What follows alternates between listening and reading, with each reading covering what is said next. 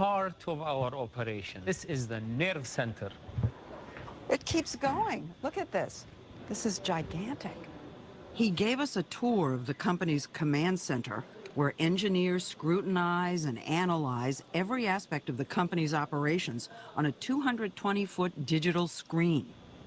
Every facility in the kingdom, every drop of oil that comes from the ground is monitored in real time. In this room? In this room.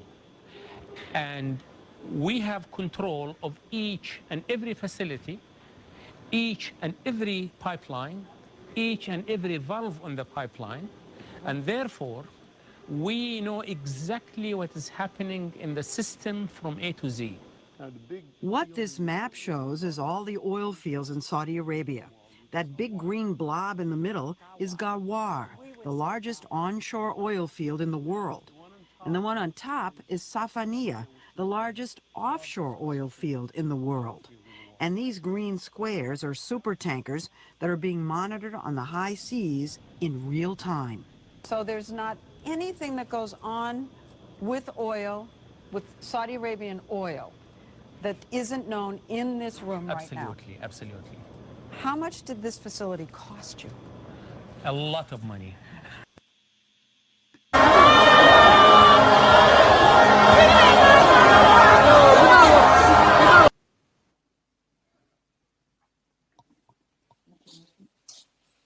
Some of this rally make my blood pressure go up.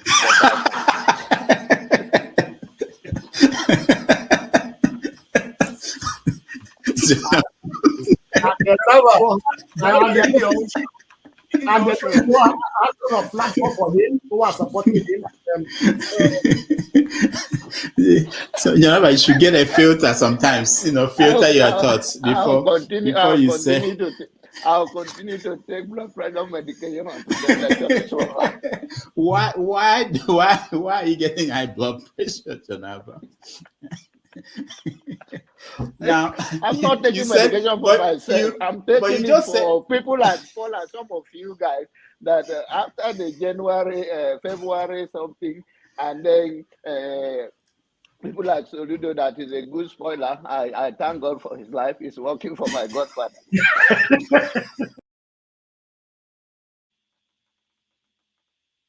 And I am ready to die defending Nigeria in whatever way. When it is God's time for us to go, it is. And you took my time to talk. You are ready to defend Nigeria. I gave you my time. I'm coming. Alex, hold on. You already started. What I'm saying, defending Nigerians is this. I gave him my time and he's using it to defend No, sorry. I'm sorry.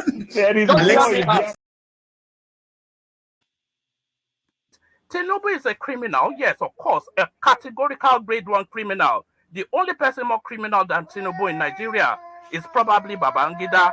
But he's a criminal, and is he fit for purpose? Absolutely not.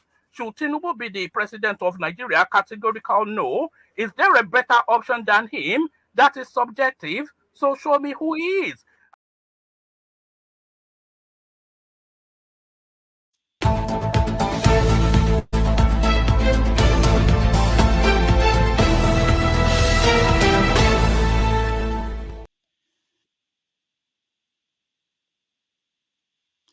Hello, welcome. It's Saturday, June the 10th, 2023. My name is Rodolfo Okonkwo. This is Have Your Say 247. I welcome all of you. I'm coming to you live from New York City. Wherever in the world you're joining us, welcome. We have an interesting show today. We have several topics. One is the lead story all across Nigeria, which is the arrest of the former CBN governor, Godwin Emefiele. Also, we are going to talk about what's happening in America and in the United Kingdom. In America, Donald Trump was indicted yesterday on federal crimes. And in the UK, Boris Johnson, the former prime minister, resigned from parliament. So we're going to talk about it in terms of what that means for African leaders, especially Nigerian leaders. We're also going to look into the speech that was made by former governor of Kaduna State, Rufai, where he talked about Muslim tickets staying for 20 years in Kaduna. We are going to talk about the Speaker of the Lagos State Assembly, who is proposing a constitutional change, passing laws in Lagos State in terms of who should own property and who should own businesses in Lagos. All those things and so many more, including Kwankwaso and Ganduje, the fight that they are having. So we are going to go straight and invite our people who are in the studio to join us for this conversation today. And joining us from Boston is Chike. Chike, welcome to the show. Chike, unmute yourself. Man of Prestige, welcome to the show. Good morning. Good morning, Jude. Jude, welcome to the show. Thank you. Good morning now. And from Austin, Texas is VA of all politics. VA, welcome to the show. Wassalamu alaikum, Jama. Alaikum salam. Femi, welcome to the show. Femi, I think Femi is in Europe. Yeah. Olumide, welcome to the show. If you join us, please unmute. Thank you, Rodolph. Okay. From ULE, Team Z, welcome to the show. Thank you very much. And Will, welcome to the show. Thank you. All right. So please, can you, someone is, I'm getting feed from someone. Can you mute yourself? They call you to speak. All right. So I mentioned some stories that we are going to talk about today. If there is any story that I missed that is important that you think should be talked about, please let me know. I'll start with you, Chike. Just a story that you think I missed so that we can take note of that. Okay, I'll comment on the former central bank governor. Okay, so that's on our list. So let's leave that. Man of Prestige. Any story? Yeah. There's actually two stories, but pertaining to Nigeria, but they're outside Nigeria. Me and Obi already discussed about the influence of Nigeria in America when it comes to sports, the athletes. We have about 18 Nigerians participating, which is the highest ever from any country, participating in the NCAA, which is the best college athlete in the world. So Obi can speak more about that because he's an expert in that area. Another area that I'm interested in is another topic about the debate that's going on around Africa, claiming that most of the African Americans are from West Africa, not other part of country, not Kenya, not Uganda, or wherever, that Uganda, Kenya, South Africa. Next time, let's add the mini ocean, the baby ocean. Let me finish. Let's just follow the water. Hold on, they're just like cousins and all that kind of thing. It's only in West Africa, like Nigeria, Ghana, and everything that that is their origination. Other African countries are not really where they came from. So that should be very interesting. It's a debate going on right now in the world, about African American origin. All right, thank West you. Africa, not any other African countries. Thank you. Let me skip go to Dr. Alexander just because I know he's busy. He just joined us, and let's Good morning. Good morning, my brother. How are you? Hi, man. Okay. This Emefile thing, it breaks my heart. I knew this guy about 50 years ago in high school. He was a junior of mine at Maryland Comprehensive in Lagos. Brilliant student, brilliant future. And it's so sad to see him become a joke, turned my country, my beloved country, to one of the poorest countries in the world by his actions and inactions. It saddens my heart. I don't know how people I don't know why we as a people can be so corrupt. It's sad. It really is very heartbreaking to see. It really is sad.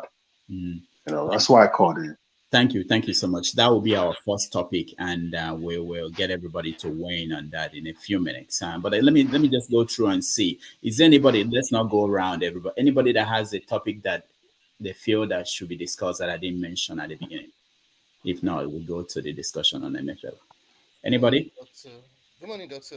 Yeah, Femi, go ahead. Yeah, I don't know if Kalu weeping is a topic worthy of being considered. Do we have the video? I saw the headline in Punch, but I'm not sure. We need the video to be confirmed that it's just unlike the fact that the Bible mentioned Jesus wept. I don't think it has any correlation, but I'm just and Kalu wept. Yeah, I saw that headline, but I didn't. I need the video to confirm that.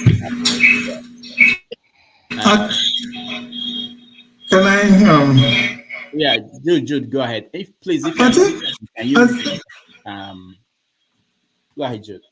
I think the issue, the rumor that's going on now, although it's still a rumor, but we all know when things are rumored in Nigeria, at the end of the day, most of the time, it ends up to be truth. Now, the ongoing rumor now about what is going on, call it horse trade or the usual, corruption that is going on at the Senate, at the National House of Assembly, where they are trading millions and millions, trying to buy people over to vote for their nominated Senate president. Tinubu on his own side have, according to the rumor, has earmarked 50 million for anybody that will vote for his candidate.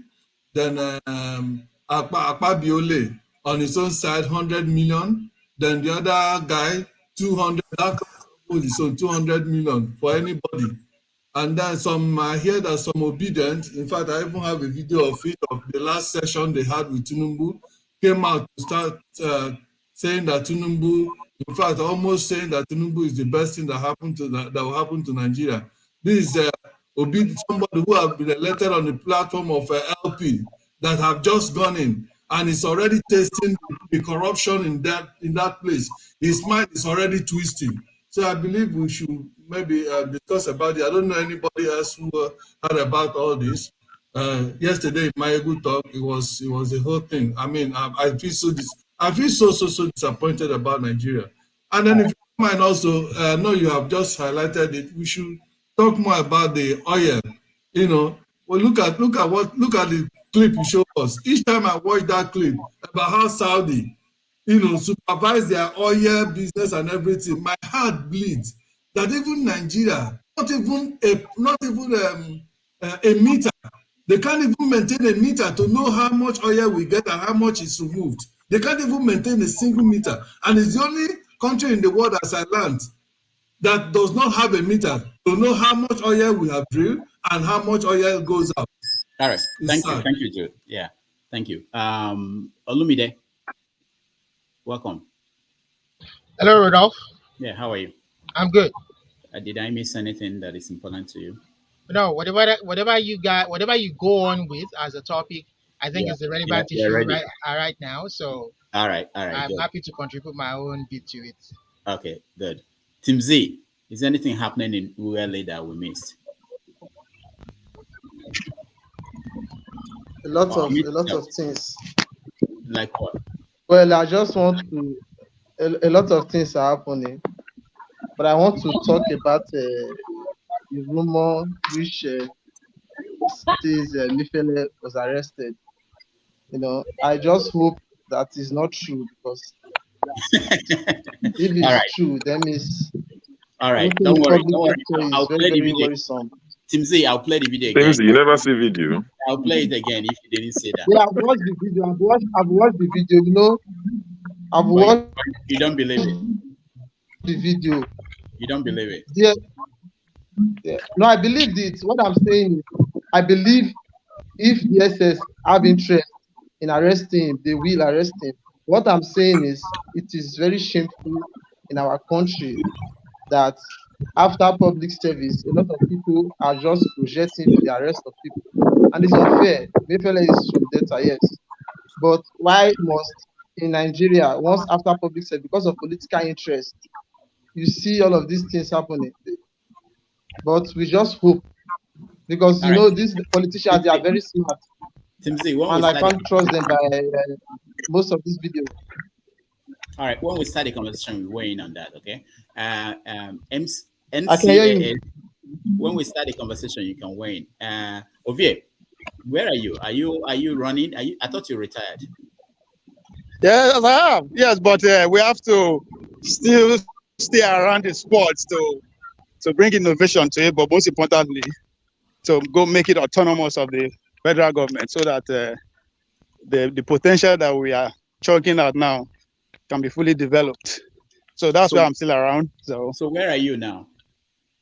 I'm in Houston. That's where the competition is being held as the NCAA final, as a national collegiate amateur athletics, where we have over 18 Nigerians participants, which makes it the highest nation taking part outside America, just as a prestige pointed out.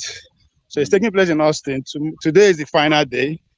It's a 5 days competition, 2 days for male, 2 days for females. Then today will be the combination of all the relays and every other competition. But so far, we have, among the Nigerians who took part, we have 5 guys going into the 100 meters, feeding to the 100 meters. 3 made it to the finals, and 1 finished seconds, which is expected in a way. It delivered the time. What I mean is that having five Nigerians going to this competition, who all of them have 9 seconds runner. What that means is that we are one of the favorite nations going into the Olympic year to get gold medals. If we put our house in order, the female too. And again, one thing I need to point out here is that these guys are not just athletes; they are exceptional in their fields of academic choosing. The guy that won the 200 meter, UD is a Stanford undergrad. It's a 200-year student of Stanford University. And that's a lot. That says a lot about what they have upstairs, not just his physical talents. He was a world champion, as a world junior champion 2 years ago. And coming into this championship, it was expected of him. And after running 100 meters, 4x1, and he was able to pull it off and win the 200 meters. So that's the positive side. The women too are not left out. We have Rosemary. Rosemary is in the finals. That will be taking place today. Ophelia, we all know Ophelia. Ophelia is not in her best season. What I've gathered, she not showing some injuries that is not known to everybody, which is good because, again, 2 months from now is going to be the World Championship. We have the team just from this NCAA alone. So the pressure, the spotlight should be on our administrator to put their house in order, so we can live to occupy a place in the world of athletics. We have what it takes. I mean, if from all the discouragements, all the lack of facility, lack of encouragement and all that, if we are still feeding Nigerian athletes in collegiate athletics, it's something we should all sit down and think about. How many can we actually empower? Not necessarily to be an Olympian or to become a world champion, but getting that education that is necessary for he or she to, have a better life. There are about 100 of Nigerian athletes who are doing well in engineering, medicine. You just mentioned it, but all right, spotlight is not shine on that. It shine on the lights of the Olympic champions and all that. So I should encourage us to paid more attention to what these guys are doing academically, not just displaying speeds and distance and all that. So thank you again, man of prestige. So I will try I will try and see if I can go live when it's 5 hours from now. That's when the event is going live. So if the show is still on, and try and see, and also bring 1 or 2 people for you guys to talk to. Yeah, that would be good. Yes. If you want to talk to one of our Olympians, he's here. He's running, but hello, guys. Hello. Yeah, how are you? Good morning. How are you? I'm fine, sir. Okay, I'm fine. What's your name, please? My name is Noah Aku. Okay, nice to be with you. So what are you running for? What race? I used to run, but I don't run anymore. I'm a retired athlete. I used to run 200 and 400 meters. Yes, sir. Okay. And so you are there to encourage other people, the younger ones. Yes, sir. I'm here to encourage them. All right. Thank you. Thank you so much. We will get back to you guys, okay? Okay, sir. Thank you. Okay, thank you. Also, we have someone in Istanbul who is watching the Championship League, one of my crack reporters. He will join us live. He's been sending me videos from the venue, from the city, and it's interesting. I don't know anything about football, but I heard that it's Inter Milan and Manchester City. They are playing today, so I talk as if I know who is there. But anyway, it's happening today. So we have somebody in the stadium. He's going to join us as soon as he's settled. Mr. Show. Dr. Rudolph, I can educate you on sports. Okay? Not today, yeah. Mr. Show, welcome to the show. Yeah, good afternoon, everyone. Good afternoon, Rudolph. I was going to say that the way you talked about the Champions League, one can tell that you're not interested at all. You don't know much about it. But I'm glad it's been covered. Yeah, the kickoff is in about, this is 4 o'clock, 3.5 hours from now. Kicks off 8 p.m. UK time. So I'll be watching that without blinking. Right. So a few things that I'm not sure, they're worth discussing or not. But in Ogun State, where I'm from, the petition started on Monday, and Segun Showumi, who contested the PDP primaries and lost to Adebutu, was a bitter primary. He contested, he fought it till like the day of the election. It was a really bitter one, but he lost to Adebutu, who contested, and the reckon that Abiodun didn't win the election, the APC guy didn't win the election, so they're in court. So Segun Showumi, to my surprise, went to support Adebutu, the PDP guy. He went to court, got there. He was told that the court is full, there was no space, and the guy turned back to go back. But the APC thugs, the way they were beating this guy, the videos, channels released the video, Arise. APC thugs with canes, like beating the guy because he's a PDP guy. All he's done is he came to court and they said there was no space, and they turned back. He didn't, there was no provocation. So, you begin to wonder, what is this about? If you tell people to go to court and they go to court and you go there and waylay them and start behaving like, crazy people. But the only thing Segun Showumi said that, leaves a bit of sour taste is when he said Tinubu should call his people to order, he should speak to Dapo Abiodun because we can unleash our thugs as well. And these are the sort of things we're trying to get rid of, in our politics. So that's something that I'm keeping an eye on. Also, the people in Cameroon, the Okada drivers in Cameroon, are protesting that the fuel prices have gone up because we've removed subsidy and it's affected them. That's just a joke. It's one of the reasons why subsidy had to go. I'm all for subsidy going. It's just the way they've gone about it that I don't agree with. And lastly, Ovie is gone. The Kano pillar, the Kano pillar man, what's the name? Kwakwanso, is frequent in and out of the Aso Rock. He was there again, was it yesterday, and he granted an interview, and he spoke a lot about his history and beef with the recent ex-governor, what's his name now, Ganduje, spoke extensively, spoke about how Tinubu was surprised by the time he filled Tinubu in with all Ganduje did, selling lands that belong to the government, last minute selling lands in, prime areas, lands that belong to the part of a mosque, their praying ground where they would normally pray during Salah. He cut up a land in university campuses. You just see someone digging up foundation, building something within a university, and you're asking what's happening, and they say Ganduje sold it. So Kwankwaso spoke a lot about that. So Kano politics and Ogun State politics are two places where I'm keeping an eye on because it's quite interesting. But yeah. All right. Sure. Thank you so much. We're going to get to that when we talk about Ganduje, so we can connect it to Ogun State. All right. Electricity, welcome to the show. Yeah, thank you, Dr. Rudolph. Good morning, all. Good afternoon from where I am. So good morning to you guys over there. I'm going to start with you, Dr. Rudolph, if that's okay. Yeah, Can I pick on you, please? Yeah. Go ahead. Okay. Pardon? You girl is not the pick on. Continue, no worry. We know you. Don't worry. May God forgive you. Section 68 and section 112, we'll get there. Pick on me, go ahead. Go ahead. All right. You said in respect to the Lagos State Speaker of the House of Assembly, Mr. Obasa, you asked a question: how would the advocate of Nigerian Constitution react to this? Yes. That's Are you not?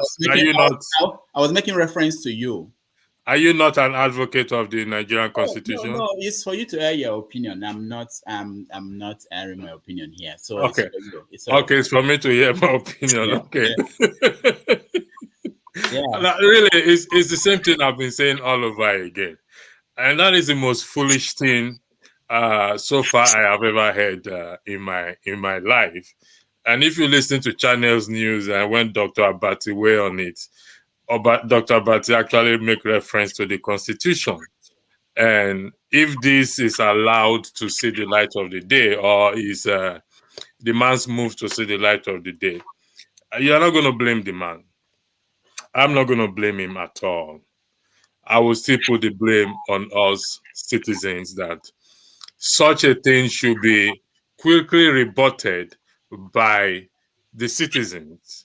That's why you're here today. So to be rebutted, because when we discuss it, we'll get to that. That's why you're here. All right. So we're just going around to see if there's anything we're missing. Then we begin the conversations. Oh, there's a lot of things you are missing. Where we'll go around. All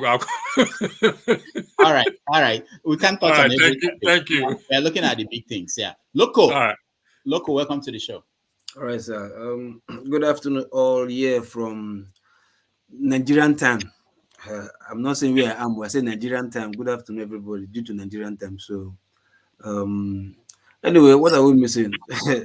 We are missing lots of stuff. So, if we start here, we will not finish. If we introduction, talking about what we miss in Nigeria, we will go round and round. We'll come back to times two. No, I'm just saying, if there are big things, I'm only one person. If there's any big things, everything is Nigeria. Everything is big. Okay, for Emefile, if you notice when the guy was escorting him, the guy behind Emefile, when he was taking the stairs to the private what's it called, the aircraft, you saw the guy taking the handcuff from his right hand, putting it to his left hand, and showing the camera that handcuff there on one hand, because they're supposed to handcuff this guy.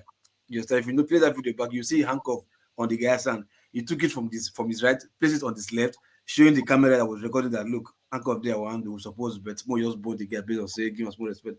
But for me, that is good for him anyway, at least, because what he did to Bitcoin and e-naira not seeing the light of the day, I think that's his way of getting his own punishment. Then for the reason I joined anyway was the Saudi Arabia stuff, because at least I still have small experience in oil and gas facilities and that stuff. We have that in Nigeria anyway. I'm not too sure if it's in Port Harcourt refinery, but it's in Eleme Petrochemical. It's there. You have that facility that monitors whatever goes in and out of that facility. You understand that? But it just we have this in Nigeria, but because some certain people choose to turn a blind eye to some certain things, doesn't mean that we don't have such facilities. Just like we have rule of law, but the problem is people are turning blind eye not to enforce the rule of law. So the Saudi Arabia thing is not a big deal. They only have it in large capacity, while we have ours in small capacity. And our own, we don't have electricity to make sure that. No. We have in Eleme Petrochemical, right? Yeah. There's 3 power plants there. Okay. 1 power plant will carry River State and maybe half of Bayelsa. In Eleme Petrochemical, they have 3 power plants.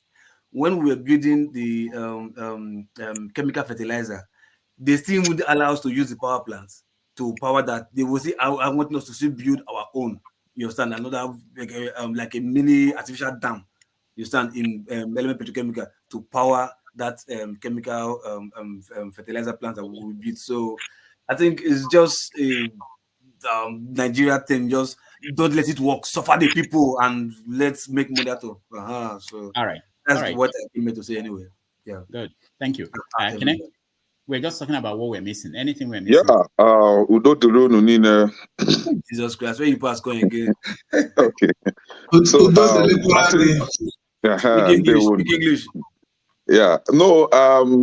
Ovie always says salamu alaikum. So I said, okay, let me introduce another language, Nigerian language, and I will expect someone from the West to introduce Yoruba as well, so that it will be balanced. Now, this is it. You say, now you come.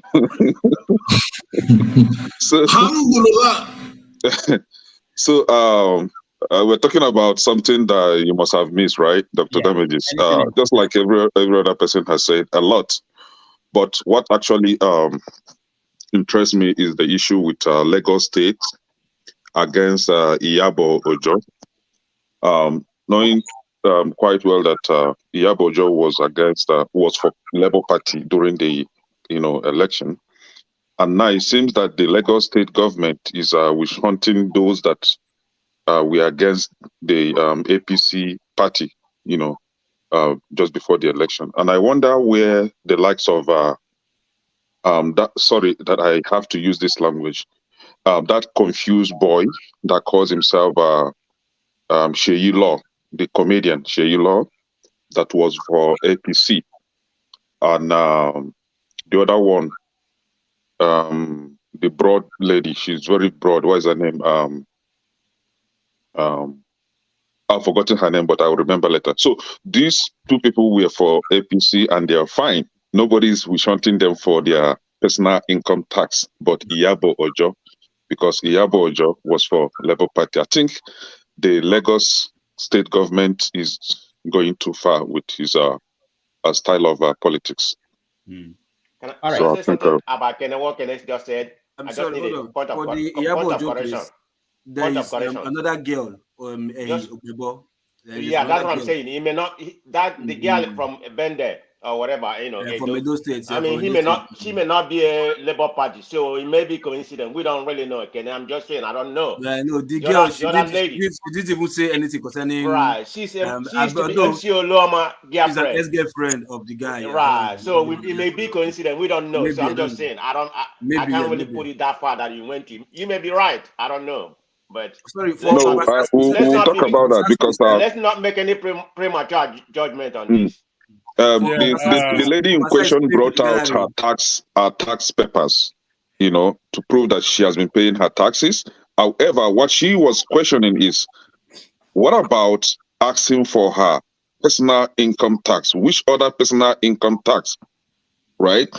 That she has been paying her tax. How do they even come to that? Is it 10 million naira or 20 million naira? 18. How do they even come to that conclusion?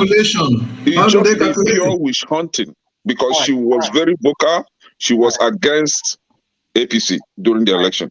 Kenny, thank you. Let's begin the conversation where we're weaving all these things as we go along. So we are going to start with our former central bank governor, Emefile. So I'll see you guys later, right? Okay, all right. There are people who are in this backstage. I'll bring them in. Yeah, to come here. All right. Okay. All right. I have a video playing. Where is it? Okay. Dr. Dameji, there's somebody that typed in something too. The demolition of the market in Abuja. So if you...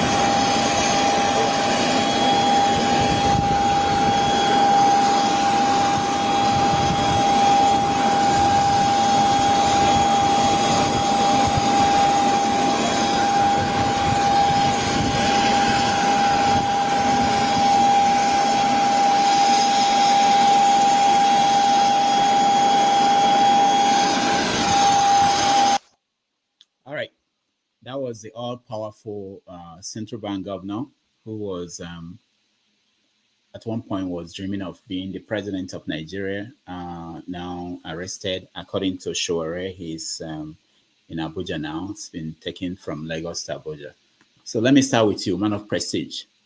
What is your take on the scenes and the fall of Emefile? Thank you, everybody, for the beginning of the topic. Good morning over here in California. Good afternoon, wherever you are. Good evening, maybe in London. Yeah, I don't know where to begin with this. Does he need to be arrested? It depends on what the investigation come out to be, whatever he did, embezzle money and other kind of things. But if it, because of the money policy that he promoted to the Nigerian, to the African largest economy and the most populated country in Africa, the way he did it, it was a failure, it was a debacle, in my opinion. That warrant just suspension, because you don't just arrest somebody because of they mismanage the economy or something like that. You have to suspend them, or or just kick them out of office. So I don't really know what Bola Tinubu is doing right now in reference to that. But if he's arrested, then there has to be an investigation before you arrest somebody or whatever. What the money they claim that he, embezzled money and all that kind of thing that he did during his 9 years. I think he's been there about 9 years right now. There has been a different allegation about what he did when he was there, like embezzlement, supporting some other things that he sponsored. So I don't really know the detail about all this. So yeah, it's a twofold to all this and what I'm talking about. So if it is just this the mismanagement of the economy, then it just warrants a suspension or just kick him out. The arrest, we have to see what happened in that area, exactly why they arrest him. That's the main important one. I don't have any information about why he was arrested because they have not really said anything. All I know is suspension. Yeah, that one is correct. He needs to be suspended or removed right away. So if that accumulated or added up to the investigation of what he did when he was in office for 9 years, then let it be, because he's not the only one that has looted the country and economy. So everybody that has looted the economy, the same thing need to be, made to them, not just him. He's not. I don't like him to begin with, but there's a lot of them I don't like in that country. So everybody that has embezzled that country money, all of them need to be arrested, not just him.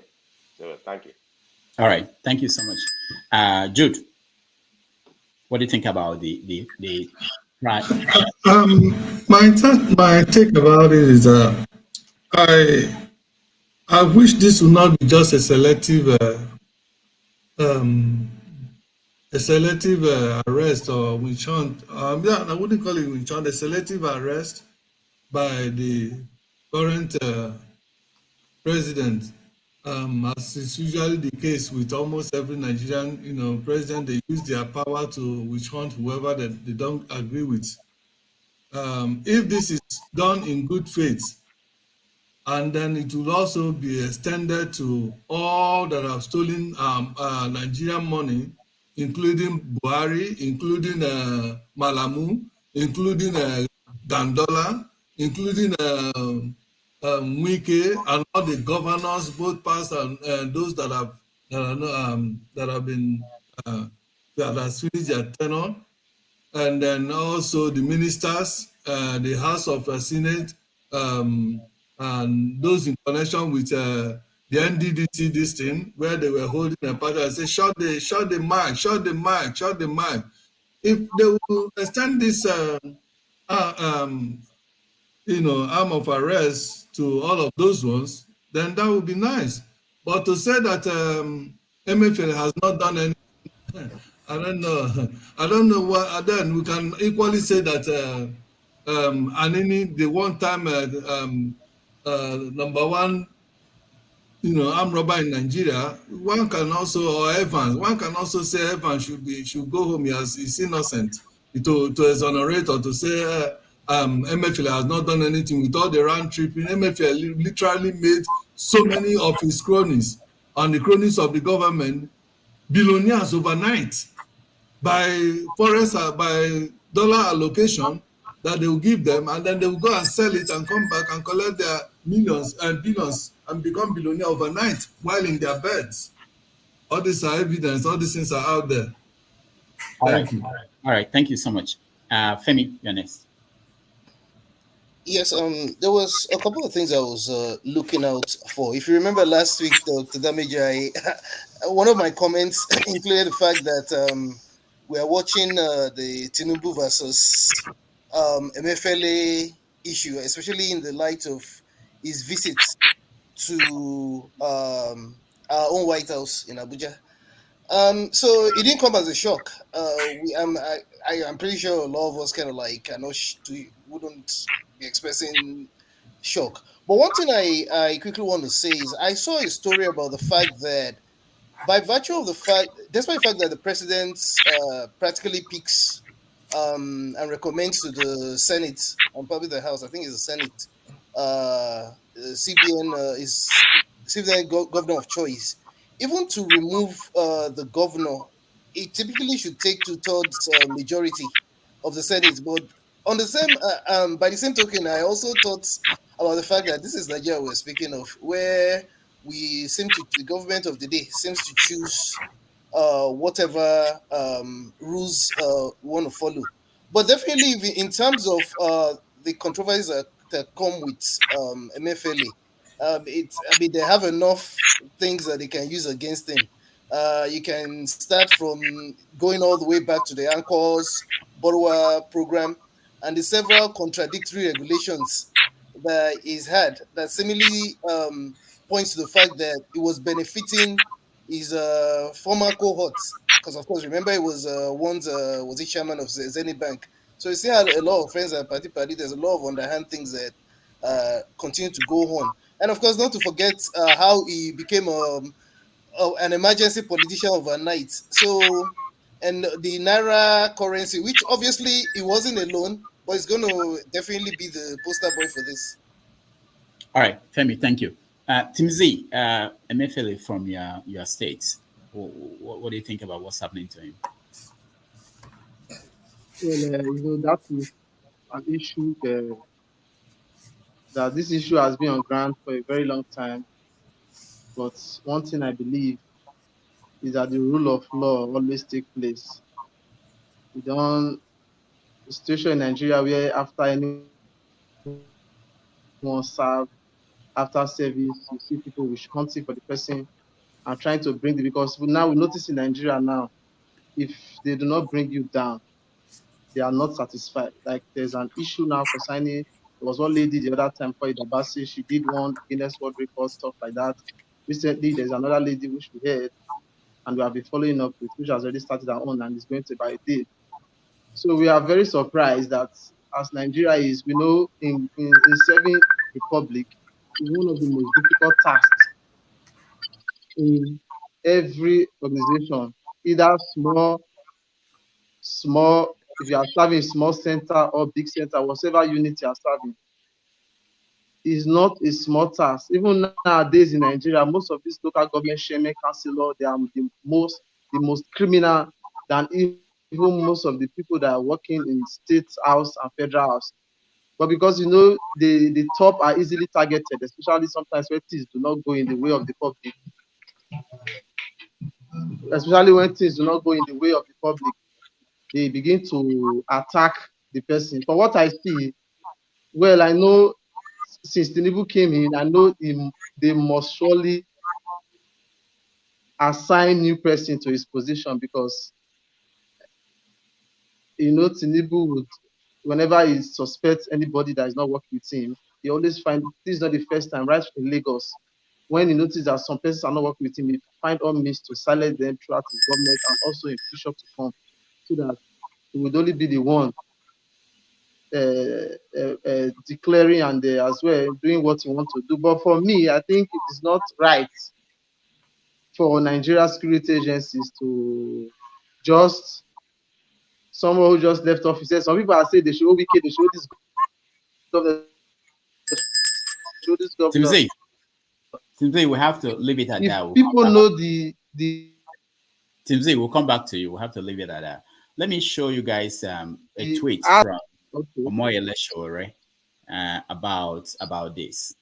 And in it, he said that this arrest was done in Lagos at 2 a.m. in the morning, and that he was flown in a private jet by the DSS. He was tracked around Lagos and he was trying to leave Nigeria.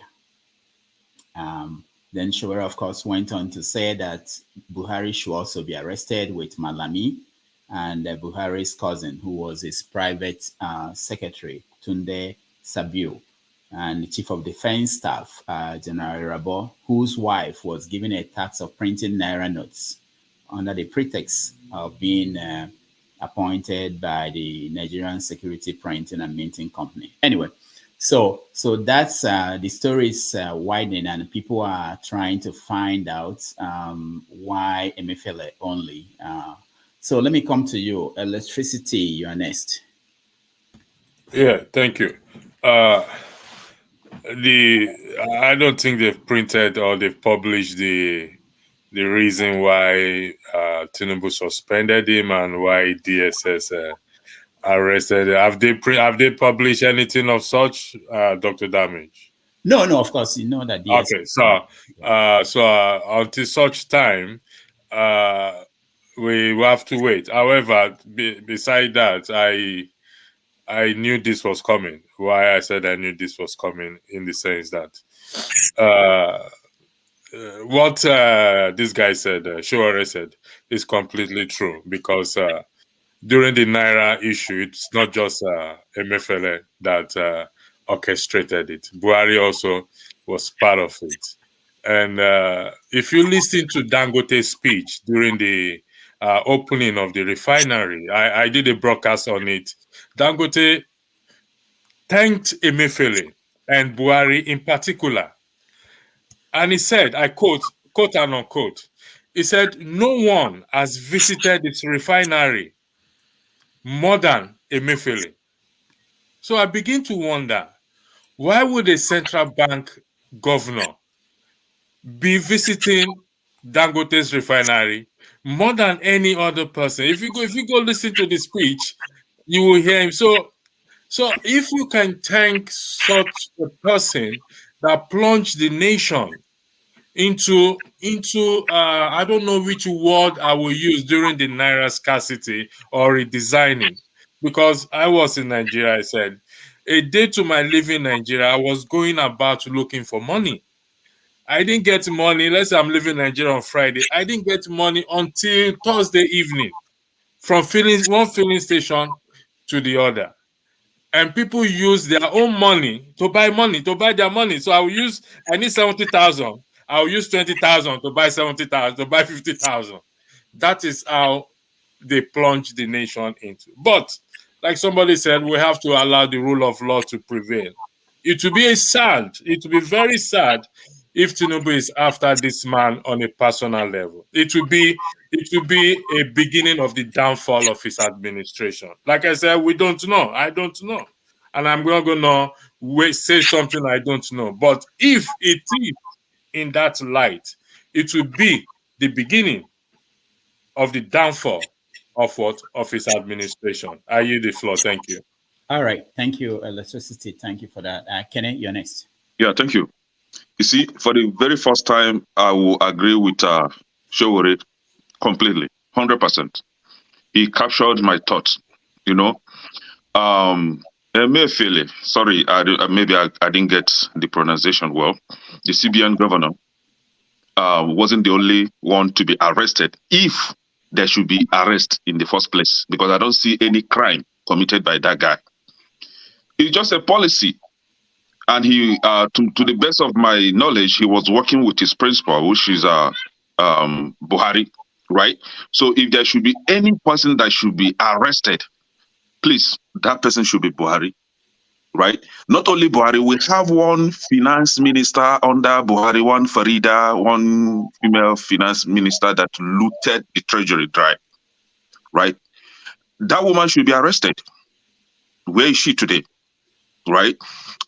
If there should be any arrest, just the way they did on Rocha Sakorosha as the former governor, where is Ganduje today? Ganduje should be arrested. But Ganduje is free and is even warming up to slap Ponkoso, right? Now, this is the kind of thing you see in a country that some people will be telling you that we are one Nigeria, one Nigeria. See, let's begin to tell ourselves the truth. For some of you, doubting if Tinubu was arresting Emefile on a personal level, don't go far. Ask the former deputy governor to Tinubu. She will tell you more about Tinubu. That is his own way of life. Once you don't agree with him, he must deal with you. He never forgives. For some of you crying under Buhari, sorry, you shed more than tears under Tinubu. Just watch and see. Oh Lord. Right. Thank you. As someone is saying on the comments that there are 10 charges against Emefile. I've not seen it. If you have it and you can read it for us, please do. Okay, Dr. Damages, based on the volatility of that country right now, how in disarray the country is, before you arrest somebody like Emefile, you should put forward what his offense is. Why are you arresting him? So that people will not be, left in limbo. People will not be like questioning themselves, why arresting? You should tell us why you are arresting him. Don't just go and arrest him like one. I don't even know how to qualify those people, sir. All right. Thank you, Kenneth. Chike, you're next. Unmute yourself, Chike. I don't know which rule of law we are talking about. Oh, we're talking about Emefile and. I know there is no rule of law in Nigeria. You have to have a constitution to have a rule of law. Emefile is very stupid.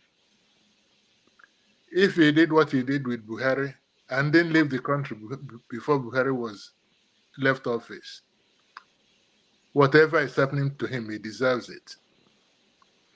He deserves it without even anything going on. You cannot loot the central bank with the president and then think that everything that one person that is protecting you lives, that you'll be safe.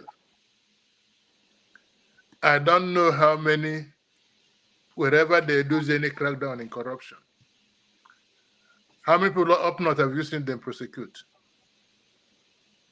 Nobody. Why did he think it would be different this time? It's only his stupidity.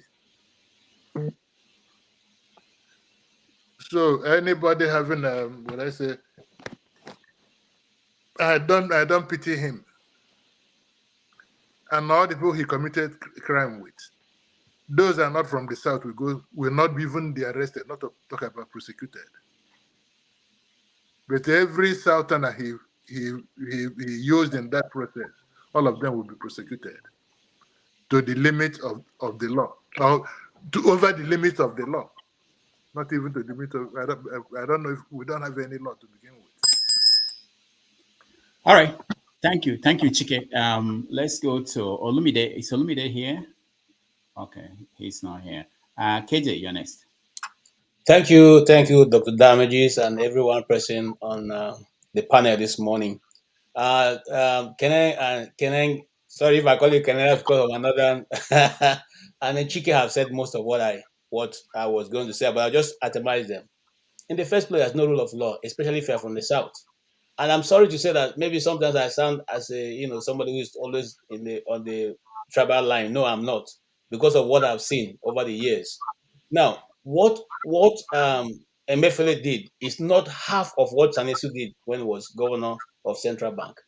In fact, Sanusi spent 500 billion on schools and Almarji schools and certain places in the north, building mosques and all that, with the central bank money. Okay, that was when he became more powerful than even the president. Okay, and nothing happened to him. He finished doing all that spending, nothing happened to him. Okay, at one point he actually stood against the federal government, declaring that Jonathan stole money from NNPC, until he was called to come and account and give them, and then eventually he backtracked.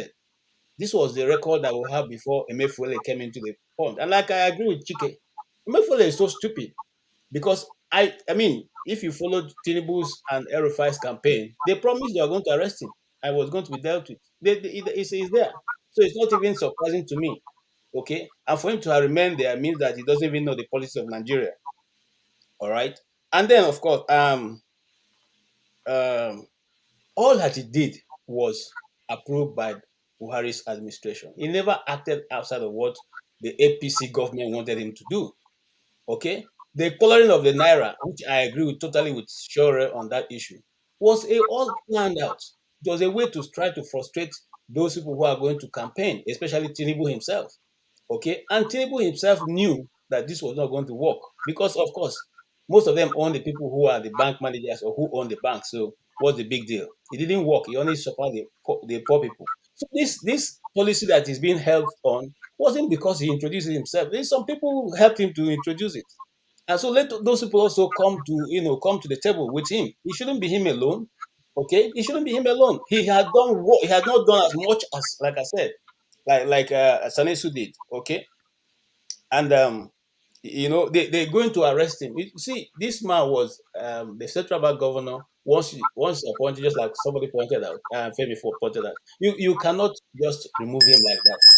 Okay, he was appointed by the constitution, that at least the one we know that people are using. In the same way, why do you always arrest people before going to investigate what they've done? Okay, you arrest him, you publicly shame him, then you lock him up.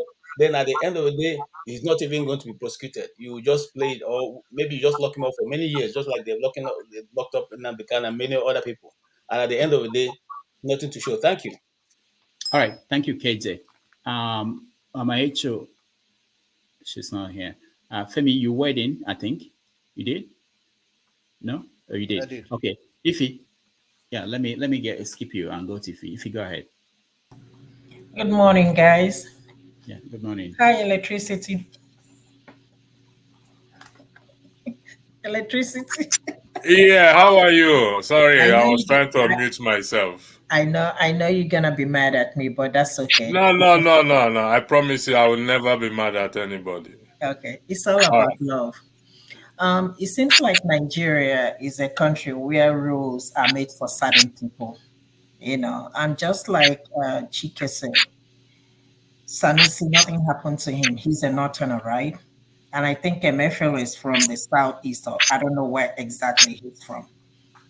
And just like he said, he's not smart.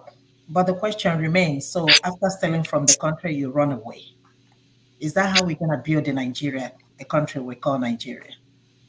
We all knew what happened. Whatever decision that he took, he didn't take it alone. He consulted Buhari. And Buhari apparently gave him approval to do most of the things he did. So he is the one paying for it now. And Buhari is somewhere in Daura. And this is the country you guys are telling me that we're going to be one Nigeria. Imagine somebody from Igbo land doing that. The same thing one person from North will do, or one person from the Southeast will do. And Northern will do it and get away. But another person from other tribe, especially from the Southeast, will not get away with it. How are we going to rebuild our country? Honestly speaking, until we begin to tell ourselves the truth, that we are on the verge of disintegration. Everybody is bleeding. Nigeria is on the brink. We are just waiting for it to explode. Every day we come in here and talk about the same thing. As if the Northerners, they are the ones that owns Nigeria, the country. And anything they say, we will abide by it. Other people are not part of the country. Let's begin to tell ourselves the truth. If we're going to stay united as one, so as one as this country called Nigeria.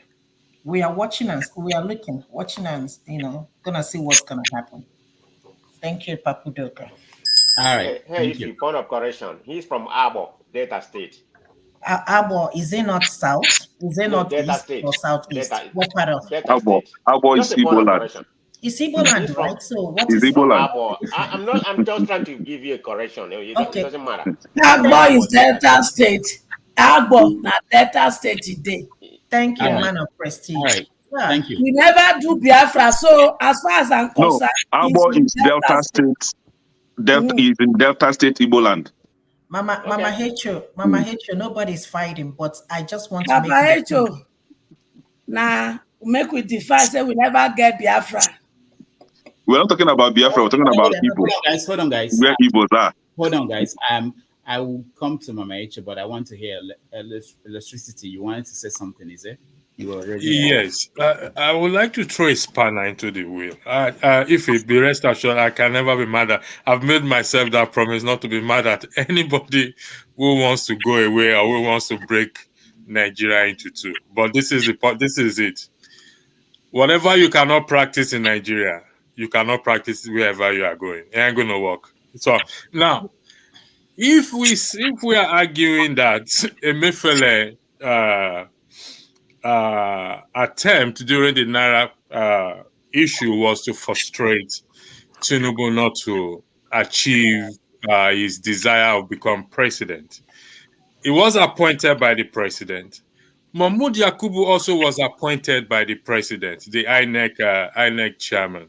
Now, if indeed the plan was between Buhari and Emefile to frustrate Tinubu, why could Buhari do the same thing with Yakub Mohammed to say, listen, you know what? Let's frustrate this guy and not become president. I want to throw that in, and because we need to be objective here, okay? Like I said, we don't know. It's been suspended, okay? The president has every right to suspend him, maybe based on the evidence he has in front of him. Then DSS says, I don't know if they are working according to the directive of the president to go and arrest him. So whatever it is, if we are going to achieve anything in that country, it still depends on you and I. Thank you, Dr. Damage, for that. Dr. Damage, let me help electricity here, please. No. Electricity asked a very important question. It would have been easier for Buhari to work with Yakub, in favor of whomever he wants, right? But to answer whomever that, triggered that question, Emefele's actions then wasn't actually to frustrate Tinubu, but to frustrate every other opposition parties, especially PDP and Labour Party, so that they will not have fund for their campaign. Knowing quite sure that Tinubu was going to work with Yakub and have his way. That's my own understanding. All right. KJ, you wanted to say something before I go to Mama Echo? Yeah, I wanted to say, first and foremost, electricity, my good friend. We're not wearing the same color today. I'm in red. So... do you want me to go and change? Do you want me to go and change? No, I like your blue. And blue is my favorite color, actually. The statement that you made, I want to push back a little bit on that. You see, you can always have a fresh start. Because it's not working in Nigeria does not mean that when we have a new nation, or if we eventually start to go in regional governments, we cannot have a fresh start. We can have a fresh start. We can bring in new players. The scene can be rearranged. Right now, if all of us are now gathered and say we want to sponsor Dr. Damages to be governor of his state, we can't even do that. Okay? Because first of all, we have to establish offices in all the local government in his state. Okay, with functional people, at least a minimum of 2 staff. Okay, it's not possible except you're a millionaire. So the systems have to change. That is one. That's what I'm coming at. 2, let me tell you, the policy was not totally done by Emefile. You see, this is what is happening. And if you're a student of history, you will have known that when they took over, when Buhari overthrew MPN government, Shagari was let to go and live in his house. It was Alex Ekweme that went to prison, was in Kirikiri for almost 1 year. Okay? And even though he was not the one in charge of the treasury, he suffered the sin of Buhari, Shagari. The same thing is happening here. Okay? If you wanted to arrest someone, just like Shewore said, why didn't you go for Mr. President, who approved the policy? Why didn't you go for the person who printed? Now, do you know that 222 billion naira was printed over what was assigned? Who has that money? Why has the DSS not gone to look for the person who took that over printed naira? And where is the naira right now? These are things we should be asking. Okay, I don't like Emefile. I mean, he was a failure as far as I'm concerned when he was, a bank manager, the MD of whatever you call them of First Bank. He didn't do very well. Okay, he didn't do very well for me. So it's not even a question of maybe we are supporting him. I say let the right thing be done at all times. Simple. It's not a question of I don't need to like you to work with you. Okay, I don't need to. If I want to, sorry, 1 more minute. If you want to show love, go show it to your friends where you drink. When you come to the office, it's the office thing. You deal with it and forget it. Thank you, sir. All right, Mama Echo, let's make sure we spread that not 2 people only. I'll come back to you. Mama Echo, go ahead. 2 minutes. I am glad that parable that says, if the words of the elder not make sense to you in the morning, it will make sense to you in the afternoon of your life. Every person, when they say Showore, they don't agree with some of the things he has been saying. Can I thank you for agreeing with my other son? No, you know me. I agree with good things and I kick the bad ones out. So thank you for agreeing with him at least once. And if una want do impunity, una dey talk of rule of law. The person in question, is it rule of law that gave him the placeholder? I want to ask. Tiff Tinubu, the president select. Look at me very well. You are not president-elect according to our constitution. So, as more everything you are doing right now is illegal. Because by the constitution, you are fake. You did assign out your position by our constitution. So why are you pursuing somebody with the constitution that did not bring you into power? Una just start on the dance. Tinubu, start from Buhari, go and arrest him. And all the cohort that looted us more dangerously for 8 good years. And not tell una say not be business as usual. Shebi una nyash don dey open for subsidies. Who are you be paying subsidy to? Una go arrest all the 15 people that are behind the thievery of subsidies money, because evidence is out there that that money you claim to be paid to subsidy has not been paid to anyone. So whose pocket is the entry? You must continue to arrest. So you must arrest the thieves of our subsidy. Then the people behind Emefile, Rufai needs to be arrested. You never start the arresting. Arrest, continue. All right, thank you. And let me let's go to Max. Max, go ahead. Thank you so much, Dr. Damages. Kele, I'd agree to you. Yeah, no. Good evening, good evening to all the panelists and those that are listening to us at the background. Somebody, wrote on the, comment section that is Dasuki not a Fulani man? If you go and study, Dasuki was the Directorate of Military Intelligence when Babangida overthrew Buhari. Dasuki played a very vital role in maltreating and dealing with Buhari. That is why when Buhari came in, he found it easier to deal with him with that accusation that was leveled against him. Now, why? Dr. Damage, I would like to throw this question. From my own profession, I am a soldier. I obey orders in the war front, just like in Liberia and so many other places. An order was given to me to carry out a task, and I completed that task. You now turn around and arrest me for obeying orders from my commander without arresting the commander that dished out those orders? This can only happen in Nigeria.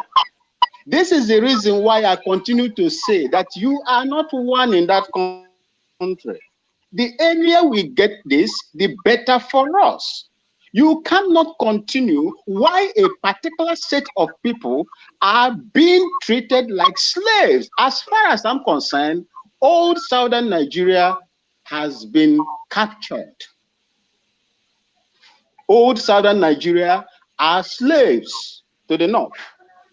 Go and read. For those of you that understand Hausa very well, like me, go and look at what Rufai said. That alone, even in Ghana here, will send him to jail. Will send him to jail. But the man is walking freely. Why are you arrested? Although what the man did that time was, was very, very bad in the sight of every Nigerian. But why are you arresting him without arresting the other people? What kind of politics is being played in Nigeria. It is only in Nigeria that an allegation will be made on someone and that person will be arrested without investigation. It is not done anywhere. Thank you so much and God bless you. All right, thank you. Electricity, go ahead. 30 seconds. Okay, thank you very much. This is a serious matter, so let me turn my chair to face you guys very well. Now, for those of you who want a different nation, Kene, KG, Maxi, Ife, I believe man of prestige, who have denied Nigeria and wants to tear his passport. My question to you right now, you want to win me over to your side. I'm not saying you should or you'll try. How do we pursue that on this platform now? Okay, you mentioned my name, so let me answer you. No, not now. No. Dr. Rudolph, listen, sorry for stopping you, Dr. Rudolph. You see, just 5 seconds. We come here every day or every Saturday, I beg your pardon, for the purpose of highlighting issues in respect to Nigeria and to see if we can help to shape and change things. There's always a pushback, which is expected, which is allowed, is within their right. And some people have held firm to say they want to go away, which is also their right. Like I tell you, I will never be angry with anybody. So to avoid this, because this conflict will continue whenever we talk about Nigeria, because we are not in agreement in everything. So we need to have a position. Okay, if we're going to say we're going a separate ways, let's bring a solution to the table, please. Okay. No, I have a solution. Can I hold on? We Okay. can't leave the conversation we're having and move to another one. I want to hear Lumide about. There are many aspects of what we're discussing now. We are going to talk about this. Just calm down. We have 8 hours all through the day. We'll come back to that. Okay, Dr. Damages, please put it down because he asked a very important question. Yeah, we will get to that, but not in the middle of a conversation. Okay. The other aspects of this. We're talking about already the government has appointed an acting central bank governor. Who is hearing noise? Please, can you mute yourself if you are not sure? Okay, so they've appointed a central bank acting governor. And some people are saying that he's not the right person, that he was an engineer that went into banking. There's a debate going on along that line. I want us to get to those things. But what the question he asked, we can get to that. But let's finish this conversation. Then we get to that and then move to another topic. But let's not just move away from the conversation we're having. Olumide, welcome. Rodolph, thank you for giving me the floor to contribute my own bit to the discussion. Yeah. I have a couple of contributions I want to make regarding Emefile.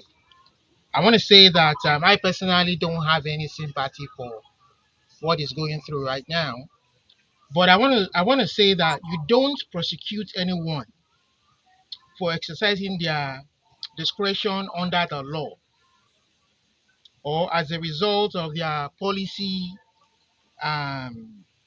failure.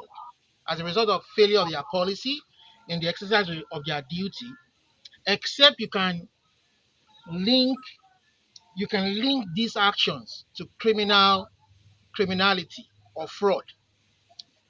You are managing a company, you don't do well, you make policies, it fails, you get booted out after a period of time. You are a government official, you manage your economy, you don't manage it well, you don't go to arrest and prosecute somebody for eliciting those actions, even though as a result of his actions, so many people have suffered. But I want to say that Sahara, people are asking what charges has been laid by this current government. I think those charges that the DSS arrested him on were based on the previous charges that Buhari and the government already laid. They said they arrested him for fraud and for financing terrorism. And that specifically they said, based on court documents, Sahara reporters reported that it was linked to sponsoring and giving IPOB money. So based on timelines, I think these are just trumped up. That aspect is a trumped up charge. But as regard to fraud, they might have something up. But we want to see when they do their investigation thoroughly and before they go to court to charge him, we want to see everything that he has done. But we some of us are not unaware that Emefile used his position to involve himself in issues of conflict interest. You understand? We heard about the fact that he's involved in Polaris Bank. He helped them to access money, to get financing, that is financially involved, and there are some other policies that he implemented, but it benefited personally or through relations from it.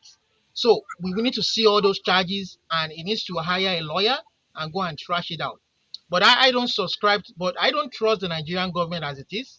When they don't like people, maybe the guy stepped on toes in some of the policies that he was implementing, and they didn't like it, and it went out of favor because this guy's been there all along. The first term, second term, all of a sudden they turned against him. So that is why we are saying the government, when government is not properly run, and they want to prosecute people based on how they feel or what they feel about the person, or personalized issues, this is what you get a banana republic. Thank you. And then the issue of electricity, talking about he doesn't believe in splitting up.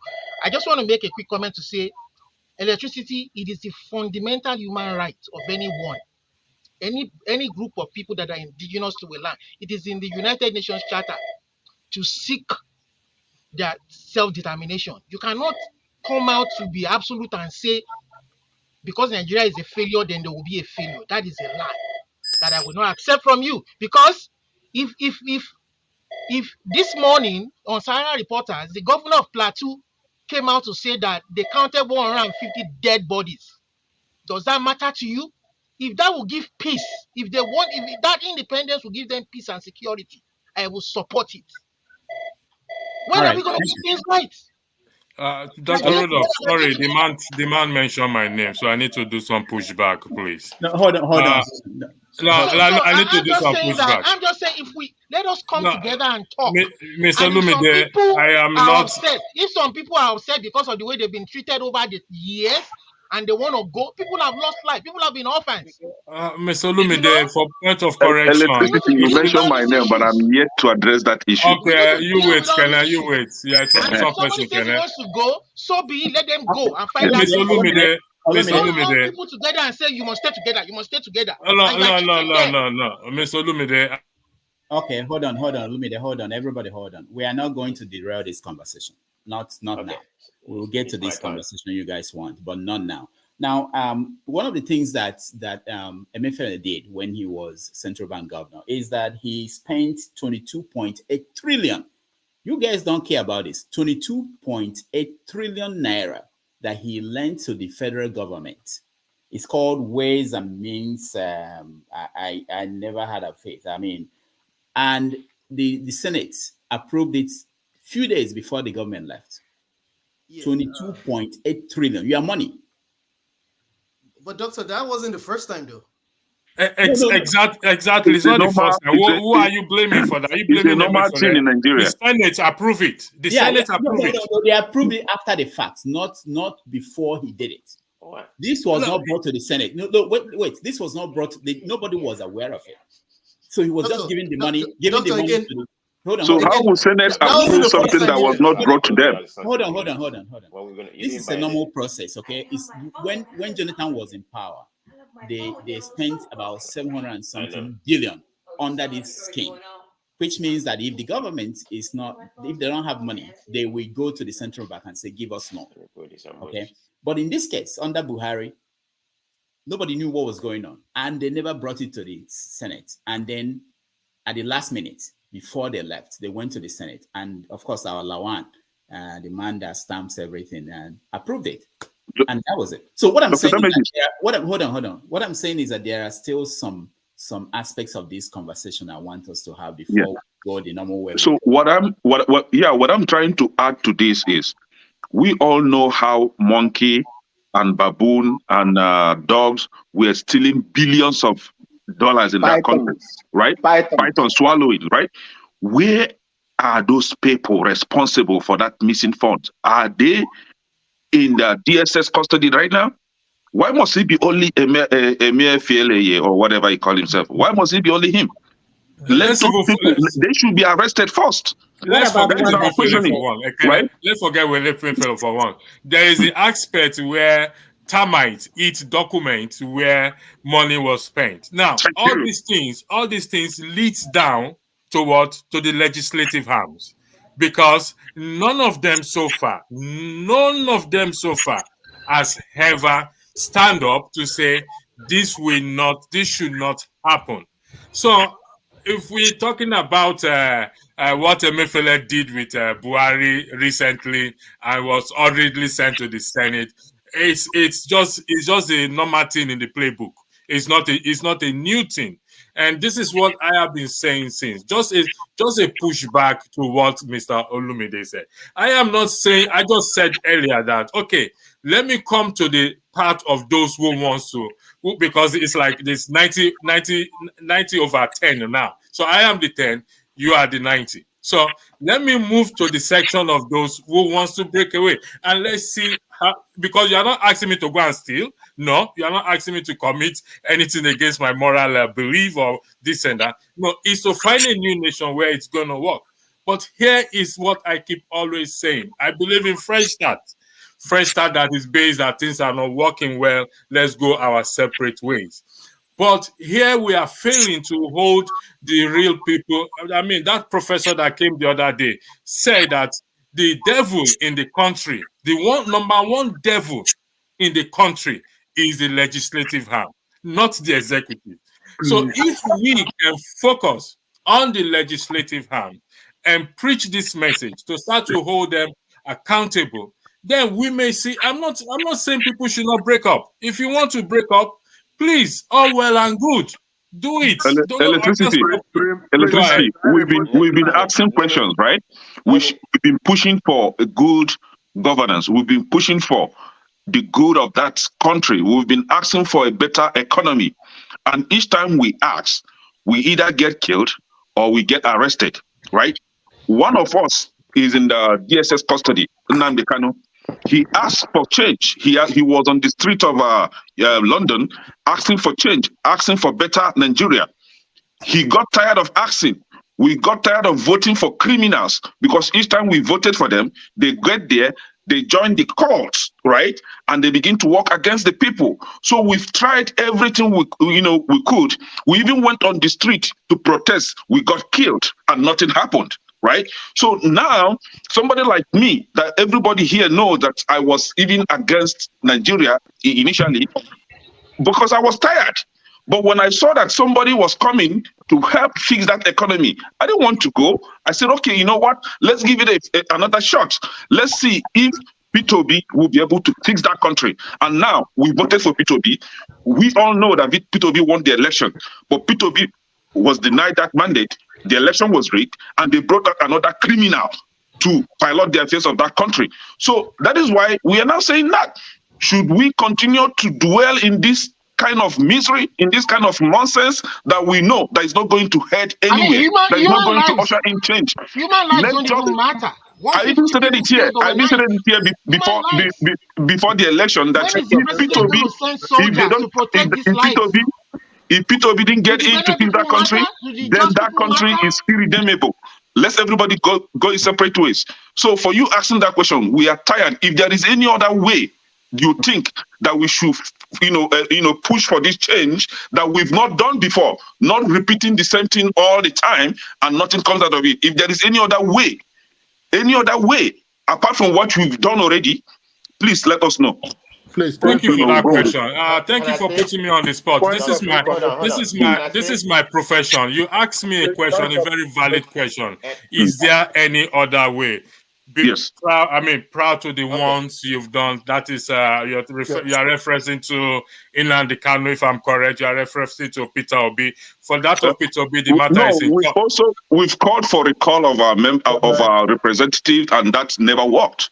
And when do you have evidence of that? Can you provide in Kogi State? Did it work? Well, listen, are you referring to Dino Melaye? Yeah, did it work?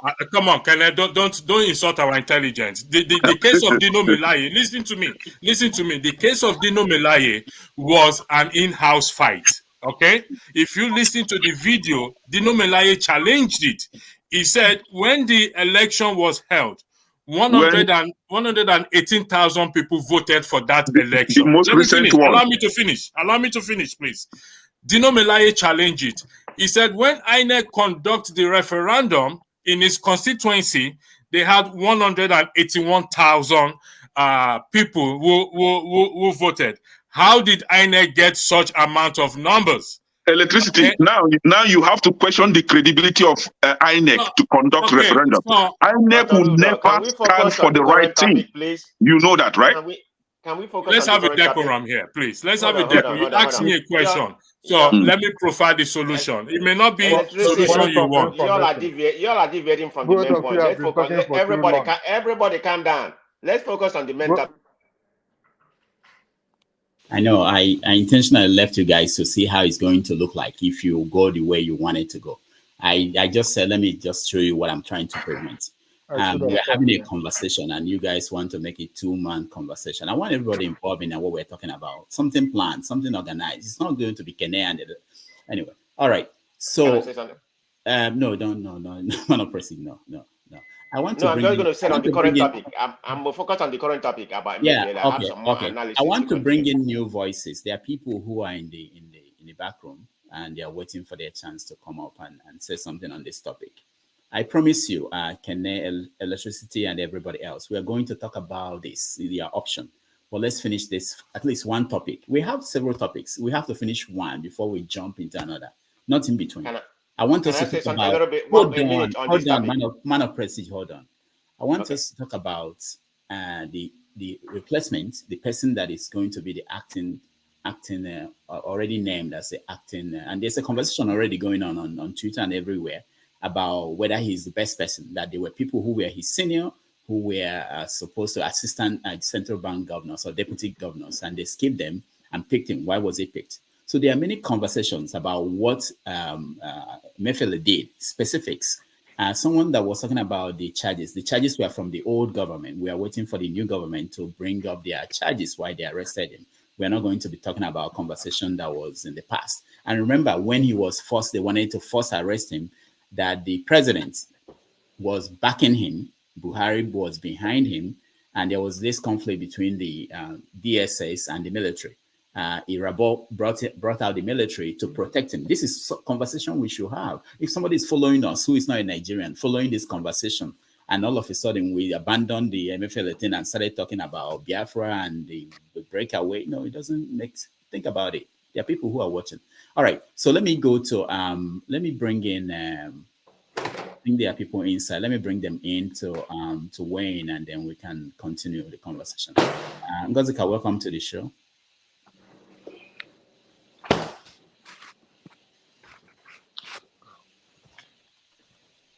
Ngozika, welcome to the show. Thank you, Dr. Dami. Good evening, everyone. Yeah. So we're talking about Emefile and the story behind his arrest and everything. What is your take? Personally, I don't feel for him.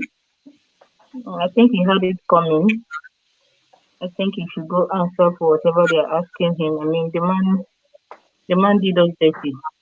He did us dirty. And I understand the argument that instead of arresting the messenger, why don't you also arrest the person that sent him on the errand?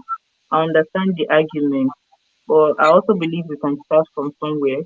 And arresting him is a good place to start. Although, and I'll say this, there's a part of me that is cynical about his arrest. I feel it's the usual the more you look, the mess you see. According to my friend, who say the more you look, the mess you see. I feel it's one of their gimmicks, but all in all, I think he should answer for whatever they're asking, and I have no pity for him. That's just my take on it. All right. I actually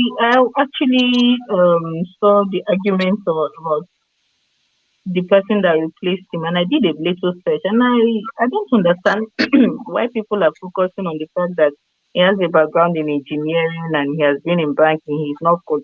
If his academic qualification is the problem here, man has been in the banking industry for over 3 decades.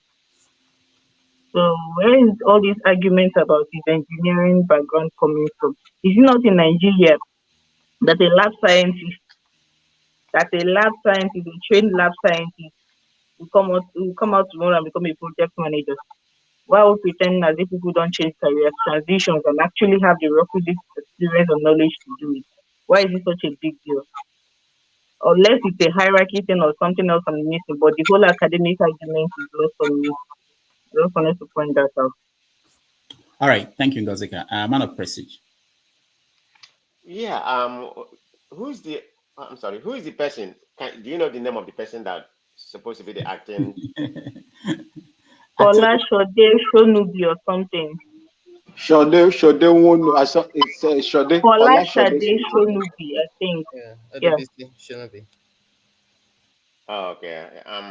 I guess he's an acting right now. That doesn't make him, central bank chairman. But anyway, in continuation of my analysis, I've spoken before. It wasn't surprised about his removal from office. Accumulating from what he did, during his time in office. He plugged the economy to high inflation, almost about 22%. Nigerian economy was at a detrimental level at that time. Definitely, he needs to be removed by the present government if they don't like him or suspend him.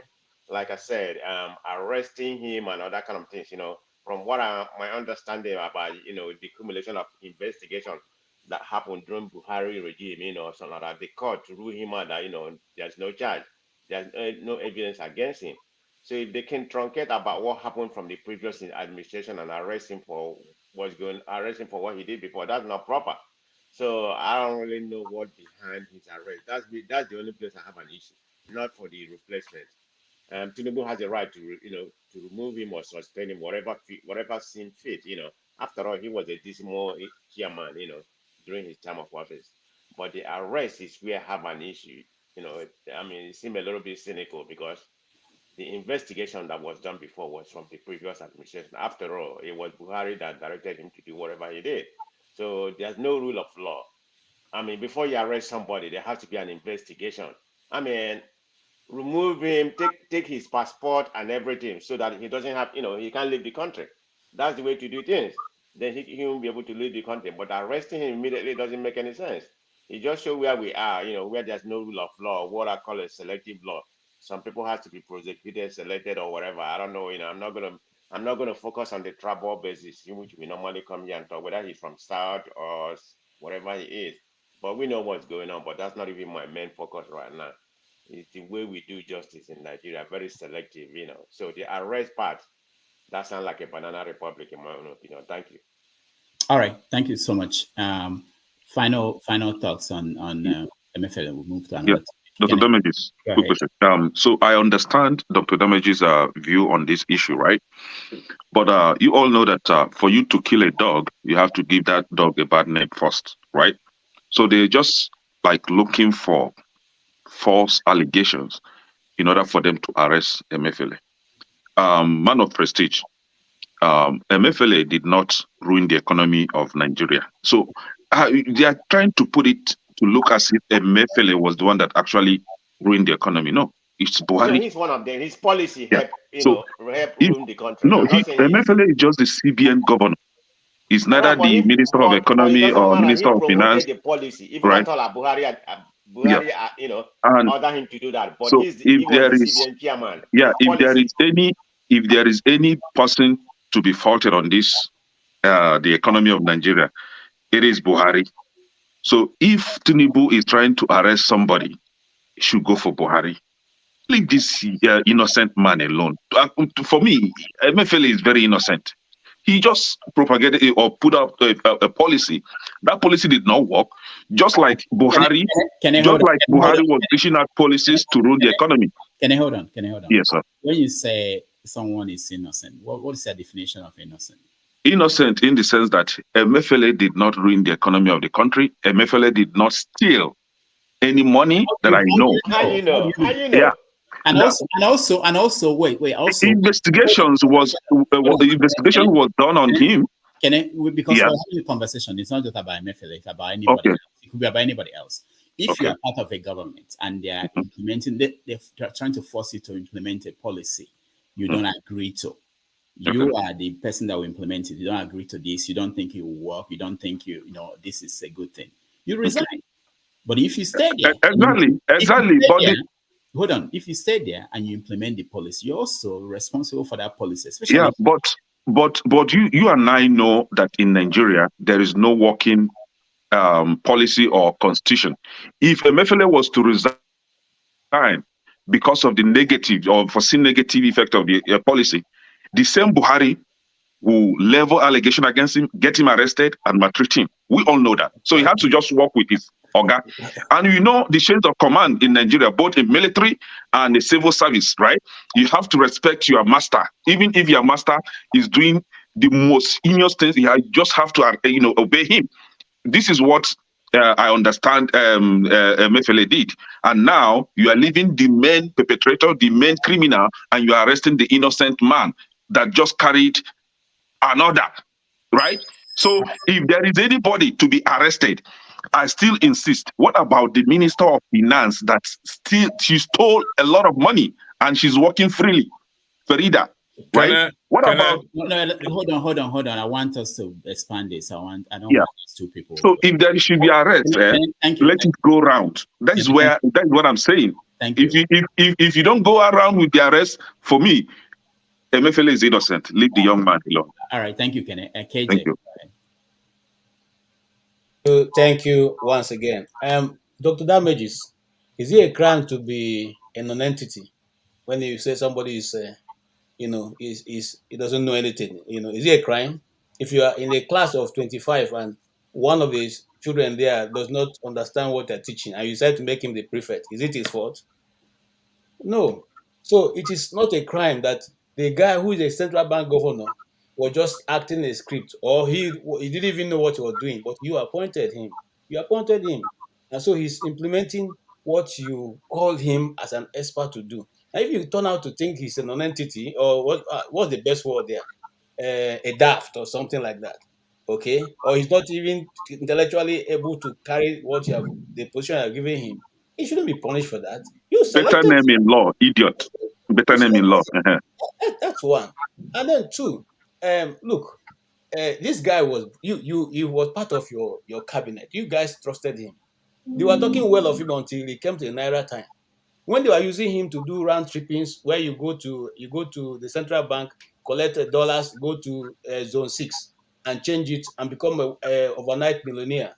And those people he made millionaires out of, they didn't think he was the best guy for them. So what I want us to move away from is to think that it was Emefile himself who decided to do all these things. No, the guy, you know his capacity. You know what he could handle. But you gave him something more than he could chew. And now you are turning around to say he destroyed the economy. He didn't.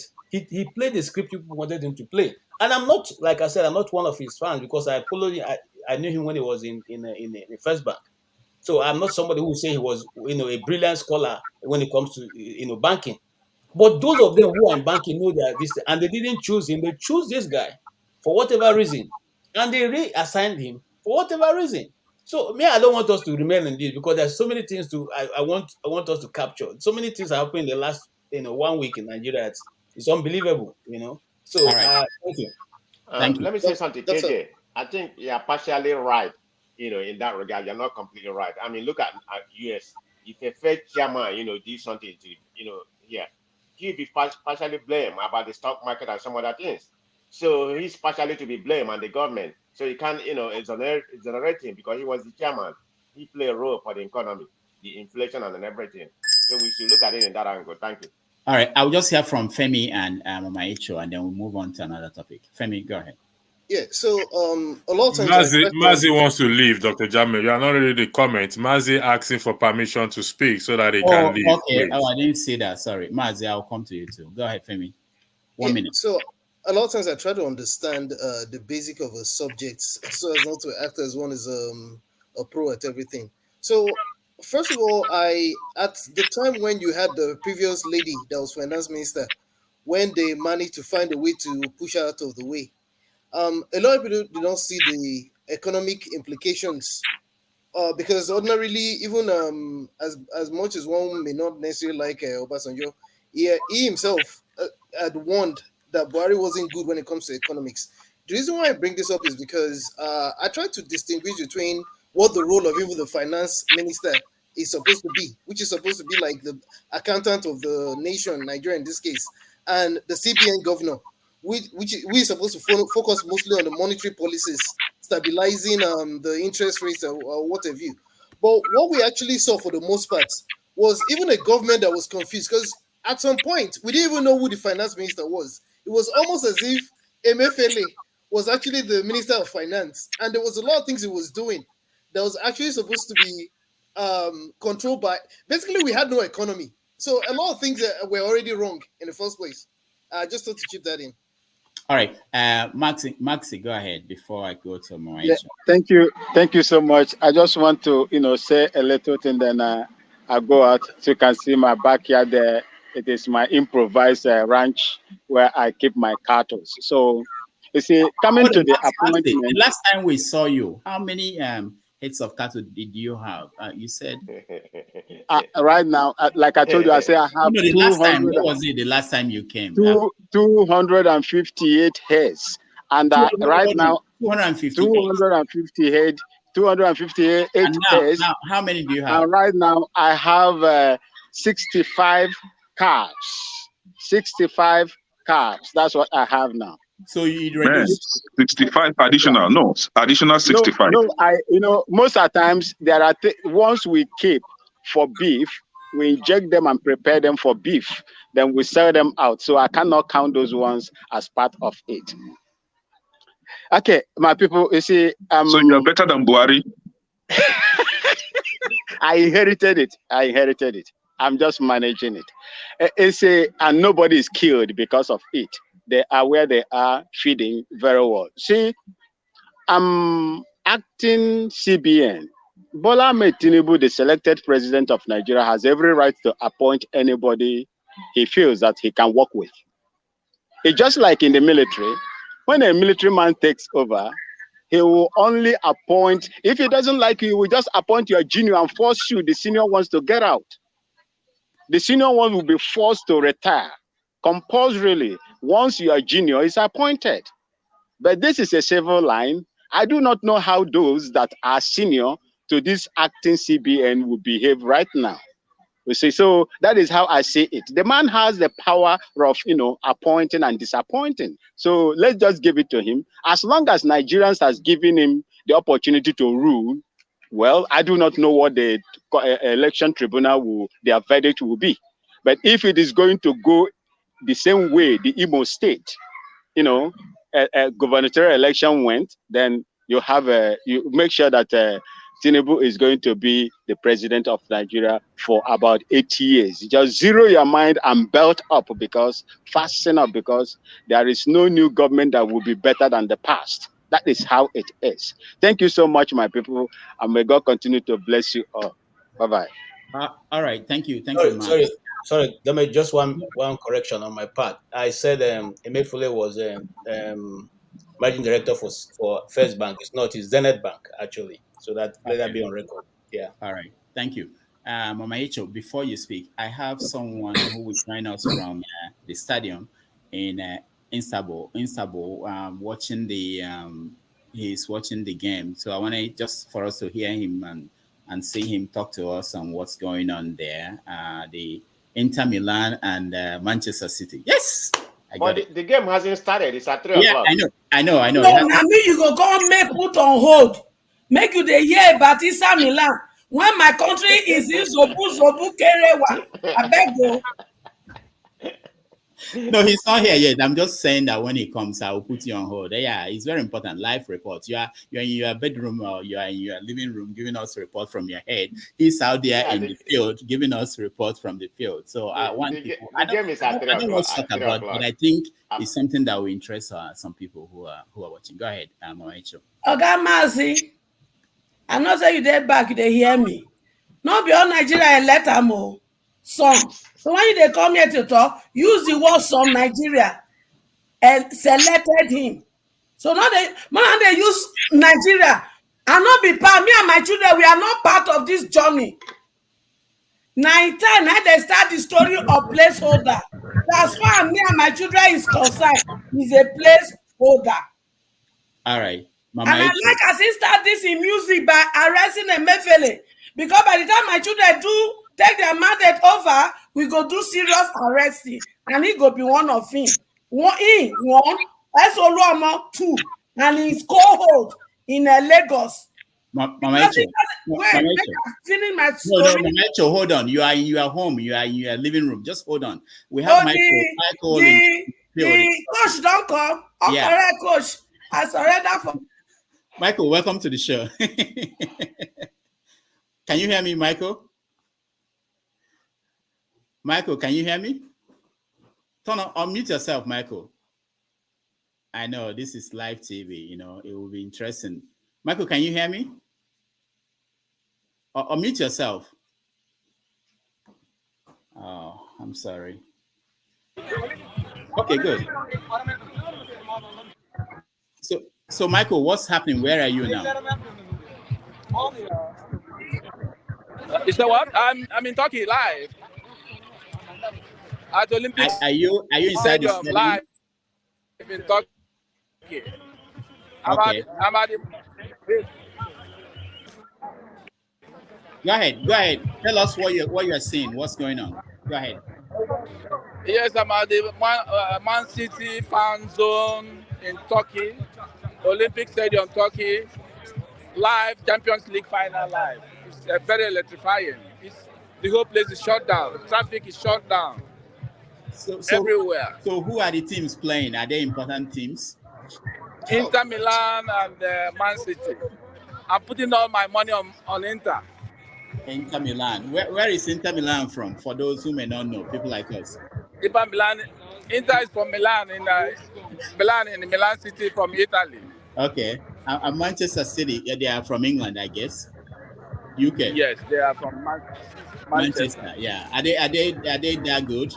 Are they the best in their countries? Are they the best in their countries, and they now playing for Europe for the championship? Is that what? Yes, because Man City won the league in England, and Inter didn't win the league in Italy, but they defeated the big boys. They defeated AC Milan and the rest of them. Porto to have come to this final stage of the competition. Okay. So who are the key players? Do they have key players that ordinary people like us might know? They do. Let me talk to one of let me talk to one of Man City fans. Oh, fans. Okay. From where? Do you speak English? Yeah. From where? Manchester. Oh, she's from Manchester. Hello. Yeah. How are you? Are we on Facebook? We are watching you from. Are you famous? Yeah, we're live from New York City. From New York City. Oh, hello. Wait, who am I looking at? He wants to know some of your key players for the Man City. Oh, I'm not the one to ask. I'm a high. All right. Michael is frozen I actually had a question for his team. Okay, go ahead. Yeah, if you can hear us, I don't know if you can hear us. Let me see. It's frozen right now. Yeah, it's frozen. Yeah. Can I ask a question? Yeah, of course. If we can get Michael, if it's interesting. I actually, my first international assignment as a reporter was to cover the World Cup in Boston. So I've been in that kind of environment, and I understand. But after that, I lost interest in soccer. Is Mike a reporter or a coach? No, he's just a businessman who went to watch the game, and he connected with me and said he would like to join us live. Anyway, we'll try to. My money is on Manchester City. They are the best team in the world. They have the best coach. Okay. You know. So the problem is there's always upset. There's always upsets, and Inter Milan no slacks. Yeah, it's always upset. I did bet. I'm just saying that I did bet. You know, I placed a bet on that. All right. So If we get him back, we will continue. If not, let's continue our conversation. But I have to make room for him to be able to come back in. I can see that we have the studio is full, even the backstage is full of people. So let's make room for, let's see. Okay, I think there's one space for him. All right. So the next topic we are done with. You not let me finish. Mama Echo. Okay, go ahead. Sorry, I'm sorry. Go ahead, Mama Echo. All of our notes are not finished. Now not talk. Now just go ahead, Mama Echo. So on a serious note, Nigeria, we are building a new Nigeria, whether people like it or not. Placeholder, please, your arrest has not completed. All the people that contribute to this, our downfall, for 8 years of Buhari, all of them need to be picked up. And so we don't give you list. And I know say my children get more lists for now.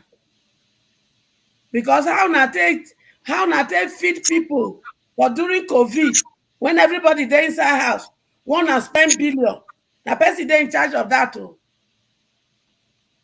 The person when print una naira, he contested for election in Adamawa. That is what we call conflict of interest in social work. So Bikonu, go and arrest them. Because if you not arrest them, I can tell you that what you are doing to Emefile is settle scores, not be fighting this evil you guys have done to me and my children. Then you, as a person, going by our constitution, you be thief, you be robber, you be rogue. Because you are the highest person that violated our constitution. Constitution says 25% of FCT. Chief Tinubu, do you have 25% of FCT? You don't. So under what justification do you think you can parade yourself and display to us Emefile being arrested?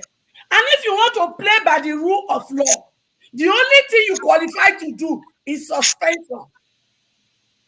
Arresting of him has to come after thorough investigation and is indicted. But no, we not sabi rule of law. Anything you tell rule of law to enter power. Is that the one? I mean, the person will not follow rule of law to enter power. Now we want to expect to follow rule of law in trying to clean the system. Anyway, I'm wasting my saliva for you and my energy because you are against our constitution. You are the enemy of the people. 90% of Nigeria did not support you. Sorry, you are a thief. You be robber according to Fela, and you be tiffy. So who are you under justification to go after some people? Shame to you and your cohort. But remember, I thank God say we don't carry television inside courtroom. When we go take display to una or una atrocity, one and not go fit tell us say it is dotted. It is not dotted. Hey, una they follow Peter the Rock when they drag this thing. Upon this rock, I will build a new Nigeria. So now that they follow the fight, we're in and all the Emefile in the comment section, you were asking me, where was I during Sanusi? I did for my mama Bele. You were the other now said question. I am in my mother's tummy during Sanusi. I don't answer your question. All right, thank you, Mama Echo. Mr. Shaw, you have any final words on the? Well, I actually came back because I saw the guy in Istanbul talking about the Champions League final, and I thought, we're going to discuss a bit of football. So that got me excited because I'm a big football. I know that but we'll talk about it later because once we start, honestly, there's no end in it. He will join again. Yeah, we'll talk about it later. So as for, with the Emefile thing, like I said earlier, I have no sympathy for him. If there's any grounds, if they have, grounds for his arrest, Let them arrest him. There's no. If we want the country to work, people like Emefile will be arrested at some point. But the only issue people have is don't make it selective. I mean, what's happening with this guy? The most recent one, the freshest one in our memories, the aviation minister. The guy is a fraud. If you're arresting anybody, you should be the first one to be picked up. When we were discussing that Nigeria Air thing, the usual culprit in the comment section was trying to be clever, fooling his dumb people that follow him. He was saying, "Do people understand what is FDI? Foreign direct investment." We're saying somebody's a fraudster. They rented the plane. They took it off air for like 4 or 5 days to put a sticker on it. They brought it back to Nigeria. They did, this water cannon. They did it. They presented it as a Nigerian aircraft. When the aviation minister posted the video on his own Twitter account, he didn't show the Ethiopian, registration number. He purposely omitted it. So they were portraying it as if it belonged to us, like we had the license to operate. Now, they've created one dodgy website. Since people said there's no website, there's no office, they created a dodgy website. All the script, all people who do IT like Scribe would enjoy this. All the nonsense like Java on the website, and you click and it will redirect you to another portal. There's not even anything to do with Nigeria Air. And we're discussing it. That one was in the comment section saying, "Oh, do people think British Airways? Do people think Britain own British Airways?" For somebody who claims he doesn't go on Twitter, the person know themselves. Oh, everything he said that day was what Bashir Ahmed tweeted. In fact, I only saw Bashir Ahmed's tweet a few days ago saying that British Airways is not owned by Britain. For somebody who claims I don't go on Twitter, let you come and give us Twitter update. You live on Twitter, but you come here before me. I don't go on Twitter. Too big for Twitter. See, we know you. You support fraud because you're waiting for your turn. That's the only reason why you support fraud. If you're waiting for call out evil. If Peter Obi is in charge, or he does anything, or people who supported Peter Obi like the Peace Corps boys, if they do anything wrong, I'll be the first to call them out. I don't care who it is. I want a Nigeria that is fair to everybody, that works for everybody. They were calling out the aviation minister. You were in the comment section defending him. When did people show allegiance to APC? That no matter what they do, right or wrong, would defend it. Why? When? For what gain? But anyway, Emefile should be arrested if there are grounds to arrest him. Let him have his, day in court. Let it be free and fair. Well, free and fair. Well, yeah. So let him have his day in court. If he's to be sent to jail, send him to jail. If it's fair, it's fair. And if it's not found guilty, it would go his way. So there's not much to say about that. All right, thank you. Let's move to the next topic, which is connected to constitution. And I had Mama H to talk about constitution, and of course, electricity talked about constitution. And that is we came from Lagos State, where the Speaker of the Lagos State House of Assembly is proposing to pass laws that will make sure that property ownership and business ownership in Lagos will favor indigenes of Lagos. Let me start with you. Electricity.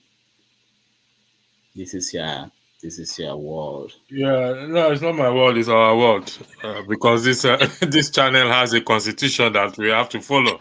Unfortunately, we all are breaking it. Kenya especially, you are not following decorum on this. No. Mama H is far better than you now, Kenya. Accusing me of what you just did. Everybody saw it. You were the one doing it. What did I do? What did I do? You are interjecting everybody. You wouldn't want anyone to talk. Electricity. No praise me, oh.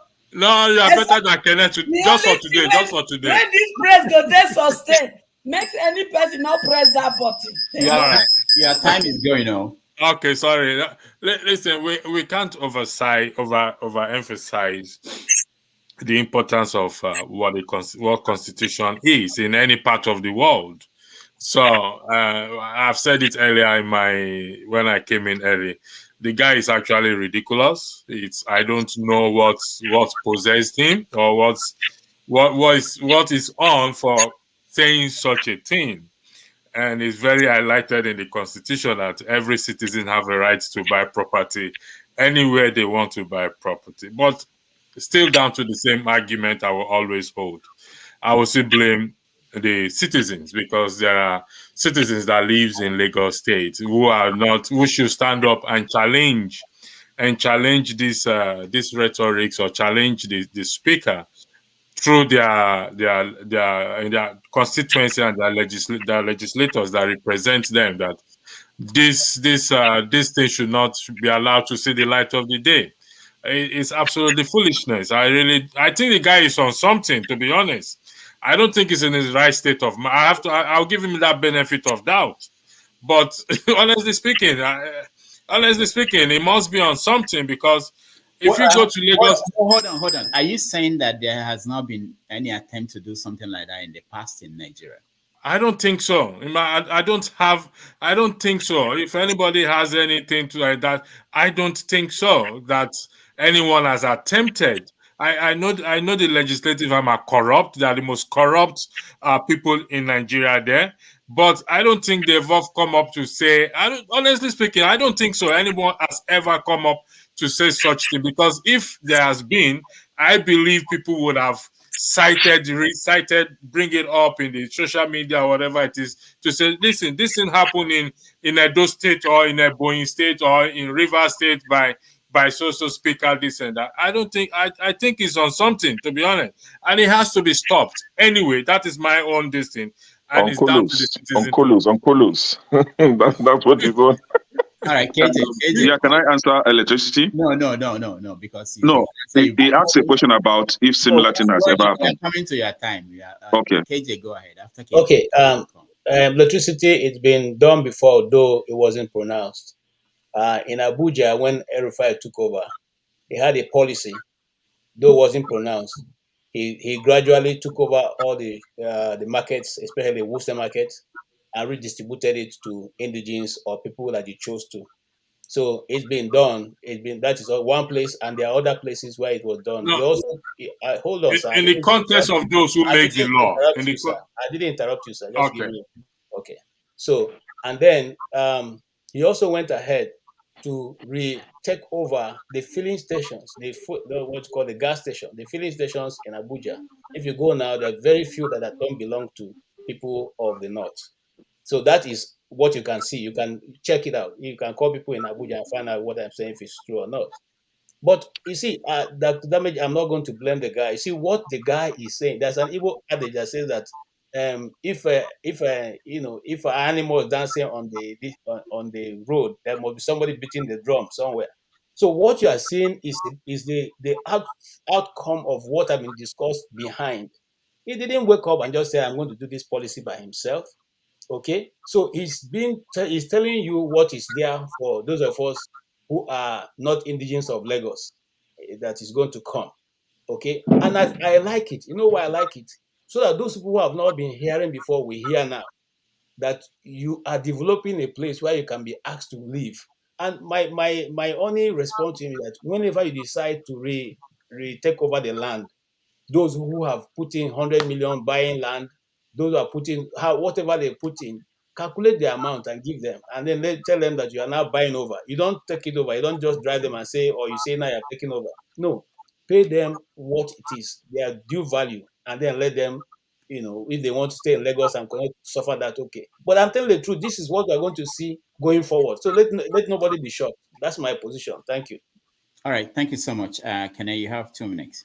Yes, electricity asked question, and I think KJ captured it very well. It happened in Abuja, as KJ stated, during when this short man, is it Rufai, was the minister of FCT, right?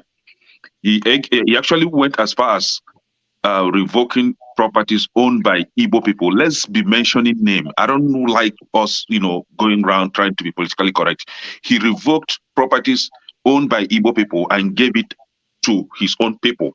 And for the market that KJ said that he gave back the market to the indigenes. No, he gave back the market to his Muslim brothers.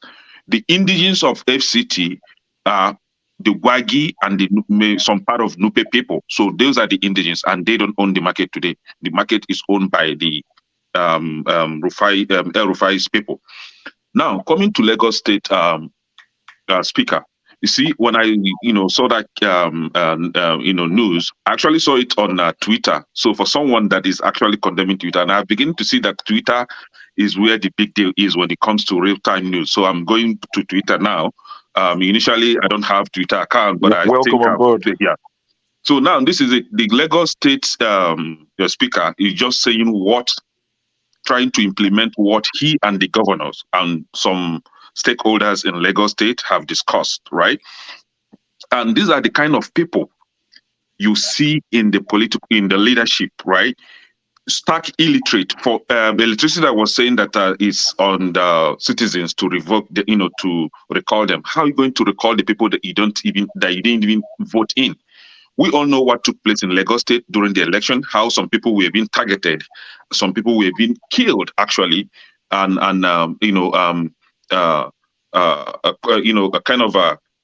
refuse them to participate in the election. So how are you going to recall such a person? Now this is it for the Lagos State Speaker. What is his name? Mogadishu Obasa, right? Now today you are the Speaker. Tomorrow you might be a kind of ordinary citizen.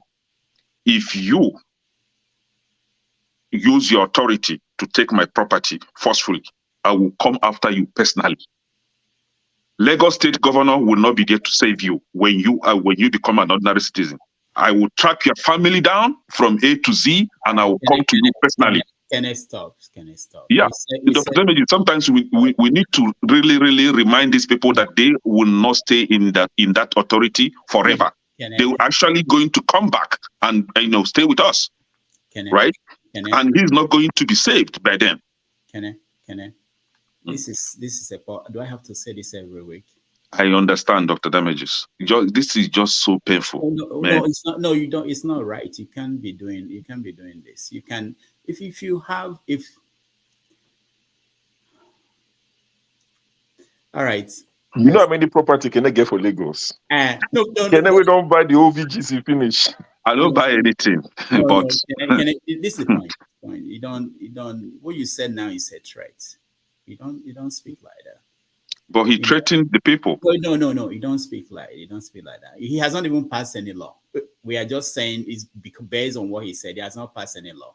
And in the law, you can't say that. You can sue him if you have a property taken away. And can I just keep your cool? No, coming personal is about suing him personally. I'm not going violent. You understand what I mean? You are going after his family. That's your talk as a threat. Somebody. So be careful. If I implement a policy you don't like, you take me to court. You don't go to my family. So it's not right. I don't want to remove it, but I just want to correct. I hope that we don't have to be talking like this. This is not, I know somebody said this is an internet beer parlor, but this is not what it is. It's actually serious thing that we're doing here. All right, but thank you for your contribution. Let me go to Ngozeka and then I'll go down. Go ahead, Ngozeka. No, so that means I sent you a picture, and like sure, and now I can hear. Mita is also my source for news. I can't stand mainstream media anymore. So I sent you a picture on WhatsApp. While we are still arguing about Obasa and his cronies in the Lagos State House of Reps, I think some people are already doing something that looks like what Obasa is suggesting. I do not get the whole land verification exercise. A ballet or a sheet is about to start, but I feel it's a pointer to what Obasa and the people in the Lagos State House of Reps are thinking about. Personally, I do not think that bill will see the light of day. I do not think it will see the light of day. I think they're just testing the waters to see if we're still asleep or distracted like we used to be. And then they can do whatever they want. I do not think it will see the light of day. But I also think that I'm happy in a way that these things are happening. Because when we say this whole Lagos Ronu, Yoruba Ronu thing that is going on and how they are trying to dispossess people of their properties in the name of Ronuing, people say we are playing victim mentality. It is no longer victim mentality. You are seeing it play out in a place where laws are made. Somebody had the effrontery to wake up one day and suggest this. It goes to show how far gone we are. and how much of a threat every non-indigene, every person that is not a Lagos State indigenous. And the funny thing that if you check well now, the man that is saying this, I'm very sure that if you track his roots very well, he's not from Lagos State. So it's the audacity for me. You are not even from Lagos State. He's from Ogun State. He's from Ogun State. So it's the blatant audacity for me. What kind of colors are these people smoking? That they wake up, you're not from Lagos State and you want to pass this kind of deals. Does he even realize that he's indicting himself? Unless, of course, he's going to appropriate Lagos State indigenship to himself. And I want to ask again, where are the real Lagos indigenes when these things are happening? Because at the end of the day, it stops at the box stops at your doorstep. If you say this is not you, this is not who you are, why are they silent whenever these kind of things come up? Is it that they are silent or they couldn't care less? I don't understand. They should do something, defend their name or something. Yes, this was the document I sent to you. They should do something about it because it's no longer funny at this point that people who are not even from Lagos State get to decide what happens to Lagos State indigenes when Lagos State indigenes are not even in support of such or claim not to be in support of such policies. I think it's sad and it's not a good place to go. Ngozika, tell us what's in this document that you showed now. What is it? So basically, a Oba, I don't want, sorry, not an Oba. They want to, if you have a property, if you have a land. Hello, can you hear me? Yeah, we can hear you. Go ahead. We can hear Hello? you. Yeah, we can hear you, Ngozika. So they want, they want you to, let me not use this word I'm about to use. Let me use their own word. They want to verify that the lands are yours. And I think it's a trick to try to dispossess people of what is genuinely theirs. Because when you provide documents that I don't know how these things work. I don't know how it works, but I think what they're trying to do is when you bring your documents, yes, you say you bought this land, they can find a way to try to dispossess you of it or make a tally. And this is why I say this could be where the whole of us conversation starts. Let's say now if you bring your documents and they can tally and say, oh, okay, so you own so land. What is your name again? Your name is Mr. Okechukwu. Omoibo. They will now put it down. So when this thing now gets, if this nonsense they are doing in the House of Rep ever sees the light of it, they can now say, okay, now we have this is my own theory, right? They can now say we have a bunch of Mr. Okechukwus that own certain lands at certain places. They are not indigenous, so they don't have a right to own those lands. This is the way I interpreted that. Yeah. All right. Thank you, Ngozika. Femi. Okay, so a couple of things come to my mind, and which is probably one of the basis of why, again, if we do not restructure Nigeria, because whether we like it or not, I just feel that we're built on a wrong foundation. I recall growing up in Kaduna, my mom was a nurse for several years there before we moved down to Lagos. There was always this thing about if you're not from Kaduna State, or if you're not a northerner, and you worked in certain, especially what they consider sensitive positions, you're always going to be a contract staff. You're never going to be allowed to be full-time staff. So she was a contract nurse for the duration of the time we were there. And what was common also, and at the time I didn't understand fully then. What was also common was rather than employ someone that's not from the north, the core north now, they'll rather employ a Filipino to be a full-time staff. Now, when it began to kind of draw closer to home, was when I also had to prove, because on our side of my parentage, she's the one from Lagos Island. My father is not from Lagos, but it got to a point where I still had to prove my indigenship when it came to some monies that I was supposed to be eligible to when I was in school then. Now, but then over time, I realized that when I exchanged notes with other people that were from other parts of Nigeria, irrespective of what part of Nigeria you're from, that are doing business in other parts, it's quite a universal, general thing. I mean, and it doesn't matter that one wants to deny it, or so it's a general thing in Nigeria, and it also speaks to the fact that even when it comes to things like building schools. You'd see the case in point of the Ladoke Akitola College of Technology, which is almost always a subject of controversy between Oyo and Ogun State. When it comes to when to locate this industry here, this community, we start fighting against this community if they hear any snippet of the fact that they are about to take it from them and go and locate it another. It's more serious than this. And for those that are celebrating it, not until it happens to you. It's a serious matter. And again, God will only help Nigeria. If we decide we want to continue, I don't think God will come down and help us. We either have to sit down and restructure Nigeria, or I don't know. All right, thank you. Mama Echo, do you know anything about the content of the proposed laws? Because we are talking about this in abstract. Have they said anything specific? Do you know anything?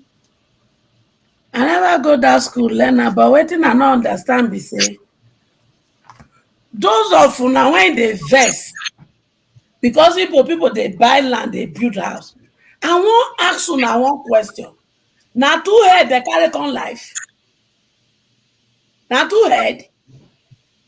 Abi get where they put out for una law, abi constitution say una no fit do wetin dem dey do. Why are you so envious of these people? It is their hard work. Go and work hard. Omonile. All you know, if they want buy land, they go pay una money. If they want put block, they go pay una money. Can't you work hard? The business they are doing, did they write it that you cannot do it? They say make una not go China, go carry things come sell. That you have finished selling all your land in Lagos, you now want to claim it back. Where do you eat your cake and have it? And if you want to trace history, more history ni. Those of you claiming Lagos, do you know the history? If you want to trace the history, who owns Lagos? Benin people owns Lagos. Go and read your history. Go and read history. So all of us will be strangers for Lagos. Because the original owner of Lagos, they are the Benin people by history. So stop playing this nonsense and go and learn how to do business and be buying your house in million. Oh, when you want to collect million, you go people go collect million. When I don't chop the million finish, when I want to take the land, when I want to take the house to become una own. You don't eat your cake and have it. And you, Egbekegbe, that is trying to formulate policy, it won't work. And all of them, when they fight this thing, una Yoruba, una marry Igbo, they born children together. I beg, I won't ask una. As una won't start this una war, where my children want born to each other, go now. Now Yoruba, I be na Igbo. Stop confusing me and my grandchildren. One. Thank you.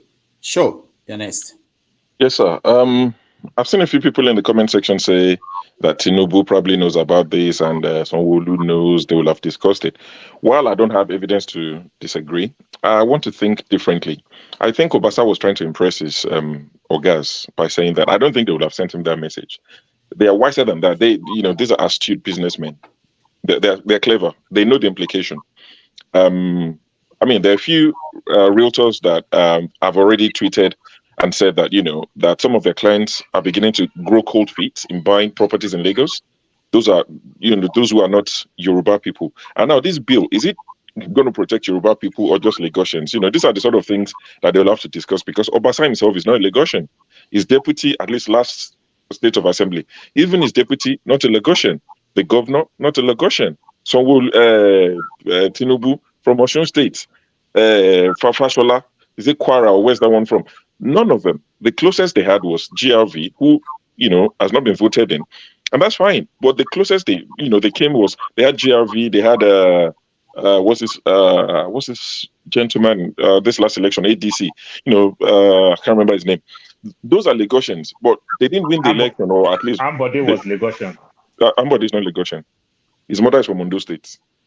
His father is from Ondo State. His father is from Ondo State. He's from Ekpe. Ambody's father is from Ondo State. Do you agree or you disagree? I'm telling you fact that I'm not saying he wasn't, maybe he was born in the, but his father is from Ondo State. That's, there's truth, there's facts, there's all these things. This one is truth. His father is from Ondo State. I always know you always claim it, but that's why. It's of course you can claim anything. I was born in Ibadan, so I can say I'm an Ibadan boy until I decide to run, and they will tell me to go to Ogun State, and they will tell me I don't speak Ijebu to go back, so I'll be stuck in the middle somewhere. So I'll form my own community. so I'm not sure this will see the light of day. I think it was overly. It reminds me of that boy in the UK. The Welcome to My YouTube channel boy. When people get excited and they want to impress and they just say things that nobody sent them. There is no way Tinubu and the people who rule Lagos will say non-Lagosians should not invest in Lagos, cannot buy this, cannot buy that. How's it going to fly? See, for 1 second, let's step back. It's not just Igbos. You're talking Delta, Kanuri, you're talking Fulani, everybody. You can't buy, you can't do, you can't. No, now. Obasa was just talking nonsense. That thing would die. It won't even fly. It's still some of the remnant of the election. I think it's a remnant of what the Alaki, was it the Alaki? No, the Bayo Nonuga, part of what they said of the rhetorics is the leftover that this one is still talking about. I don't think it would happen. Of course, it will create fear in the mind of a lot of people. And if it helps some of our Igbo brothers and sisters and Deltans and whoever to go and invest in other places, maybe to decongest Lagos, maybe it would help in the long run, but I don't think they sent him this message. There's no way you would chase people out of Lagos. It's like telling all of New York, if you're not a Native American, move out of New York. What will be left of it? It won't work. That's how they make their money. And like Mama Icho said, when they bring their money, when Kene and Rudolph and Shu from Ogun State, when we bring our monies and say we want to buy, would you still sell or not, despite what Obasa told you? The people that want to go and dance Kwan One and move out of their family house and go and stay in a hotel for 6 months and spray money and be broke 1 year later. See, you can't stop these people from selling. They've not been properly raised. So not all of them, I'm not profiling everybody, but these people who sell their grandfather's properties, they've not been properly raised. That's why, when you're later or more, you sell what your grandparents labored for. Those are the people that would sell. So the people that would sell, you can't stop them. There are indigenous Lagosians that will never sell, no matter what you offer them. The well brought up, who are content, who don't have uchukokuru. You can offer them the world. They will never sell to you. But the ones that want to sell, they are the ones that will come and meet you and say, don't worry, we'll find a name that we'll use, that will do Luwale. It would appear as if it's another Yoruba man buying. That's what will happen in the law. You can't stop people from trading. Obasa is, this one is above his pay grade. You can go and sit down somewhere. All right, thank you. Olumide. Don't. Olumide, you're next. Okay, thank you for giving me the opportunity. So this is a very, very sensitive topic. I want to very, very, very sensitive. Why? In the sense that, I don't want to. I want to treat this issue dispassionately.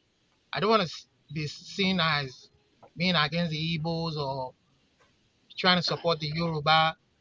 So I want to address Mama Echo's line that Lagos is not a Yoruba territory.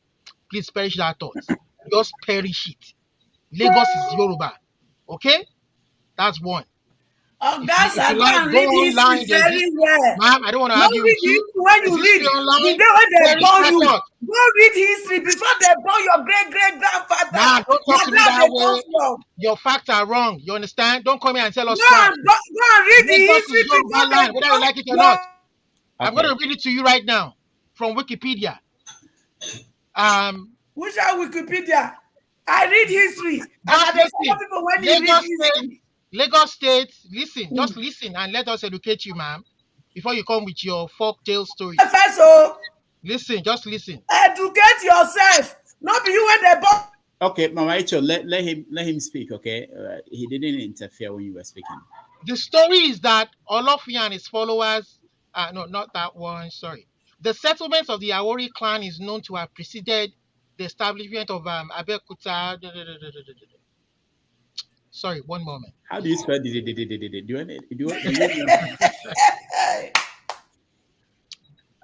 just a moment.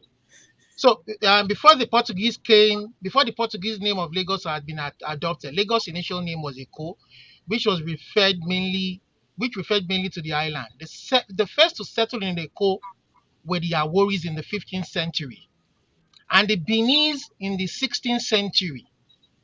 The Aworis were conquered by the Benin Empire. This is a fact.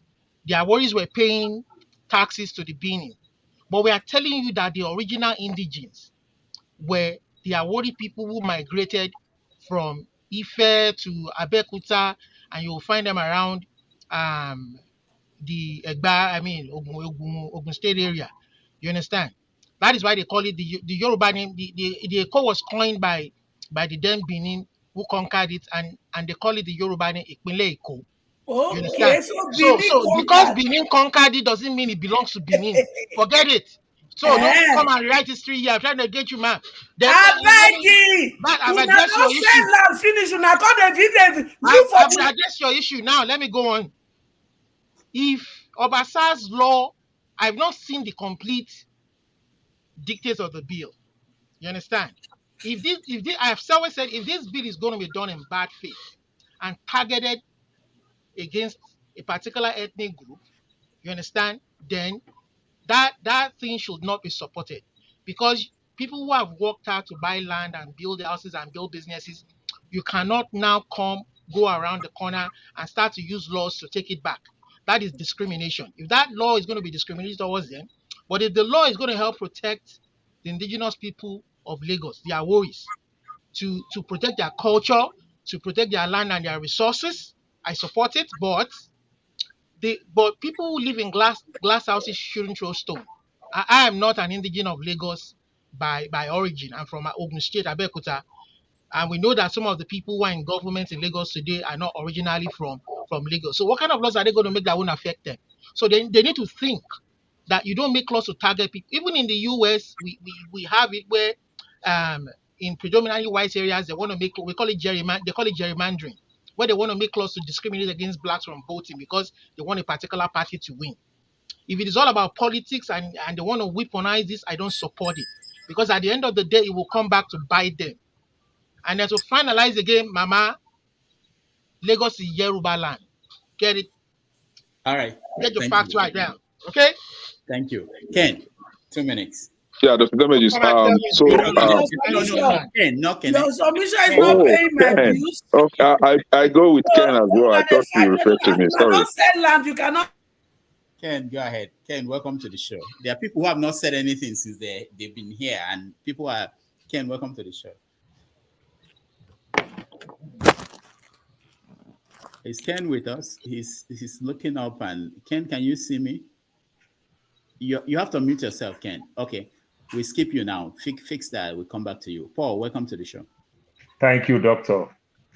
So, Paul, I know you were born in Lagos, and yeah, I am born in Lagos. I know that you own properties in Lagos. Are you concerned about this situation? Well, Doctor, there is no bill towards that. The guy just gave his speech.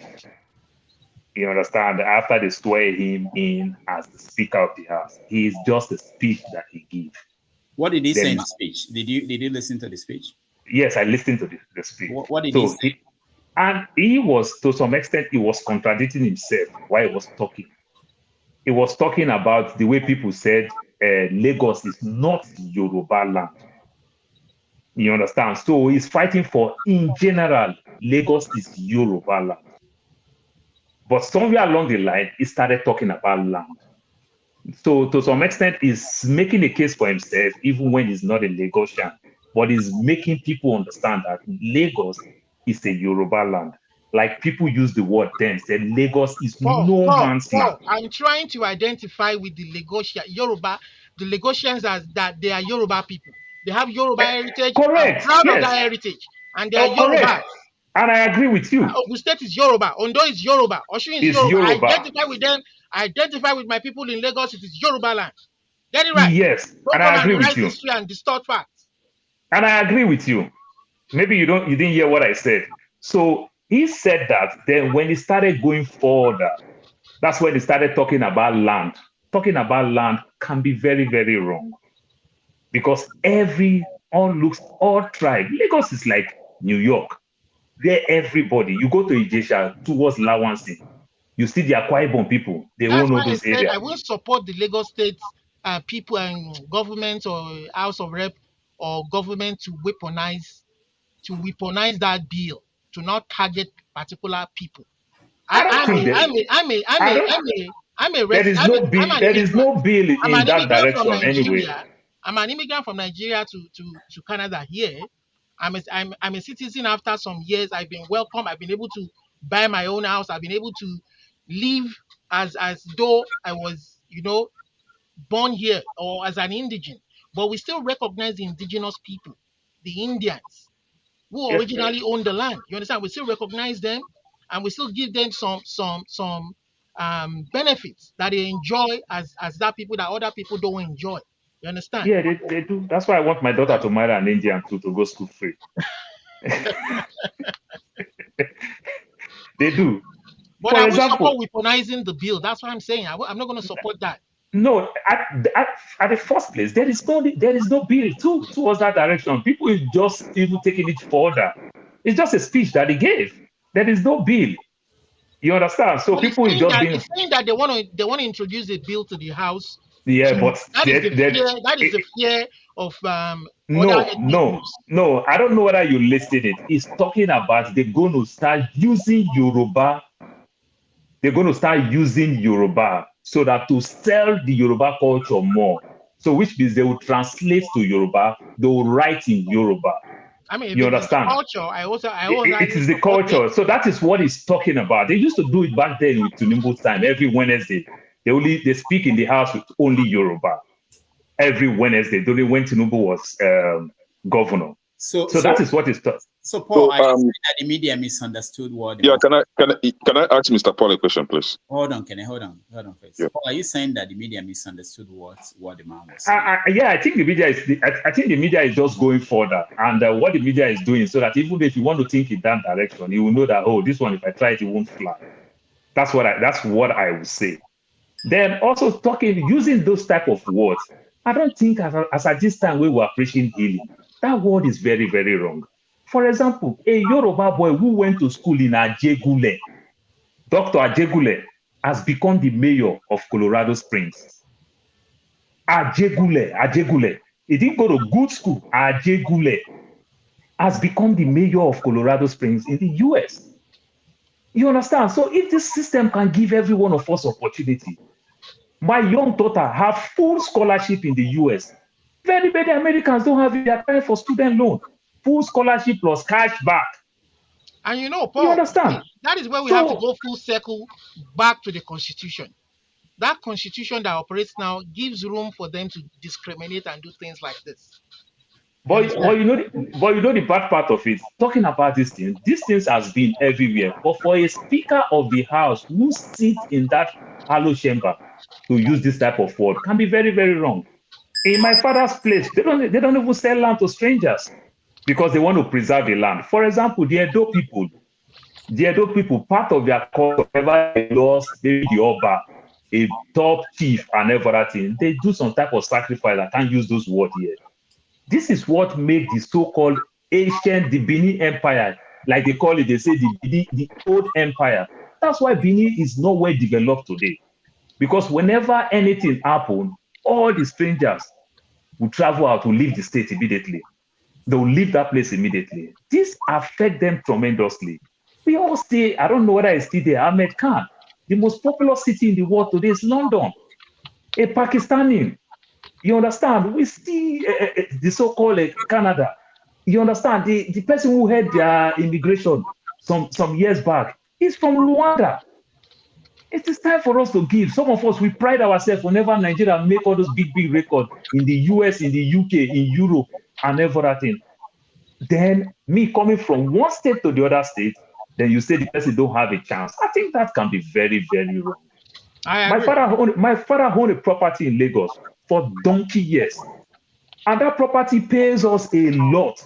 So somebody talking all these things, it doesn't work. It doesn't work. The truth be told, let's tell ourselves the truth. Lagos belongs to the Awori people, not the Benin people. If the Benin people, how the Benin people own Lagos and they don't own Ondo, they don't own Ogun, how did they draw the boundaries? Come on now. Lagos belongs to the Awori people. And where the Awori come from, if not so? The Awori metaphors break all the way to Cotonou, all the way to Benin. You understand? This is how the Awori cover all those areas very, very well. I know the Awori people very well because my father make a lot of relationship with them. They own a lot of properties back then. So Lagos belongs to the Awori people. It's not the Benin people. Mama Aisha should check the history very well. All right, that's thank my you. take. Thank you. Yeah, can I come in? Can So, Mr. Cole Just and Mr.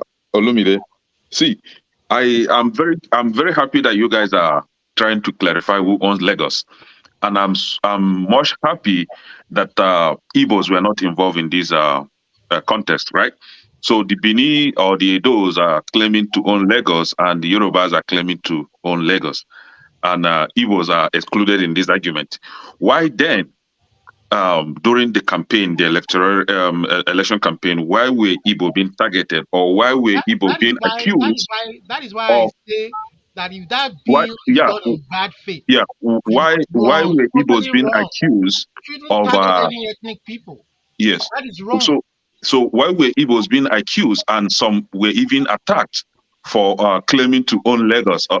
Igbos never. I want to challenge everyone here. Politics. If you Some have people will do any anything. video or any write-up where an Igbo person is claiming to own Lagos or claiming that Igbos own Lagos, please bring it forward. Igbos always pay the price. I agree Now, with you. this is I it. agree with you, Kene. Can I say 30 I seconds? stated before in the Yeah. US. Just few I seconds, stated please. before in the US And that I am not. gerrymandering. Yeah, Where Dr. the Remedy, whites see, I'm being want to prevent the black interjected, from so voting. my time have been taken from me. So this is it, right? The Speaker of Lagos State can do whatever they want to do. That's not a problem, right? But the thing is this: following what show was saying about the economic impacts that it will That's bring right. to Lagos That's State. right. We are not even talking about just the domestic investors. What about the foreign investors? And this is where I will call in Kulata to come and explain further how that is going to help Lagos State to foster its economy. Because you are saying that if you are not a Yoruba, do not invest in Lagos. We welcome that. We have our homeland. We can go back to our I mean, places. But unfortunately, when they don't think of the repercussion of their yeah, action, long term, this is exactly. what happens. And that is why, If all the Igbo people and the ethnic group decide to leave Lagos, yeah. it would even make the cost of property fall. And that is Rental why fall. I always They question, will why lose do their we income. elect starch illiterate? Or the comment, you know that The the comment cost section of is where you land is have going mobs here. down right now. They are talking property. Land is going down. They're Nobody's going to buying hurt land right themselves now. long Yeah. term. You understand? They're going to hurt themselves, shoot themselves in the foot. Yesterday, That is why we say we want a true federal yesterday, representation. I received, Federalism. Let us practice federalism. If we want to yeah, have 36 seaports, yesterday I let's received have a it. message from all these real estate agents about properties in Lagos. I actually typed, "Why are you disturbing my life?" I was like, you know what? Let me just clean it. You are advertising for me to come and buy property in the same Lagos? Are you okay? Now, this is it. We are not only talking about the domestic impact, I mean, economic impact is going to. What about the foreign investors? Let them bring it. Lagos is going to be fine. Igbos will be fine. We are not homeless people. We have a place. But if I own property in Lagos and you want to take it forcefully, please, I will tell you the price. You have to pay me, not by what you determine, but I am the owner. I still have that right No of bill that is discriminatory should be supported. exactly. If it is targeted against a So particular ethnic group, it should All right. never be yeah, supported. and I wouldn't want you I wouldn't want us to see it as if Igbo Yoruba thing. It is not only Igbos that are in Lagos. We have the Edos, we have the Shekiris, we have other tribes. We even have houses in Lagos. So the law isn't going to affect only Igbos. It's going to affect every non-Yoruba person, right? How do you even define the indigenes? They are Yorubas who are not indigenes of Lagos. So how do you define that? How do they define it in whatever law or policy or bill they want to pass? So those who live in glass house shouldn't throw stone. How do you define it? I'm Yoruba. I'm from Ogun State. I'm not Awori. So, and I know my root is not Awori. It's Egba. So how do you now make that law without throwing stones into a glass house? Thank you, Olumide. Let's hear from Isimile. Isimile, go ahead. Welcome to the show, by the way. Hello, Dr. Damages. Hi, everyone else in this panel. Hello, viewers. Please subscribe. Including me, Just come here you and tell be me hi. watching. Hello, Hi, darling. now All right, I withdraw the darling. You're naughty. say Your Royal Majesty. Okay. All right, and so what I want to say is that I have a friend who just bought a land in around I don't even know areas of Lagos, even though I've lived in Ibadan for a very long time because I detest going to Lagos. For me, if you give me £1 billion, I would never live in Lagos. You give me a house worth trillions in Lagos, I will sell it and go and live in the village somewhere else. If not Ibadan, in my village. Lagos is so polluted, congested, people breathing the carbon monoxide that others are exhaling. Look at the natural disaster around Lagos. They are saying Lagos has seaport. When people depart, Lagos is going to fund for itself. Lagos is the most economically balanced state in the whole worldwide of Africa. That's because people, there is diversity in Lagos with intelligent, diversified brains that are bringing income into Lagos, not because that Lagos can survive on its own. It needs people, and that is a capital place of Nigeria, and that is why it's like a place like London, like New York. Take away the people that are bringing the businesses, regardless who they are, the value of market there falls. And look at the where there are they say Lagos has seaport, which will be good for business. Don't forget about the natural disasters. In 100 years to come, those houses close to those water area, what happens to them? Remember, the water is growing, and there's this thing about the tectonic plate that is moving. That Africa somehow, somewhere in Kenya, no, somewhere in Africa is separating. This movement is going to cause some catatonic, catastrophic movements that you don't know if Lagos in the next 100 years will still be there. And people are dragging land that they will die and leave. Leave, enjoy, and let others live because people have lived before you were born and people will continue to live. If you come and drag land, land will eat you. Okay? I've known that you can't go and fight for land because land is something you can't go with when you go 6 feet under. Live and let live. If people have come to your place because Nigeria has made it to be so, imagine if this power, economic, social structures are being divided, put in strategic places of other ethnicities. No one will leave their territory. Now people have come to beautified Lagos. You refuse to travel and get to know other ethnicities and know their cultures. But you stay here and there, then you decide to think you know other cultures, you know Igbos better than yourself. Don't do that. Learn to travel around. In fact, I want them to pass this law so that Igbos will go back home and develop their land. No Igbo person should go to Lagos and buy land anymore. Henceforth, do not buy properties there. And I'm thinking about marriage. Maybe no Igbo should marry Yoruba anymore. Enough is enough. If you want to be for Yoruba, let it be for Yoruba, both for land, marriage, everything. Don't eat our food because this is so annoying. This is bullshit, man. All right. Yoruba people have better good women, though. Their women are great, though. ẹ̀yin olè ẹ̀yin aláìgbàgbọ́ tí orí yìí ò pé má ṣe báyìí mọ́ kò dáa. Wow. Emefile, thank you so much.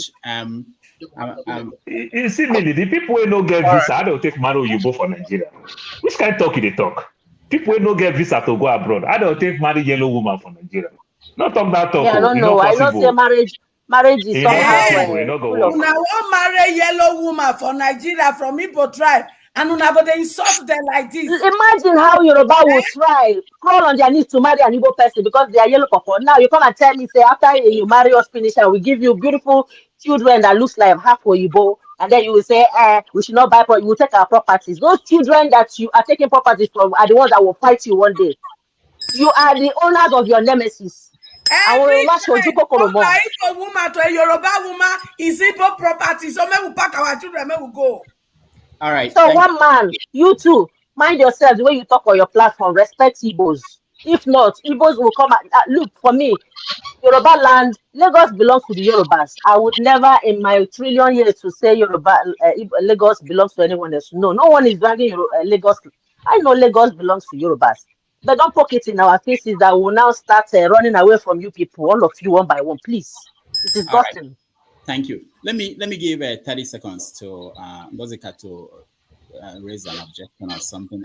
Electricity, we do the same Please, thing. I wanted to ask Mr. Olumide a question. He said he just hopes the law will not be discriminatory. Mr. Olumide, when you say that, do you mean it will not No, be no, can you come discriminatory again? towards Sorry. your... Can you Please, speak sir, louder? let me ask the question. I never asked the I can't question. hear Finish. You you. don't the answer. I can't hear you, Ah, son. can every other person hear me? Maybe you can help me relay the question to him. Now you are speaking Good. louder. Other people can hear me, sir. So I was saying, you said you just hope the law will not be discriminatory. By that, are you saying that so long as other Yoruba people are allowed to own properties and do businesses over there, it is okay, but every non-Yoruba person should go to hell? Is that what you're saying?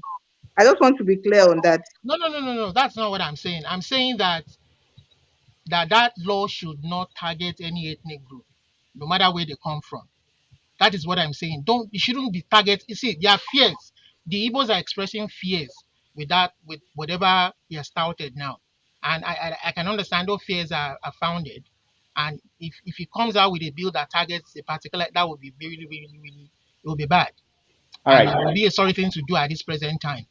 Thank you. So, and I'm saying that even Yorubas who feel they are safe and don't speak against it, it will bounce back. But how do you define the Lagos indigenship? If you're not a worry, how do you then define it? Thank you. Thank you, Olumide. Let me go to electricity. No, hold on. I just want to. Yeah, hold on first. Isimile. Who is that baby beside you? The baby. What's that? Who is he? So this baby lives in Lagos. He lives in Lagos. He just came. Can he talk to He's us? so cute. You want to tell them about Lagos? They're asking you. Yeah. Do you want to say hello? I'm joining soon. They can hear He's you. busy with his tablet, so all those your story No now. problem. What do you think of Lagos? All They right. said they want All to right. drive Igbos Electricity, from go Lagos. ahead. What do you think? You don't know. He said he doesn't know. He's a peaceful guy, so he's not interested with You all this see, eh? diagram. You see now, All right. posh guy. Manage it. Guy All no right. get time. No, hold on, 1 minute. No, not you first. Electricity, go ahead for 30 seconds. Okay, let me just clarify myself. When I said I have never heard any such things before, what if the speaker is on anything in the context of a lawmaker? Now I can come up and say, oh, I want to take pause land, I want to pass. But when lawmakers start to make such statements and rhetorics, it becomes a problem. And that's what I meant when I said I have never heard any such thing, because this person is a speaker of the house, is a lawmaker. Therefore, he shouldn't be uttering such statements from whether it's by joke or, I mean, imagine when the president said on the day of inauguration, fuel subsidy is gone. Now, if I come up and say fuel subsidy is gone, nothing is going to happen, because no, but everybody will say I've smoked weed, just like but when the president uttered that statement, we all saw the repercussion. What everybody start running elter skelter, trying to hide fuel. So when a lawmaker makes such a statement, it carries weight and it can destabilize anything. And you know my vision or my goal is I'm after the lawmakers. That is they are our problem. I'm not your problem. Kenya is not my problem. Paul is not my problem. Our lawmakers are our problem. So that is where I stand. I'm not going to change position, even though Electricity. I'm for Section those who want to 131.3, Section B is the problem. get out there, Paul. All right. So that's the solution. That's not the problem. It's the solution. Okay. Yeah, that's the solution is for you and I. For you and I. Listen, I'm going to say something here, and I'm going to put it on record. You can come after me. Anybody can come after me. I don't really care. If you want to go have a justifiable revolution, when I mean justifiable, whereby the whole world will sympathize with you, is when you go after your lawmakers. When I mean go after them, is start to hold them accountable, checks and balance. Look for them for where they are. Tell them, listen, guys, you are not favoring us anymore again. That is how we can have a justifiable revolution, succession, separation. That is the only way we can have it. Anything outside that, take my word for it. I said it 6 years ago, and it's still happening. It will never succeed. I yield the floor. Thank you. Just not for you to respond, electricity. This is for you to note that if there's any lawmaker that actually should not be there on the basis of their not performance but their history, it's actually the speaker. If you go back and look at the expose about his corruption they were published years ago, it didn't catch nobody cared, and if people cared, so the work that is left for you, that you're interested in getting some of these lawmakers out of place, out of their positions, is those are people who you can pick on so many things, reasons why they shouldn't be there, especially when they are corrupt. So anyway, Mama Echo, I'll come to you. 30 seconds. We'll go back to Ovie now to hear his view. Go ahead. Go ahead. You see, we fight for what we didn't bring into this world. And we're also fighting for what we are going to leave this world, leave behind. See, if I want to target my Igbo children, as soon as they bring law about land, we go bring law about owning the child, so that our Igbo daughters, when born for now, they go own the child. So Yoruba people, when una allow my Igbo daughters to born for you, we go soon bring bill when go say not gonna get picking again. Because this nonsense when I just a great book for ground.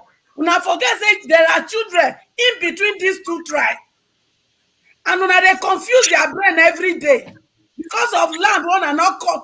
I beg all of them they fight for land. Which of them carry land for her from your mama who belle come this life? And which of them they carry land they follow una grave when I won't go? They gonna stop this nonsense. So we get better thing to do to clean Nigeria so that we go have a better Nigeria. Mama fight say our crude oil belong to Delta. You know go come Lagos. Fight say our crude oil belong to Delta. You know go come Lagos. No worry, we go soon fight that one. Make all of us they take our oil. Don't make Obi enter. We go settle that matter. But for now, make Baba Blue. They begin doing nonsense with him people. All right, thank you. Ovie, go ahead. Dr. Dameji, first you need to bring back a rant section so that I know. People know go to raise their hand unnecessarily. We need that. We need the rant so that people. And again, you just mentioned the name of my book, My View. We say this is let's hear my view. This is my view. So I'm working on the book called My View. Now, first of all, electricity, good one. I see what you are trying to do there with that Igbo analogy. I like that. It just shows that you are scared of me. Correct. Paul, from today on, officially, me and you, the beef. The way you talk down my state like that it's not acceptable. People don't just not law against that, but I'm taking it personal. It's on.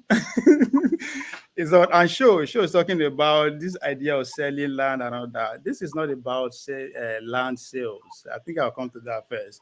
But talking about my view, and to me, on our politics, right? In the system that we are practicing, party democracy or presidential system of democracy, three things we all have to accept or we have to know, right? It's the politics of winner takes it all. That's what it's. That's why you see Emefile. All of a sudden, a man that served two governments, from two different parties, all of a sudden is getting this kind of treatment. It's a winner take it all. That means it doesn't belong to the group that's in charge now. You know, on a nutshell. Two, again, it's politics. The politics we play determines who enjoys and who suffers. Whether you like it or not, however you want to interpret it, that's how it is. This politics determines who enjoys, who suffers. If you are not in, you are not in. If you are in, you are in. That's what we are seeing there. And again, see, election has consequences. Again, we might not accept it, but it is what it is. What is happening? What they are trying to, introduce in Lagos, because the guy, listening to him speak, he said this is what the 10th legislative year is going to pretty much be framed on. A lot of legislation is going to come within these 2 years. The Yoruba is going to be very prominent in the way they deliver their duties and all that, and the sales of lands and all that. Again, that brought me to what all this about sales. It's not about sales. This is about containment. You understand? What happened this election? Nobody go sit down, they watch, make it happen again. Whether we like it or might not accept it. So this is their own way of containment. It's not about today. And it's a blueprint of what is going to happen nationwide. Pay attention who is going to come as the minister of FCT, right? Pay attention to the law that is going to come. The same law that is in Lagos is going to come in that regard at the national level. I'm pretty sure Nasarawa is going to follow. Everywhere where all this shock happened, 320 election, trust me, this law is going to cripple in that direction. It's going to come in different ways. It is what it is. That's what happened when we decide to say this is the system of government we want to practice. If you live in America, this is not nothing. It happens every day. Paul, I don't care how much you have how much you want. There's some neighborhood feed get any property. Even if you approach that place, the view of the whole place will tell you, you are not welcome, right? That is the politics that we decided to adopt to play. These are the consequences that will follow. It's wrong. It is, of course, it is wrong. It is wrong. Nobody is saying it's right. It is wrong. That's why I say it's a winner takes all. So it's sad that we are seeing it. So that's why we have to take every step of the way serious. Yes, I love about it all, and that's just how we're putting it. But since we decide to say this is the way we want to go, every step of the way should be taken very serious. Don't forget how how all the presidential candidates come to emerge as their presidential candidate. Doesn't involve me and you. Now people select them. So these are the consequences of the system we choose to adopt. So let's enjoy while it lasts. All right, thank you. Let me, Maska, I'll go to Maska. Yeah. Please, because you take up a lot of 30 seconds. Yeah, the thing is, they are already crucifying me while I'm still alive here. But this is it. My comment against the Lagos State speaker wasn't personal. Just look at me from head to toe. Where do I have the strength to come after such a man? And he has a bodyguard and all that, right? So what I'm saying in essence is, whatever you are doing today, whatever legacy that you are trying to live today, remember that you have families, you have children, right? That is the angle that I was heading to, but I think a lot of us here misunderstood my point. I don't have such a strength. I have even if I have property. Hold on. And even if I have, you slapped 3 police officers, and you don't have exactly. No. That is why I was laughing. No. I didn't slap police officers. You right? slapped 20 police officers. I didn't slap police officers. I retaliated. They slapped me. I slapped them back. And remember, I had to run. I ran for my dear life because I don't have strength to fight. Do you understand? Right. So if I had such a strength, I would have. God bless you. I would have stand and fight. So I had to run. Okay. So this is it. Police officer, and you say you don't have strength. No, I had to retaliate. I retaliated and ran because I don't have strength to fight. Thank you. Now this is it. I wasn't going personal. I think a lot of us here misunderstood my point. Where do I have the strength to even threaten anyone? Right? What I stand for is healthy politics.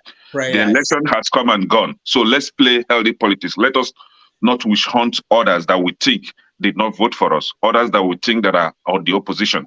Let's play a healthy politics for the sake of our children, for the sake of our family, for the sake of the kind of legacy that we leave at the end of the day. So that is what I'm trying to point out. So for the soldiers on the comment section, I don't know, man. See, all right, thank you so much. I'm happy. Like some people are holding some people accountable and they are reacting. Thank you so much, Kenneth. Let's listen to this before we continue.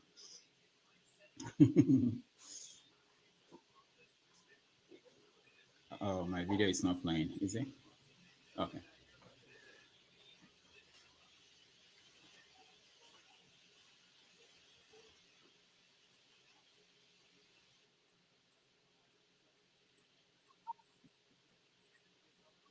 Rufai, I know you've made some comments on this, just really quickly so we can move on. I want to tell a story. Okay. And with this story, I'd like to pay tribute to Chief Shubomi Balogun. That is, I think he's been buried around this weekend. In the thick of the Civil War, a certain young Igbo architect who happens to be the first PhD holder in architecture in Nigeria had a home close to Shubomi Balogun's home. And when the war started, the Igbos had to go back. And Shubomi Balogun saw that squatters were coming into the home of this architect. And he chased away the squatters and he renovated the home. And he put somebody in there and he was collecting rent from her and keeping it for the person. He could have taken over the property because as at that point in time, there was a war and the Igbos were being denigrated. But he kept the home. After the war, this architect, PhD holder in architecture, came back and he met Shubomi Balogun and he said, "Oh, that's your house. I kept the house for you." And while he was going, he said, "Please, wait." Then he went in and brought wads of money out and said, "This was the rent I got." And he said, "Thank you." That architect later became the vice president of this country, Chief Alex Ekweme. And that good turn deserves another. When it was time for Chief Shubomi Balogun to also get his own banking license, that same man was instrumental in getting his banking license. That's the kind of story Lagos is. All of this happened in Lagos. This is the Lagos I know. The Lagos of Chief Shubomi Balogun and Alex Ekweme. That where they came from did not matter. But the love and the unity that binds us together. Today, both men are dead, but their story is the true example of Lagos. This Mudashiru Obasa's Lagos that he's talking about here, I don't know it.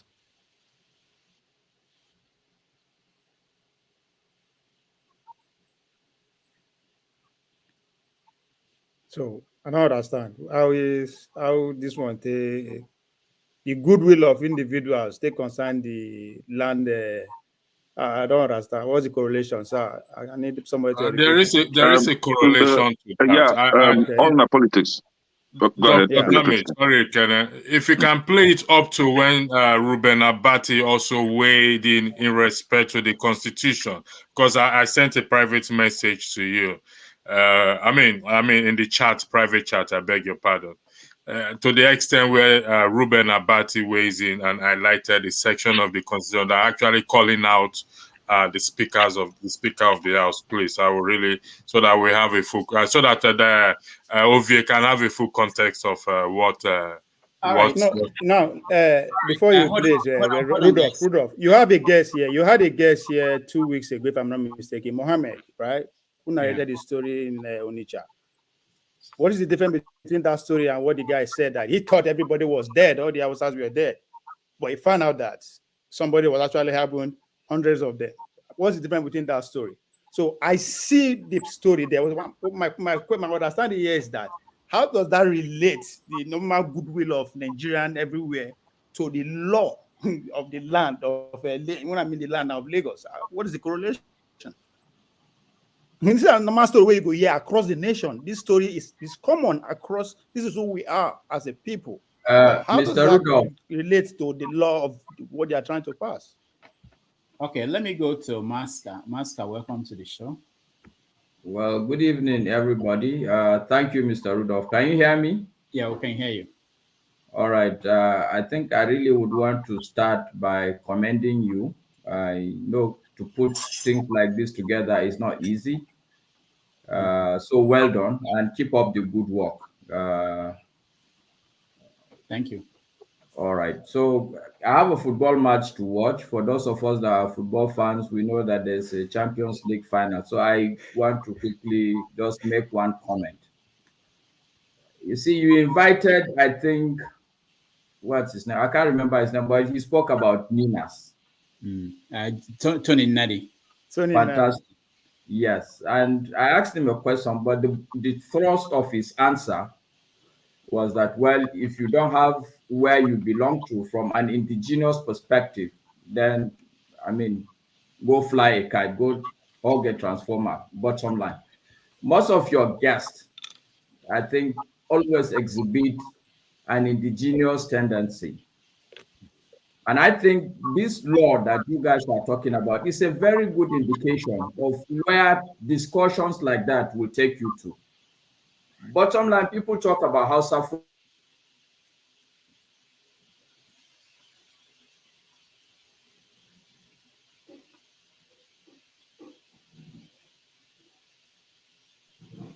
think his audio is bad. Yes. Yeah. I don't trust Kenny. I don't trust Kenny. You think Kenny did something? Yes. Kenny look alone. I support that motion. Obie, when are you coming back area? You just disappeared area. No, I promise you now. No, it's on then also, doctor. Go ahead. Yeah, we can hear you now. We can hear you now. Yeah, Mas, go ahead. All right. Okay. So, well, it's a simple statement. I'm just going to advise all of us that let's leave this indigenous tendency. It will not take anybody anywhere. It doesn't portend well for any sensible thinking person. Bottom line, if you divide Nigeria into two, north and south, these are the kind of things that people will begin to deal with. Even if you split Lagos now out, people will still begin to say, no, I'm the indigene here. You cannot come to Lagos Island. You can only go to Ekpe or Badagry. So I'm just advising that this is going to be a big lesson for all of us. We should stop this indigenous story. We are all Black people, sincerely speaking. A white man will not tell the difference between an Igbo man and facially. So let's begin to think a bit more constructively. Thank you, and everybody have a wonderful evening. Thank you so much, Maska. That's a good one. And also, doctor, it can be very painful for a 51-year-old man to cite things like that, and his kid is schooling in abroad. You understand? That is the but Paul, it's a young man. Paul, it's not about him though. This is no concern now. He's not just messenger. It's not about him. This is bigger than him. I don't think. No, I don't think. Pay attention to the Oba. Listen, pay attention to the Oba. Those kind of people. What is their reaction? He struggled to get this time around. So he is thinking that he want to do something to make those Obas, you understand, like him more, because he kind of tried to talk to so many people. They didn't want to give him. So that means that is what the Obas want.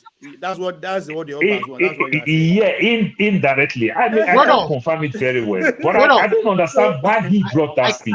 I kind of disagree with Maska on his statements he made about. Hold on. Okay, I'll come to you. Let me Paul finish, and then KJ will speak, and then.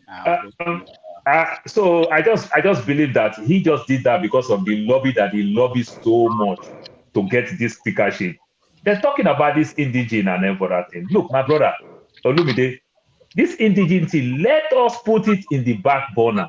Let us sell culture, the primary purpose of culture, food, clothes, and your language. Let's just stop there. You understand? All of us now, we wear Yoruba clothes. All of us now, we wear Igbo. We wear the British man suit. We wear the American man suit. Let's just stop there. Very many of us in the West, we don't eat cheese. Paul, I will say let's stop. Let's change the politics. Let's change it. In as far as the same politics, somebody will always want to win by all means. You understand? Right. See, in as far as we decide to play this kind of politics, somebody will want to win by all means. And guess what? By all means is what you are saying. So let's change identifying with the indigenes. That's what I'm saying. Let's change the politics. If we don't change it, If you don't change it, 100 years from now, somebody will exploit they take it too far. This last election, they take it too far, and it's wrong. This is just the beginning. Culture Paul. today. Let us enjoy our clothes. Like I said, let us enjoy our food. Very many of us who eat food in Lagos. The Lagos that I know today, sorry, doctor, the Lagos that I know today, I keep saying it. The Igbo man will tell you that Yoruba man will tell you that since Igbo man start to eat amala, an average Yoruba man can't eat amala in Lagos again. It's too expensive for them. It has become business. See what is It happening. has become business. See what is happening in 21st century.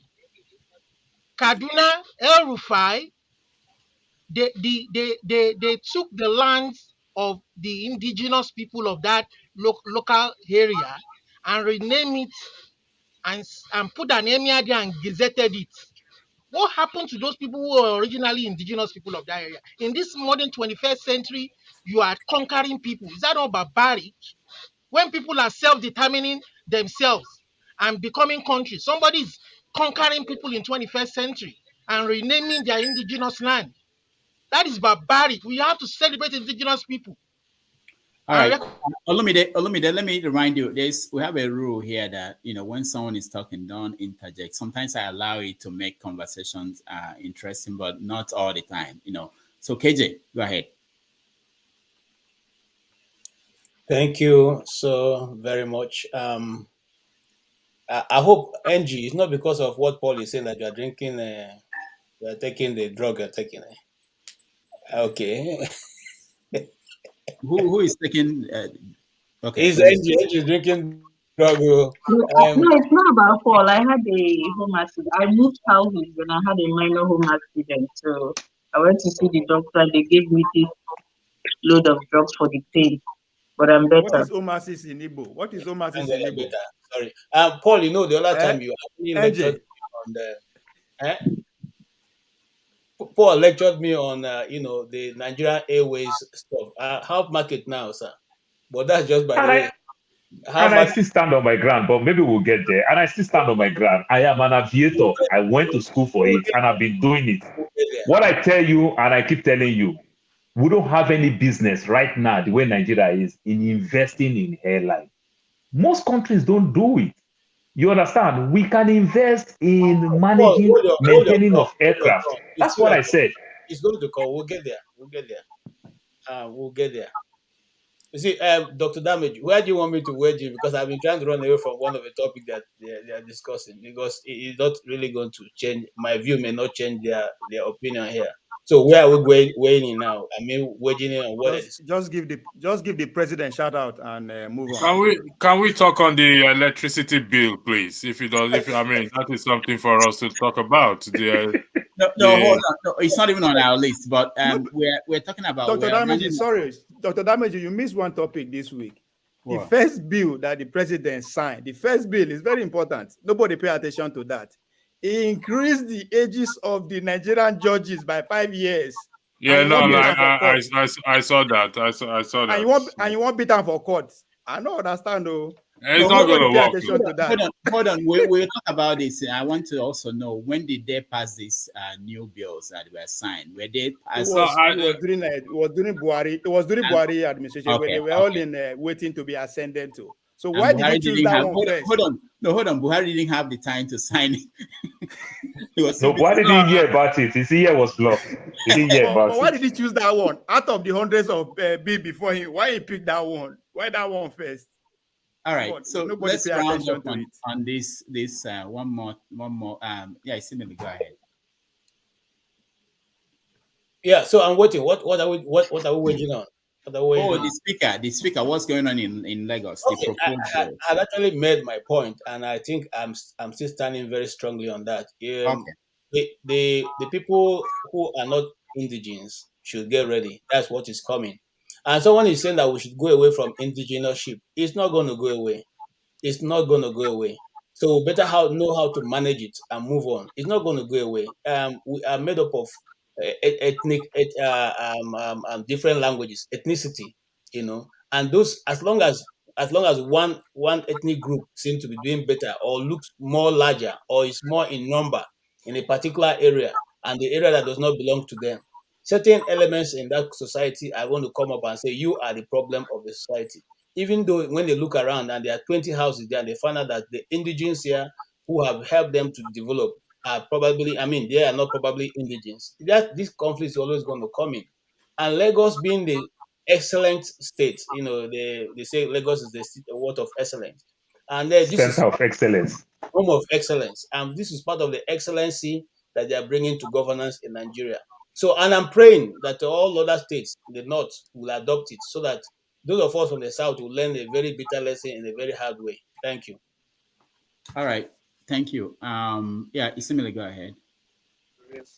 So what I want to add, maybe I've said it a little bit, is that if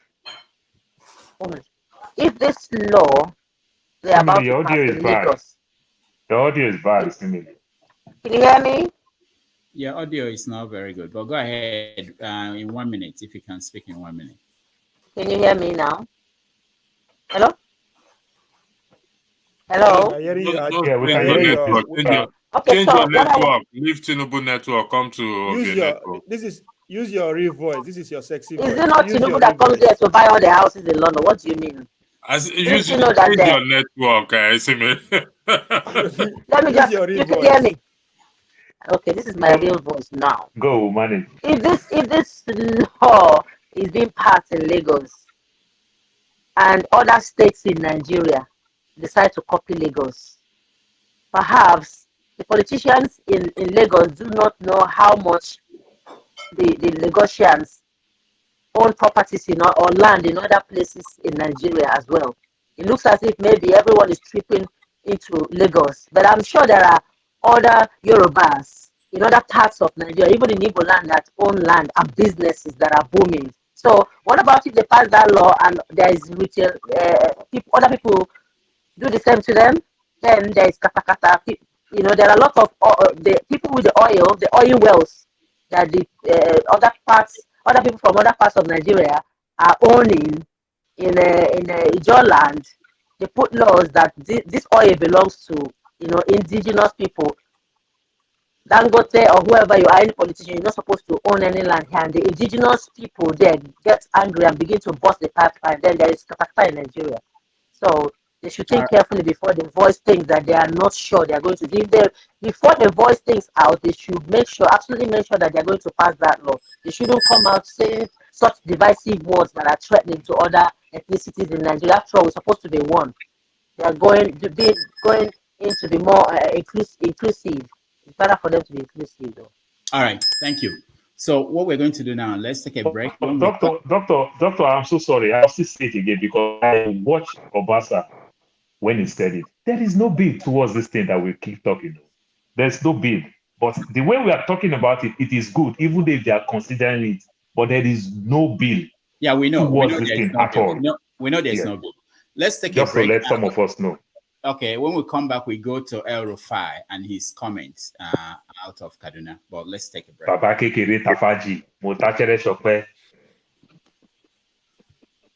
right, I got to go. Thank you for having me.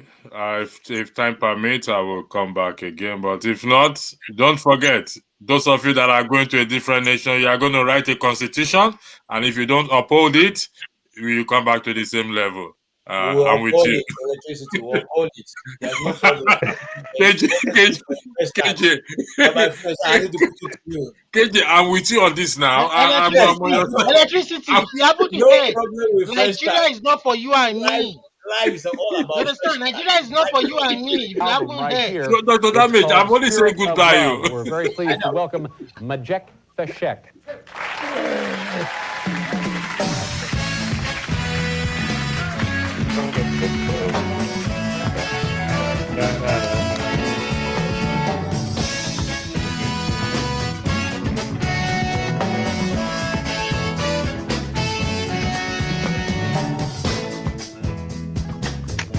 Don't finish one with okay.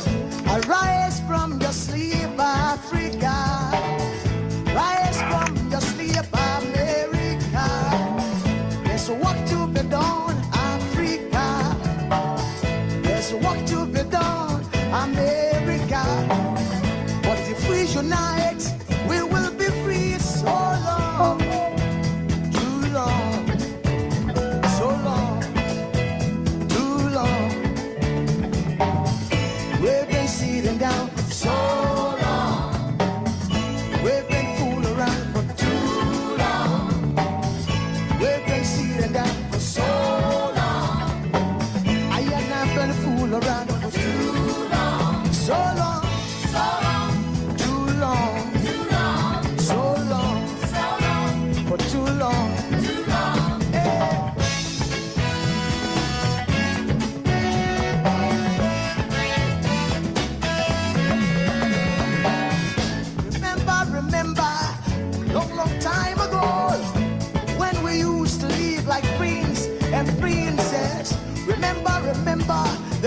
pyramid of Egypt, when we used to live like prince and princess. Remember, Marcus Garvey, who are the dream for New America. Oh, remember, Martin Luther King, who are the dream for New America. They say you are black, they say you are brown, they say you are black, they say you are brown. Only the angels of Jah is white now. Only the angels of God is white. So long, too long, so long, too long.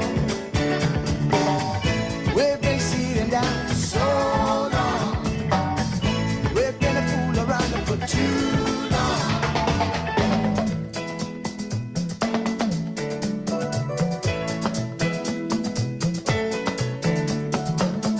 Arise from your sleep, Africa.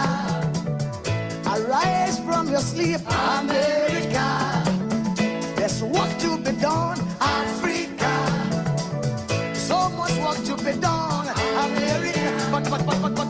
But if we unite, hey, we will be free so long, too long, so long, too long. Pressing down for so long.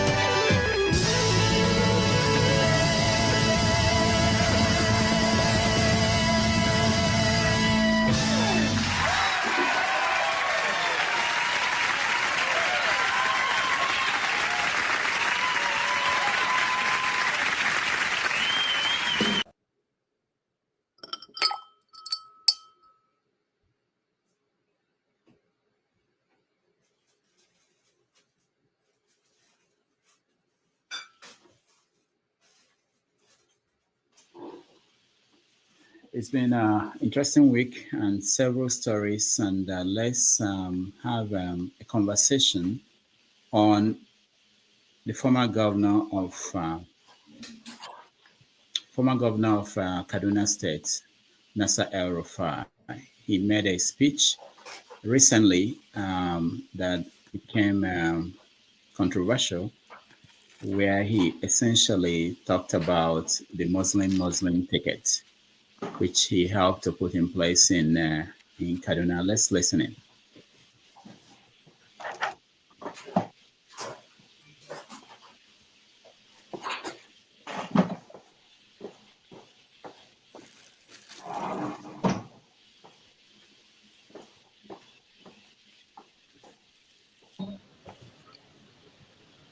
An yi maganganu da yawa kan gwamnatin tarayya. Gaskiya ne abinda Professor Akintola ya faɗa, mu muka yi shawara, mu gwamnonin Arewa APC, muka ce mulki ya koma kudu. Domin alƙawarin da aka yi kenan, alƙawarin baki ne. Amma alƙawari ko na baki ko na rubuce, Allah ya sani. Da muka ga wasu suna kulle-kulle cewa mulki ya tsaya Arewa, muka ce ba mu yadda ba. Mu ba haka muke ba. Mu musulmi ne, mu mutanen Arewa ne, muna da al'adunmu, ba za mu yi alƙawari ko cikin duhu ba ne mu dawo mu ce ba a yi ba. Muka ce ba mu yadda ba. Mataki na farko kenan. Mataki na biyu, da aka yadda da haka ko kuma suka gaba sarki sai Allah suka bari. Mu muka tsaya cikinmu, muka tsaya muka ce to waye in muka zaɓe shi na farko yana da ƙarfin ya ci zaɓe. Na biyu, za mu fara maganin. All right. By now, most of you have seen this video.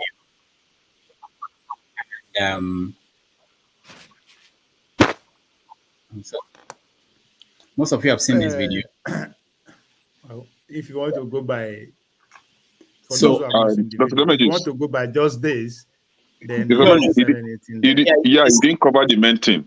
Oh, it's longer than this. I know. I don't want. I just wanted to make people know that I have it, and I know you've seen it.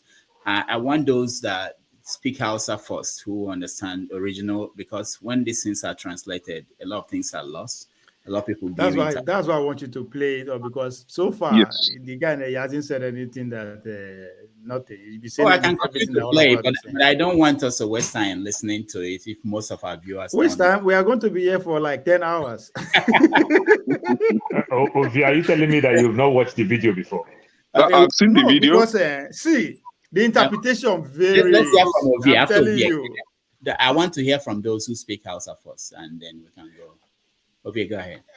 I think me, as in personally, I see things from a different lens.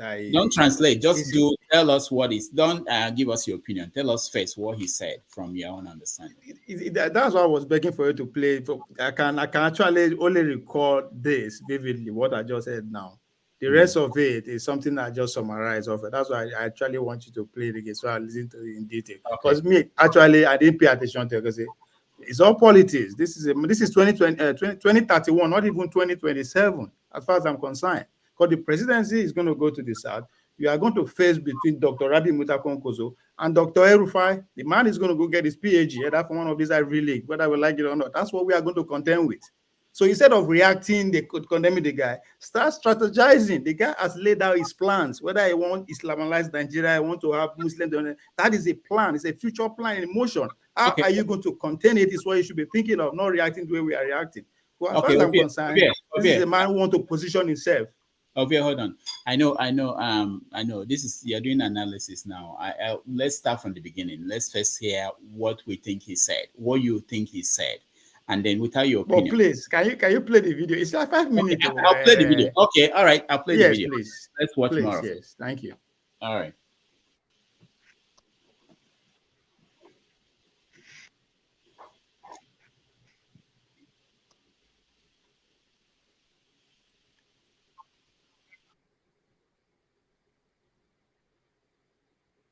Tunaninsu suna so idan mulki ya dawo kudu, tunda mun tsaya mun ce mulki ya dawo kudu, sun ji daɗin haka. Su Yarabawa na Southwest suna da matsala. Musulminsu in ya fito zai nemi shugabanci sai a ce ba dama ya nema domin ba zai ci zaɓe ba.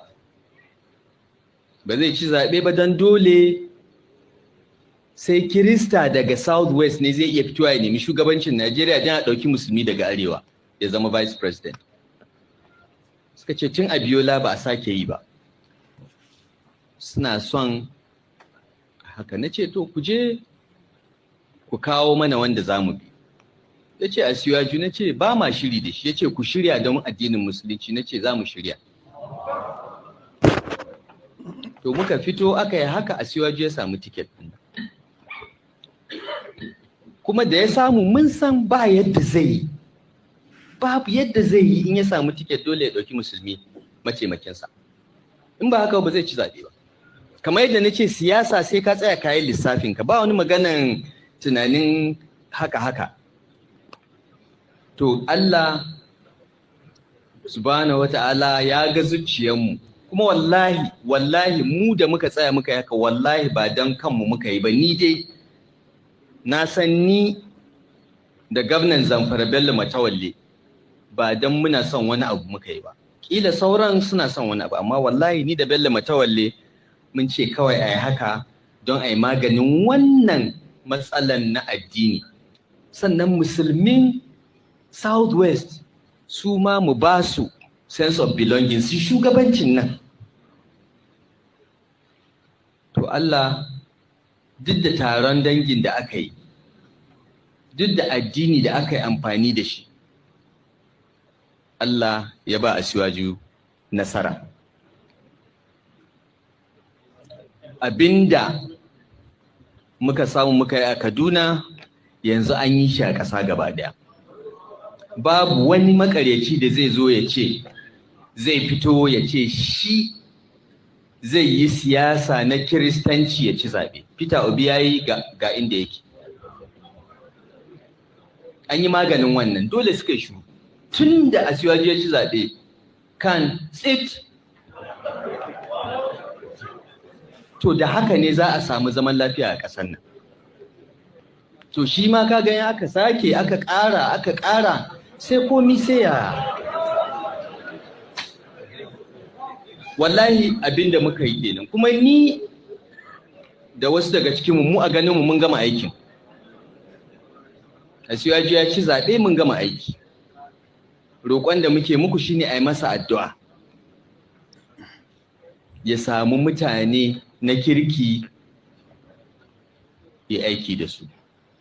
Duk magana. Now,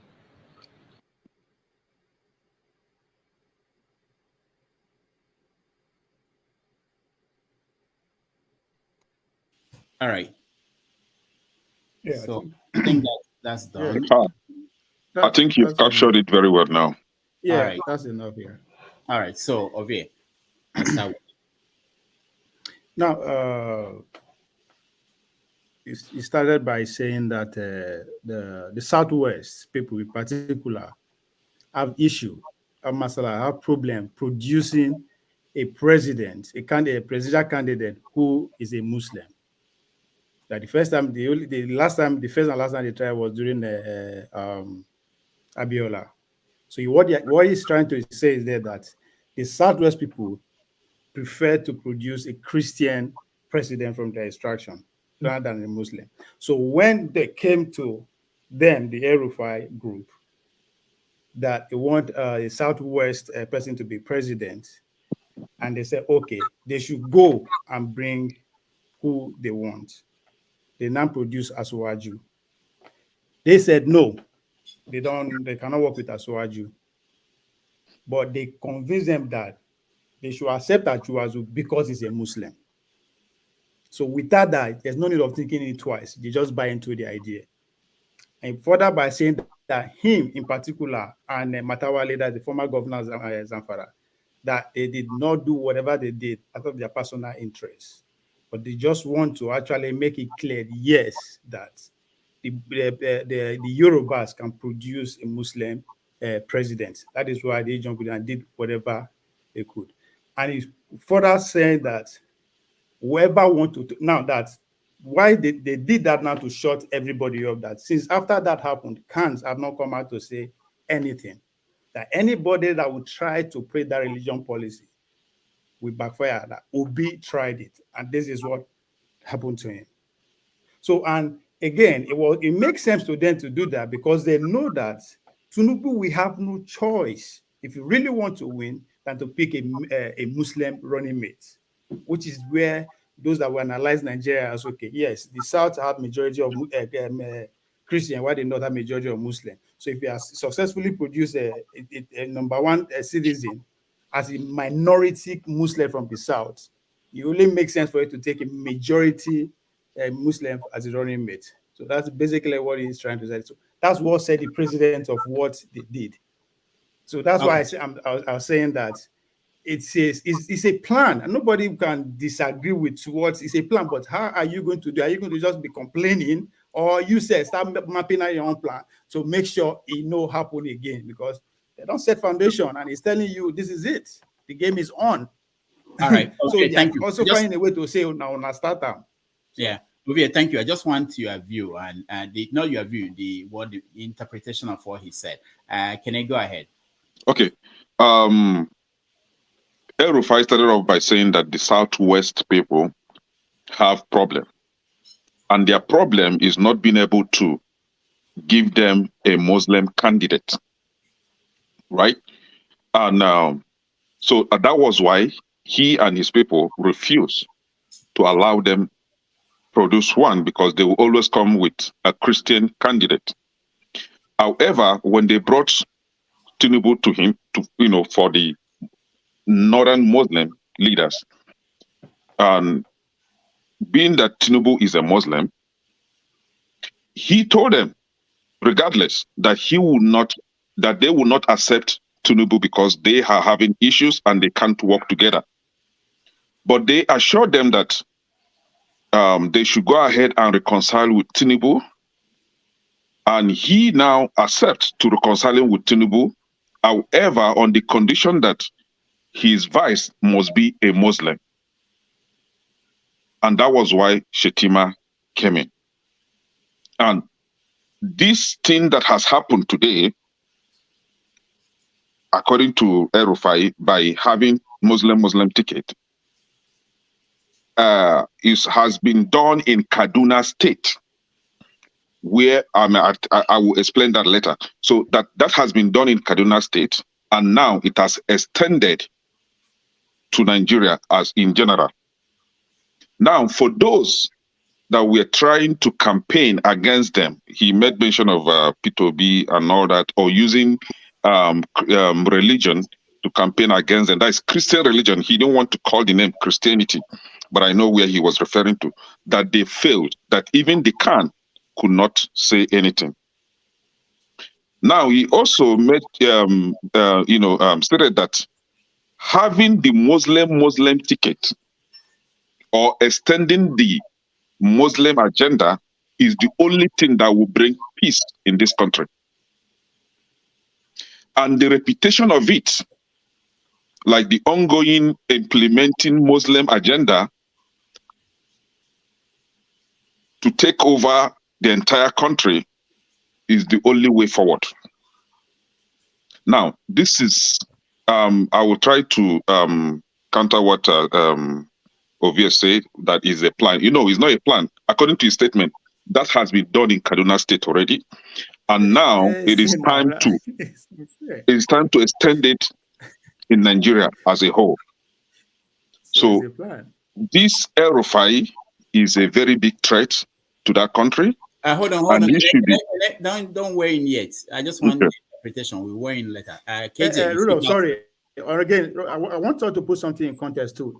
Sorry, Rudolph. Let's put on in context. The man, it's not a leak audio or leak video. He's speaking to camera.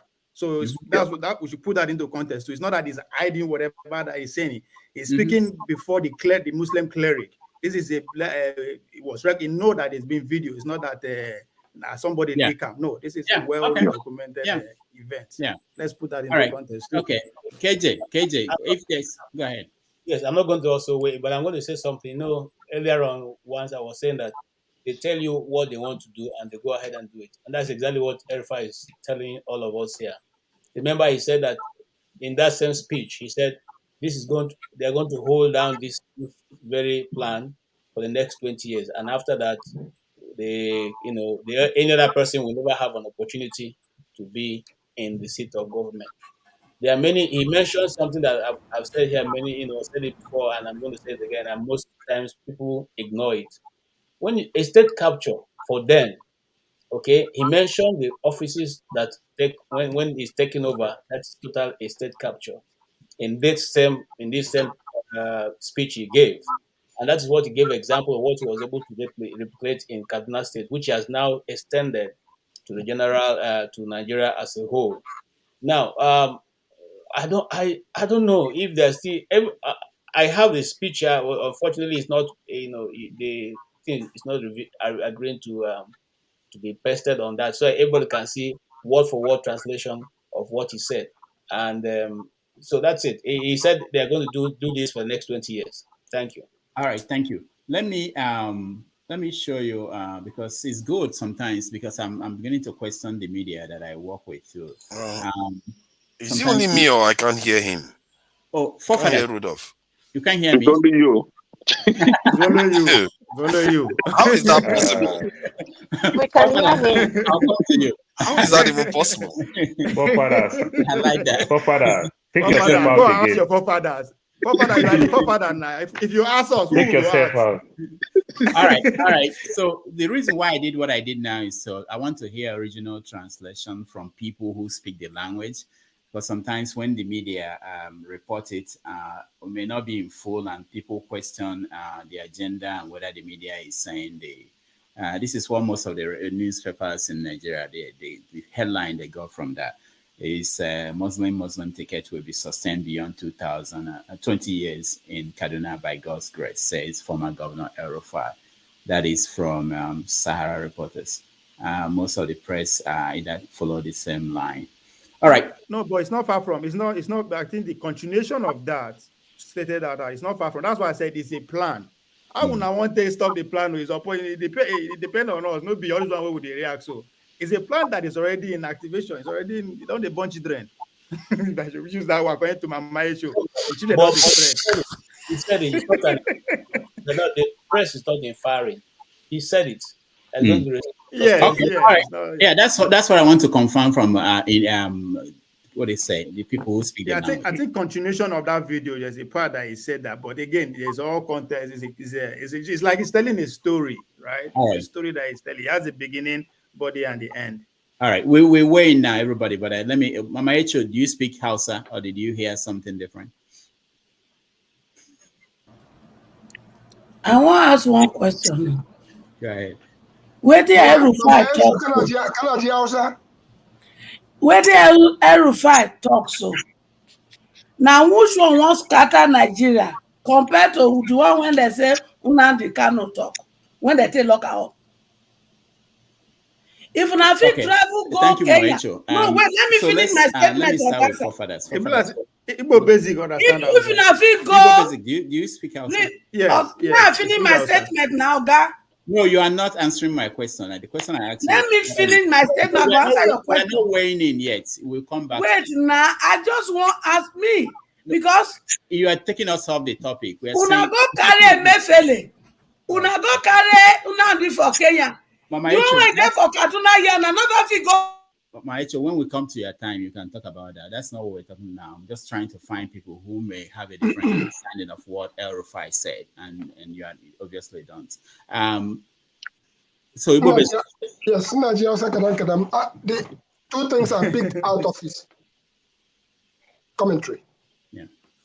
Straight up, he said, without Muslim ticket, Asuwaju was going nowhere, period. He made it clear, and that they made it clear to him.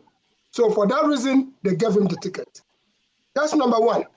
The other thing he also said is that with this, that they have finished their job. Mungama, Aiki, they finished the job. So when it comes to weighing in, the only thing that these folks are not realizing is that Dr. Bessie died the other day. Did we expect Dr. Bessie to die? That's what these folks are not realizing. But I'll way back in with the Ebitu Kiwe episode, which I have talked about here over and over again. 2 more years. And in those 2 years, to your tents in Nigeria. For now, I rest my case. I really wanted to talk about Zebediah's birthday today, which we have just concluded celebrating. We celebrated Zebediah's 73th birthday in a big way. Okay. It was on Zoom, but I'll talk about it when you give me a chance. And message you have to all of us. Igbo basic, you did not even address him very well too. You did not even call alias 430. Why? Alias I said why? I said when you give me a chance, when it's my time, when it gets to it, that's what I'm going to address today. All right. So Okay, let's I agree. do something quickly. So everybody will get 2 minutes to weigh in on El Rufai, and then but I'll give Fofadas more time because he's joining us for the first time today. Fofadas, welcome to the show. Yeah, and greetings, Rudolph. It was weird that only your mic I couldn't hear. I've never had that experience before. That's a new one. Greetings to everyone on the panel, chat, and to the viewers. I think this week we have seen something. Some of the reasons why Lagos was so divisive during the election. Nigerians, they do this thing where they just lie to each other, and people like El Rufai and that lawmaker in Lagos, they shouldn't be in public office. People are actually bad from public office if not in jail, because what they are doing is they are undermining the nation. That's what they are basically doing. What do you think the future of what he's describing is going to lead to? Conflagration, fighting each other. And what is that going to do for any of us, for all the children and our future? These are enemy of the state. Was it not El Rufai that was talking about forming a parallel government and all, defying the commander-in-chief how many months ago. This same person is walking free, but this is the problem with Nigeria now. They want to enforce justice, but they enforce it where it doesn't suit them. They go after Emefile, but Rufai is walking free. MC Oluomo, all of them, they are doing their own thing. These people are saboteurs. They need to be ostracized. The people like this get away with what they are doing, and so far they are the one running the country. And look at where they've gotten us to. Look at what they have left for us. A nation that is divided and being primed to implode on itself. And he is adding more to it because who knows who he serves. That man, Rufai himself, seems to be unusually powerful for one politician. He was the one that gave Buhari an armored vehicle that saved Buhari's life during the campaign. He has been very, very influential in Nigerian politics for whatever reason. Don't take our pride away. That's one Koso's. There is no real reason. Oh yeah, sorry. That was Kongasu. That was Kongasu, to be fair. That's PhD thinking. That's PhD thinking. That was Kongasu. Yeah, you are right. You're right there. So, but this same man defied the commander-in-chief how many months ago? Nothing. He's okay. He can do whatever he like because he has special powers. And these same people, this same group went to try to arrest Emefile months ago when the president instructed Emefile to do what he's doing. The president chose to protect Emefile during that time. Now the president is gone. They've gone after him again. For personal reason, I don't think this has anything to do with justice because we all know Nigeria has been robbed dry by most of them at the top. We all know the oil theft is being carried out by people at the top there. Nobody has been arrested. They talked about a sponsor of terrorism that list that has been provided to the federal government. Who has ever been arrested from that sponsor of terrorist list? None that we know of today. But no, they pick and choose who they want to do, who they want to go after, and allow all these traitors. Rufai is a traitor to his own this heritage and everything. He would rather fight for another man's religion than work with people that his own forefathers lived here with for more than 100,000 years. These are useless people that have to be dealt with. They have been causing problems in that country for a very, very long time. These same people, they will go to North Africa. North Africans will shove their religion to the backside and kick them as black people. They wouldn't care whether you are Muslim or not. They will treat you as a black man. And they will come to our country and start treating us like idiots here. These same leaders that should know better. An Hausa man will go to Egypt today, they will look at him like, yeah, we are all Muslims, so what? Get out of my sight. They treat us, the Muslims in the Middle East there, they are one of our arch enemies, probably worse than the Europeans, because they are closer to us. And yet these people aid them repeatedly without knowing what they are doing to their own people. You are saying that you want to do or replicate this thing over and over, like as if you can convert an Igbo man to becoming a Muslim. These people are trying to sabotage our nation, and this is what is happening in Sudan. This Arabization agenda here is an Islamization agenda. This problem, they are using it to cross problem all over the continent, and people fall for these things repeatedly. And I hope that the nationalists that are out there, nation comes first. If you put your nation second, you put your religion first, get out of my sight. Because people have been following other people's religion for a very, very long time, and look at where it has gotten us. Us fighting each other over and over again, as if we have not been here for a long time. We've been here for thousands of years. Suddenly, Arabs brought their religion, and Igbo brought their own, and we start fighting each other over that. And these same people hate us. These same people we are fighting for their religion, they hate all of us. They treat us like dirt. What people like this have to be barred from office. For me, that Rufai should not go near any public office at all. If he goes any public office, I'm not going to accept it. I'm one of those people that will resist it at all costs. People of his kind that believe that religion comes first, they have to be fighting each other. Some people will say, oh, let's divide the Yoruba. Everybody. These same people will go to Igbo man country and they will get citizenship. They are allowed to do anything in that country. But when it comes to their own country, oh, they want to play Yoruba, they want to play Igbo, they want to play this.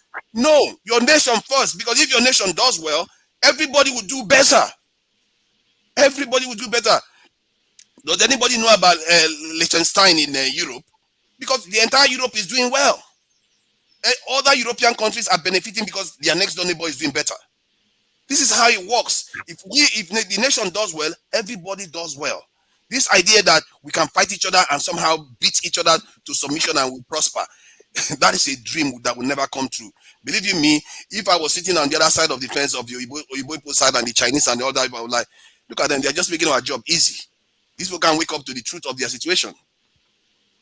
Any northerner that want to tell me that they want to put their religion first, let them go to North Africa, let them go and see how they are treated. Let them come and tell me that why is it that they will treat me and him the same way, even if he's a Muslim. That comes first. Your bloodline comes first. Your heritage comes first. All this religious stuff is a political soft power. That's what they use to control us. And we as Africans, wow, we are so susceptible to it. It's unbelievable. It took a black man to Islamize most of our African continent. They didn't even have to come themselves. We really fall for this like madness, and we really have to start waking up from it. People like this in the Rufai, those people that like to divide the nation, they have to be ostracized. This was why a few years ago, when I was supporting the hate speech law, most people were against it. If there had been that hate speech law passed, people like this statement they are making, they will be very, very careful when they make it. Because you have to be deterring people like this. In the UK, all these far right people, they jail them. They throw them in jail in Catalan. If you want to come and cause chaos so that the economy cannot grow, get out of my sight. Because you're just going to cause us to fight each other. Who is going to suffer when we are fighting? Have you seen wars? It's always the children, the no development, nothing. Who is going to come and invest in a war zone? We can't do this anymore. And this world should be zero tolerance for these other people. We can't take them anymore. Thank you.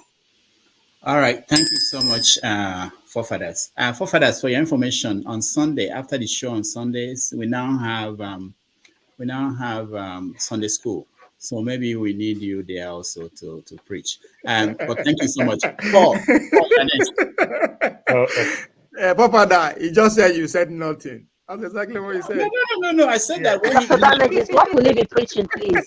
He needs some of us that don't know. What is he going to be preaching about? It's immediately accorded what my emotion. Exactly. Papa, you said nothing. No, hold on now. Don't interpret me. I was speaking English, I thought. Okay, Forefathers, what I was saying is that you need to talk to the religious, come to the religious debates, because I had something you said that is important. What's more important? Is it the constitution? Is it where we come from, the country, or is it the religion? So that's a question to ask during Sunday school. All right, Paul, you're next. I just don't know what to say if not to support what Forefathers say 100% in totality. This religion thing, it's a big problem. I keep saying it. These are the people that killed my mother. This religion thing is a big problem. It will not take us anywhere. Look at what IBB did with religion. Look at what they did with religion. I talk to some of my northerners, my friends. We all went to school together. When I tell them, they say, oh, look at IBB. IBB will come down from his hilltop. He will come down. He will eat with you. I say that is true. But guess what? How I wish IBB's son will eat with you, that you are his age mate. IBB would rather send his own son to places for his kid to go school, where they call course people, where his own kid will go school, where people will practice gay, practice lesbianism. They never send their kids to go school in Saudi Arabia. They never send their kids to go school in Afghanistan. They never send their kids to go school in Yemen. But they will still send their kids to this course country, to the so-called America, the so-called Europe, the so-called UK. You understand? The so-called course country. Religion is a big problem in our country. It doesn't take us anywhere. And even though if I want to support the religion, for the few years that I've been going to church, I see people who serve our so-called traditional thing, like my pastor Dumeje would do. They tell you, oh, denounce your juju. They bring it out the burning. Doctor, I've never seen any church that has a doctor nor a nurse to burn their so-called things that they used to work as a doctor. Neither there are very many doctors that turn out to become a pastor today, which means to be a doctor is a good profession. You understand? And you need to go to school to do these things. They stay there, they will go to Lamajidi school, go to Islamic school, and everything. They become nuisance to the society. But IBB will not send his own kid to go study Islamic school, because how do you become the managing director of Shell? How will you become the managing director of Zenith Bank if you went to only Islamic school? They send their kids to those so-called core schools. So this religion is not taking us anywhere. It's a private thing. It's a personal thing. Like I will call religion. Religion is simply one word. It is part of culture. It's just a way of life. If I never go to church, if I love people and I respect people, that is what religion teaches us. Nothing more. Love your neighbor like yourself. I don't need to be a Christian. I don't need to be a Muslim. If I choose to love my neighbor like myself, there are very many barbaric people who call themselves Christians and Muslims. And it's taking us so low. It's taking us so low. Churches have been happy. Oh, we just bought Michelin. They bought all the industrial area in Lagos. They use it to do church. But guess what? Everybody who work in the industrial area in Lagos, at the end of the month, they bring salary home. But everybody now who go to church in that industrial area, they pay to the church. That's why we are suffering. That's why things are hard. If I achieve any little thing, somebody will tell me somewhere that he's praying for me. How about you pray for yourself? You understand? It's a big problem. And it's so funny. This is the type of people that will tend to be called leaders today. It is so funny. Rufai pride himself so much because he's very, very educated. He tried it as a governor, his second term, to use Muslim. His deputy governor, he changed his deputy governor and become a Muslim. And it worked for him. Now he has planted his son in the house as a rep member. What do you think will happen Sunday sometime? We can't continue like this as a people and we think we'll go far. We will not go far. Like Ovie said, if Rufai will go get his PhD, I don't think he will go get his PhD in Afghanistan.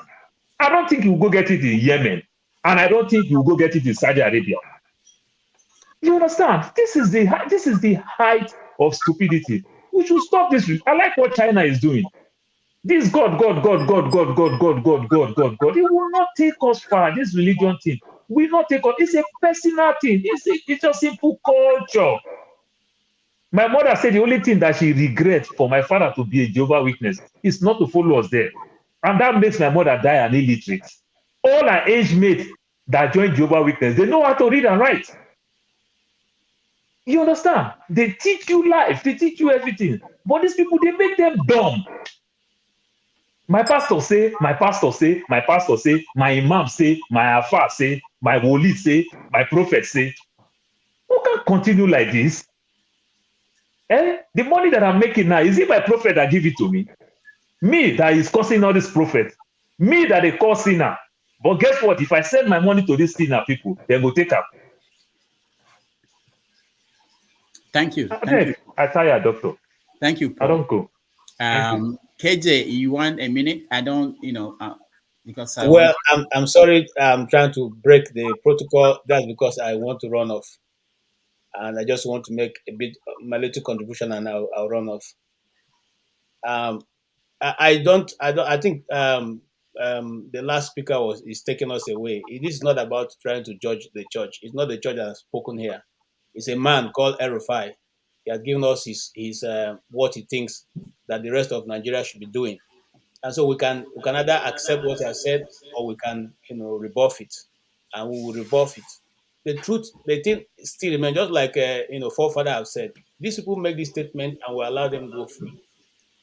If you allow me, the other thing to say is that I would have expected a very robust response from the Christian Association. Unfortunately, what we heard is more like an apologist kind of statement. Look, the evil tribe when good men keep quiet. If everybody is shouting just like forefather have shouted and talked about it, the next time before he makes such a statement, he will think twice about it. But nobody is saying it. Everybody's kind of leaving him. Oh, he's not Rufai. Let's forget it. We all know he's a madman. The madman he's been a minister of the FCT. He took his madness there. He took his madness to Kaduna. And now he's telling you that his next step of his madness is going to be the whole nation. Like you yourself residing will be affected. And you say he's just joking. How can he do it? And I keep reminding people of something. Turkey was a Christian nation. What is it today? Now, when these people make this statement, we say, oh, you know what? We can achieve it. They can achieve it because they have achieved it. They said they were going to be a Muslim ticket, and they achieved it. And you know what? He said to the Christian, he said to Khan, and that Khan shook. In other words, Khan was not able to say anything. They have been, they retreated back to their cocoons and they're hiding. And nobody has said anything. Okay? Apart from few pastors who have responded, like the elbow bar of this world. But that is not enough. We wanted somebody, one of those people, to give him a very, and when I mean robust, I don't mean insulting him, a robust, response. Okay? What is he saying? What he's saying, is it not true? It is true. Many years ago, they decided that this was going to be their action, that they're going to dip the Quran in the Atlantic Ocean. And I don't mean any harm to my Muslim brothers. I have nothing against your religion or you. But when you try to impose it over me and my own society, then there's a problem. Because as far as I'm concerned, that is a joke too far.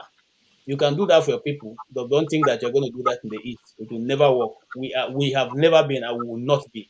I put it directly. And so let me not be personal about this. Let me not get emotional. I'm simply saying that if we all keep quiet, this same evil we are seeing today, just like when the insurgents started and we are shouting at that time, say this thing needs to be nipped in the bud, and they say, oh no problem. It's in our backyards now. Okay, it's in our backyards now. And that's the same thing that's going to happen. This has been tried in Kaduna, it worked. Now they've replicated it in Nigeria, it's working. They've intimidated the Southwest to say if you don't produce a candidate, a Muslim candidate, we will not support you. And they did. And that's how it's going to be. Tomorrow they'll come to the Igbos and say, if you really want to be, the number one seat, you have to produce a Muslim. If not, we won't support you. And then we will now begin to start scarf for somebody who become Okechukwu, Elijah Okechukwu, to now go represent the Igbos. This is what they've been doing to us. This is the same thing they did in Imo State, and it's working. And the man is sitting there, and nobody said anything. But if you dare go and do that in the north, you will not even leave the next day. Okay? And this is what I've been seeing. I don't know whether it is fair. I don't know what it is, but we need to speak out about it. We need to keep saying it. If we don't say it, it's going to be a problem. Thank you. Thank you, KJ. Let me correct something before I continue. When you say nobody's saying anything, KJ, you are somebody and you are saying something. All right. Isimili, go ahead. This statement from Rufai is highly divisive.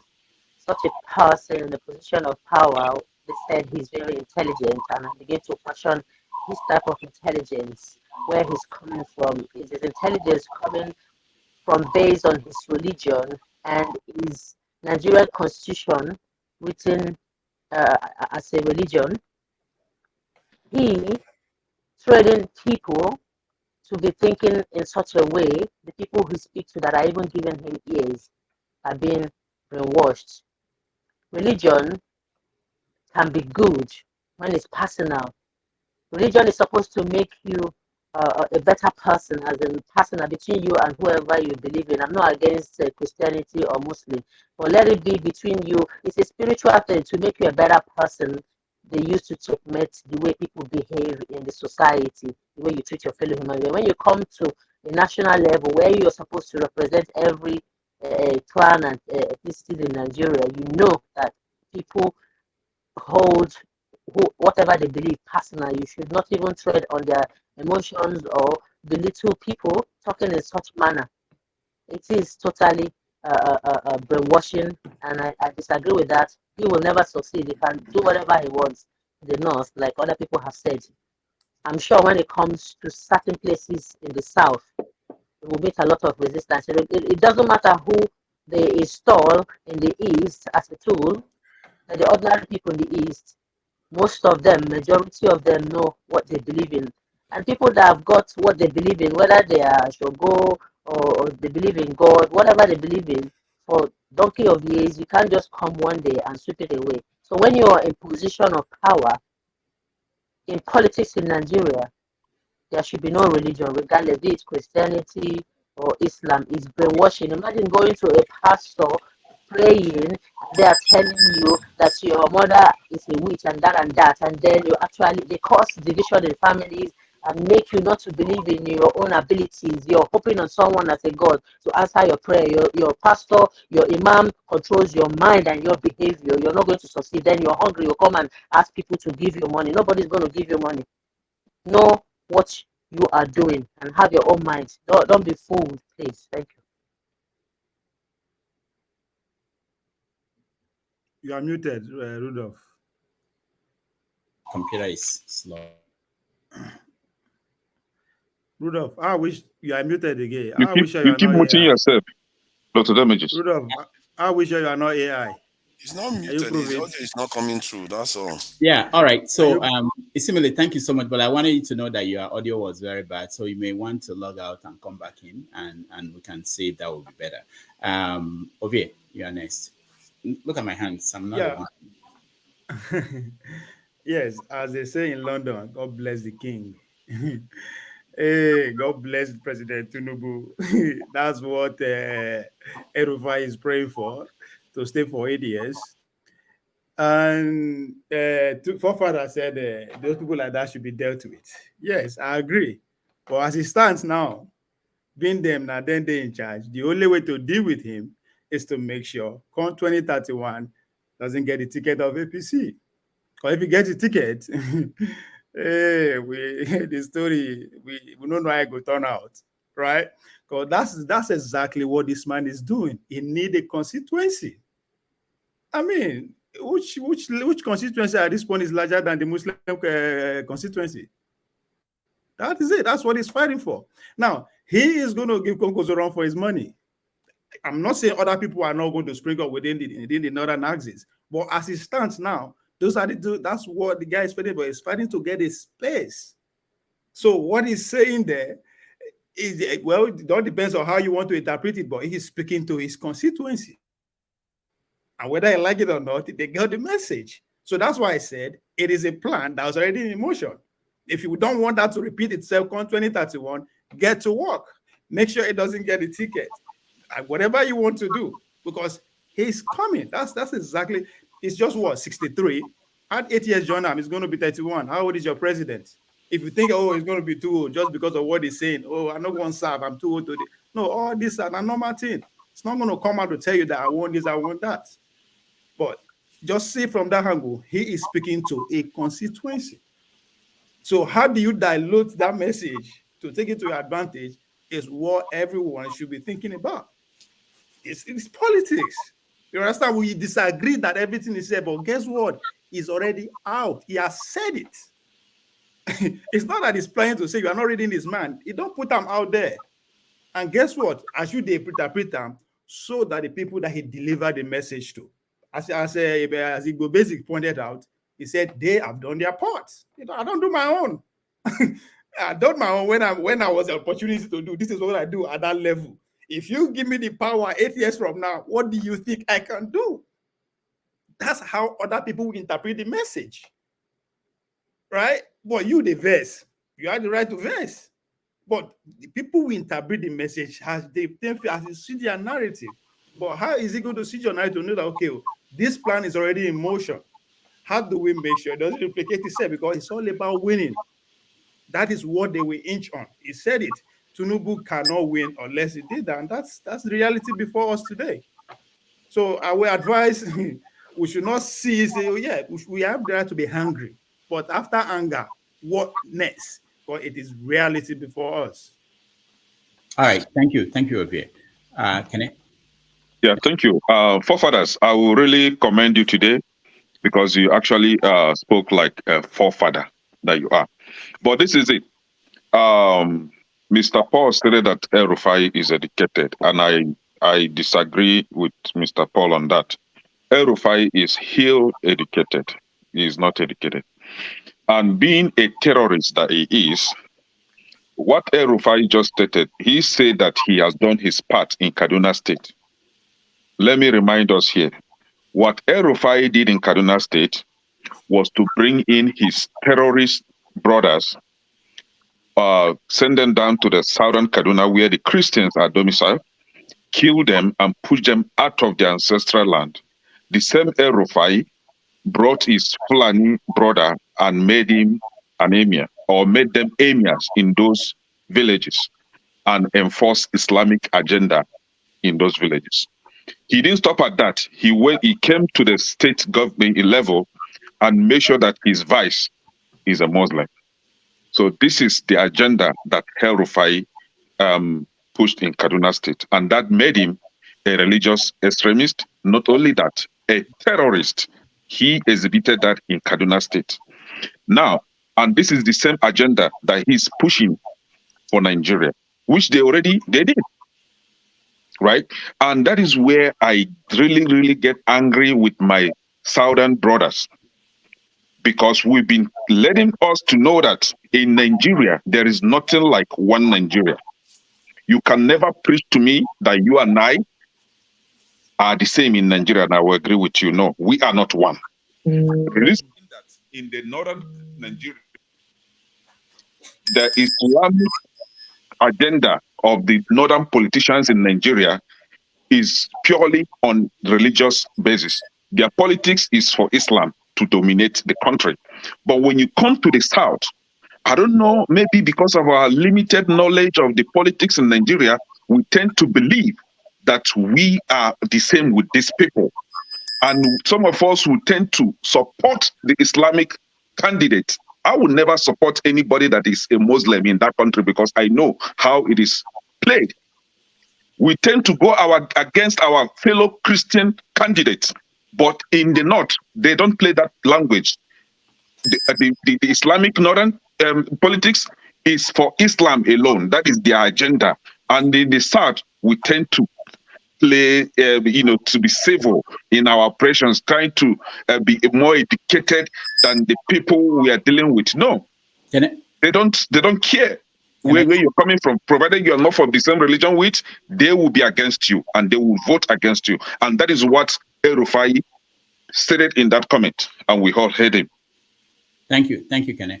Let me skip everybody, and I want to catch Mohammed. He's been here twice, but he goes off. So let me get him to weigh in. Mohammed, welcome to the show. Hello, doctor. How are you? Good. How are you doing? So I am watching the finals. You can see. Are you at the stadium? Let me just get inside a place where I can talk. Okay. Just 5 seconds, please. Okay. I'm watching it here with Nick, so I'm not audible. Wow. Because I know they're in the game. You put somebody else where they in the. I think you're talking about the Rufai thing, right? Yes. Hello. Yeah. That's what we're talking about. Hello. Yeah. Go ahead. Yeah. I said you were talking about the Rufai video, right? Yes. Yeah. So I saw the video. If you may, please. If you. You're frozen. All right. It's very important to have different voices and help us Hello, understand doctor. what we mean. Can you hear me? Understand. Go ahead, Mohammed. Can you hear me now? Back. Yeah, I sent you a yourself. YouTube video of the. Can you guys? That was the video I saw. Oh. If you could show it, please. Oh, the video. Okay. All right. We can show the video. Yeah, it's with translation. I think done by the Middle Base Times or something. I think that would. So I don't. Okay, just play it. Let's see before we talk about it, right? So we don't get. Yeah, but it's a long video. We played it already. But I can play a little bit of it if that will help. But it's fairly long. 5 minutes, I believe. Yeah. Yeah, it's 5 minutes. Yeah. Do we have 5 minutes to play it again? If we've watched it, so if you can go ahead and tell us your own understanding. An yi maganganu da yawa kan gwamnatin tarayya. Gaskiya ne abinda Professor Akintola ya faɗa, mu muka shawara, mu gwamnonin Arewa APC, muka ce mulki ya koma kudu. Domin alƙawarin da aka yi kenan, alƙawarin baki ne. Amma alƙawari ko na baki ko na rubuce. Sorry, doctor, not this one. There was the one I sent in the group. Let me send it again. It has the translation. This is not translated, right? This one. Okay. No, this one is not translated. Yeah. But can you just send it, because tomorrow also we are having this conversation with our guests in the morning tomorrow.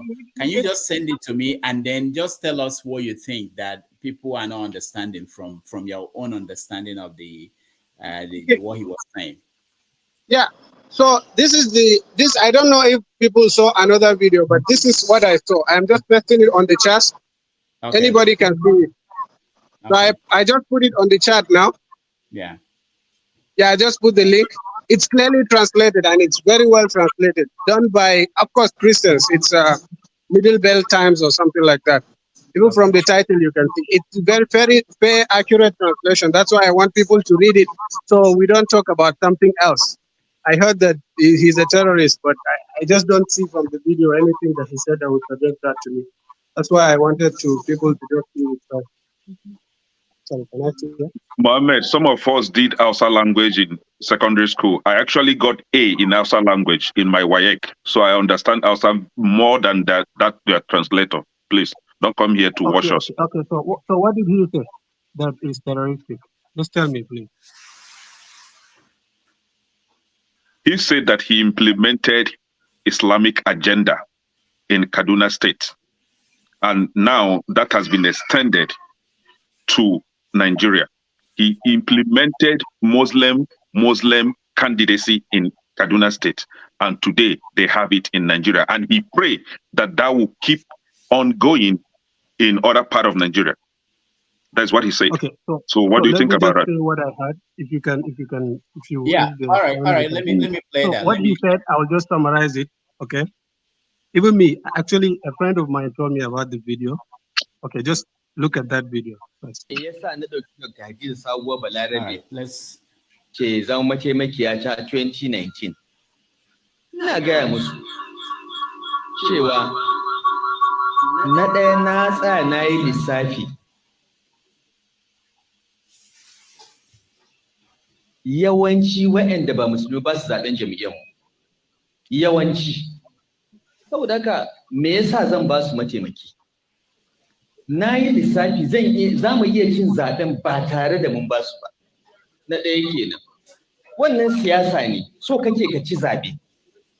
Kana neman mutanen da za su zaɓe ka. Mun tsaya mun duba tun da aka fara demokradiyya mun duba inda muke cin zaɓe da inda ba ma ci. Mun yi wannan lissafi a siyasance kenan. Amma na biyu abinda muka so mu nuna, kuma cikin shekara 4 na alhamdulillahi mun nuna shine gwamnati wanda gwamna musulmi ne, mataimakiyar gwamna musulmi ne, SSG musulmi, chief of staff musulmi, kwamishinan kuɗi musulmi, ba zai cuci Krista ba a Kaduna. Kuma duk inda muka je muna gaya musu cewa haka ne. Duk saman gwamnatin mu musulmi ne, amma akwai Christian guda ɗaya a jihar Kaduna da zai fito ce an zalunce shi ba ba shi hakkinsa ba. Akwai gundumar da ba mu gyara makaranta ba, akwai gundumar da ba mu yi asibiti ba, akwai inda ba mu je mun yi hanyoyi ba, akwai inda ba mu taimaki manoma ba, ko sun zaɓe mu ko ba su zaɓe mu ba, mun ba kuwa hakkinsu. Of course, Kubau sun fi zaɓen mu, saboda haka zan je Kubau in ɗan ƙara musu wani abu. Ko domin sun zaɓe mu, abinda zan ba Jaba zan ƙara ma Kubau, tunda Jaba ba su zaɓe mu ba, amma mun ba su hakkinsu.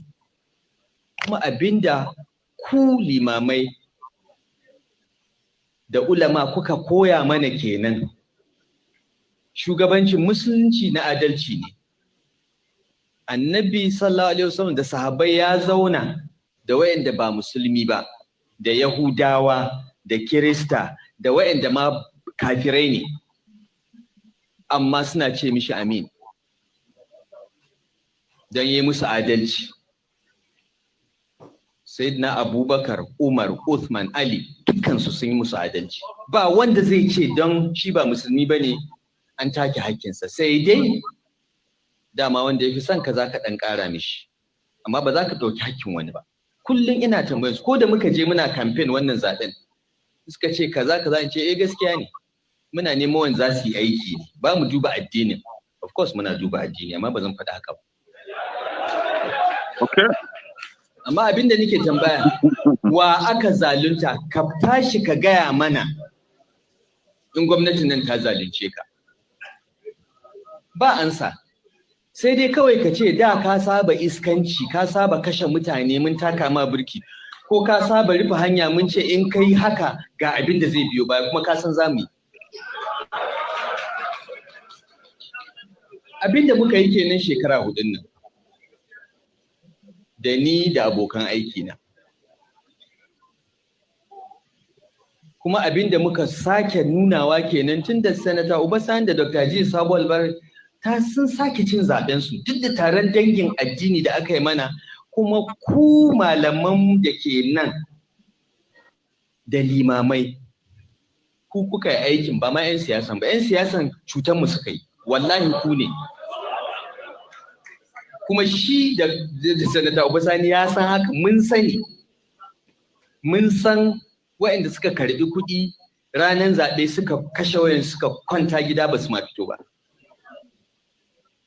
Amma mun san 'yan agaji da suka je su ne polling unit agents, wayanda muka biya su je su kare ƙuri'an ba su fito ba, sai 'yan agaji.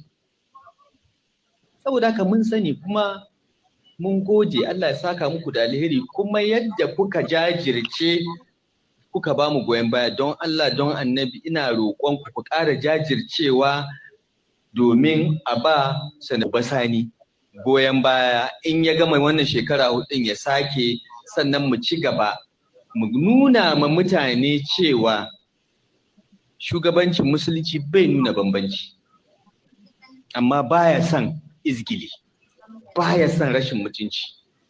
Abinda kawai muke so mu nuna kenan. Kuma mun fara, amma ba a gama ba.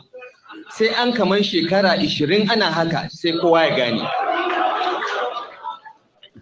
Saboda ka bayan uba ya gama ya sake 16 ko sai a sake wani shekara 24 sai kowa ya ce oke mun gane, mun san matsayinmu, kuma mun san musulmin nan ba za su cuce mu ba. Shikenan sai ga an zauna lafiya. Wallahi tallahi abinda muka fara tsari kenan tun da muka fito muna neman shugabancin, kuma da taimakon Allah da addu'o'inku da jajircewanku muna kan hanya. Allah ya saka muku da alheri. All right. So the translation was false. The translation was false. It was not complete. False translation. Hold on. There's one comment in the comment section which you recognize. It's a false translation. I don't understand what he's saying, but it sounds like terrorism to me. Now, Mohammed. Hold on, guys. I want to get shugabancin Islamia, right? Yana sun bambanci. And this is why I say that, right? Islamic leadership segregates. And this is why I say this, right? Why must it be the governor Muslim, the deputy Muslim, SSC Muslim, everybody Muslim? Why not a mixed cabinet? Can I hold on? Hold on. Please. Okay, let me just talk. Okay? So it's shugabancin musulunci. Yana son bambanci. Yana son bambanci. It doesn't discriminate. It does not, and I said it does. I'm the one saying that it does. Okay, let me just talk to you, Rudo, because I need to go get back to watching the match. So he started the video. I will just summarize it before I give my comments by saying that why did he pick that woman and as his vice? He said first his calculation was political, that he noticed that the places where there are not Muslims, they don't vote for them. So he said, why should they give them vice? You know? And he said he did the calculation purely on political grounds that they can win the election without giving the vice to a Christian. Okay? That was what he first said. But he said, secondly, he picked her because he wanted to prove that government stuffed with Muslims, Islamic government, will not cheat any non-Muslim. That's what he said. He said that furthermore, that you Islam, because he was speaking to Islamic scholars, he said, you Islamic scholars, you taught us that the Prophet and his companions, they lived with Christians, with Jews, with Muslims, and even with pagans, and that they never showed any kind of bias to them. That's why they tell them Amin. He said, that's what he said. Excuse me. Okay. And then can I hold that, on? can you calm down now? Calm down. This video is there. Like Hausa, every Christian in North can speak Hausa. Just give it to anyone. He will translate it to you. This one was done by Middle Bed Times. This is just look at the title of the video. You know that they are not done by a Muslim. Hausa is not a hidden language. So anything that you fault from what I'm saying, you can just take it up with anybody. Okay. He said, okay, that the Prophet and his companions, he mentioned them by name, Abu Bakr, Umar, Uthman, Ali. If you know these names, they are the successors to the Prophet, that they never showed any bias to any non-Muslims on the grounds that they are not Muslims.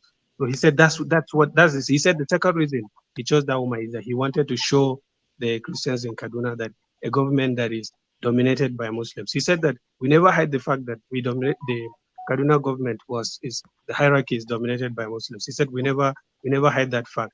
But the one thing that he said objectionable is this. He said that but when we go to campaign, we tell them that we don't look at religion, we don't look at it. Then he said, actually, of course, we do look at it, but we're not going to say that. So that is the objectionable thing that he said in the video. Other than that, please, from what I said. No, there's something you omitted. No, there's something you omit. Mohammed, yeah, there's okay, something remind me, please. Yeah. He said when they go on campaign trail, they tell people that yes, they don't consider religion. So they lie to people.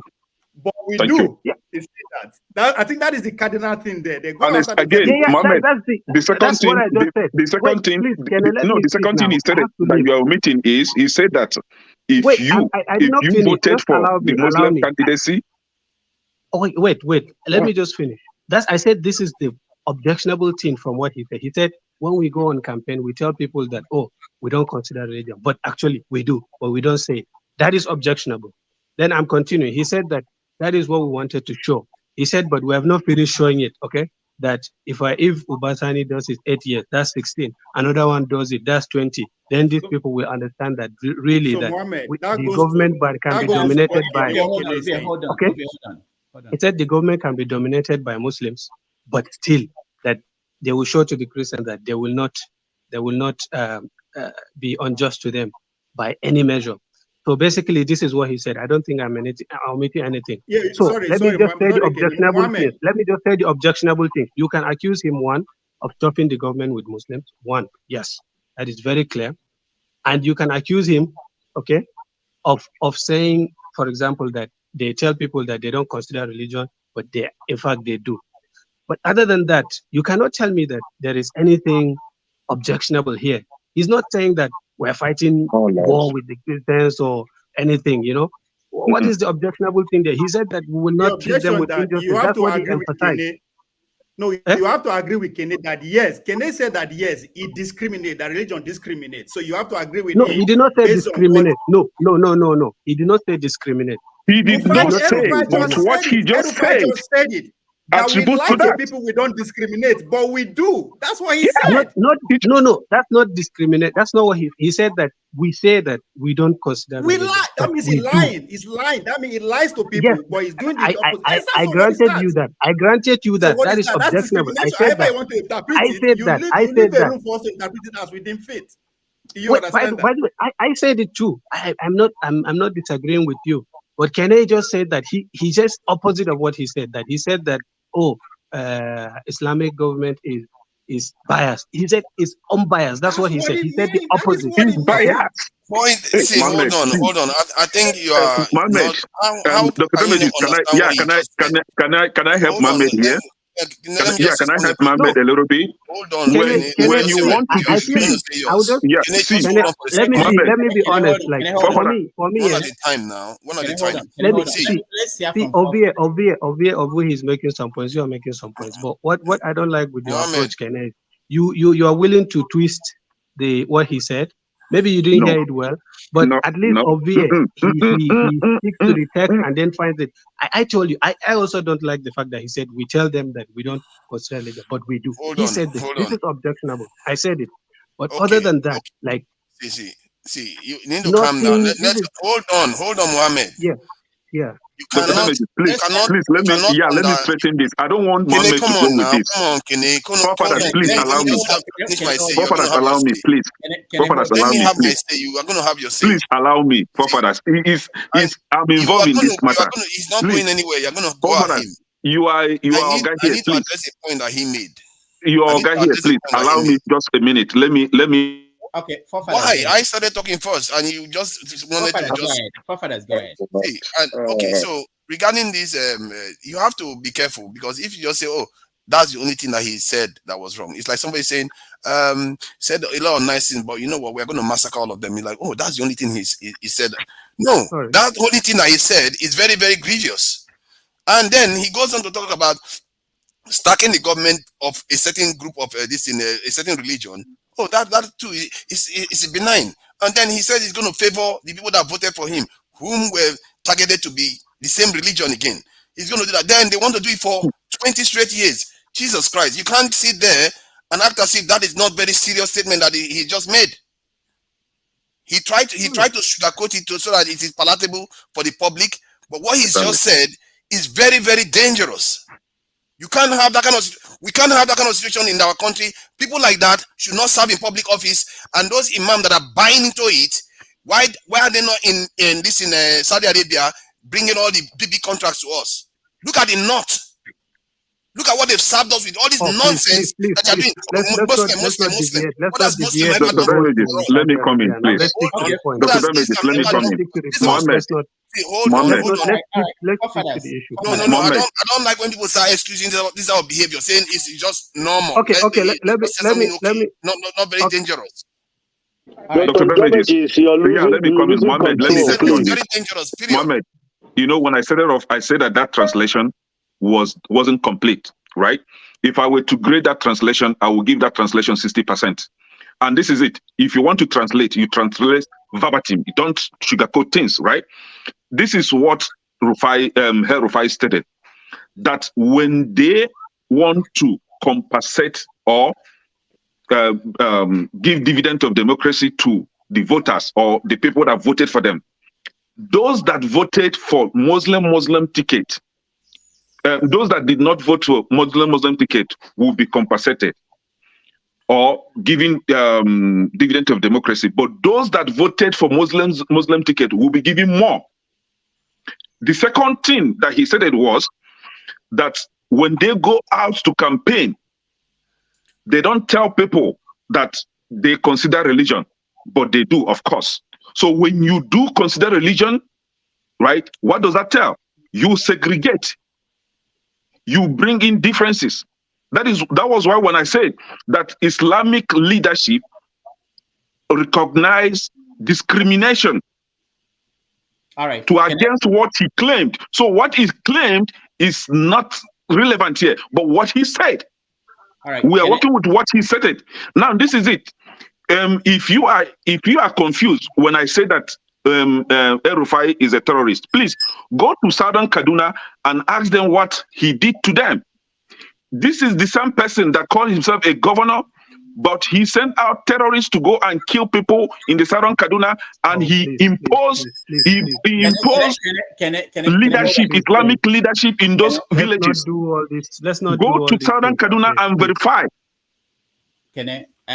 While you can say that people were being killed in Southern Kaduna, I don't have any proof that Rufai sent them. So you know, what are we talking about? Like in a jungle, how can you be talking like this? He didn't act. When people were being killed, he was the governor. He did not intervene. You can say he did not act, but you don't say that he did not. But you cannot say. Why is he imposing leadership, Islamic leadership in those areas? Okay, let's get other voices. That's politics now. Yeah. Okay, let me get other voices. But I just want to ask you. What's going on? Okay, Mohammed. Okay. Let me ask you, Kene. Do you know that in neighboring Plateau, they always do Christian ticket, even though they have like around 40% Muslims? We're in Plateau. In Plateau. We're in Plateau. The governor okay. and vice governor. Yeah, let me educate you when it comes to Plateau State. Okay. Why? I came to Plateau State when I was 8 months old. Hold on. I lived in Plateau State for 20 good years. So I would educate you on that, right? When it comes to Plateau State, or confirm that what I just said. Hold on now. When it comes to Plateau State, even though they have 40% Muslims. Brother, let's not fight over this, right?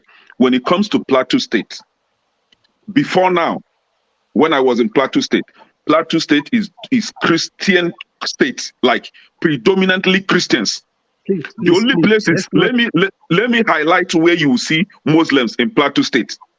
I can even go as far as Nasarawa State, because Nasarawa and Plateau State were together before Nasarawa, left. Where you will see Muslims, where you will see few Muslims in Plateau State, is when you go to cities, towns like Shendam, part of Lantan, part of Yelwa, and then Jos itself, and maybe a little part of Bokos, right? This is where you see Muslims. So when it comes to Plateau is predominantly Christians. So I don't know where your argument is going. All right, all right. Thank you. Okay, thank you. Let me just, Mohammed, before you speak, okay, let me say this. It will be good, like when people claim things to provide any source to prove whatever they are saying, so that it will help us. We can agree on something and move on. I'm always interested. I don't know the composition of Plateau State. I just Googled and I saw that the estimate for Muslims is about 40%. I'm not the one, the source is here. So it's from a UK survey of Muslims in Plateau State. Okay. Anyway, but what I'm saying is that it will help us to have quicker conversation, not this. So I didn't know this until just in March, just a few days ago. I was in Mecca. I met one Plateau guy. He's a counselor actually in Plateau, PDP guy. He's not bigoted or anything. Like, he supports the Christian governor. He supports he's just following what his party does. Like, he told me that, he said that they never give them vice governor, but that he's not going to lie, that they have been very fair to them, even though they don't give them vice governor as Muslims. I said, oh, really? Is that why is that the case? Even APC, he said, is across parties. Like, they never failed vice Muslim candidate. That he said, I'm just quoting him, that they know that if they give us vice, eventually we're going to become governor. Like APC, PDP, both of them. That's what he told me. Okay? I didn't know this before. I will just take it from him. And it's a fact. Lalong is Christian, his wife is Christian. Okay? So if you say that in Kaduna, is wrong. What is wrong? What is wrong? Even that survey. If what you are saying about this in Plateau, that they are keeping Muslims out when they make up 40% of the population, they are not even up to 20%. That survey that Dr. Demetis read is even not accurate. They are not even up to 20%. I'm telling you the truth. Please. Okay. I'm not arguing. I'm not saying it's wrong. I'm just saying that if you call that terrorism, I mean, come on, you cannot call that. I mean, you can see Rufai. I told you in the beginning of the video, he said that he did this for political calculations. Okay, that he picked her because he knows that the Christian part, they don't vote for him regardless. I'm not agreeing with him. If you want to criticize someone, if he says A, B, C, D, say A, B, C, D, and then criticize A, B, C, D. Even me, I have things I object to in what he said. For example, the main thing I said, object to the fact that he said, we tell them it doesn't matter, but then it actually does. Okay. Even when he said that they don't look at religion, I know that he's been disingenuous. Okay. That's what I'm saying. That is one. Two, if you want to criticize somebody, first, don't create a straw man. Like, don't say the opposite of.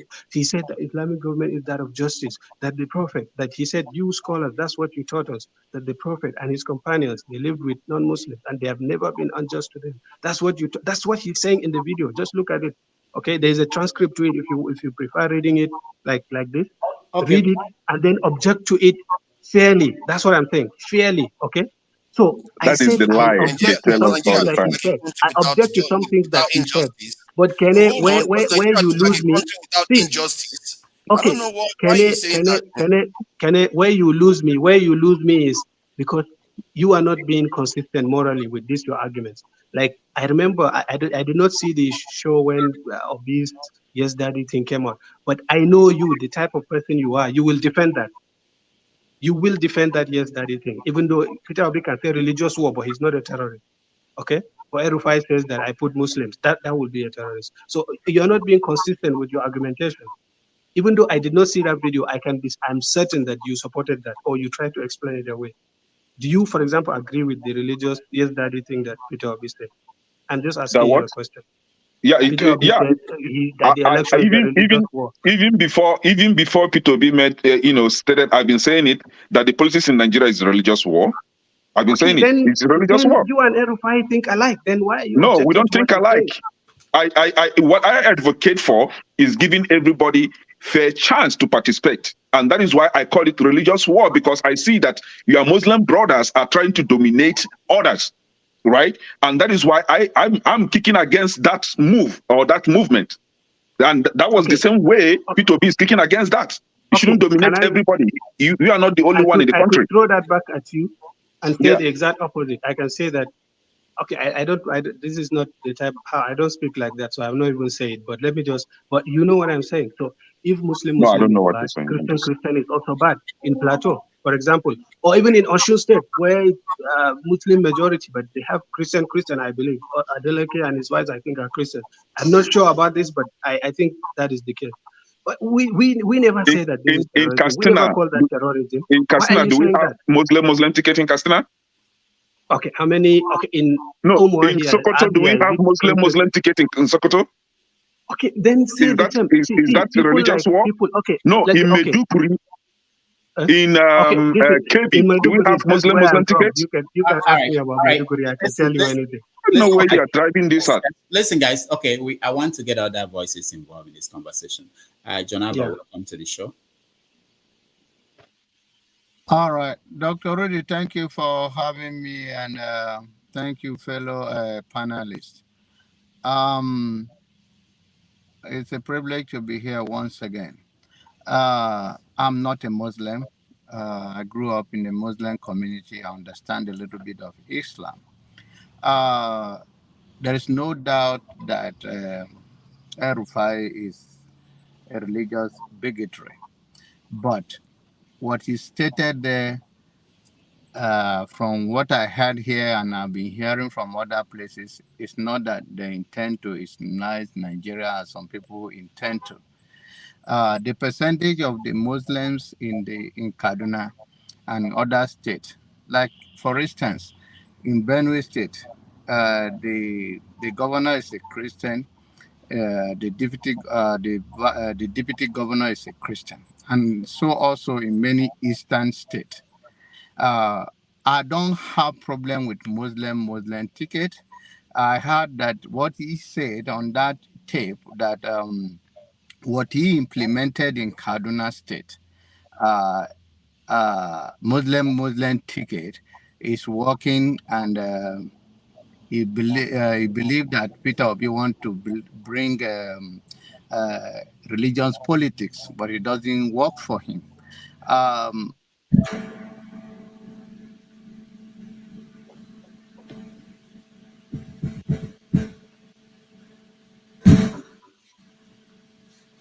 All right.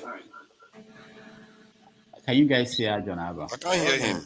Okay. We can't hear him. All right, so we move on from John Abba. Ngozika, go ahead.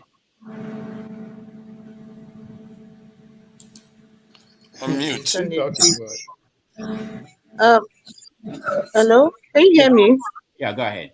So I said I wanted to move on with the conversation away from what he said to the reaction of the ones that are feeling the brunt of the whole thing. That is the Christian Association of the interview with the CAN chairman in Kaduna. And I want to point out some things. Rufai, by all standards and by all indication, has never hidden who he is. There's an echo. There's an echo. Yeah, go ahead. I think it's John Abba. Rufai has never hidden who he is. I mean, was it not last week here that one of the panelists said, yeah, he likes Rufai because Rufai is a ruthless guy. Man has never hidden who he is and what he stands for. That has been established. What has been going on in Southern Kaduna, he sanctions it. If he doesn't sanction it, he would have put a stop to it. That has been established. Now, what I have a problem with is we know this for a fact. If it was a Christian governor that made the kind of statement Rufai did, we won't be here talking all these things now. Where I have a problem is the interview with the CAN chairman. I have serious issues with him. The people of Southern Kaduna are being wiped out. They are the ones feeling the whole heat of this a conspiracy to take out an entire indigenous community. They're the ones feeling the, and whether we like it or not, it has ties with the Fulani herdsmen. And who are Fulani herdsmen? They are Muslims. They are Muslims, so they are all interconnected. These are the people who, and this guy is interviewed, and he calls Rufai a man. He did not deny Rufai. He did not deny half of what Muhammad is saying here. I'm just looking at him, I'm shaking my head. The man confirmed almost everything Kene is saying.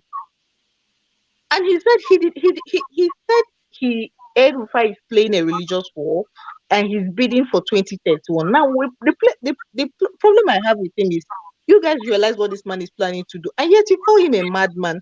Do they not I think we do not realize that when we say this kind of things, oh, he's stupid, oh, he's mad, it sort of absolves these people that make this kind of incendiary comments of certain responsibilities for their words.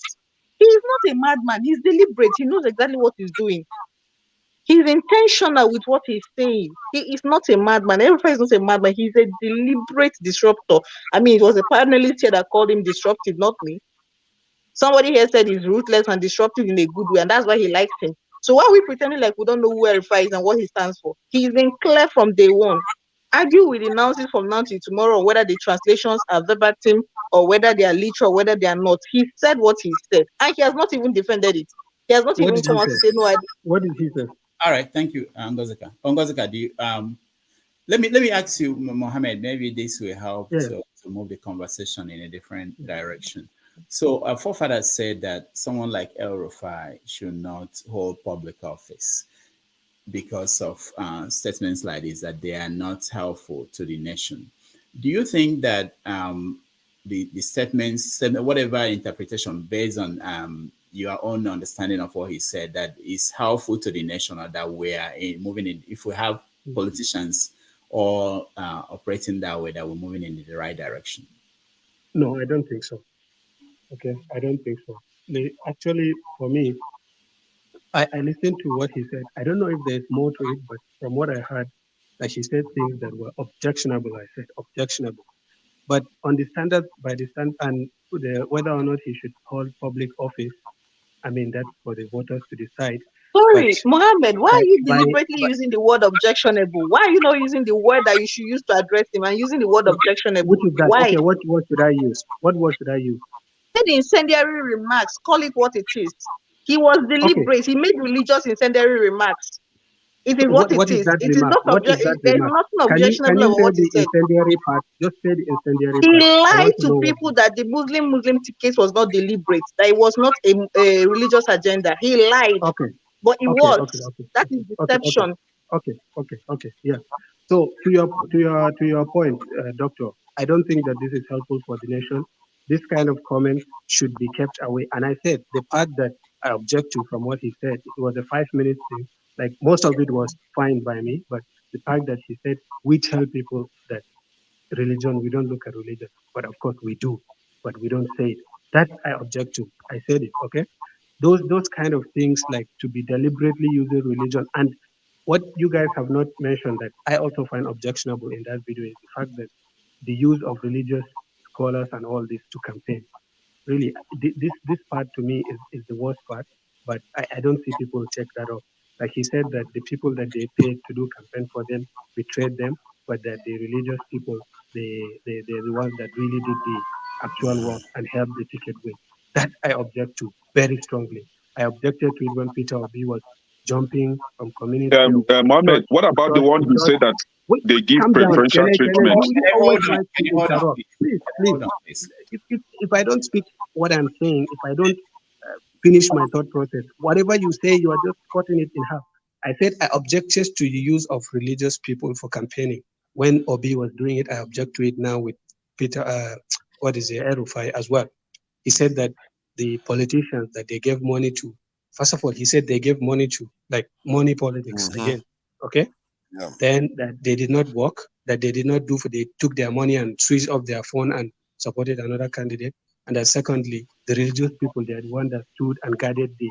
So even if he's not actively pushing the religious people to campaign for them, but that is an admission that he's using religious scholars, of course, echoing the sentiment of the Muslim to win votes. That is highly, highly objectionable to me. So if you want to, I said I objected to it when Obi was going from church to church to church to church to church to campaign.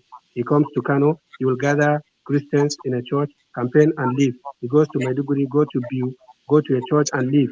When 90% of the population that are Muslims, he doesn't even campaign to them. So you guys see, when you want to object to something on a moral basis, you cannot have a, see, you guys are just shuddering and making faces when I say Obi did that. Did you deny that he did that? I am condemning that, and I condemn Rufai as well. But you will not condemn Obi what he did. That's my problem with you guys. You are very, very, very selective with your morality. When Peter Obi says, I get where you're coming from. Can we answer Mohammed? Mohammed is not the only person here. Okay, hold on. Calm down. Mohammed is not the okay, hold on. respond to that. Didn't Peter Obi Mohammed, go to Kano and go to Sabongari market and gather Igbo Christians and campaign and leave? You go to Borno, my home state. You go to Biu, where there are Christians, campaign and leave. Give me a second. Let me give me a second. This man seems to be making some sense. Okay, so you see, this is what I'm saying. Mohammed, hold on. You guys did not even mention it, but when I heard the video, these are the things I object to from the video. Yeah, Mohammed, Okay. thank you. Hold on. Okay, Yeah. let me answer because there are so many questions people are raising. First of all, we're not picking on Mohammed. Okay, and Mohammed, I believe that you're okay with people asking questions to you and you answering them. Okay, because I'm seeing comments that people are picking on Mohammed or that we're giving Mohammed more time than any other person. Point is this, that Mohammed has a different viewpoint, and I think it's important that we hear that and we challenge it, and that's what you guys are doing, which is okay. And it's okay with Mohammed. For those who think that I put him here for execution, that's not what we're doing. Okay. So, but what's important to me? What is important to me is that it's not just going to be Mohammed and Kene. We have to hear from other people. Okay, that's very important to me. So no, Kene, hold on. I know you may think you have the best point, but let's hear from other people. I'm going to go to Jude because Jude has this. We're welcoming you to the show. Jude, just the question, Yeah, thank you guys for the discussion. Yes, I want to say, because initially I was just listening from the background. I never wanted to come in, but there are certain at times when people will be making certain comments, if the right rebuttal is not done, other listeners will go out with the wrong impression. Number one, it's a known fact that Rufai has been one of the sponsors of terrorism in Nigeria. He said it with his mouth, not even anybody. Okay, he said it, that he went to where they are in other countries. He went to give them money and tell them to stop killing their people and so on and so forth. And he has. Let me finish. No. The reason I don't want. Hold on. I'm open to saying anything. Yeah, let me finish my point. Hold on. Because you do this all the time, and you will do more of it. I'm open to saying things about public officials. You can say they are stealing. We know. They can account for money. I'm okay with that. But when you say that somebody is sponsoring, I do this on my show. I say that Rufai, in that interview you're talking about where he went and paid money, he said he paid money to people to stop killing their people.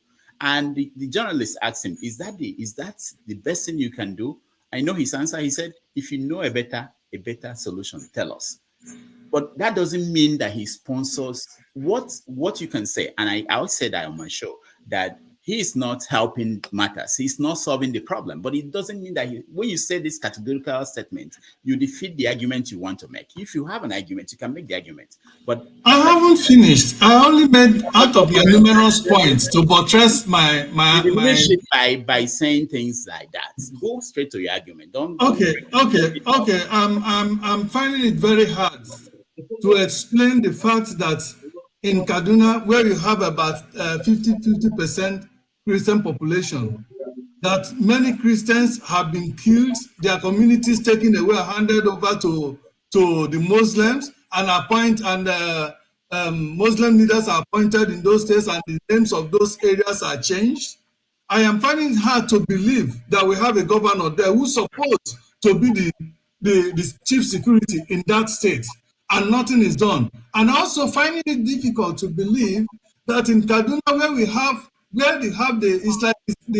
it's like the security stronghold of Nigeria. Almost all the security apparatus in Nigeria have their headquarters there in Kaduna, but terrorists will go in there, operate in hours and even days, and not unchallenged, And whenever the indigenous, the Christians, they have gone to kill and harass, will rise up, then you will see Rufai. You will see the military coming to, stop them from, retaliating. I'm finding it hard to believe that a governor who does not support terrorism will encourage or will sit back and allow terrorists not once, not twice, not thrice, not four times, uncountable times, come into his gate, kill and brutalize certain segments of his people who are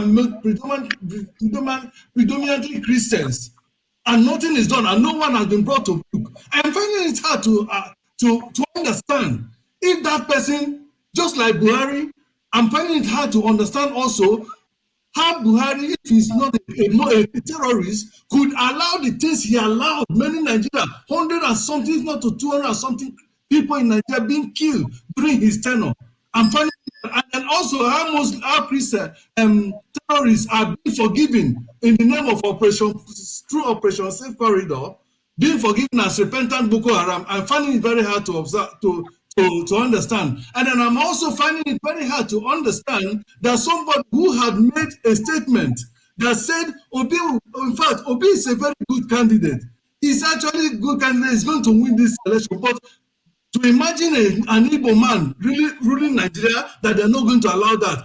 Rufai made that statement. I am finding it hard to understand. Okay. Rufai does not have Islamization agenda.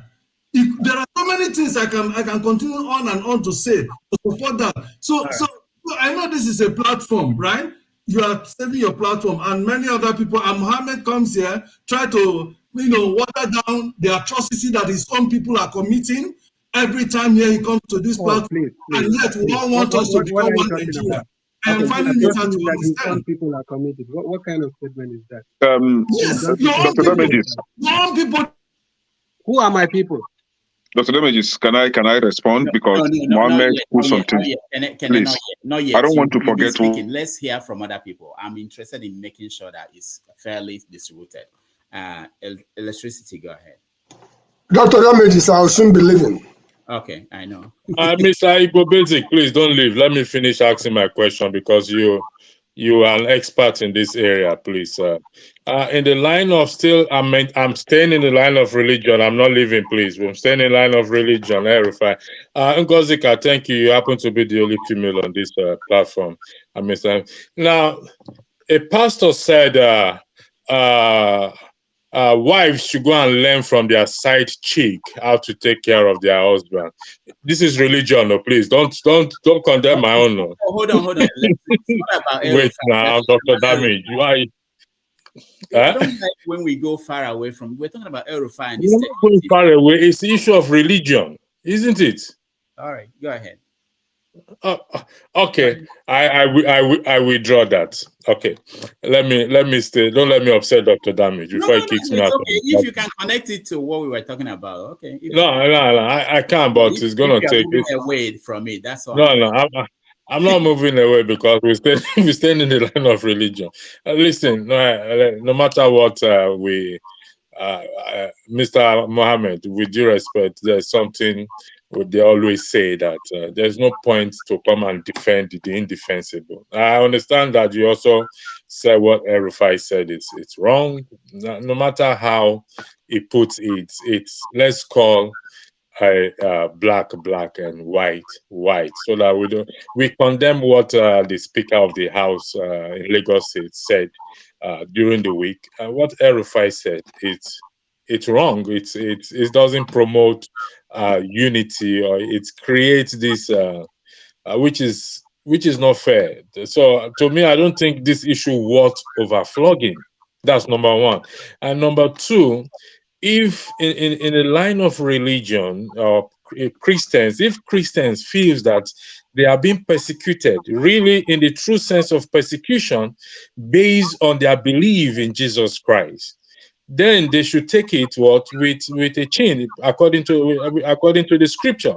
When the earlier apostles were persecuted for the name of Christ, either they take it or they move to another city. So we have to look at it in every angle.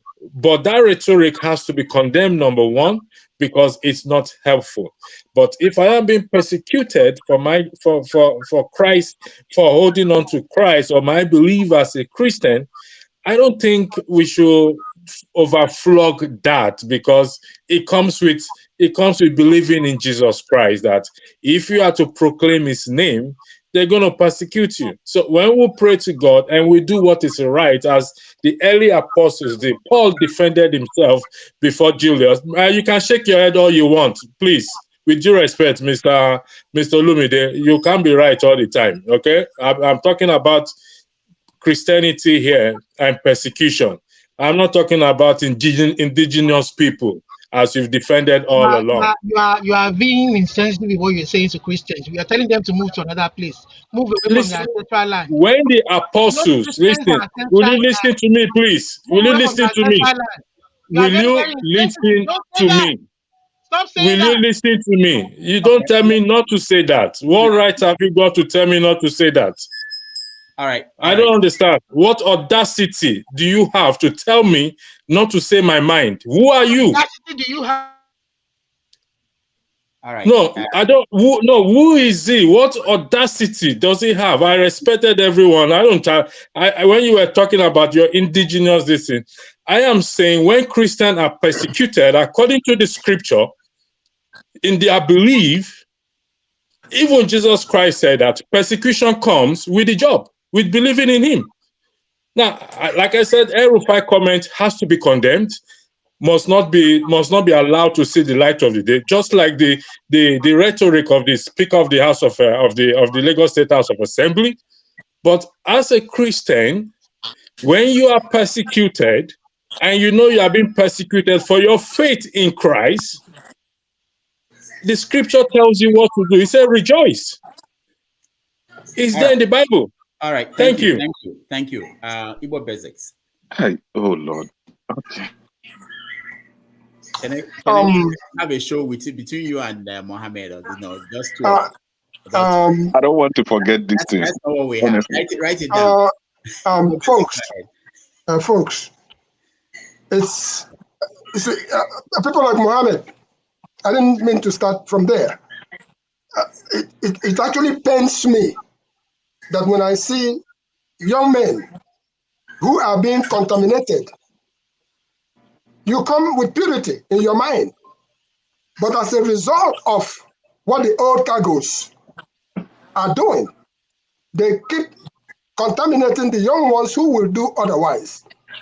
I didn't mean to go straight into this religion thing because I'm really celebrating. We just celebrated Chief Zerudiah Okorigwe alias 430. We just celebrated his 73 birthday. That man is 73 today. So I want to use this opportunity to ask the folks in this panel. So please, may we say prayers that the 73 Moses would add to 74 to 90 and more. May we say prayers for the man to be healthy. That's what I ask of this forum. Having said that, I just want to make 2 points. When you talk about religion, first of all, when Nigeria goes out, we're talking about Nigeria. When Nigeria goes out, the times that Nigeria have gone out to play soccer, and they won Olympics in Atlanta, other things they won in different places. I don't think they were looking at religion. They were looking at the most qualified soccer players to go into the field.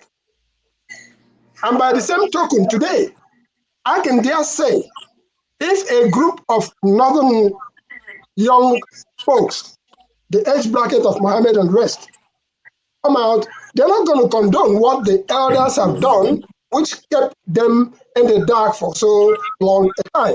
They will come out with a pure mind. Let's do what it is that is going to help for this country to stand. Having said that, we tend to be forgetting what the agenda has been, be it El Rufai. By the way, does anybody know the height of El Rufai? And when I ask that question, why I ask that is that a young man named Onwuka Intabiz in Aba, Naxmi, Nelson General Steel Manufacturing Company, from Abriba, the smallest man that I've met in my life. When it comes through, you won't know that that man has come in. But these people who are pentromic in nature, what comes out of them can actually be either dangerous or very good, or whichever way you term it. I got to the point that because we have Nigeria consistently gone for 10 years in government with a Muslim, whichever way you say, with a Muslim president. We've gone 8 years. We have 2 more years to go to make it 10 years. It goes back to OIC, Organization of Islamic Country. I've been talking about it here, but everybody seems to just, it blows away. If Tinubu and Shetima complete their 10 years payment of debt dues that we owe to IOC, I understand we automatically become, we're already there. So I want us to look at that very, very carefully. What is about the tip of the balance? As a result of the OIC, the Muslim situation, we're a secular state. That's what we are. Okay, hold on. We went home for that. Igbo Basic, hold on, because I think I've had this. What you're just trying to say now, Mohammed, do you know anything about OIC? Let me see. Let's see. Yeah, I know the Organization of Islamic Countries or something like that. Yeah. So is there anything? I once saw their headquarters in Saudi Arabia. Okay. Is there any rule that says that if a country, if I'm wrong, Igbo Basic, help me. If a country goes 10 years, is it 10 years? Is it that if they go 10 years with a Muslim leader, that country automatically becomes? Is that the theory, Igbo Basics? No, the theory is that consistently paying their dues for 10 years. Oh, paying their dues. We paid for 8 straight years under Buhari. And then 2 more years. What happens when you pay your dues for 10 years? You're automatically in there completely, whether you like it or not. We are cemented. We are there. And what will happen? What will they do to you? Like, I don't know. We are no longer a secular state. Country, right? We will no longer be a secular state as is defined, correct? They will rewrite the constitution, or what will they do? We are currently a secular state that accommodates Christians, Muslims, everything. But when they go in being a permanent member of Organization of Islamic Countries, we are taken out of that circle of being a secular state. We should look at that very seriously. And let me end with this. All of us, this thing called religion is just another social circle. Social clubs, Wine Drinkers Club, Church of Menuku, St. Bottles, name it, all these things. It just turns out to be that religion being an opium is what has been used to keep our people down before us, before we were born. All right. My place, we had Obasa. Igbo Basic. Thank you. Please, for heaven's sake, let us look at that situation. What is happening is, again, I call it the vulturization of Nigeria, And if we are not careful, we will not have no country, because all the vultures that have gathered, Britain, Russia, France, all of them, they are vultures. Thank you. I just want to answer your question. Like, yeah, please give me a few minutes. Right? Yeah, quickly. So what I don't know about anything about this organization, but I just know that I think it's not like Islamic countries. It's just that they admit to their membership, I think, countries that have significant Muslim population. I believe India is part or something. India and places like that. Even if it is a Muslim minority, but if there's significant Muslim population, they admit it or something like that. And I know that it was IDB that put Nigeria there. And by the way, I heard that Tafawa Balewa put Nigeria also under Organization of Christian Countries or something like that. I saw it somewhere, read it somewhere before. Even before that, Nigeria is also. So if Nigeria, if there's some organization that admits people, countries with significant Christian population, definitely Nigeria will be part of it. What is wrong with that? As long as they're not going to do us anything. And by the way, I think this OIC thing is very beneficial to Nigeria because they give us these loans, Islamic Development Bank or something. They will give you loans and. Mohammed, do Nigeria need loans? Don't Nigeria have? No. Enough. I see. I don't care about this organization. I just saw their headquarters once. I don't know if Nigeria. India is not member of OIC, by the way.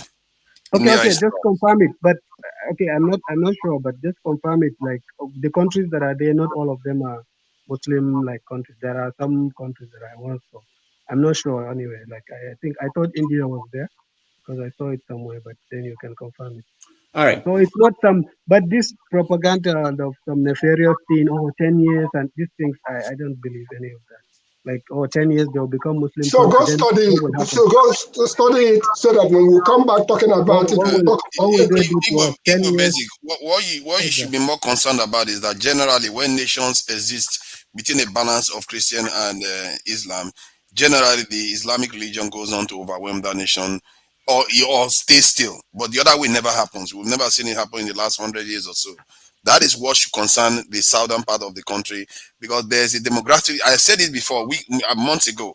That demographic shift that is happening in Nigeria is going to be consequential because we are running a democratic system, and that is what Rufai is playing on. I've had many of them, even in Quara, they talk about this all the time. So I will just leave it there because it's not my turn.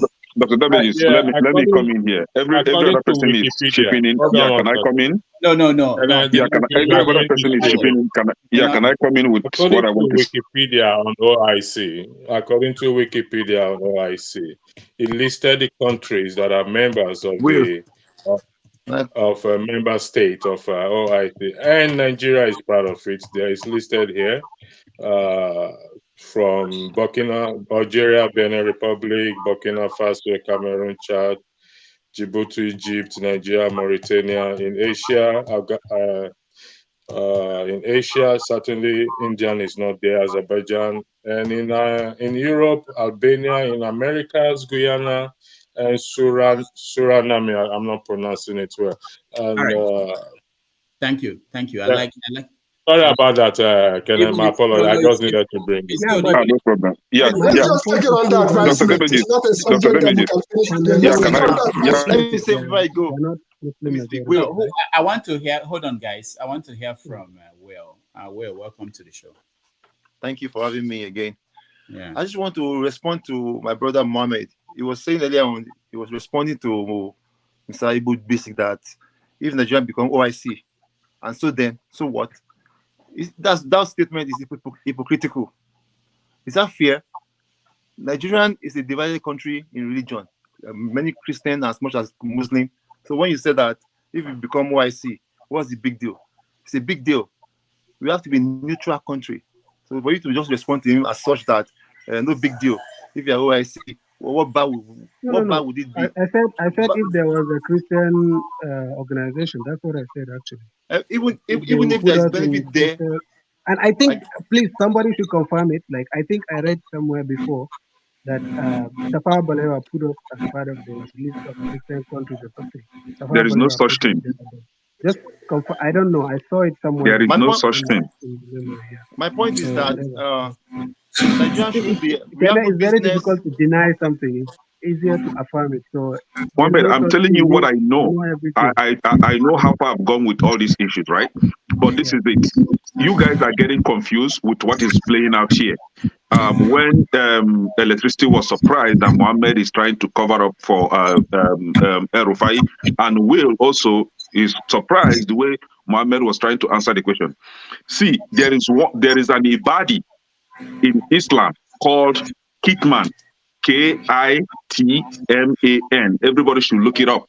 Kitman is a belief in Islam, a belief for deception. They will tell you something they will do and still go ahead to propagate their Islamic agenda. This is a belief in Islam, and you don't expect them to stand for what most of us, the southern people, are standing for, which is for fairness, right? They will never stand for fairness. They will always stand for their own Islamic agenda. Do not be surprised. Somebody like me, I'm not surprised that the kind of Muhammad is trying to support what Rufai is saying. It is in their religion. It is called Ibadi. Some people call it Takia. Some people call it Takia. Some people call it Kitman. It's an Ibadi in Islam, right? Look it up. So it is their belief. It is their belief for deception. Especially look it up. I don't have to educate you on everything. You have Google, right?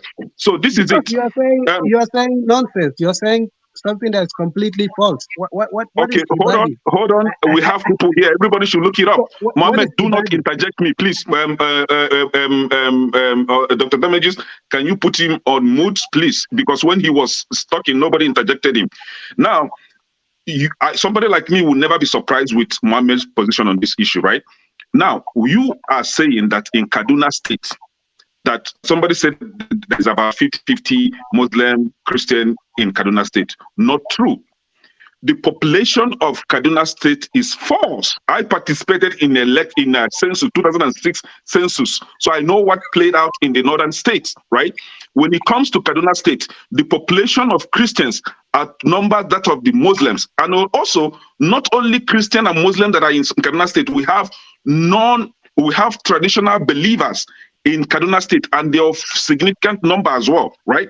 Muslim, where you see Muslim concentration in Kaduna State, is just that city, Kaduna. I always state this, that Islam or Muslims tend to converge where they have their central mosques for Fridays. They don't have their central mosques everywhere. They always cite their central mosques in the cities. So they always converge in the cities where they will be able to go to their central mosques on Fridays. So the number of Christians in Kaduna outweighs that of Muslims, and we still have Christian or Islam believers in Kaduna State, right?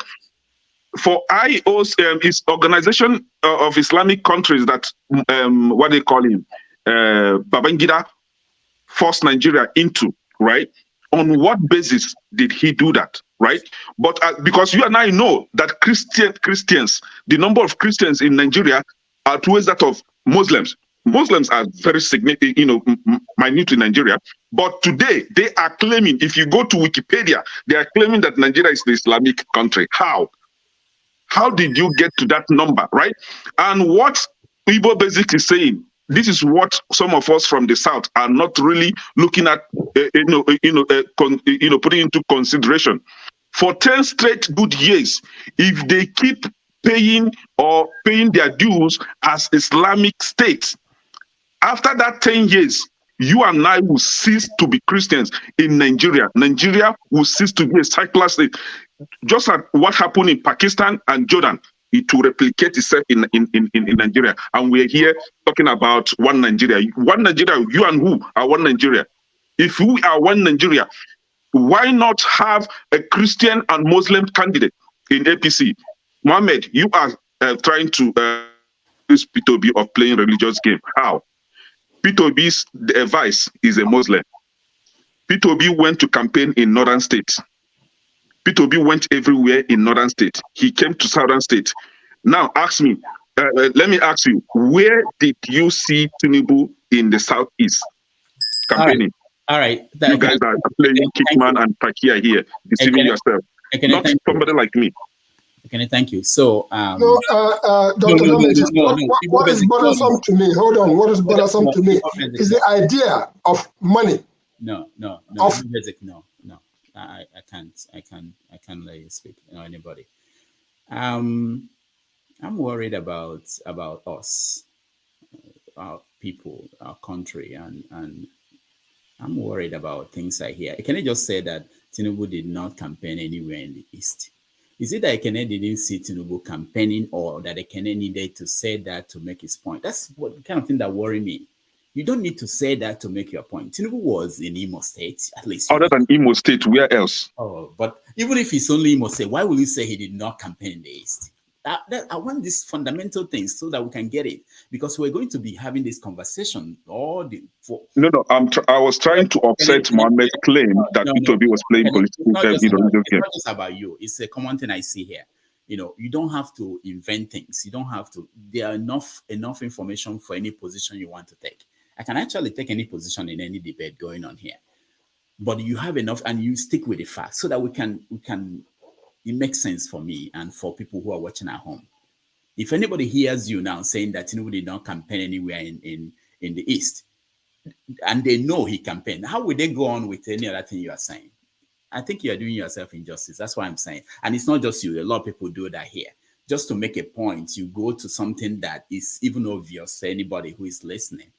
Anyway, I think we have to move away from this topic. I think it's exhausted. I don't know if anybody. No, Let's let me, please, I have a I question. want I to have a go. I question. want to go so that I can come back later. Yeah, go ahead. I want to go so that I can come back later. But there's a recurring word that I keep hearing. I know saying me, they like me everything they play. Since everybody is talking about Wikipedia and Google, I decided to use Google to check this here that everybody is going on about because I've been hearing it, but I've never used it in my argument because, like you rightly said, I don't like saying things I cannot defend. So, according to Google, in Islam, takiya or takiya is a precautionary dissimulation or denial of religious belief and practice generally. Takiya is the action of committing a sinful act for a pious goal. A related term is hitman, which has a more specific meaning of dissimulation by silence or omission. So we have that in the open now. I just wanted it to be out So, there so, because so, so, what are you trying to say with that? According to Islam, there is what kitma and takiya. You said, right? So, I am what not is saying that? it. What Google is the is point you are saying trying it. to make? I am not the one saying it, Mohammed. Google is the one So, saying it. I am just see, reading so what verbatim. is the point you are trying to make? That's what I'm saying. The point I am trying to make is this. So I am, and I'm trying to make Should this I point come and clear. I, Mm. tell you, oh, according to Christianity is this, Mohammed, according you to this asked is me that. a question. Can I Mohammed, please answer? So let you her guys, answer. You asked Let me her a answer. question. Can I answer? Do you want me to mute my mic? I can mute my Okay, mic. answer it. Oga So Udo, you you are say, partial in this matter today. where do Why I is it want to that go? Mohammed can interrupt every person and you will not put him behind the scene? Why? So Why? the question you asked, let me answer you. I decided to check this because I do not like, I am very particular about words. I am very particular because I believe words have strong implications. So when these words have been used over and over again, I believe the people watching us deserve to know. Not everybody can readily run to their phone and check this out. The people watching deserve to know what is this word they are throwing about? What does it mean? And I heard Google. All of you have been using information from Google and Wikipedia. Why should mine be different? I decided to check the word just for context of what you are using it here. And you're not attacking me. Why? Am I the one that defined it? Is it not Google that defined it? Did you Okay, see me make any comments about it? Ngozika, thank you. What I was expecting Ngozika to say, if I'm debating on your side, is to say that what you read is actually what El Rufai was doing when he knew something was wrong, but he's using it to. He wouldn't let me come to that, so I just So decided that's, to answer him but so that's that he the, wouldn't have taken a position. He doesn't. And He's, it is he's also not what really Mohammed attacking me is for doing. taking a It position is when I also have what not. Mohammed is doing here. So what I'm Doctor, saying, can I just make one point? yeah, go ahead. Because see, if I make this analogy, I believe in analogies because it reflects the beliefs of someone onto them. Okay, if I say Peter Obi is doing kitma, as you say, I've never heard this word, but I'll use it now because he was going on Arise TV and telling people that don't vote for me because I'm a Christian, don't vote for me Can't because say I'm Peter from Obi is Southeast. doing Kitman. And He's then not a we find Muslim. Peter Obi a phone cannot call. do He's Kitman telling because there's people, no Kitman in Christianity. wait. It's an And Ibad. then we see a phone call. He's telling pastor that, oh look, tell your people in the southeast, the Christians, that they should vote for me because it is a religious war. Okay, if I said he's doing takiya, what will you say to that? Okay. Mohammed, he is not doing By the Takia way, because he's not a Muslim. okay, It does not what? apply to him. You just claimed you don't know the meaning Okay. of. By the You way, just claimed right Erufai, now. that video, if you Mohammed, look you at just the claimed you video, do not know the meaning of Kitman. You denied it when I've Kenneth never said had it. You kitma, denied but it. wait. You denied it. So Now, That is why I'm educating you, Mohammed. wait. I'm trying to make a point. I'm trying to make a point. Okay. You said okay, Erufai was doing takiya. You said, and you defined it as okay, you deceive or something like that, right? If you look at the video, there was microphones from Channels News and this and that and that and that in front of him. So how can you hide or something when the media is all over you? How does that square with what you're saying? Can I answer your Just Deception look at the doesn't question? video. deception doesn't Mohammed, that necessarily is mean exactly what hidden. you're doing. Eh? You are doing the Kitman as well because if they Okay, believe what am in I Can I Islam, hiding? Okay, answer tell your me what I'm question? hiding. What am I hiding? you're Mohammed, can covering I up for answer you? Mohammed, can I Rufai. answer you? So Just like you you are doing said for You that Peter never, Obi.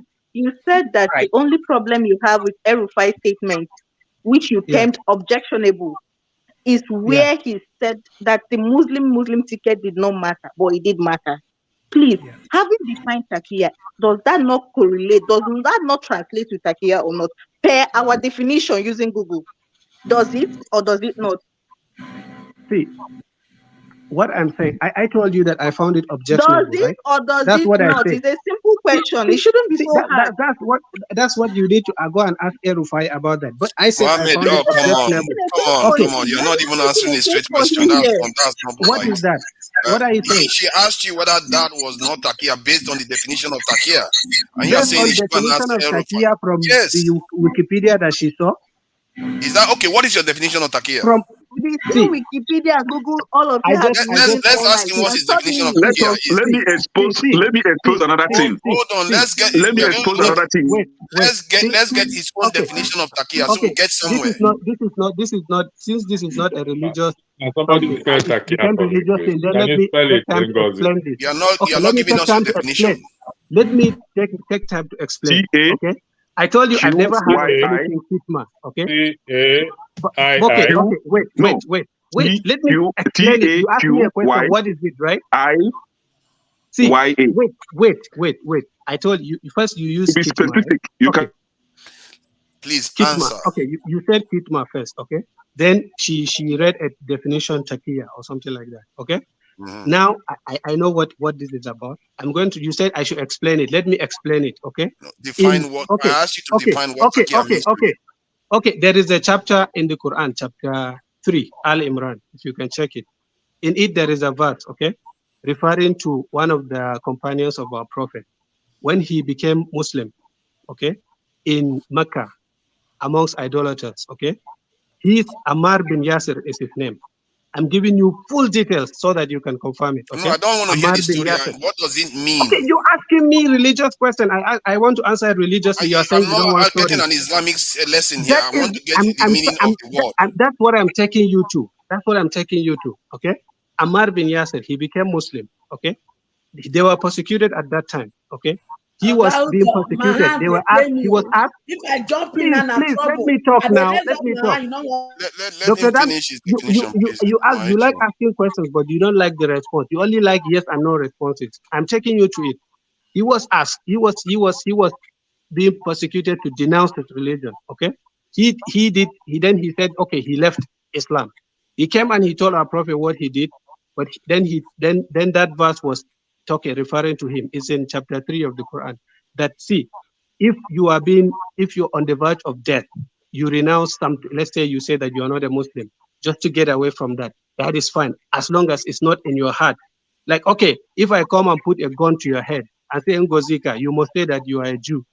And then you said, okay, I'm a Jew, I let you go. Do you disagree? So are you saying that somebody should not say that? This is what you are referring to. This is what is allowed. But the Quran say that it has to be hold on. Did the Quran specifically say it has to be at the threat of death before they can do it? Yeah. Okay. I know the verse offhand, but I don't. Okay. I could recite the verse to you. I can Google it and check which verse it is, and I will give you the citation there. So this is what you are referring to. I don't know that it's a concept. That is the way you understood it, but that is not how it is being practiced. And a lot of people have said that it's being used to say you can lie. Dr. Damage, can we remind Mohammed that he initially claimed he did not know what I studied Ibadi Islam when I was in elementary school. I studied Ibadi Islam. Mohammed, but do you know what Ibadi is? Mohammed. Ibadi, do you know what that is? We have Sunni, we have Ibadi. It's a branch of Islam. See, if you ask all Muslims in Nigeria, okay, if you ask Dr. Damage, this is for you, please. Mohammed, hold on. This is for Dr. Damage. Dr. Damage is the moderator. Hold on one second. Hold on. Now I understand what you're saying. Hold on. One at a time. Mohammed, hold on. Calm down, electricity. Calm down. Hold on. Just hold on 1 second. Hold on. This is for Dr. Damage. Hold on. He's the moderator. Hold on. Just take 30 seconds silence. Everybody, 30 seconds silence. No speaking. 30 seconds. Seriously? Yeah, seriously. 30 seconds. You just come up with an idea. What is it going to do? Listen, I said, Mama Echo, you will speak. 30 seconds silence. Let's take a deep breath. Take 30 seconds silence, please. After 30 seconds, Dr. Damage, the floor is yours.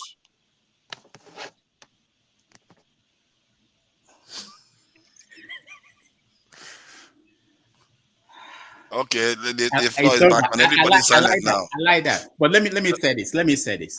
This is a roundup. I think we are going to. I think I got a little bit inspired. I felt that what we are doing is actually important. That we've not been having conversations. Yeah. We've not been having conversations across the country, and so for some, today I felt like this is actually important. What we are doing here, we should. Because we don't understand anything, we don't understand each other, we don't talk. And how do you operate? We don't talk.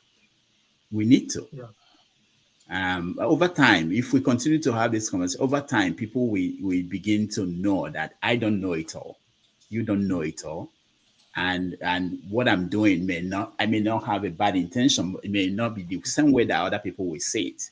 And we are too much against each other, fighting. Sometimes people ask questions as if I'm responsible for what's happening in Anambra State, or it's not we individually. We are individual. We're just one person. So I think it's a very good thing that we should have conversations and we should continue to talk. But I don't think we're going to arrive at a conclusion today on what's going on. So I think we can leave this topic. I will just Dr. David, I'm just going to leave now. I just wanted to take back what I wanted. No leave. Wait. I'm going to answer you. Okay. I just wanted to take back what I said to Kenneth. He was saying there's something Ibadi. He was using the word Ibadi. I didn't hear his pronunciation very well. Now, when he said something, now I know what he's talking about. Ibadism is a sect that exists only in Oman now. It's very ancient. It's a sect of Islam that was existing in the beginning but died out. Now they have tiny, let's say a couple of 100,000 people in Oman. So a doctrine that they have, I tell you, if you ask any 99.99% of Muslims in Nigeria don't even know what Ibadism is. Oh, they don't even know what that is. So it's like me saying, okay, Jehovah's Witness or Mormons or something, some doctrine in Mormonism, and then say, oh, that is the doctrine of Muhammad Roundup in the You said there is Sunni, there's Ibadi. That's how I understood. They're called Khawarij, by the way, if you don't know.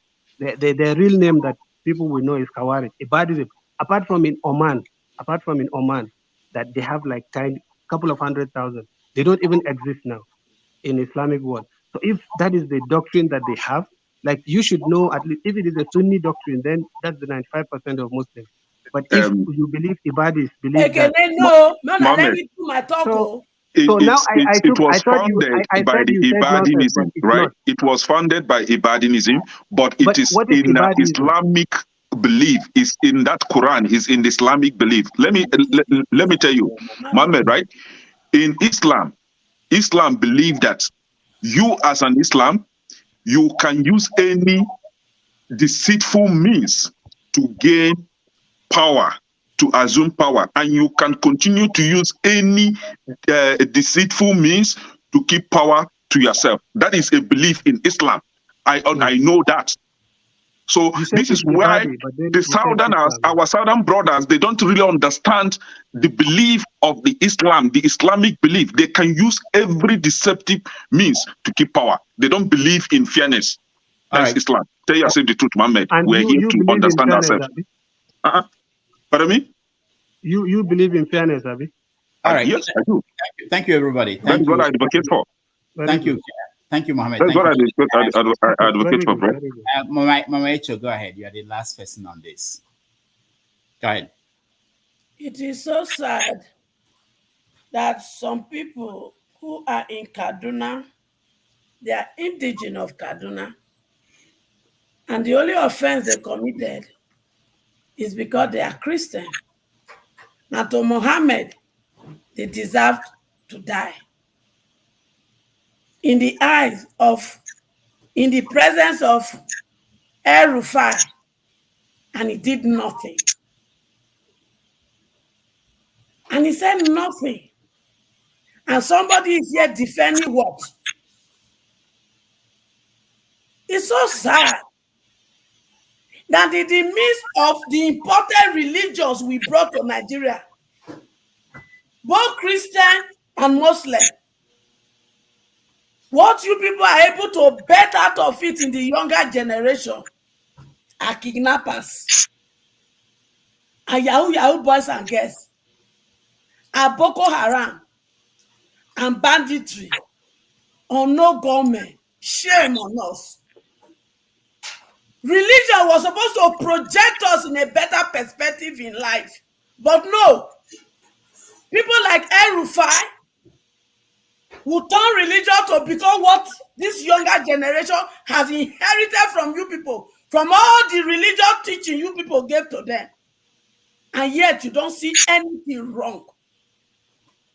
Go to where you brought your Muslim from, Saudi Arabia. Can't you see them progressing? You even travel with our money to go there in the name of pilgrimage. Shame on all of you. Go to Jerusalem. You people go there in the name of pilgrimage. Carry our money, go there. And at the end of the day, look at the generation of young people you people have bettered, and you are not ashamed of yourself. You turn them to what God did not turn them to in the name of religion. And at the end of the day, instead of bringing glory to us as a nation, they are bringing shame. And you are here talking rubbish. You are here supporting nonsense. You don't care about this younger generation that you have used religion to destroy. Shame on all of us. And shame on those who support Rufai without putting these younger ones into consideration. And you are here coming to defend what? Coming to defend what? And somebody is pretending doesn't understand the common Muslim language that Kene use here. Pretending to who? Don't worry. The breakfast, all of us go chop and last. All of us will chop it. What you people have used religion to do to this younger generation, you don't care. But you see, when they learn the Yahoo, who did they take at the Yahoo? Not Buna. When did they kidnap? Who did they take and kidnap? Not Buna. When did they take and they do rampage with no government? Who are they going after? Not Buna. If you people have lived by the example that the so-called religion you stand for, you have practiced it in honesty, all this evil wouldn't have been going about in our land.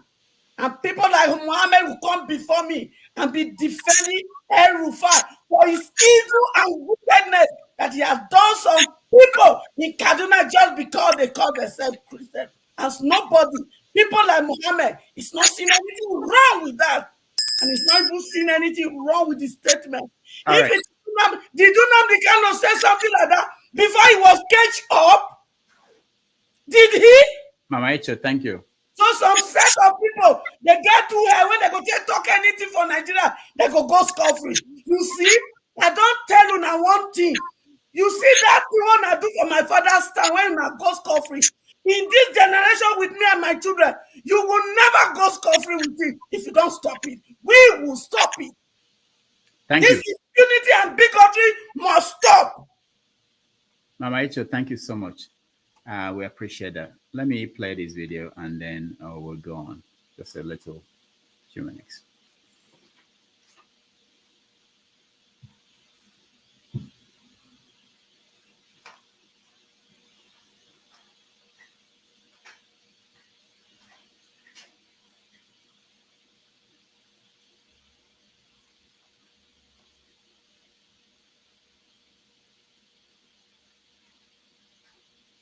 All right.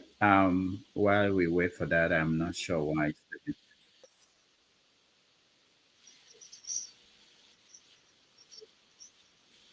I'm not.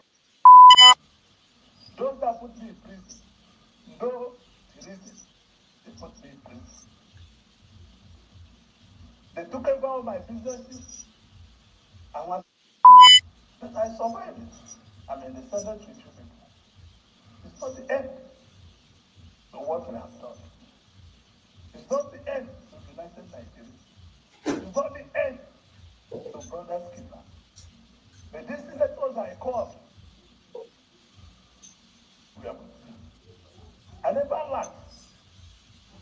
PDP that I was governor for 2 terms was being fraud. I brought every money they used in funding that party. Every penny in 1997 and 98. And I later, before I came to the Senate, before I came into politics.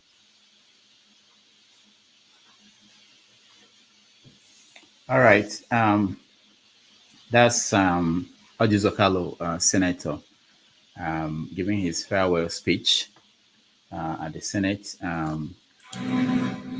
crying about Why is he crying? what happened to him. We are hoping that he will join us sometime on this show, if you hopefully in the next few weeks, and you will get a chance to talk to him. Let me just announce that I think in July we are bringing a Nigerian writer to the show. His name is Dr. Let me share a copy of his book. And he's going to talk about, he's actually a medical doctor, but he writes novels. And he's going to talk about why he's writing and the role that people like him, he's based in America here, people like him will play in trying to solve our problems we have in the country. And so for everybody who is watching, I have a copy of this novel that he will send a copy to somebody on the panel today. I just have to come up with criteria that we are going to use. So I think what we're going to do now is that we're going to take a little break and do a rant. And whoever comes up with the best rant will get a copy of this book signed by the author. So that when he comes on the show, that person might be able to. We'll do this every week, every week until he comes on the show. I think that's the best, and I can guarantee that we do this. We send a copy to the best person who ranted. And I will be the panel of judges for this your ranting. Dr. Damages, last time I turned out to be the best ranter or whatever. I won a book. I have not received that book till today. What book did you? Tell me the book. We called. I can't even remember the name, but that was last year. All right, but I have the copies here. I have my copy, and the author is also aware of this, so he's going to say he will send it to anybody who. You are owing me one. I will send you the my. Just tell me the name of the book. Address. We talk to the author, not me. I can't remember honestly. But I have a extra copy here. If the author, but he will send it to you. All right. Okay. So let's this time. Don't look the video. Yes. Look at the video, you go remember the name. I wish I remember the date, but don't worry. And then we'll find it. So this is an opportunity to let off steam. Whatever is worrying you or troubling you about the country, you have a minute to rant. Let me see if there are people in the backstage who we should let in to rant. I think it's a very good exercise, ranting. And is Olumide here? Okay, Olumide, I'm rooting for you. So the way we're going to do the judging is going to be left to those on the comment section. CM wants to join. Thank God. Professional. So everybody, just a minute, and you rant for 1 minute. Anything, any subject. We don't care. But be nice. All right, I'll start with you, forefathers. A minute. Yeah, I think if I'm to rant about anything, is the fact that we still are playing this game of divide and conquer, and there is no win at the end of it, and we have to depart from that way and put the nation first. Because if you put the nation first, common sense dictates that when the nation rises, everybody else will rise, like a tide that lifts all boats. It's common sense, and we have to discourage the ones that want to do the opposite, because the path that they want to walk is not going to lead us anywhere. And people that should be ostracized from politics, ostracized from public bodies, because they are just going to be in the system, alienating fellow citizens, like Rufai just did. He was talking about winning in a democratic system, as if there is not going to be a time when a Christian will win in 20 years. It's crazy. But this is what we have, and we have to fight against it. All those like electricity and the others that believe in the nation, they have to be fighting hard, and we have to come together to do this hard work that we need to do. Thank you. Thank you. 1 minute is really short, by the way, Of for course. a rant. Now you know. Igbo Basics, 1 minute. I see some people in the backstage. I will let you guys in. I will remove the people that ranted. Go ahead, Igbo Basics, 1 minute. I don't think I'm a very good ranter, but if I'm to rant. About Zebediah, it's a rant. Oh, Chief Zebediah Okorigwe alias Potati, the grandfather of the grand comedian of Nigeria. Anyway, it's been a pleasure trying to cooperate with our folks here. I still say that for Nigeria, for that Nigeria of a place, once we take away religion, and I still call religion another social club of a different cadre. Once we take away religion, tribalism will always be there, okay? It's a part of life. But once we take away religion, maybe we'll begin to see clearly. Maybe we can now select a football team that is capable of going into the World Cup. Not until then. UK, Ojuzo Kalu is here from my hometown. He's from my own very kingdom. So when he's talking about the Senate, when you bring up the subject matter, I can defend that any day, anytime, as you play. Now, so do they play. All right. Thank you. Thank you, Igbo Basics. Kene, 1 minute. Yeah, thank you. So when the book of Zebediah is coming soon. No. Igbo Basics, we are doing something else now. We don't have time. We don't now. We'll come back to you. We'll come back. You didn't come to Wala the orgy for Zebediah today. Your time is up, Igbo Basics. So can you reverse my 1 minute? Let's start from the beginning. Yeah, from the beginning. Go ahead. Okay. So when I watched the video of Ojuzo Kalu crying, I was just so laughing. I was laughing because I remembered when Ojuzo Kalu took Tinubu to his mama. Mama, come and see my boyfriend, and he was shouting like a baby. Now, this is it. He has been used and dumped. This is the same thing that Mazen Nnamdi Kanu has been warning our southeastern politicians. Work with your brothers. Work together to achieve this purpose. But no, their self-greed, their selfishness will not let them work for the good of their people. The same Ojuzo Kalu forsook his brother, P2B, for a Muslim ticket. Now he has been used and dumped. The same way that Saduda Kuba was crying the other day online, that they've been used. The same thing that the governor of Imo State is doing today. You are selling out your brother, and you think you will be trusted. Shame on southeastern governors. Shame to them. They don't have sense, and I don't think they will ever have sense. Thank you. Thank you, Kene. Jude, you're next. Well, my ranting is in the fact that we live in a country where every time Christians come out to make statements, they become, they are meant to apologize for it, no matter how little it is, and consequences. But when Muslims from the north, like the Fulanis and the terrorists like Rufai, make statements, they are not apologetic to it, to that. Rather, we'll continue, many of us, Christians will even continue to come and defend such statements. Honestly, in a country where there is injustice, where people continue to play the ostrich in terms of apparent injustice and unfairness, there's no way that country can progress. If we really want to make progress in Nigeria, everybody should be out to call out evil where we see them. We should begin to call out our people who commit evil where we see them, like Ojuzo Kalu. Somebody like me and many Igbos will never support somebody like Ojuzo. 1 minute is gone. Thank you, Jude. Electricity, you are next. Yes, CS, according to forefather, is common sense. I have it here. Raised to the power of AJ. I'm going to withhold that AJ in order not to be stoned to death. Now, common sense clearly tells us that no matter what, to achieve anything, we must go by the rules. So we cannot be doing the same thing and expect a different result. It ain't gonna happen.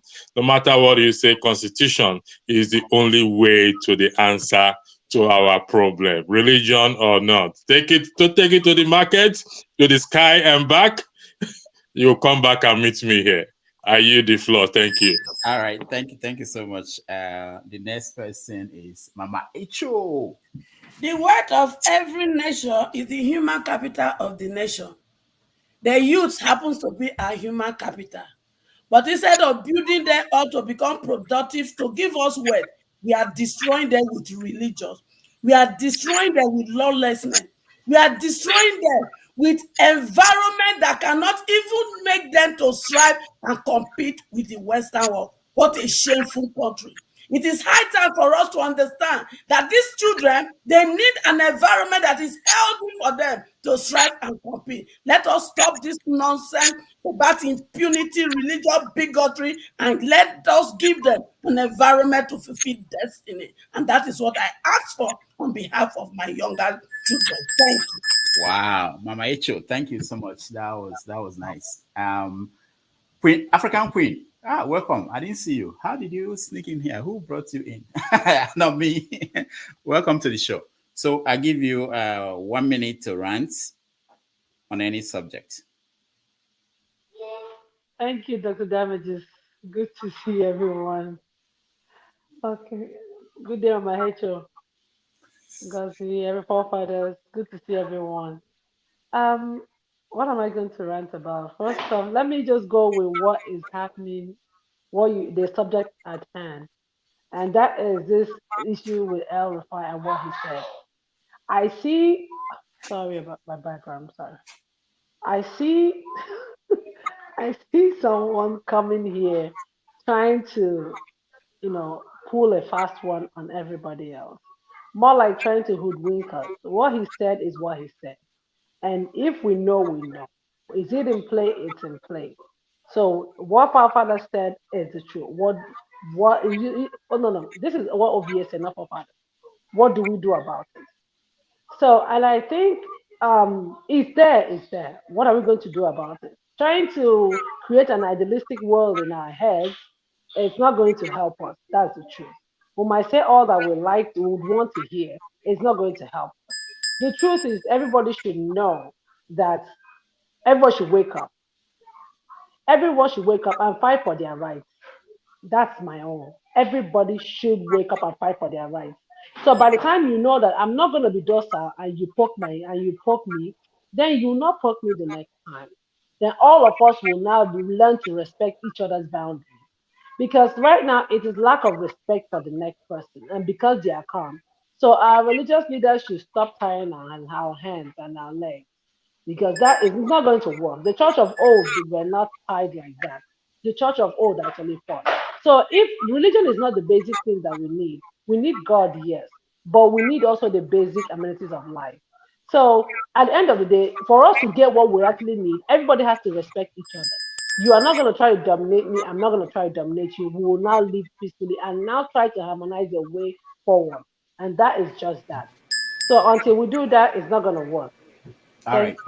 Thank you. Thank you, African Queen. I know you went over because you just joined us, but 1 minute, everybody else that is going to rise. Ngozika, go ahead. I'll come back down. Ngozika, go ahead. I'm going to take him for the rest of this video. No, I just wanted to say that if nothing at all, today's show has brought out has brought to fore how deeply unknowledgeable we are of each other. I just wanted to say that instead of always trying to suppress these conversations, we should have more of it. And if you do not have your facts, please don't come here and be talking yam talk. That's just my own. All right. Thank you, Ngozika. Let's go to Austin N. Austin. Is Austin frozen? Okay, let's go to CM. CM, go ahead.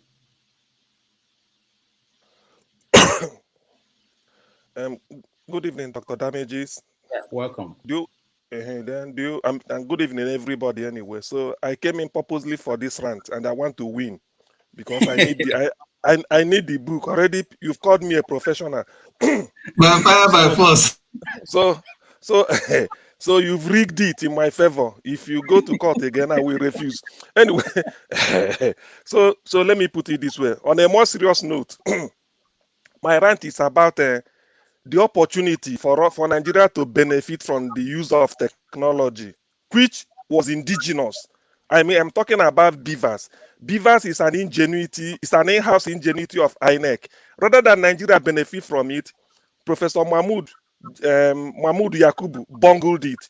It should have been an opportunity for us to make that march forward from voters card to card reader to beavers, and then maybe by 2027 we'll be talking in terms of voting with our mobile phone, because that is the way the world is moving, and they using electronic voting instead of counting and all this collation. So Professor Mahmoud Yakubu lost our chance and opportunity. He denied Nigerians the opportunity to benefit from a technology which was invented by a Nigerian working for INEC. So it's disappointing, and that is my rant, and I'm so annoyed about that. All right, thank you. Everybody had a chance. Everybody. I want to sing Mahmoud's song. Oh, Jude, did you rant? No, I never rant. I want to sing it in Mahmoud's song. Mahmoud Yakubu Emma Shebi Froster. Go ahead, Jude. Froster. Mahmoud Yakubu Emma Shebi Froster. Your time is going, Jude. Anyway, yes, thank you. Nice to see you again. Really, Mahmoud has set us back only God knows how many centuries backward, because this would have been a fantastic opportunity for Nigeria, not only to move forward in its democracy, but to be seen, to be actually practicing true democracy. And the whole Africa was earnestly waiting for that. But unfortunately, it took us backward, only God knows how many centuries backward, that Mahmoud, through his action, his inordinate ambition, and through his wickedness, has set Nigeria back to, and that has brought a lot of untold hardship to Nigerians today. That today Nigeria have a drug addict as the president of Nigeria. It's a shame. Thank you so much. Who am I missing? Austin. Okay, Austin is back. Austin, go ahead. You have a minute. Thank you, Dr. Damages. My rant is just simple. Speak up a little bit. I'm not the one that will vote for you. So, can you hear me now? Okay, good. Yeah. Yeah, so the tears of Ojus Kalu is just, I'm repeating the same tears from my room. Having heard Mohammed, I have come to terms that Nigeria is now one country, and we cannot get it right as a country. Because when the South are trying to get it right, I hear the Yoruba people condemning their people. I hear the Igbos, the South condemning their people. Compare Jonathan and the Buhari. Look at the kind of criticism we gave Jonathan. Listen to the Northerners. What are they saying about Buhari? Nothing. And somebody is here supporting Rufai. It's okay. But I am regretting that I have condemned Ojus Kalu before. All the Southerners, please destroy the country. Go ahead and do your works. Since the Northerners that dies in their thousands they don't care. They don't care. They promote their people, and now I understand when they keep saying that that P2B is a religious bigot. P2B is not. P2B is a Catholic. How many times did you see him around Matthew Hazakuka? How many times did you see him around the Archbishop? He kept doing his own thing, but they keep accusing him. For him to be where he is today, without a single governor, without a single senator, without a single House of Reps, and they tell us that he keeps going from one house to another. When the APC were everywhere, using the state resources to mobilize everything, and they keep condemning us. Let them keep destroying the country, because they are eating from the fat of the South. They eat from our oil, and they do their natural resources, and they don't bring the money to the center. All right, I will have to stop you there, Austin. Thank you. You actually less than 150,000 in the north, but they want to get fuel at the same rate. Thank you. Rant for 1 minute. Thank you. It's my turn. Your time starts now. I'm quite with Ojus Kalu with regards to the injustice that is going on in Nigeria. Nigeria is very unjust because take the case of recent case of Emefile, the former or now suspended CBN governor. Why would they go and arrest the man? The man does not act out of his own volition. He was instructed to do what he did, and they went ahead and arrested him. He didn't just wake up one day and start, the Naira redesign and whatever that the consequences that comes with that. It's Buhari that instructed him to do that. If they have to arrest Emefile, why don't they go for Malami? The House of Reps the other day was grilling him for I don't know how many billions of naira that he squandered or he embezzled. Who is going after Malami? Who is going after Buhari himself? I mean, if Nigeria is so unjust, it's unbearable, honestly. All right, thank you. Yeah, 1 minute is gone. One last, okay, maybe two. Mohammed, 1 minute, rant. Yeah, so I wouldn't call it rant. I would just summarize my observations from joining this studio. I will say that this has been the most confrontational since I've been joining your show. I will say that the problem that we have in Nigeria now is that we have double standards for everything. Okay, we condemn same-faith ticket as long as it's not our religion. When it's our religion, we excuse it. We say that this guy said objectionable thing. When my guy says it, I don't object to that. So I think this is what empowers the extremes from all sides. For example, you see, I see people laughing now, but they all know what I'm referring to. I mentioned the case of Plateau, since specifically I joined for this Rufai thing. Rufai said some things that I grant that is not good. But if I mention Obi said he's fighting religious war, that's fine. I say that Muslim is bad, okay, fine. But if I say it is done in Plateau, no, actually, Muslims are non-existent there. So if we can standardize our morality, I think we'll all be better off. But if we have these double standards for things, all the extremes, you will be empowering them and they will be Minute is gone, no? doing what they are doing. Yeah. Thank you so much, Mohammed. Who is next? Ovie. I hope the viewers are taking notes because they are the ones that will vote and they will have like 5 minutes to decide. Someone will count the votes. Ovie, I think after you and that's the final one. Ovie, go ahead. 1 minute. My rant is not 1 minute, it's one sentence. God bless the president. That's my rant. God bless who? God bless the president. President Bola Ahmed Tinubu. God bless the president. That's it. You win. Thank you. I'm sure you will win this competition. All right. Let's go to Yusuf. Yusuf, you are the last person. You have a minute to rant, and then we take the count. Go ahead. Hey, hello everyone. Welcome Dr. Damage, I'm just coming in, so I think 1 minute will not be sufficient for me. No, just for the rant. When we continue the conversation, you can talk. Okay. Yeah. Here is my point. Yeah. First of all, I'm a Muslim from Edo State. The understanding of some people about Islamic religion is very, very unfortunate. They don't know the meaning of the terms they are using, especially Ekene. What in Nigeria we need to know is we have only two tribes in Nigeria. We have only two religions, only two tribes. The reason I'm saying this is we only have the oppressed and the oppressors. Nigeria need to understand that our problem is not religion. Our problem is not a tribe. Our problem is the criminal gang that are taking over the resources of Nigeria, making every Nigeria suffer. Because all of us, look at us here. We went to the same university. Everybody is suffering the same suffer. We pass it through the same road. We don't have electricity. Okay, look at it. Sudan, for example. Your time is up. Thank you so much. I'll give you a chance to talk next time. But so for viewers who are watching at home, we're going to count on the comment section who you think is the winner, and we have so we take a count in 5 minutes. So in 5 minutes, just write the name of the person who won, and that person will get this book. It's called Soulful Return by Dr. Fidelix Barrow.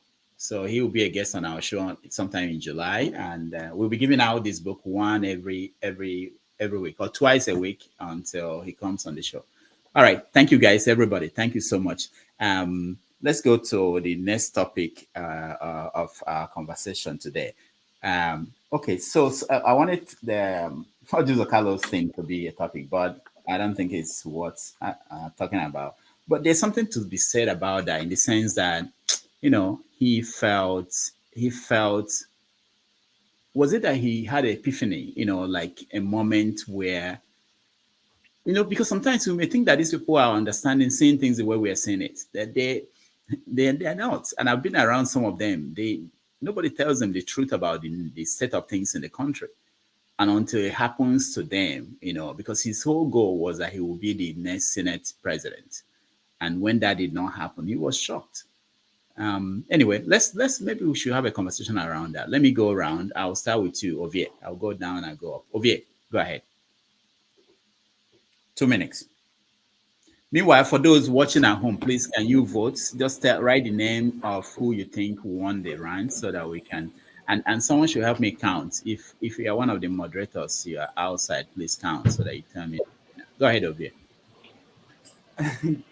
Uzo Kalu. I mean, it's well, when I say the rich also cry, but I think now the funny thing is that nobody with the bitter. If to say that with the bitter when they cry for sweet me, now they fight, right? It's like it's a turn by turn thing, and then they scale them over. What it means that there's no position for him at all to actually even give it a shot at the president, make it even contest. So that's what it means, because it's falling into the hierarchy of the system. So that's what he's crying for, not necessarily. And again, his business is at stake because it's about what you have at stake in this thing. His business might be at stake. How do you actually make case for yourself and what you have going on for you? So I don't know, at this point, as somebody who is not qualified to be in the party, now to just look at from outside and just laugh, it's interesting that he's getting whipped by his colleagues and friends. Just like Kene that said that when he went to introduce Bola Tinubu to his mother, I wish I can get the video quickly and play it. It's a very interesting video. I like that video. But Tinubu is his friend now. I just I don't know. It's let's go pity him. Let's pity Kenya beg. Leper justice with Leper mercy. All right. He need go for me. Rudolph, let's open a GoFundMe for him. Money is not his problem. It's position that he couldn't get. All right. Thank you, Ovie. Yusuf, you're next. Okay. So first of all Zokalu is greedy. He's just crying for himself. He's not crying for the Igbos. He's not crying for the South. He's not crying for the Southeast, South. No. He's crying for himself. This is what we need. That's what I was pointing out now. When they are fighting for power, they come with religion, come with tribe, come with all kind of funny stuff. The truth is, Odious Okalu had opportunity to be. He was a governor of a state in Nigeria. Go back and play his record. What did he do? He had every opportunity. State governors in Nigeria, they are so powerful. They have the power to do a lot. What change did he make? So why is he crying? Because he didn't have the opportunity to be Senate president. Period. Like the point I was trying to raise now. You look at a case of Sudan, for example. Sudan was a Muslim Christian country. After they had a lot of issues, they say, oh yeah, the Christian South should go. The Muslims should go. When the South broke out from the North, immediately, because of the money that was coming in, they started fighting. Today, the Sudan itself is made up of over 90% Muslims. What happened? They even started war during Ramadan. So now the point is, why are they fighting? They are Muslim, why are they fighting? The South are Christian, why are they fighting? So these are the reasons why we should understand that the problem of Nigeria is not even religion. It's not even tribe. If you break out, I 100% believe if you break out from Nigeria, trust me, give that 2 years. it's war. So the problem is we need to see ourselves as one, especially the youth, and give tough time to these people. Let them develop the culture. Let them get it. Nobody discuss religion. We some people, most of us in America, in Canada, nobody discuss religion, but they just think of how teach to be working. We should remove. No, you don't have to stop immediately. Just Yeah, we round should. up. I personally believe we should remove religion from the public domain. Keep religion where religion belongs. Religion belongs to the mosques, the churches, the temples, and our homes. When you go to the public, we should leave, get rid of religion, get rid of all this tribe, and try to fix this country. That's the only thing I see. To be honest, it's disappointing when I hear, especially youth like us, all they are fighting for is religion, it's a Muslim, it's a Christian, it's Igbo, it's Hausa, it's Yoruba. These are all nonsense. Because, okay, thank you. All right, thank you so much, Mohammed. So, you Ojus or Kalu, and that's the topic, right? Yeah. I will reject the entire premise of your question, Rudolph. Okay. This is the first time maybe I will disagree No, with it's you. okay. It's okay. It's okay. The implicit in what you are saying is somehow that Ojo Kalu helped Tinubu and he gave up his, or I would say he didn't support his Igbo brother, and then now he doesn't get the Senate presidency. That's the message. No, that's not what I'm saying. I'm saying that he wanted the position. He made it clear that he wanted the position. And that he didn't get it. I don't know the game that was played. Okay. That's what I understood from the question. No, so the reason why I said that, the reason why I said that is, at least the people commenting, that's what they seem to imply. Oh, okay. Because I would reject the fact that he actually supported Tinubu in any way. Because one, where on the same day that they did the election, at the same time, people will go and vote. They will take 2 ballot papers. They will cast their vote for him, and then they will cast for Peter Obi in the other, like this. So he got more votes just as a senator than Tinubu got in the entire state. So that doesn't suggest to me that he did massive work for Tinubu. That's one. I know that he verbally supported Tinubu, but I heard in one show, I don't know if it's true, but I think it is, that he has never been cited in campaigns in the Southeast for Tinubu. That is another one. So it was very, very difficult for APC or Tinubu, to be specific, to give him the Senate presidency ahead of Akpabio, who, Tinubu got roughly the same amount of vote that Akpabio got. So it shows that he did more work for Tinubu and the party than this guy did. Okay, he got 50,000 something. He won the Senate about 50,000. Tinubu got 8,000 in the entire state. So that suggests that even if he didn't betray Tinubu, it just suggests that he didn't do enough to persuade the people that voted for him to vote for Tinubu as well. So because of that, I just think, I don't think he deserves to get the Senate presidency. Akpabio deserved it more. So they had to balance it by religion. Like, obviously, Muslim, they wanted to make it Christian. If you want to do it Christian, Southeast or South-South, I think it was the obvious choice for APC was to go to South-South. And Akpabio was the ranking senator there. So there, I don't think he deserves it. So because of that, there's no issue for me. All right, thank you. Okoye, you're next. I think Mohammed is completely wrong here. I think, Mohammed, you're completely out of touch. What do you mean that he doesn't deserve it? What do you mean that he doesn't deserve it? What do you mean by that? In Nigerian context, let me how talk. he deserves it. I said, let me talk, my friend. No, Mohammed, let him talk. Let me talk. In Nigerian context, Ojus Okalo is just as qualified as anybody else in the Senate to be Senate president. So you cannot say because he got little vote for Tinubu, that's why he shouldn't be Senate president. It's an injustice to Ojus Okalo. It's a great injustice to him. And he's entitled to vent his anger on these people that did this to him. Because all of them know each other. They know the deal they struck. And now they put him out to dry, which is wrong. He cannot, follow, although he's an unjust man, I'm not defending him as a clean person, but he cannot pay injustice with an injustice. It's still an injustice. So, I mean, this is why our polity is so corrupt, is so polluted, because, people are not, abiding to the same rule as they themselves are playing. Tinubu is not supposed to be there in the first place. He's not the one that's supposed to win the presidency. So how is he entitled to it? Who is entitled to anything in Nigeria? Why must you say that he's not entitled to it? You cannot give it to him. On what basis? He's been a senator. He's been the third ranking senator in the ninth Senate that just came to an end. So why are you saying that he's not qualified? That he cannot be the Senate president? He's just as qualified as anybody else. It's just that the party did him in because of maybe the deal they struck with Wike and these politicians from the South. That's why they are giving it to Abio. Otherwise, Kalu is the right man to be there in order to be able to be the Senate president. He's just as qualified. He's overqualified even to be the Senate president. All right. Thank you, Okoye. For those who is helping me to count, please, we need to know who won this rant so that I can announce it. Kenneth, you're next.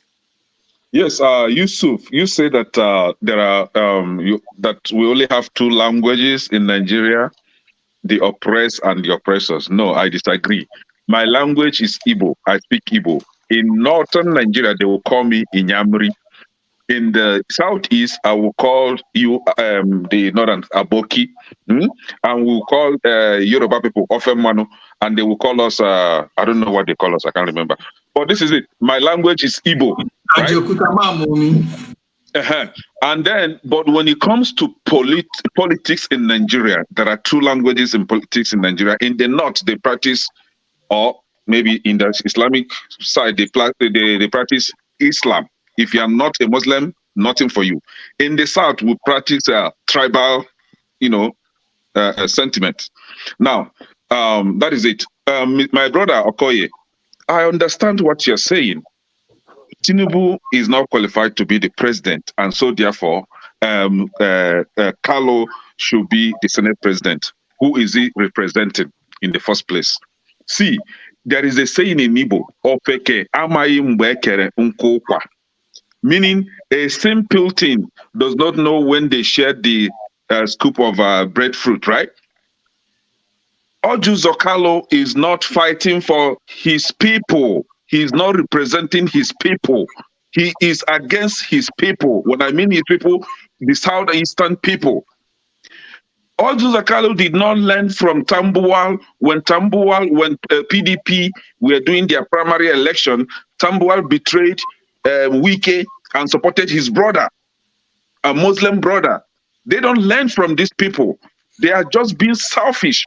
Why wouldn't Orji Kalu and his like support their brother P2B and let the Igbos have presidency for the first time? They didn't do that. They were fighting P2B. The likes of Orji Kalu, Shivaro Kennamani, Mbaka, the one in Enugu doing 419. All of them were against their brother. And today they are being betrayed and they are crying. Me, sympathize with them. How? It's not going to be possible now.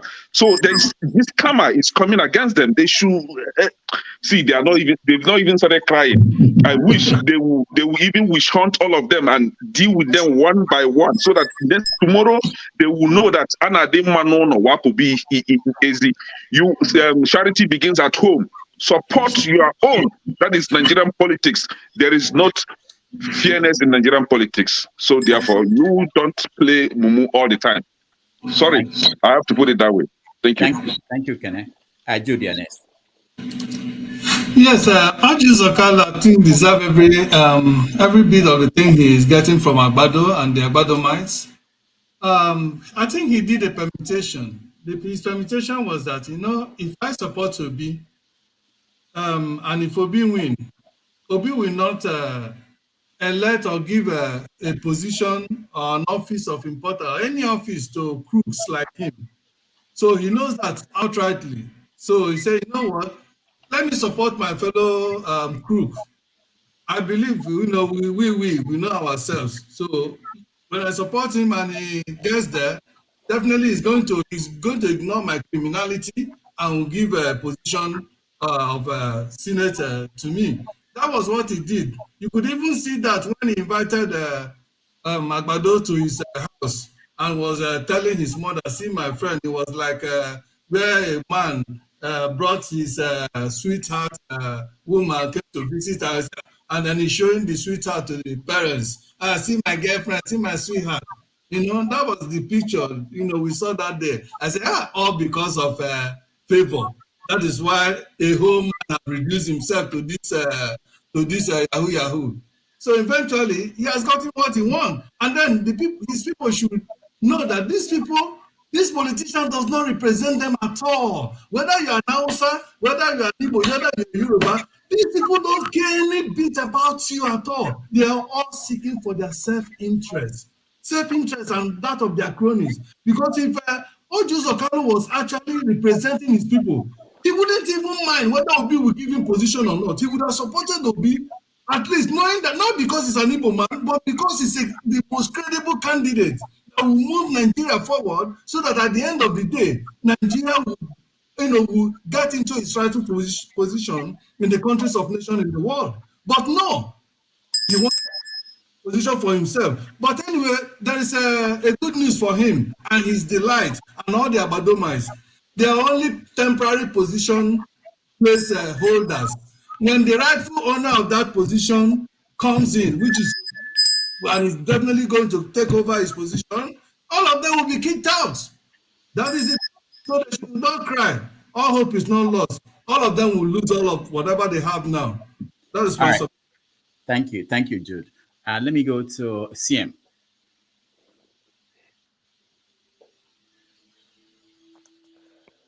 Okay. Thank you, Rudolph. Is it on Oji Carlos Traverse? Yes. Is it? Yes. Okay. Yeah. So I take it in two ways. One, Oji Carlo. let's get it clear. He's not there for altruistic purposes. He's not going in there for. His intention is not noble. That's one. Then the second one, why he cried, is he's crying because this is the opportunity for him to be part of the government of the crooks. A crook is an Aso Rock. A deputy, the deputy is a Boko Haram sympathizer. And somebody who said P2B, and they're tribalist. I have to say this. Why? Because he said P2B should go and be president of Ndibo. That is the Kashin Shetima. So Oji Kalu, being another crook from the southeast, felt that these are his colleagues. He should partake in this government of the crooks. Because the moment P2B comes in through the tribunal, all these things will be history. So he's crying because he will never have any other opportunity in his life. Because a crook is in charge now. A drug baron, a crook, is in charge. So it means that as a crook, you should recruit your fellow crooks. But if Oji Kalu didn't get in, it then means that he can never host the World Cup again. World Cup is hosted every 4 years and he rotates. So if P2B comes in, so that is the real cry. It's not because of anything. He's crying because that's why he's crying. No, I don't want. If there is time, I would have gone into the reason why I said he's going there is not noble. I have so many reasons to tell him, but that is not. I don't have that time. So just the cry because he's a crook. So this is the only time he has opportunity to get into government headed by a crook. So if he misses it, well, that's why he's crying. He won't come back again. That is the reason. Thank you, CM. Forefathers, sorry, before you speak, I hope someone is helping me. I'm looking at I can't do two things at the same time to count the winner. It looks like Mama Echo won. Oh, Mama Echo, okay. From my count, it appears she won, yeah. Okay, all right. If anybody wants to contest that, I am contesting it. Yes, I will go. I will see you all in court. I'll see you all in. You, there was no one vote for you. I was thinking Kene was doing well. I'm not sure, but if Kene, I'll see you all in court. Mama Echo remained consistent. That's throughout the vote. So okay, all right. And I think Ovie and who else was first of all check whether you have locals. And CM, Ovie and CM. I have local standard. I'll go to court. All right. So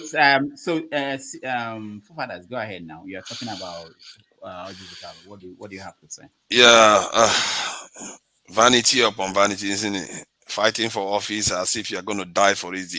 I think the only thing worth dying for is for your people and heritage. I don't know what these people, why they are so inspired to fight. But again, no matter how much you fight, politics, you are never guaranteed a victory, isn't it? So somebody has to win it. And who says that you have to? Because you saw what happened to Hillary Clinton and all the rest. There are so many people that think that the nation owes them something and they should just get it. Yeah, leadership is not yours to be taken. And even then, it's a responsibility to a people, not for yourself. Some of these people, like who said it earlier, CM said he wanted to join the party to go and rob the country. If that is the purpose of what he's doing, then it's neither here or there. It's just vanity, and there's nothing to feel sorry for him about. He's already a rich man beyond most Nigerians. And that said, I still feel like he seems to get a worse rap than most politicians in Nigeria for some reason. It's like the Southeast, they focus on Oji Zokalo as if he's the biggest vice in the country. Sometimes I feel like it's a little bit unfair on him. There are a lot of bad people hanging around. There are a lot of bad people in the country. He's up there. Okay, I think he's probably up there. If they give me time, I can give you points. If there is time, I will, because I don't speak on ceremonies. I will just tell you 1, 2, 3. You see, since 1999, if you are playing politics, you love your people. It means that if you love your people comes first, no matter what. Oju Zokali is interested, is first of all, he's selfish. And one, his educational background is like Tinubu, is questionable. Anybody know? We all know that. It's questionable. This was a governor, when he was governor of Abia State, he said he was attending lecture of political science department, Abia State University. He couldn't complete. All of a sudden, they awarded him a degree. When they changed the VC, the board of governors, what they call them, have to sit and then withdraw the degree. I mean, what are we talking about? This is a man that sold the Kweme for nothing. That Buhari has dodgy education too, and all of them. Wait now. So we know we are from Southeast. We don't pamper any. When you have Obi, so you don't talk of Kalu again now. We have a Kweremadu languishing somewhere who is talking about him. Now, the thing I want to tell you is that Ekweme was almost as clean as Obi, because Ekweme was the only politician in Nigeria in which military tribunal under Babangida, they were jailing people. I think that's Justice Owaifo, Justice Owaifo, Samson Owaifo. He said, if Ekweme could be found guilty, it means that saints in heaven will also be found guilty. Ekweme is so clean. Oju Zokalu went to Jos and sold Ekweme for nothing. That's one. Igbo presidency is not yet. Oju Zokalu came back and make sure that he sabotaged the people of Abia State. That's why he's standing trial now. So why should we support him?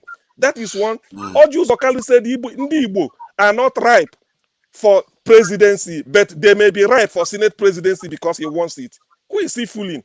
Mind you, Southeast is the region whereby every year you see the best distinction in WAEC. So the youths are growing up. They can't fool them. Oju Zokali is just a common thief. So his annoyance is that this is the opportunity for a thief like him to get into government, and he couldn't make it. And the ambition of a lifetime has slipped from his fingers. That's why he's crying, not because of the welfare of Ndi Igbo. So he can go to hell. I don't care. Thank you so much. I wanted to bring forefathers. You yielded your time to CM. Did not yield it. He just took it. he just took it. I'll come back to you, forefathers. I wanted to bring the Oju Zokalo's cousin, Igbo Basics, in. I don't know if he's still in the studio, but let me go to Man of Prestige, African Queen. As soon as we see him, we'll bring him in. Maybe he'll give us a different perspective. Man of Prestige, go ahead. Yeah, thank you very much. Have you spoken about Rufai? Yeah, I know you have. Okay, Man of Prestige. We're talking about Pete. Yeah, I'm gonna speak about. I'm gonna speak about Kalu. Remember, I was here earlier, but I had to leave. So when I was coming back, I was driving. I had something. Just give me a minute before I make my statement on Kalu, which is not that much anyway. I don't like him. So, but anyway, they're all cool. Let me just rebut Mohammed a little bit for just 1 minute. because of what he said, because he cannot bend the truth. I mean, some of the statement that he made, I did like it, I mean, that's his opinion, but I agree with him in that regard, but he cannot bend the truth. Because when we come on this forum, we try to make a statement about what barbarism, because I hear him talking about Obi, what Obi did and Obi. That it wasn't about Obi, it's about Rufai. You should have been very unequivocal, condemn him about what he said, because that's religious bigot that he was trying to say. It has nothing to do about what Obi said or whatever the daddy, the so-called, that's a different point. People condemn him if it doesn't really happen or whatever, but this is on tape. Everybody saw it. And you here talking about what about him, you cannot bend the truth, cannot condemn him, not fully condemn him. Why do we do this? This is the problem with Nigerians. When something happens, everybody go to their echo chamber, tribalism or whatever. I don't know where you're from, but you sound like you're from the north. But that notwithstanding, we're all one Nigeria. I hate people who are very tribalistic or whatever. I'm not saying you're, but yeah.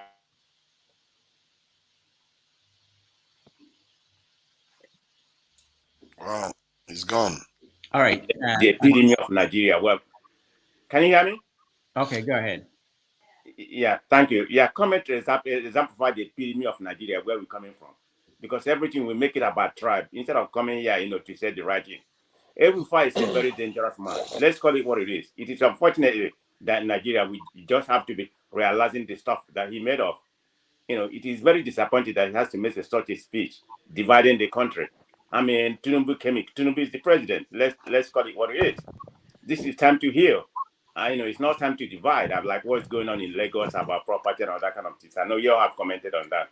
But come on, people, you're going to be straight and say what it is. State what it is. But anyway, I just want to comment about that, Mohammed. That's for you. You don't have to report me. I don't need to receive any of your report. But anyway, speaking about Kalu, I mean, what a mess. I mean, they're all crook. Aquabio, Kalu, whatever, does he feel like he's being marginalized? Is that where he is? I don't care if he's the Senate president. It don't give me nothing. Aquabio, they're all crook. So I don't know what he's crying for. I don't even want any one of them. They're all crook. Aquabio, whatever, or Kalu. Let him go to hell. Thank you very much. All right, thank you. I appreciate that amount of prestige. African Queen, you're next.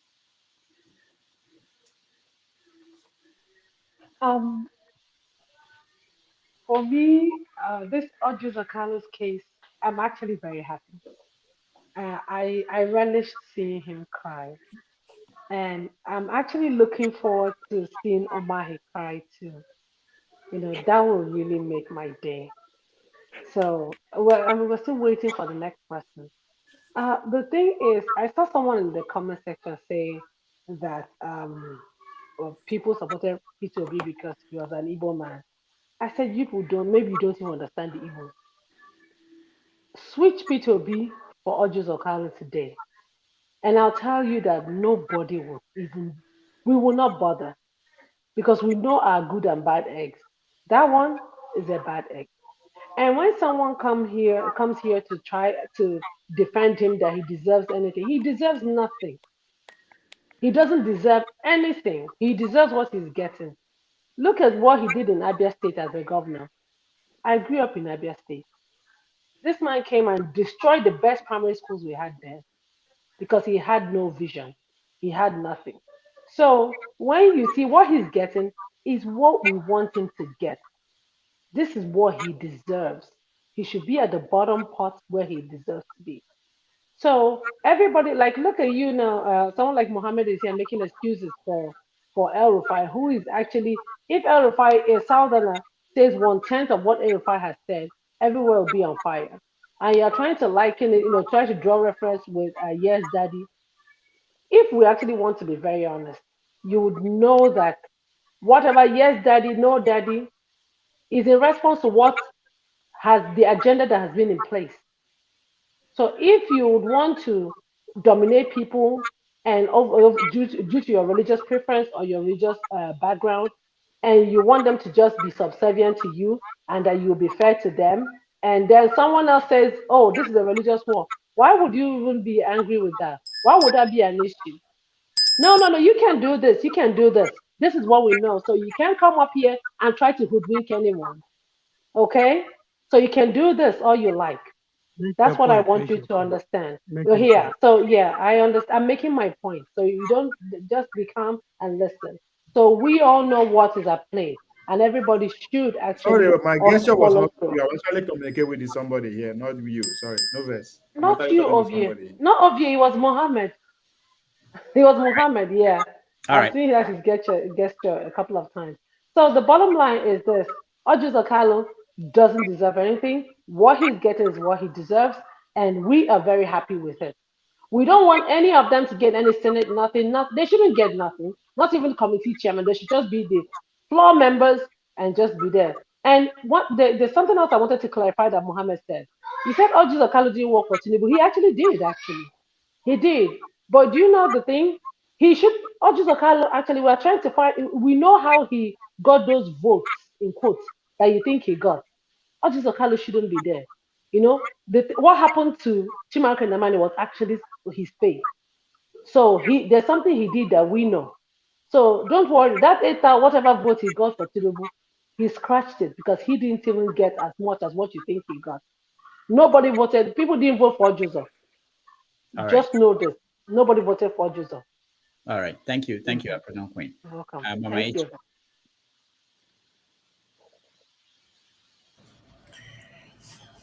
So we dey talk of that bomb boy wey carry im girlfriend go see mama.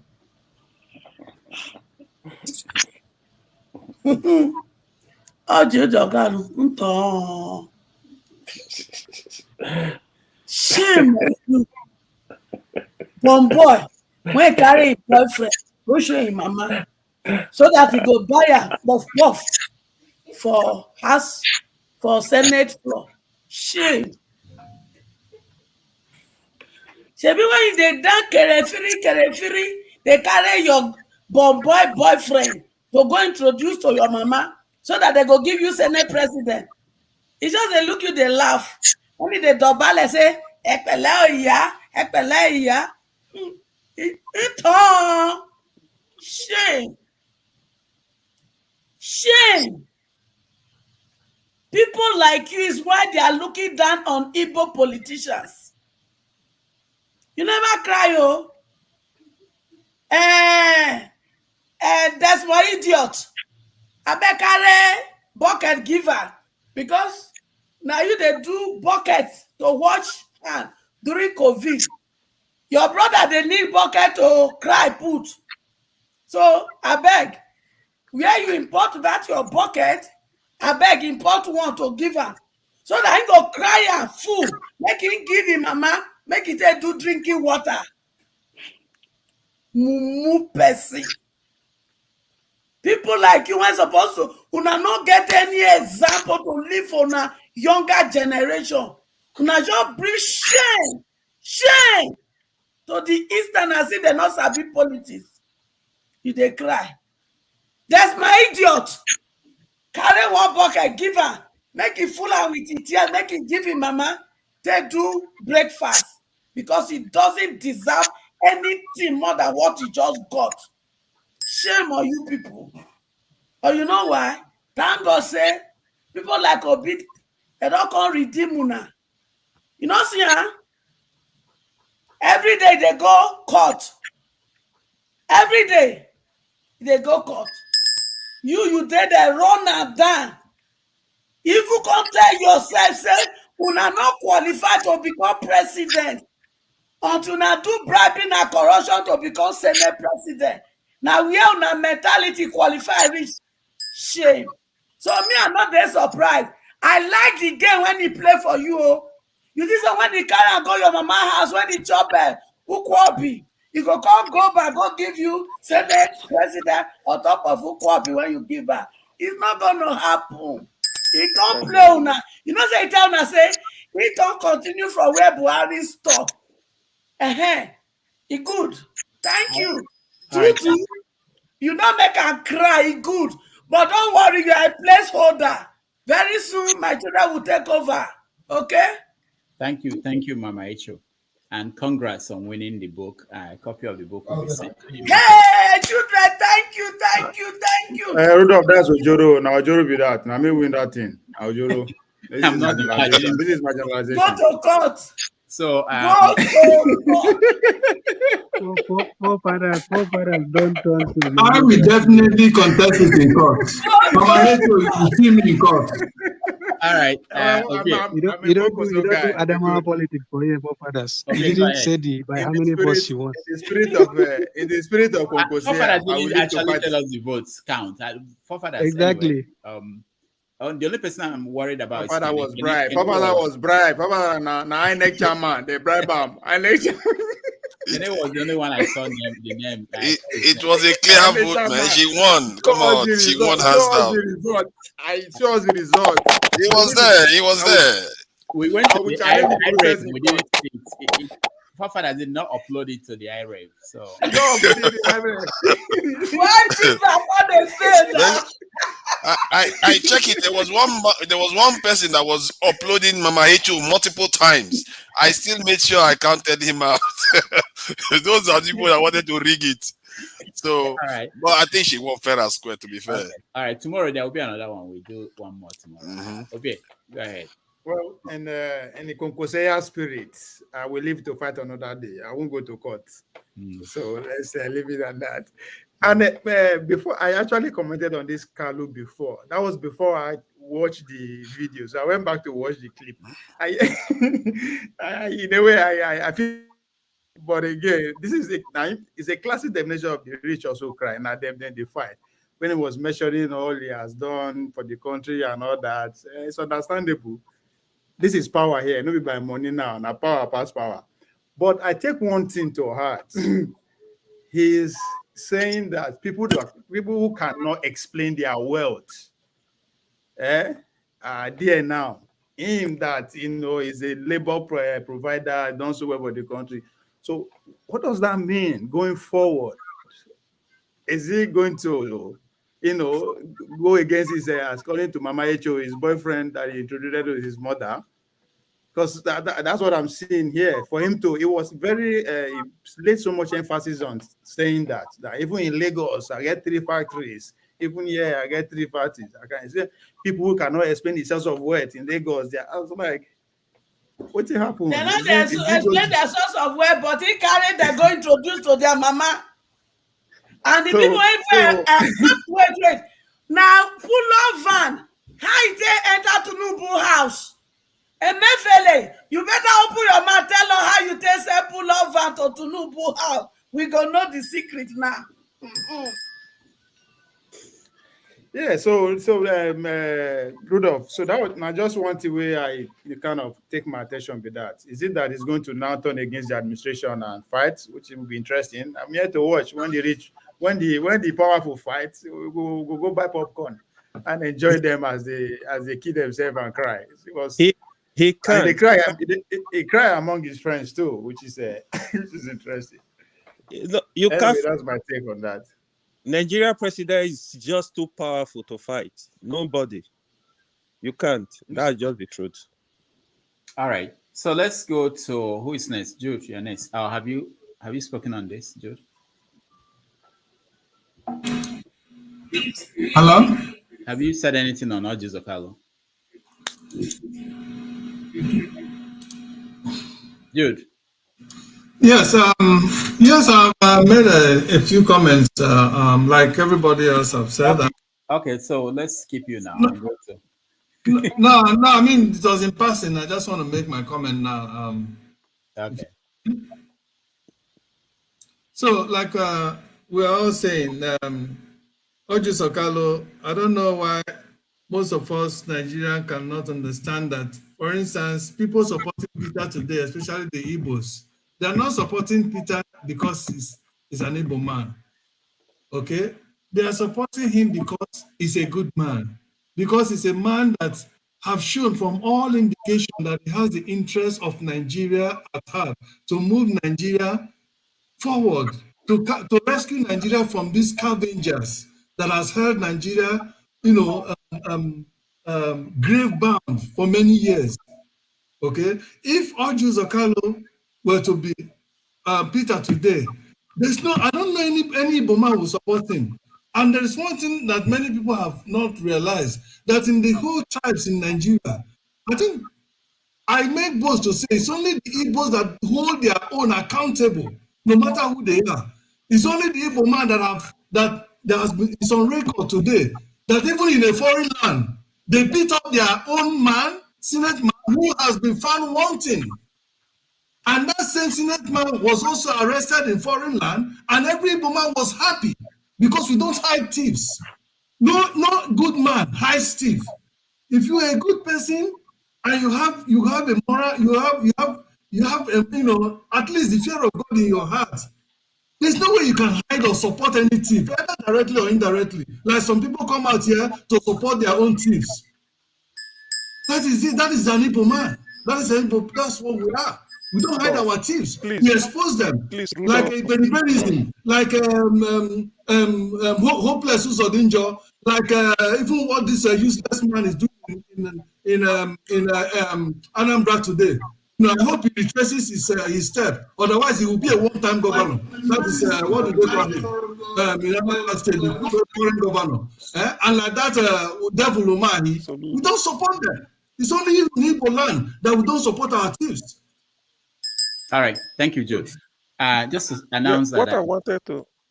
No, CM, hold on, please. hold on, because we have so many topics to touch. I want to touch on Ganduje and Kwankwaso, who is slapped the other person and when. But before then, we need to also get to. I want to hear from Igbo Basics. He's a cousin to Kalu, so we need to hear from him. I can't finish this topic without hearing from him. Ismaili, you first, and then Igbo Basics. I heard that Kalu is crying. For real? Tears dropping down his two eyes. Is it true? You didn't see the video? I want to say to him, yes, let me remove my glass. Kalu, give me, that's all. I'm done. All right. Let's this is a personal thing. Sometimes we talk about these politicians as they are not people's brothers, sisters, cousins, and relations. So Igbo Basics happens to be a relation of Oji Kalu. So Igbo Basics, are these people crazy? Are these people saying bad things about your brother? I don't describe anybody on this panel as crazy, but I would also say that, like Judean said, it's in Igbo land that we don't condone anything that is deceitful. That notwithstanding, somebody said earlier on that in the north, that you don't find them condemning any of their flying carpets, if I will use that word. You don't. It's really in the south is that we are more Nigerian than Nigeria itself, if I dare say that. I will try to focus on the positive aspects of my cousin, Oyuke, Joseph Kalu. He's a young man, much younger than a lot of us. Oyuke was one of the founding pillars of PDP. It was on his money that they kicked off. That's not something that anybody can debate. That notwithstanding, the game of politics is a very dangerous game. Very, very dangerous. Joseph Kalu, he played out his role in PDP, and he was riding very high. Don't forget he once owned Slok Air. Don't forget that Oyuke has employed a lot of Nigerians. Don't forget that Oyuke ended up his airline when Obasanjo fell out of place with him. That airline ended up being the national airline of Gambia or something like that. Don't forget that his bank that he had owned also became a national bank in one of those West African countries. Do not forget that as greedy as these politicians are, they are still human in one way or the other.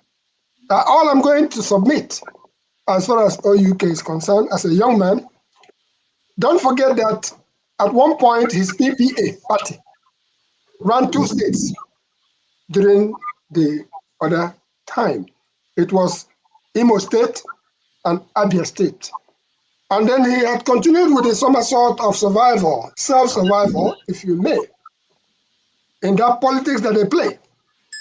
Do not forget that all in all, What I'm trying to say to you all here and all of us is that we, the Southerners, particularly the Igbos, are more Nigerian than Nigeria itself.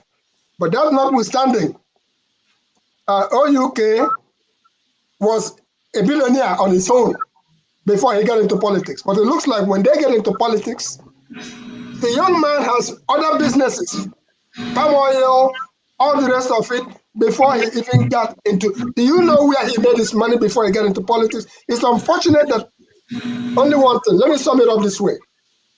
I personally have said to OUK when he was governor, if you fix Aba, whatever else that goes on, the whole of Igbo land will sing your praises from here till thy kingdom come. He did not fix Aba. The same thing that I have said to Alex Oti, who has come in now. I said it on this forum. If Alex Oti fixes Aba, as we hope he will, the whole of Igbo land and Nigeria would be better off for fixing Aba, the Taiwan of Nigeria. Thank you. That's my case for now, but OUK still remains my cousin. I'm not going to kill and put. All right, you can deny him. Igbo basic. No, can I hold on? A minute, please. Uzo is here. Let Uzo answer for all the accusations. We want to ask him a question. No. Go ahead. No, can you get us off track again? I'll take his question. No, I know you will take it. Let's go to T. T, go ahead. I'm coming to you. When it's your turn, you can speak. T, go ahead. T. Because the man we are talking about is here. Let him answer for himself.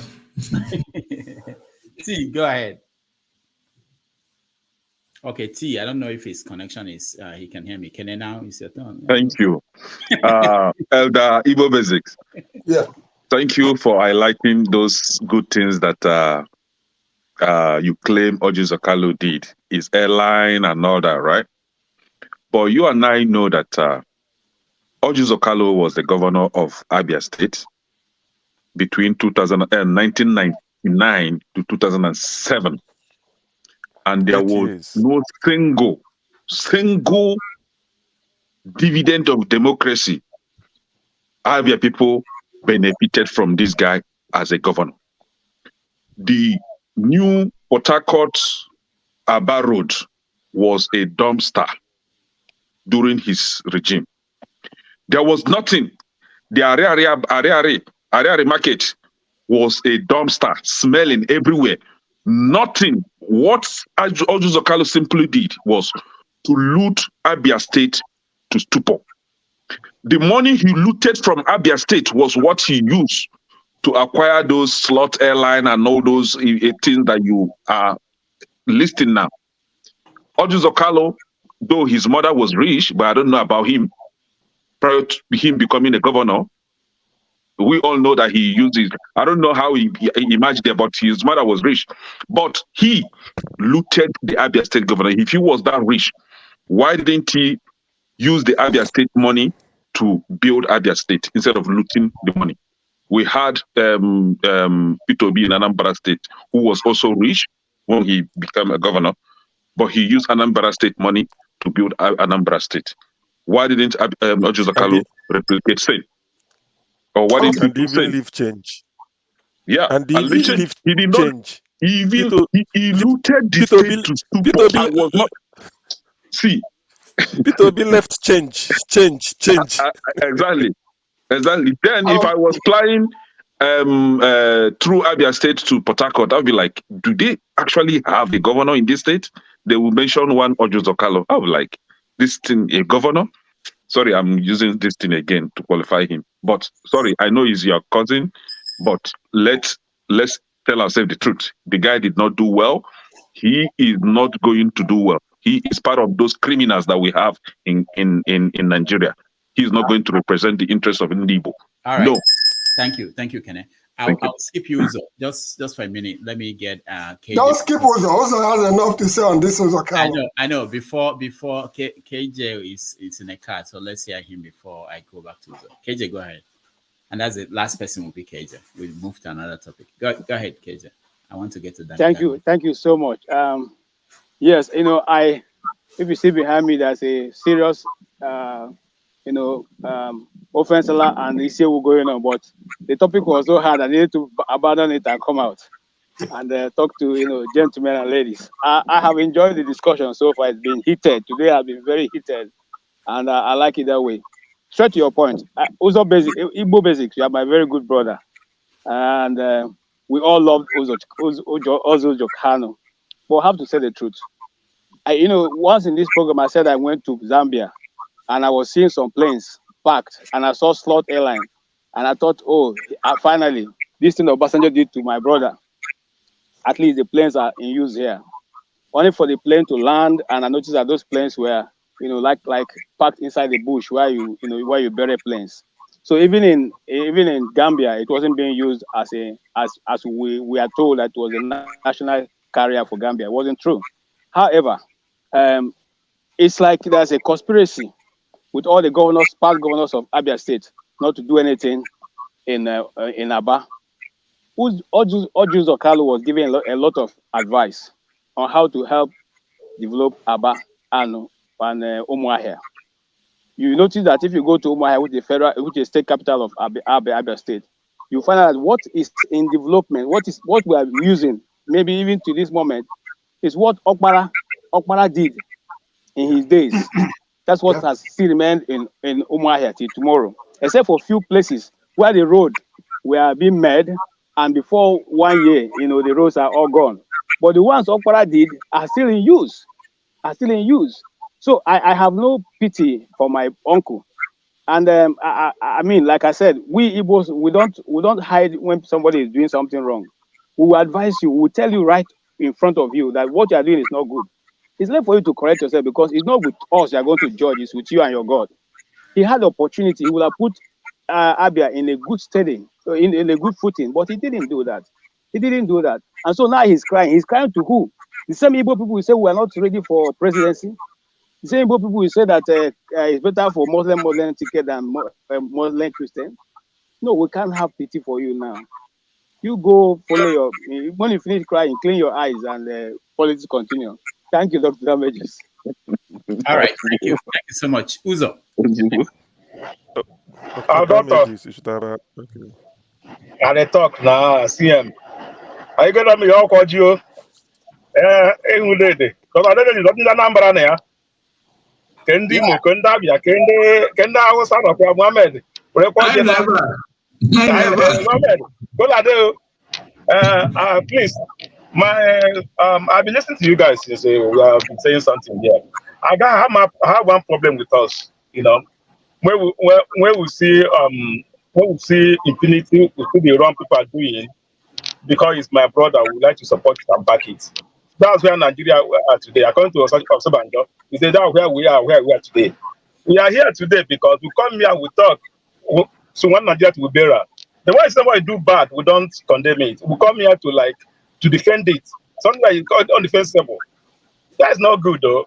For me, Mohammed, I listen to you, everything you said. I don't know if you go back and watch the video of what you said, next 10 years, just like one man is let me just play one man, how he was calling Tinubu thief, this.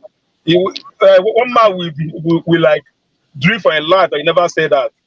So sometimes we say something, we'll go back like after a year and we'll watch what you said.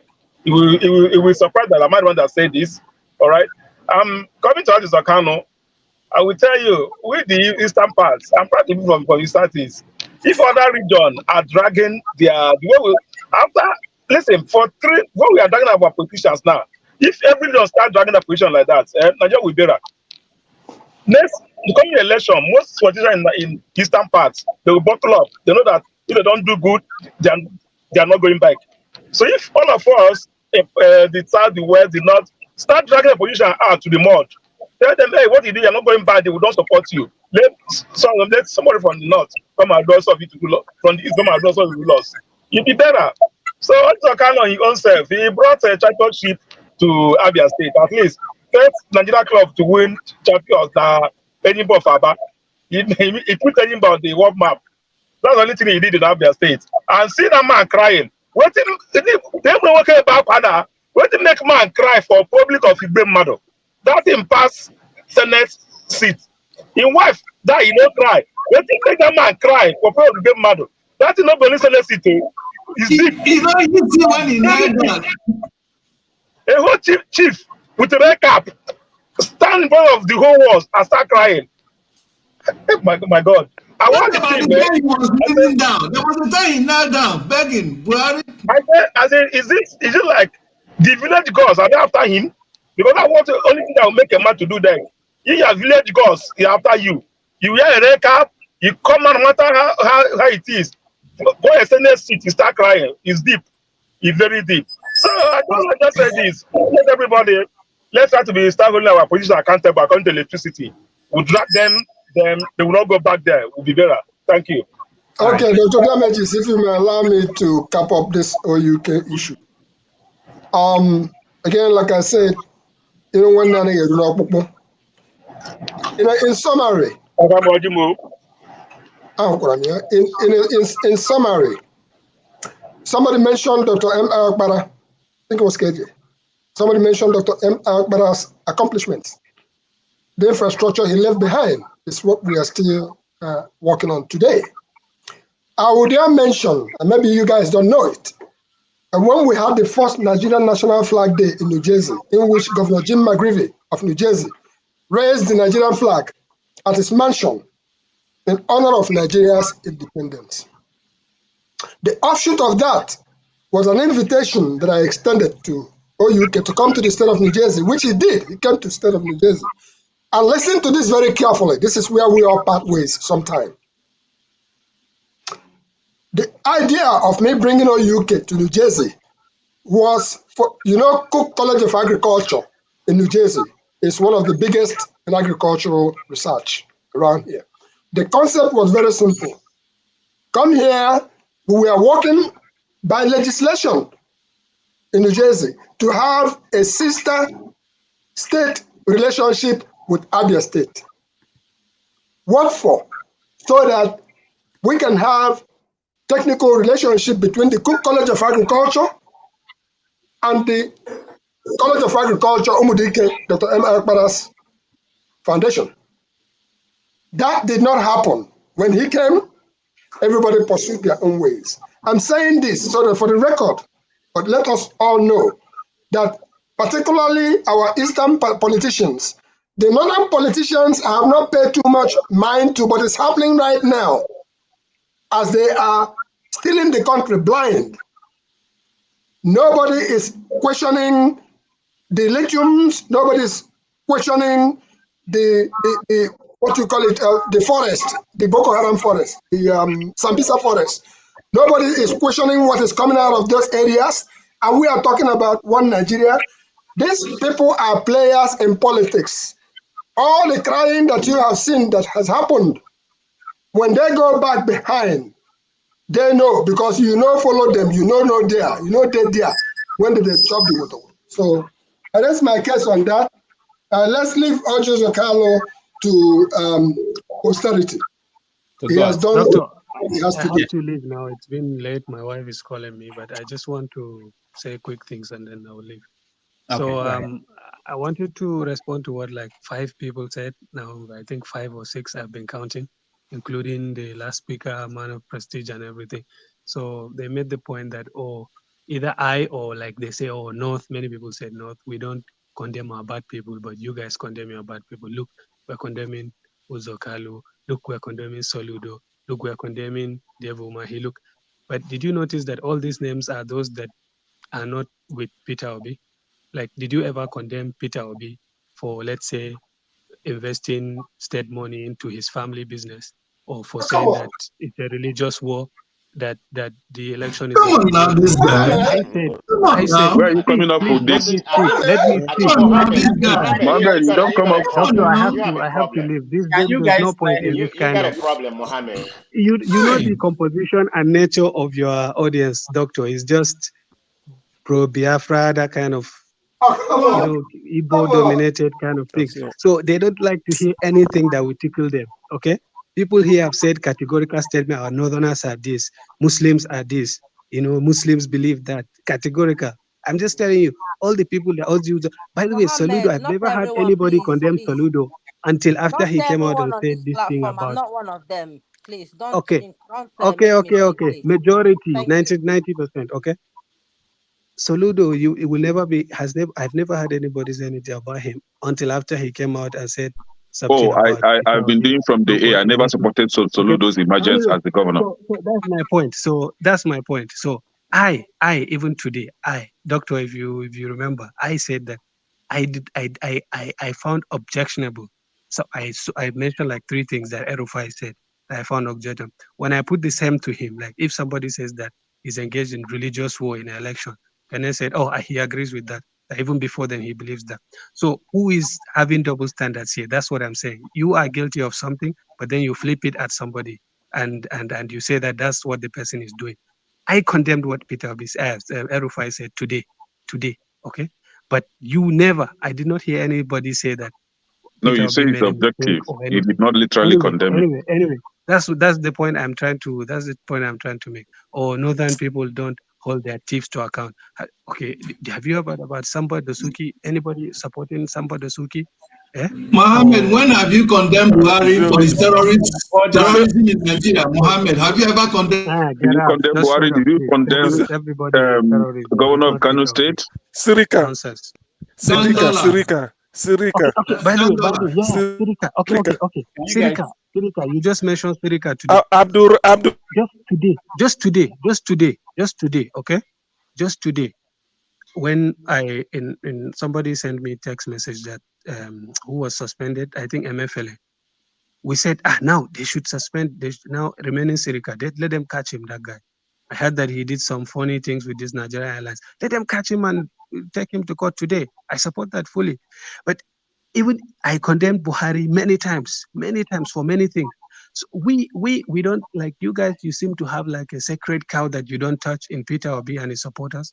But then anybody who's against him, you against, and then you say we're against Obi.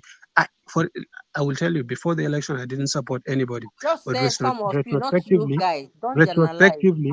Retrospectively, I like Tinubu now. Like actually, Your wife, like now that I'm like, Mohammed, thinking about she's still what he's waiting. doing. Can you But go to her? Mohammed, you can like Tinubu as you want, okay? Nobody cares. Wait. But I'm just saying I like what he's doing now. I actually, after the elections, I started supporting him. What I'm saying is, but if you tell me drug thing, I'll say you're right. Tinubu has some blemish there. Like if you tell me he and drug, or if you tell him Tinubu is corrupt, I will grant it to you. But you guys will never grant anything even remotely critical of Peter Obi. You say he is decent. If we say he invested state money in his family business, you say that is fine. If he says he's engaged in religious war, that is fine. That is your point. That is your problem. Okay? You just have a sacred cow. Anybody that goes against him is the bad person. Saludo, all these people that you mentioned, you are not criticizing them. They're calling them thieves only for coming out. You didn't. Okay, tell me one person Okay, that you condemn let's that is let's see him respond to you regarding some of the things Peter B did and see whether it will make sense to you. CM, please go ahead. I think if anyone is dedicated to start with the religious war. Start with the religious war. Start with the religious war. Respond to that. See, Mohammed, somebody like me, if you say anything, give me reference, research it, I agree with you. Peter B, the propaganda was invested state money in private business is a lie. Okay, take start it with from the me. religious We war. Anambra, we in the Anambra. Hey, listen. No, I'm coming one after the other now. We Anambra state people, we are very intelligent people. We know he didn't do it. We know. Remember, all the contestants, the one that has a United Airline, APs, all of them they know business. They know Peter B didn't invest. Even all of us know that's one. That of a religious war, you are saying, yes, daddy. It's a doctor. Even Aki Oshuntoku of Labour Party said it. The Yorubas even took it upon themselves. Not even Peter Obi. It's a doctored video. That's one. Secondly, why Ndi Igbo respect Peter Obi is that Peter Obi said go and verify. Till today, we Anambra people, forget about Nigeria. The whole of Southeast, from Abia, Peter Obi was governor of Anambra. But if you go to Bonny, they will tell you Peter Obi is good. If you go to Abia, they will still tell you P2B is good because we the Igbos, we've looked P2B inside out, found out that he did not steal. That's why EFCC cannot harass P2B the way it's harassing others. Now, let me end with this.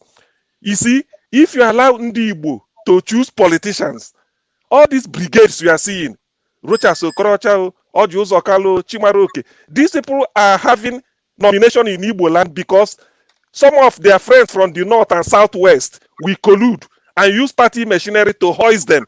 If you allow us to select, Oji Kalu, okay, who is talking about Ekweremadu till today?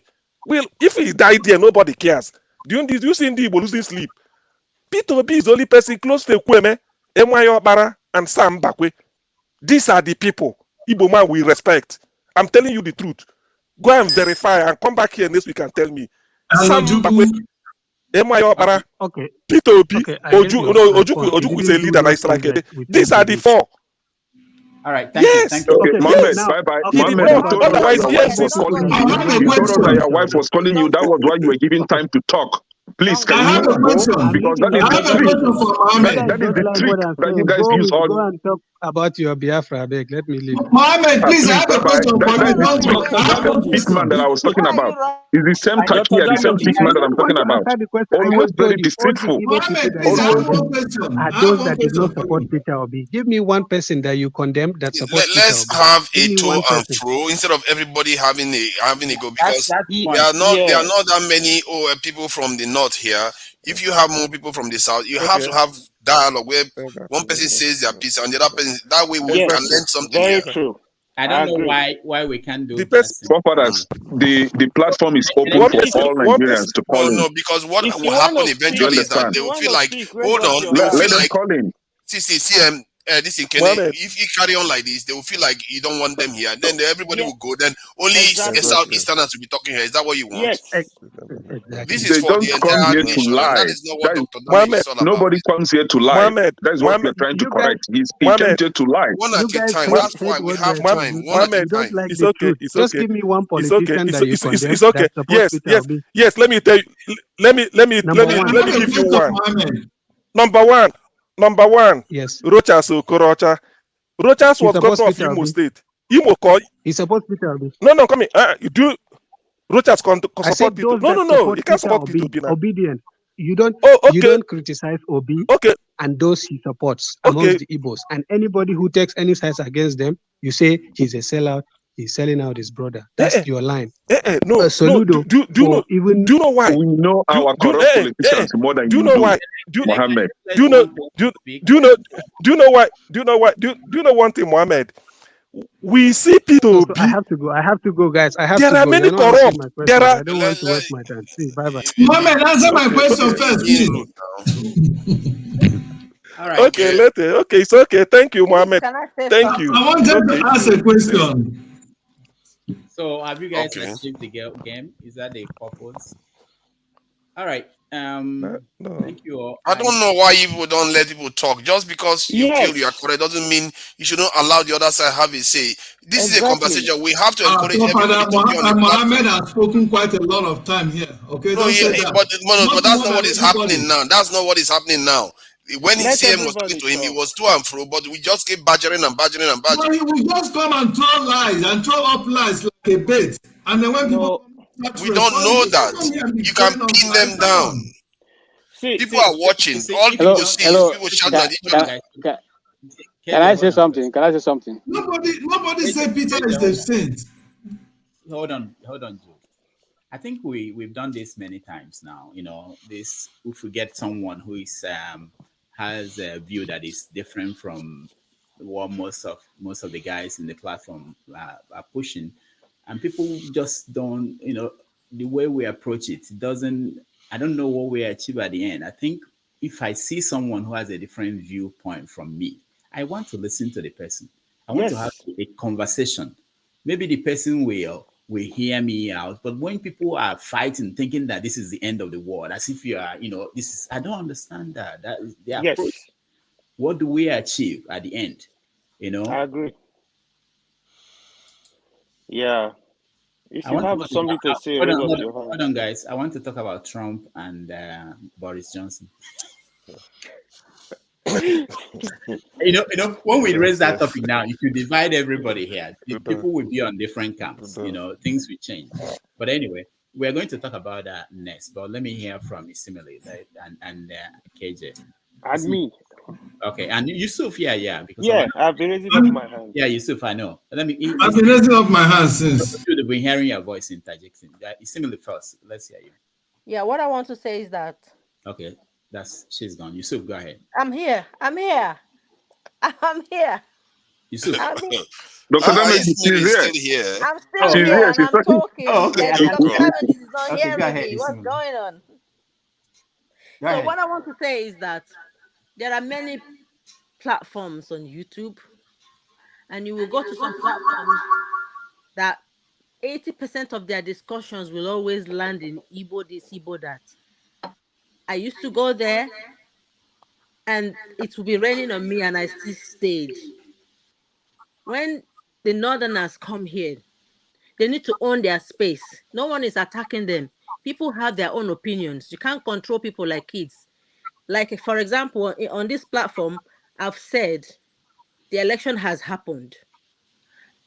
I didn't support Tinubu, but he's here now, and I wish him all the best. Other people on the other side who are 100% obedient, some of them didn't buy my view. I didn't run away. I stood my ground to explain myself.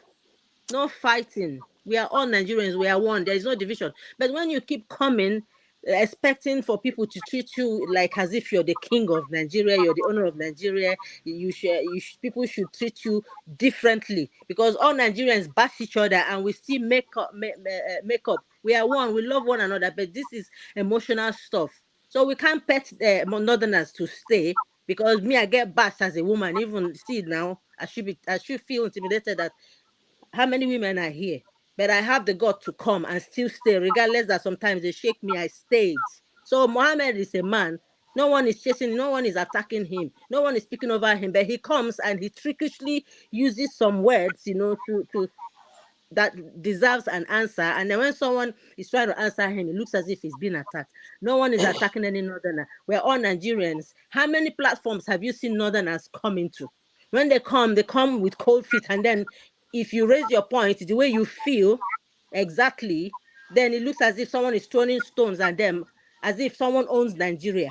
No one owns Nigeria. Nigeria belongs to all of us. So if you feel you have something to say, come out and say it. Don't stay behind and speak your languages and expect that people can understand you or read you. I've never been to the north and I want to know.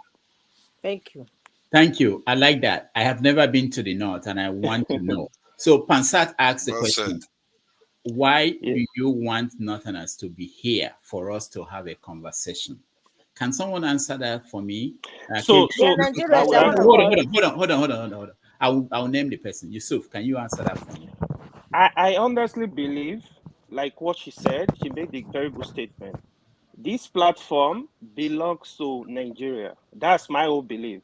And Dr. Damage, I believe that is why you created this platform. So we should look. If I'm Igbo, I'm seeing another tribe differently. There are things I don't know about them. If I'm Hausa, there are things I don't know about Yoruba. If I'm Yoruba, so we need to respect each other. You only hear Hausa, Igbo, Yoruba. I don't even believe Nigeria is three-dimensional. Nigeria is multi-dimensional. We have other tribes, different culture. So we need to listen to each other. Don't talk over people. If you have something to correct, if you have something to say, raise up your hand. You go ahead and speak it. Now, Dr. Damage, let me go to my point.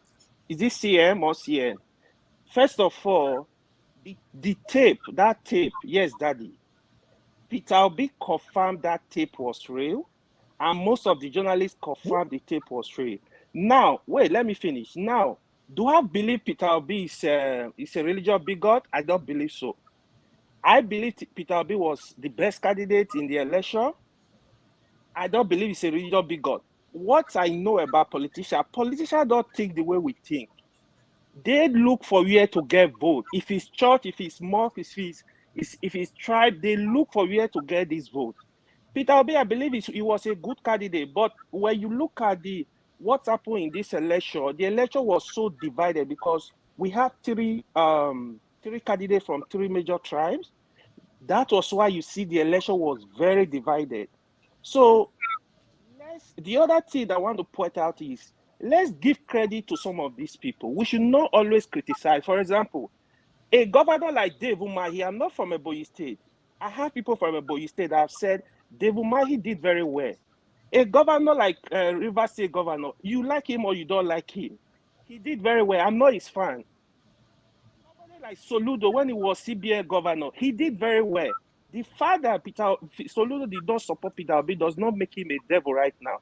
The only thing we do, let's wait for his 4 years and criticize Peter Obi what he's doing in Anambra State. If he did well, let's give him credit. Some of these governors, despite like a lot of them are criminals, some of them have actually done very well. That they need some credit, even if not all. So let's not keep criticizing them. The office of the president, we need to realize that the office of the president is not about the person that is there. It's the office we need to respect, no matter what happens. If today Tinubu is our president, we need to respect that office. If the tribunal kicked Tinubu out, or I think will come in or be coming, whoever is coming in, we give him support, we give him respect, and move this country forward. Let's get united. Let's not see things like in one way. One last point. Somebody said, oh, it's only Igbo that criticize their people. I don't believe so. I don't agree. Goodluck Jonathan, in his state, he almost lost his second-term election in Bayelsa State. People criticized Goodluck Jonathan in the South. People voted against him. A lot of people. If you want to deny that, go and look at the number. I see what happened in the South Side against Goodluck Jonathan, because people did not believe in his administration when he was coming for second tenure. You might have some a point there. Yeah, even Buhari, a lot of people that I know in the north that supported him, second tenure, they were criticizing him. I'm telling you the plain truth. So we need to understand what is going on, respect each other, and listen to each other. Thank you. All right, thank you so much. Oga Yusuf. No, hold on. I didn't call your name. You know they call my name when I want to interject, but other people, they allow them to interject without calling their name. Is that not partiality? Sure. Oga Udo? Sure, you don't win. You don't win book now. You win book today. I You go happy. the book because of that. Book. Oga Yusuf. Yes, Mama. President-elect now your president. That is not me and my children's president. You hear me? Until the court decide, he's your president, not me and my children. All right. That's when you violate constitution, you got to call a president. Did he get 25% of FCT? That is against our constitution. So he remain not me and my children president until court interpret constitution for me and my children. So man, they put that for our face, say it's your president. Who elected? Did the constitution say president elect? Did the constitution say president elect? As long as he remain president elect and is a place holder, he's not president. Mama, I don't believe you need 25% in Abuja to win Nigeria election. There is no special. You know that your constitution. Why they call it? No. Listen, I don't believe that. Excuse me.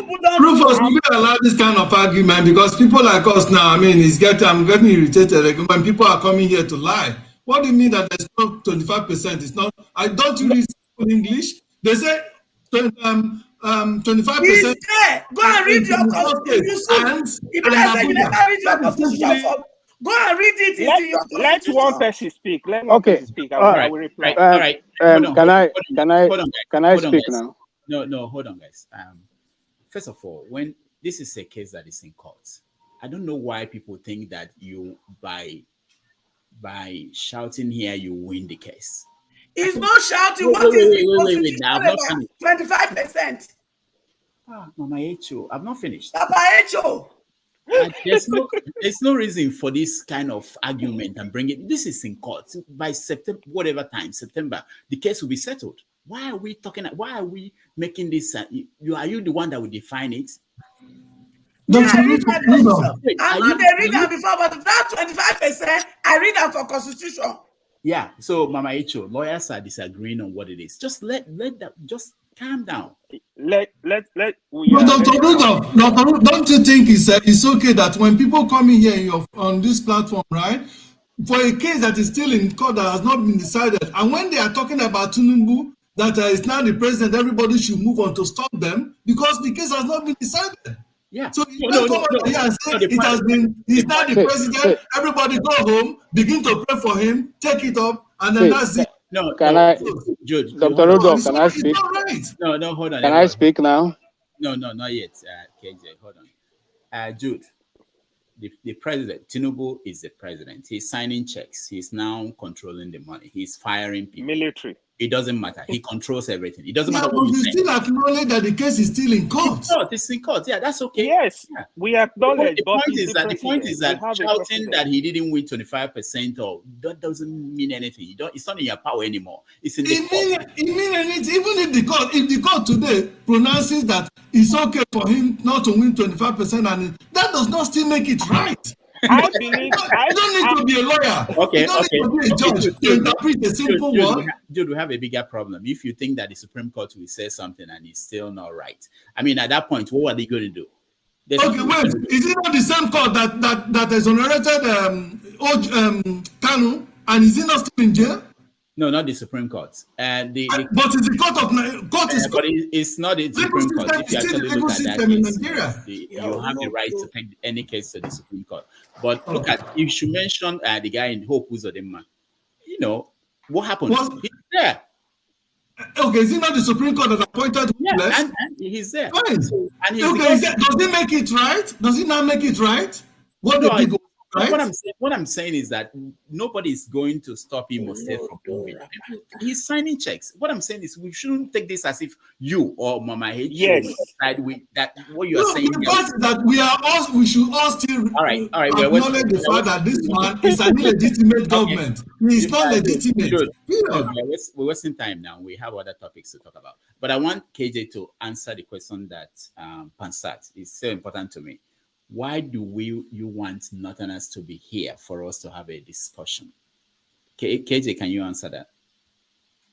Yes. Thank you very much, Dr. Damages and every other panelist.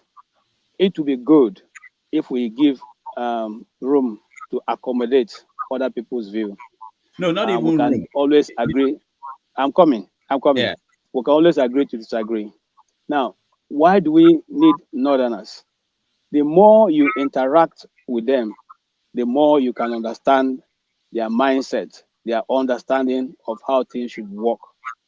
If you keep driving them away by the statements you make or not allowing them to speak, it will also not help us to understand the way they think. Now, for you to be able to overcome certain character or certain mentality or certain behavior, you need to know how those things start in the first place. I'll give you a typical example of what the Northern oligarchy teaches.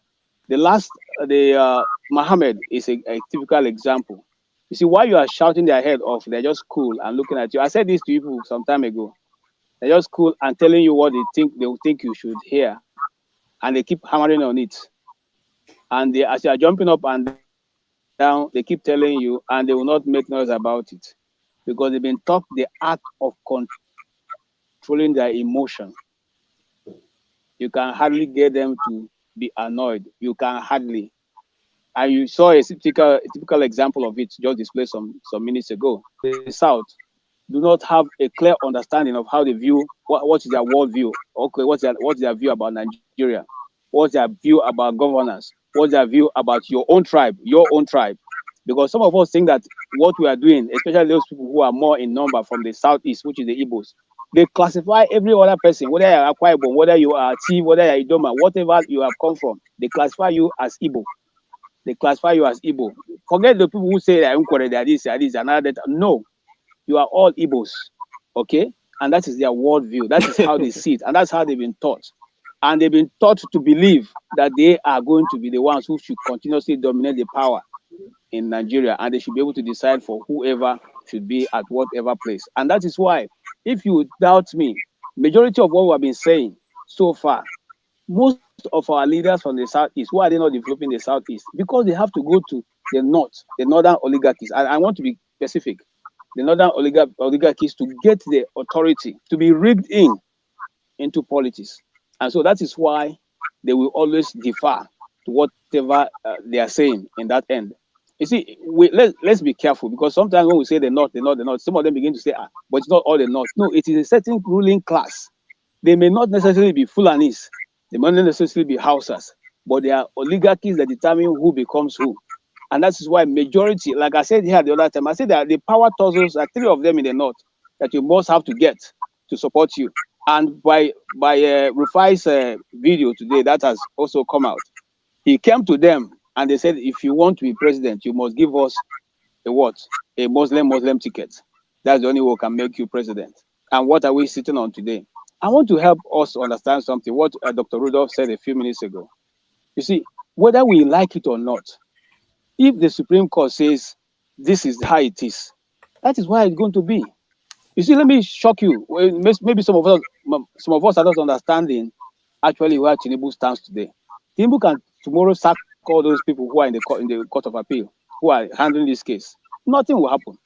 He can appoint new judges tomorrow, and they can find one excuse and give. You see, it's like a policeman. A policeman once told me, if a policeman flags you down on the road, you should be careful, because he can always find a crime. He can always find a crime. That is how it is when you're in a position of authority, especially those of us who read political science. You find out that Nigerian presidency is one of the most powerful presidents in the world. Yes, I don't think any, apart from the American president, okay, who has the power of the nuclear, weapons. But if not, this guy can run the country without anybody's help. He doesn't even need the assembly. That's how powerful it is, and they have refused to change it. So let's all be careful, and let's know that we can only speak. But at the end of the day, the authority, just like Rudolph said, he's signing the checks and it's being honored. He removed the central bank governor and it's being honored. The army is listening to him. It's being honored. So let's learn to accommodate and hear other people's view and learn from it. Even if they are being stupid, it's their view they are airing. You can agree to disagree. Thank you so much. All right, thank you. Let me, I'll come to forefathers, but let me go to Jonaba. Jonaba, have you said anything today? Welcome to the show. I'm not sure anymore. Can you hear me? Yeah. Oh, okay. Thank you, Dr. Riri, for having me and fellow panelists once again. I was here briefly, but my internet, I was outside, so it was acting up like CM, and I don't like that.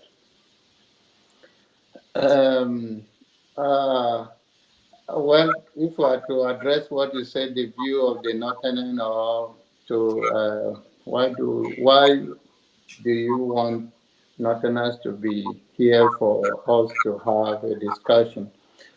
If that is the case, or you want to talk about the Rufai, so where are we? No, we moved on from that. I want you to address this. Can you answer Fansat? Because he asked this question on the comment section. I think I'm trying to choose my word carefully when it comes to the view of so many people about the Northerners. And I've said it here over and over. I grew up in the North, because I grew up in the barracks, so they move us from one place to another. We know how the Nigerian military move around, but mainly I grew up in the North, specifically in Borno State. I grew up over there. And partly Kaduna State as well, but in all Nigerian. I think we have a very narrow view about how the Northern look at the world and look at how power works. And I've said it here before, nobody apologized for having a power. It's left for the people as civilizations, as a civilized society, to push back on those things because you want to gain a freedom for the rest of the Nigerian or rest of the citizens of that country. Whether in America or anywhere else, the elite are the same. They have the same strategies and mindset how to take advantage of those in the society. But then we need them so that we can hear their view. But to push them back in many cases and to say, oh no, you don't matter, or politics is a game, it's a game of number. But sometimes it doesn't go with number. Sometimes it go with the strategies and who is in control or who are the power brokers. And then we make a decision on the rest of us. But the Northerners are more calm and are more involved when it comes to discussion about politics.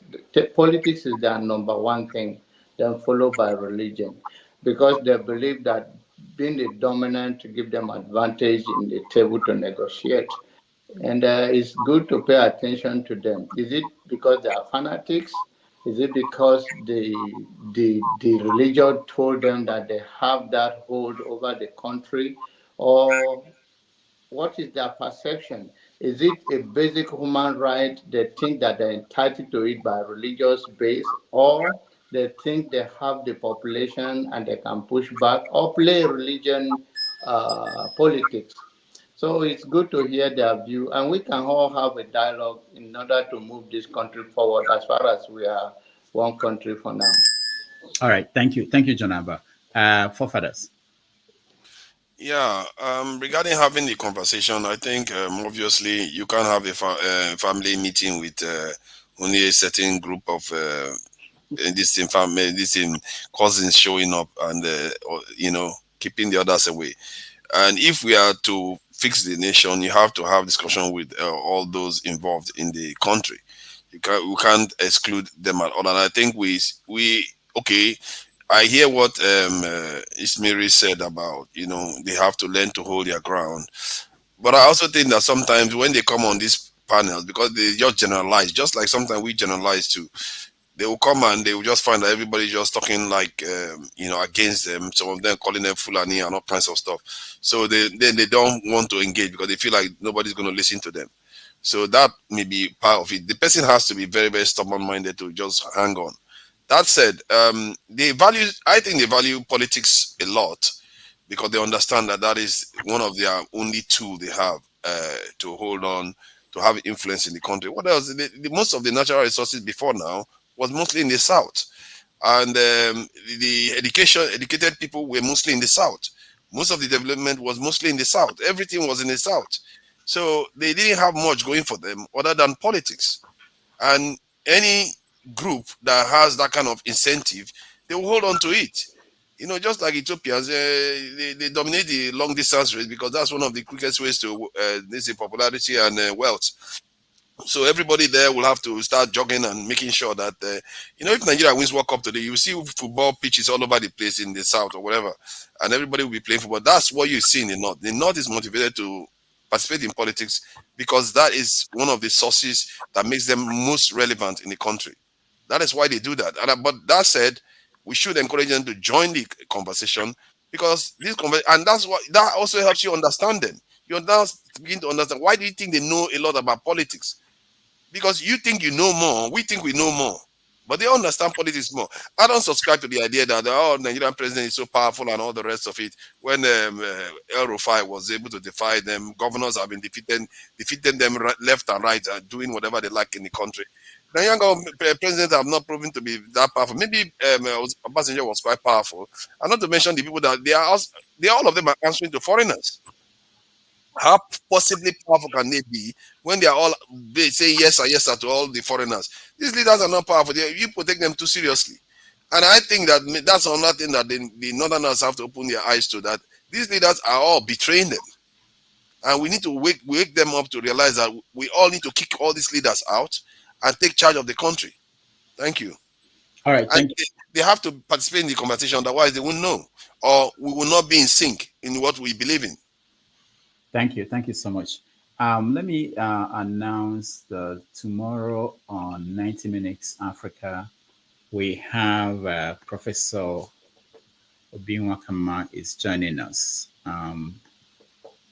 He's a poet, a writer, and also a professor of English at University in Florida.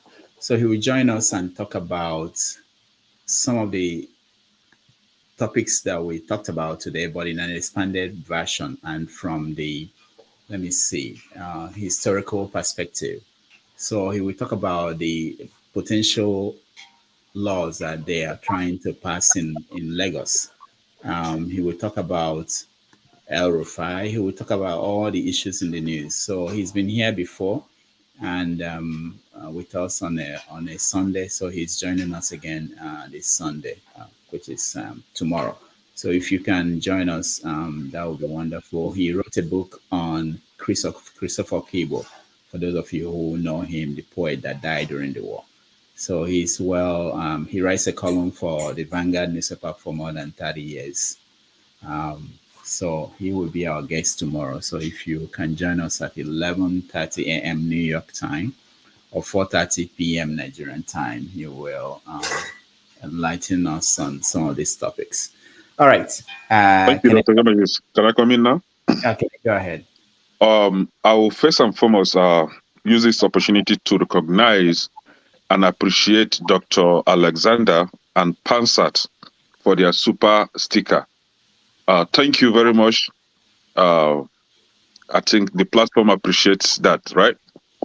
Yes. And then, secondly, regarding Mr. Pansak's question, I think some of us are misunderstanding that very question.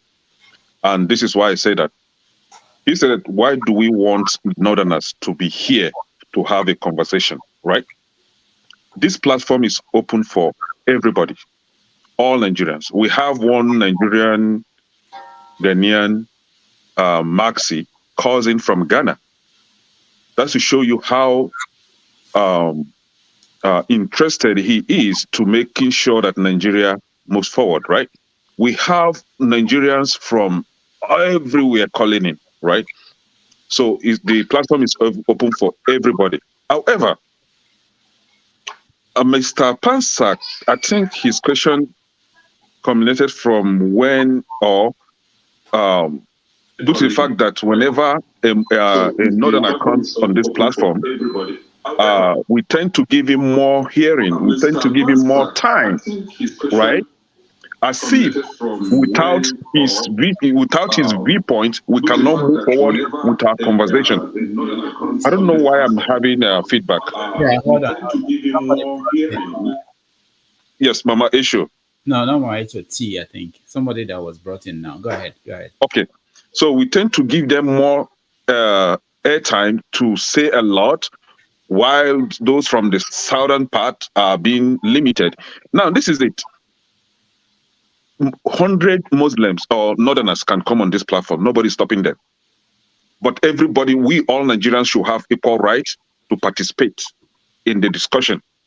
They shouldn't be seen as demigods. Without them, we cannot have a conversation. We have to hear from them first. We have to wait for them. We must hear their viewpoint before we move forward. I think that is where Mr. Pansat is coming from. Like, for example, what happened today? Mohammed was given a lot, like more time than every other person. Yet, forefathers is still calling for Mohammed's opinion, calling for more time for Mohammed. Mohammed wanted to go. He wanted to leave.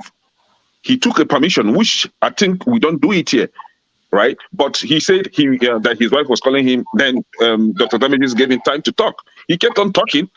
And then when it is time for others to respond, they were being cut short for Mohammed to carry on. I think that is where Mr. Pansat is coming from. So let him not see it as if Pansat doesn't want Northerners to participate. No, he does want Northerners to participate, but this platform is for all Nigerians. I mean, it even go beyond Nigerians. Other African countries, people, they call him. The other time we have Declan. He's not from Nigeria, neither is he from Africa, but he was even hosted here. So the platform is for everybody, and we are calling for Northerners to come and participate, right? But mind you, in the North, just like we have Deeper Life, then their general overseer told them that watching TV was a sin, that when they watch TV, they will go to hell. Deeper Life members then don't watch TV. But today they are watching TV because they are more enlightened today. They are more educated today.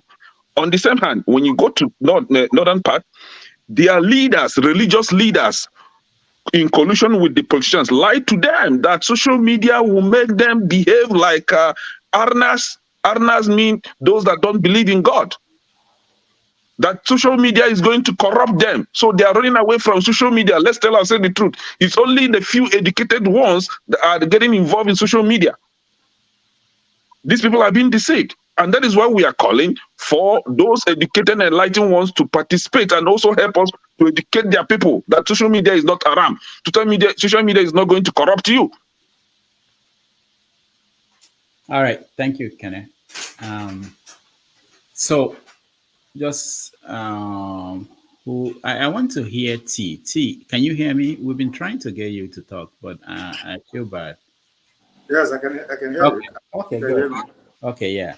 I don't know where to you can weigh in. Just anything on your mind. Go ahead. Before we Okay, thank you, sir. Greetings to the house and everybody. I think the topic has been very interesting and the battery has been quite very high.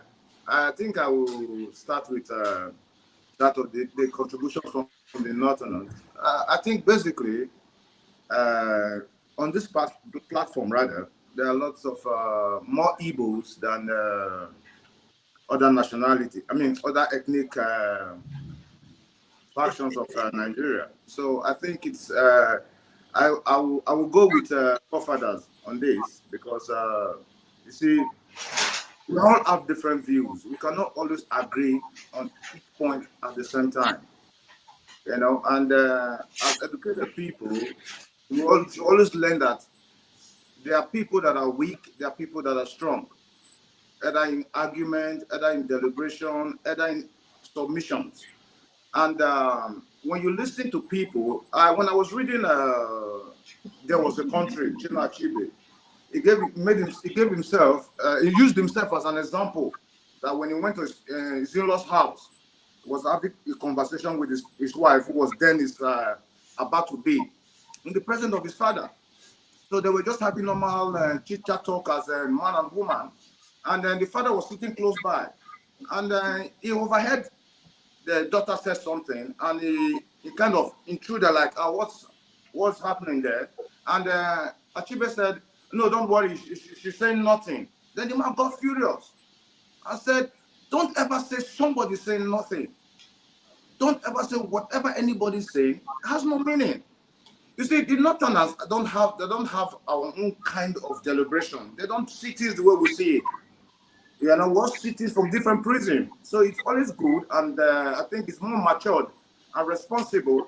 If we're calling for one Nigeria, we should show those kind of examples here. You understand? We cannot be blaming the leaders at the top, and we, the people who are trying to create an opening for a one Nigeria, will still be indirectly still going through the same setup. Okay, I think I'll leave the stage for now for someone else to comment. Thank you so much, Steve. Let me say something. I was hoping that forefathers will be back. I needed to hand over to him, but I wanted to say something before we continue. So, the question that Pansat asks, it's not just. I think we have to rephrase it, because when one man comes here, it's exactly the same thing. When someone like Sam O comes here, it's the same thing, or Thomas. So it's not really about nothing. It's about different viewpoint. Okay, it's about people. People gather. People can gather in families, and if you go to an event, different people will gather because they share something. If someone has a different viewpoint, that person is one that people will take on.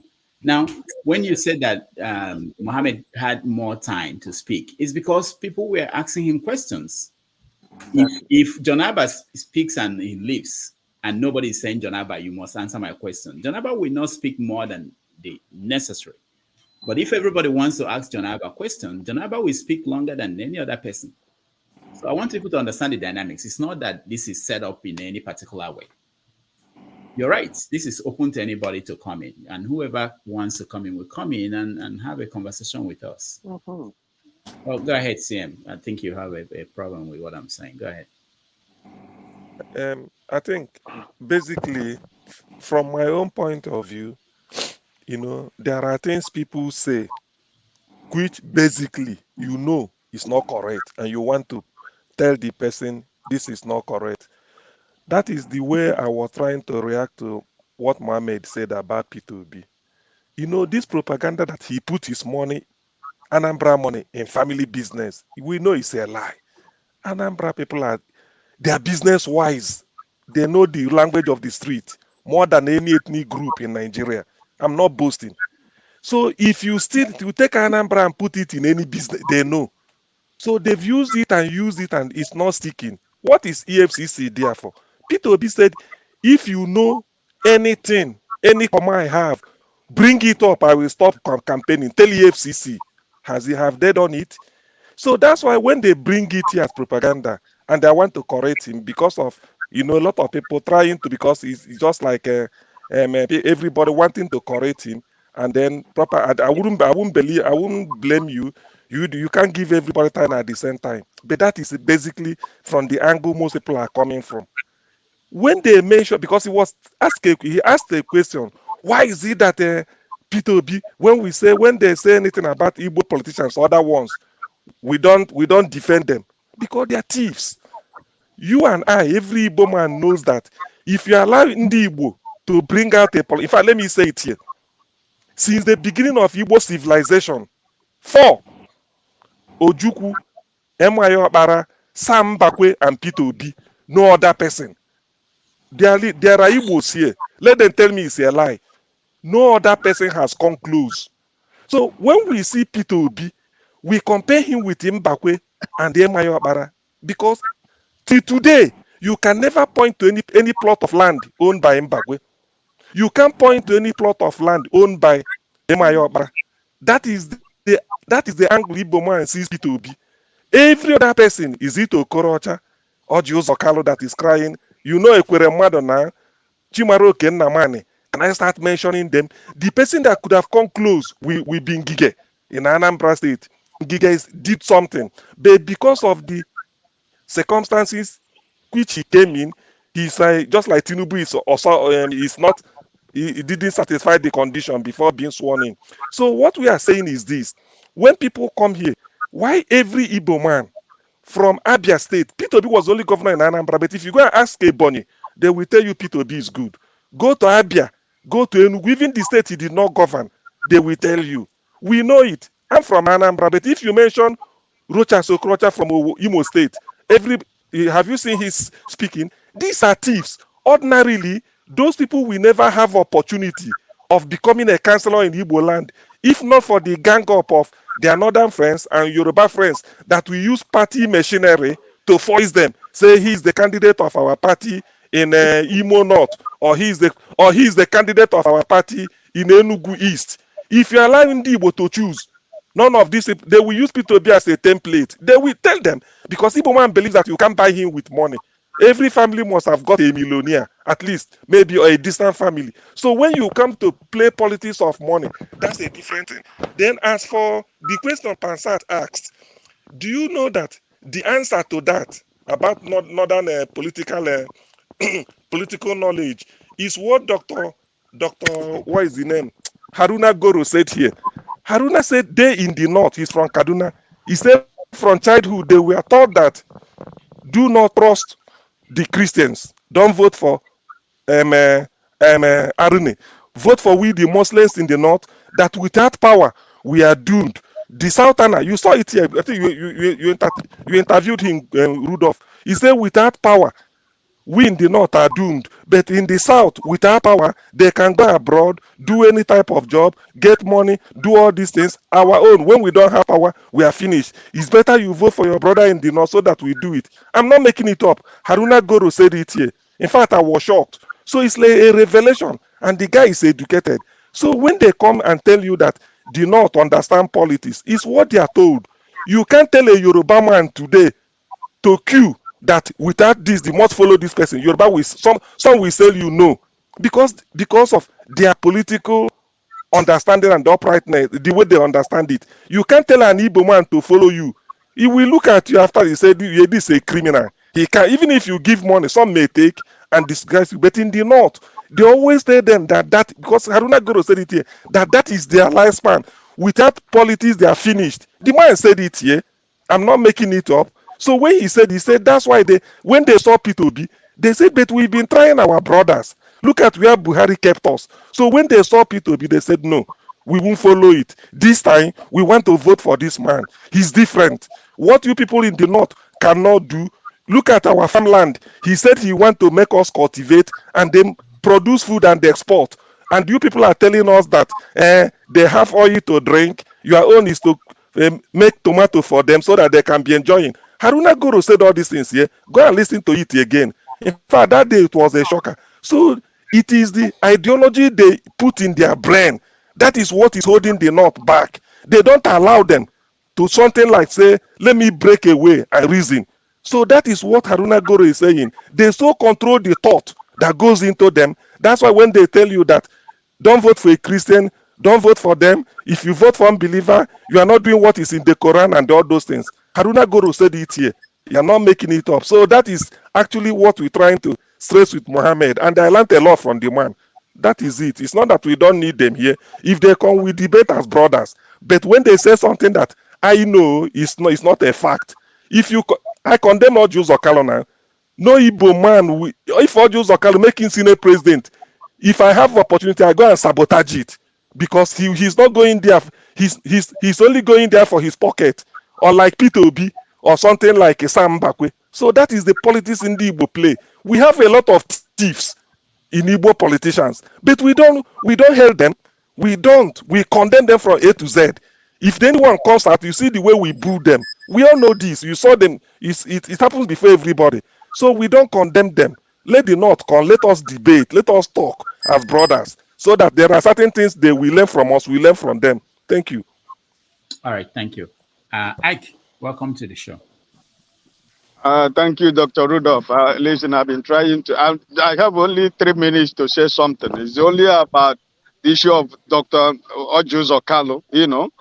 I think if you can remember the day we spoke about Ojus Okalo, my word, if you can go back and replay what I said, these are the nemesis that are coming up with each and every one of them. It's nemesis. If I want to, when you have time, go replay what I said. These men in Igbo land are cursed by the people already. So what my elder brother, Mr. Igbo Basic, was saying, I was really highly disappointed that he was trying to be defensive because it's your uncle or cousin. Who cares about what he is? All the money he was claiming he had, that's the money he stole from Abia State. All those companies, all those fake companies is telling us all about it. We are not interested of your personal wealth, but I'm only interested on your political service to the people of Abia State. For 8 years, he did nothing. Till today, Abia State is like a village in a village you can call in any other state in eastern Nigeria. So for what is going on with him right now, I have no sympathy for people like Ojus Okalo. Umay has started crying this week. Already he started crying from yesterday. Because his own is that he's going to cry to go to Ebonyi State. These are the same people who are walking about telling Nigerians that the Igbos are not qualified to be president of Nigeria, that we don't have a candidate, that only when we support somebody else, that's the only way we can become president of Nigeria. And all those promises that they were banking on for their own political selfish interests, they have been blown back to them. And Ojus Okalo, I told you, Rudolph, in your program, that's I said, go play what I said. I told you that the last thing that anybody can do is to give Ojus Okalo president of Nigerian State. He would never get there. And look at, he's crying like a baby in public with all those political machinery he has. Let me confirm to you again, he did not win an election. This senatorial election he just did now, he didn't win. He never won. So we know how he came back. So listen, I just want to let you know that people like this, I support my brothers and sisters who are being honest, who are being patriotic Nigerians, that if we begin to call out our politicians like this, everybody begin to call our politicians like, I think we're going to have a better Nigeria. And also I want to support Isim Miri for what she said concerning Mohammed. Dr. Rudolph, your platform is not specifically meant for Igbo people or people from the south or people from anywhere. No. it is open for all Nigerians. And I don't think that when you begin to create that impression that it is because they are from the north, that's why they can't come here because we have a lot of people or people bully. Nobody is bullying nobody. I do not agree with that because I think that this problem would have not come out if what do you call it? What is his name again? Forefathers. No, forefathers. If forefathers did not make the comment he made, because it was forefather that ignited this, because nobody was bullying Muhammad. Muhammad is smart, he's intelligent. I've enjoyed him in this platform once in a while he comes here. So nobody's driving anybody away. This platform is not meant for any particular people. John Abba is from Benue State. Nobody said he cannot be here. He stood on his ground. Anytime he broke a topic, I learned from him. He learned from a lot of us that are here. It's not just like we are going to create a space for them. This space is meant for everybody. So please let us not allow to sow that seed as if somebody is being driven away. Yeah, there is something John Abba said that which I really understood and agree with, because I lived in the north for 5 years. The last thing you can do is to push these people to get angry. You know, this is their culture. You can't push them to get angry because they are politically wise. Even the one that is cultivating cassava in the deepest remote village, when it comes to politics, he's more smart, he's more intelligent than you. So they don't get angry in politics. You can say anything you want to say. You can bully them to anything. As long as politics is concerned, they know it and they're smart. So listen, Mohammed is always welcome. I enjoyed anytime he's here. I always want to see him here, but don't accept that fact that as if we are trying to make it is a certain platform. No, it's never. It's for everybody. Okay, please let us not sow that seed, because when we sow that seed, it begin to grow. Our words are powerful because it is the word of a lot of people that are happening in Nigeria. That what is going on in political space in Nigeria today. It is the power of the word of people that is doing what is happening in Nigeria today. So our words are powerful. So let us not allow that seed to stand. Please. It is an open platform for everybody. Yeah, can I add to what I was trying to say? I actually skip it. This is it, right? I leave you guys, please. I'm close to the church. I leave you guys, and I hope to join you tomorrow. God bless you all, please. Yeah, let me start with adding to what Mr. Ike just said it now, right? See, this is the game they always play to shut the Southerners up. Once they start playing the card of ethnicity, oh, the Igbos, then the Igbos will be very cautious now. Then the Igbos will be very calculative before they say something. Then Igbos will be very apologetic. Then Igbos will be subjugated to that side of, what will I say now not to offend these people? But they are the one actually playing that tribal card. Just the same way during the campaign that they were using their malams, that is their clergy people in the mosques, to canvass for votes for Tinubu and Shetima, right? They even shared money to them. There was a YouTube audio video recording that was going around. One Malam was boasting about how they shared 10 million naira to them to campaign for Tinubu and Shetima, right? So they played the game. But when P2B went to churches to canvass for votes, now P2B is playing religious game. Oh, P2B is playing religious game. He's doing that. He's doing this to shut P2B down, to shut Christians down. This has been their style of politics. For whoever that is claiming or saying that the Northerners know how to play politics very well is a lie. Before 1966 or before 1967, where were they politically? Where were they? It was after that Biafran Nigerian war, after 1970, that they took over. How did they take over the political field? By using the willing tools from the Southwest, especially their Muslim brothers from the Southwest. They are the willing tools. They are being used for them to remain in power. Let Southerners come together today and play a clean, healthy politics. Northerners will never see that position again. Bet you, Northerners will never be there again. They don't know politics as all of you are claiming to know. They just play a dirty politics. They play a very dirty politics. For whoever is saying that they don't get angry, they don't get angry because they know what next to do. They know what to do. This guy that served under Jonathan Goodluck, I think he was the head of the military, the one military general. No, one military general that was killed immediately. Azazi. Well, thank you. Immediately, Buhari took over. He was silenced on the street of Abuja, and nothing has been done about that today. This is their style of politics. They play a very dirty politics. Alex Bade. Exactly. From exactly. Adamawa. They are very angry. Forget that facial expression that you see. Very, very politics and their religion is one thing you don't joke with. They are very hungry, but they know what needs to do. They can't take conversation. They can't take argument. They will go around and treat you, give you the same treatment they gave to that military general that was taken out immediately Buhari came in. These are the people I know very well, and nobody will tell me about them.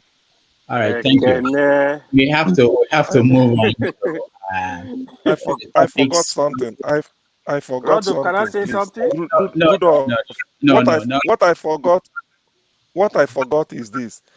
You know, when people talk Igbo politician, can somebody explain why Dave Umahi, Ebonyi State, using Ebonyi State resources, poverty more than 70%, to build airport, named it after Buhari? Buhari said no, name it after Okadibo. What does that mean? What does that tell you? Psychophancy. Named it after Buhari, and then Buhari, head of state, he was clapping. Oh, it's Muhammad Buhari said no, name it after Okadibo. Is that not a shame? So when we criticize them, this is why. Okay. This is why we criticize them. CM, thank you. Yusuf, 30 seconds. Ekene, to be honest, is it Kene? Ekene, right? Yeah, so, Kene. To be honest with you, with due respect, some of your statements, they are very divisive. I don't see them as in Nigeria. Let's No. Let me correct you before you go further. I'm not preaching for one Nigeria. Wait. I know. I can see. I'm not preaching for one Nigeria. I can see you are really a disciple of Nnamdi Kanu. I will respect that. If you want, I'm not anybody's disciple. I'm my own disciple. No. Listen. Wait. The truth is, the way Nigeria, like, we are just killing the country. We are just killing it. We, the youth, we need to have a rethink. See, there is no day a Yoruba man, an Hausa man, an Igbo man, an Ijoma, we agree on them. Even our family, you and your sister, your brother, do you guys agree? There is always argument once more than two people are involved. But we need to respect each other, and we don't have to fight. It's not necessary, to be honest. All right. Politics is about alliance and negotiation. You don't force people. That's just the honest truth. All right. Thank you.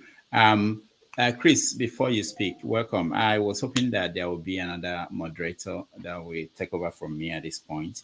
But if not, we will round up. But let me, okay, he's here. Let me say some of the topics that we haven't touched. I wanted us to look at what happened yesterday with Donald Trump indicted on federal crimes here in America, and Boris Johnson resigned in UK from Parliament. Also, I wanted us to talk about Ganduje and Kwankwaso, what's going on with him. And then in Enugu State, we have Gondomba of Enugu State deciding that that's the end of sit at home, and then it failed. He went to Abuja to beg Tinubu to let release Nnamdi Kanu. So those were, and then of course there were other things that some people mentioned at the beginning of the show that we didn't get to, which is normal now. But yeah, so I can see that Forefathers is around the corner. So once he comes back, I will take my leave. I have, but let's hear Chris. Chris, welcome to the show. Hello everyone. So this is my first time, and I think I'm late. This is 8 hours gone already. I heard some guys talking about Ojuzo Kano, and also, I don't know if that has been discussed already, because I was just watching the video now, watching him cry in the Senate, and I just came on this live show, and I saw you guys talking about the same man. I was like, okay, And I think I was just trying to drop a comment somewhere because, to be honest, as an Igbo man in Nigeria, a lot of things gets you angry. And most of the times, it's not even from the outsiders. I'm telling you, to be honest, like, it's very painful when you get angry from your own people. Like, when your own people are not doing what they are meant to do. And, people keep talking about, like, the mentality of the Northerners when it comes to voting. See, personally, I give it to them. No matter how you go about it. Let's just go to the primaries. Let's go to the primaries. The moment Atiku was there, what did they do? Everybody's ambition became secondary. Let's go to the Southwest during the primaries. What was the respect they paid to Tinubu? Even though everybody felt that, okay, Tinubu in terms of health, age, and everything, but what did they do? They have to, like, keep their ambitions. When it came to Igbos, what happened? Between PDP and APC, we were all there, and everybody wanted to become the candidate. So personally, I don't know when last we had a candidate like P2B in Nigerian politics. That's the truth. I don't know when last we had a candidate of that quality. So what did we expect? We expected that all Igbo politicians, irrespective of where you are, whether you're an APC or a PDP, we expected that genuine king behind your own brother who has the quality to change Nigeria currently in that mess. If every other persons from different ethnic groups could actually queue behind P2B, why not our own politicians? For instance, why that would have been important is that most of the politicians, they have the voice, they have the people, they have the followers. Imagine someone like Ojuzo Kanu going to the north to now campaign for P2B. You could imagine the votes that he would draw. You could imagine the number of governors that he would work with. So these are the things. So I'm not, like, it's a very pain. Like I said, in Nigeria, as an Igbo person, you suffer so many things. You suffer the issue from outsiders, then you suffer more from insiders. We could see what happened, the comments from Ike Kuremadu. These are very, very annoying comments coming from your own people, telling every Nigerian, he's just going there, how much vote is he going to get? No. See, okay, what happened if you had someone like Tinubu from Igbo land, for instance? That means he would have been the only man on the street. So before I blame anyone, and this is my point on this show, and to all the Igbos all over the world, before I blame anyone, first of all, I give it to every Nigerian who supported P2B, seeing the quality, not because P2B is the only presidential candidate. No. Ojuzo Kalu, Okrocha, so many of them wanted to be president, and you cannot see us queuing against them. We needed someone who is the best. I give it to everyone who queued against him. And at the same time, I need to make it clear that until we learn how to support our own, at least someone who has the quality to change things, we'll keep having this problem. All right. That is number one. So I don't know if you guys have talked about Emefile before. We did. You've done that, okay. Yeah, but when it comes back to your turn, you can weigh in if you have something unique to say. Okay. Jonathan, before you speak, I just want to thank everybody who joined so far, and I want you guys to be nice to forefathers as he takes over the conversation. Thank you all, and those who watched at home, I will see you tomorrow. Let me go and get ready for tomorrow's show. Thank you, guys.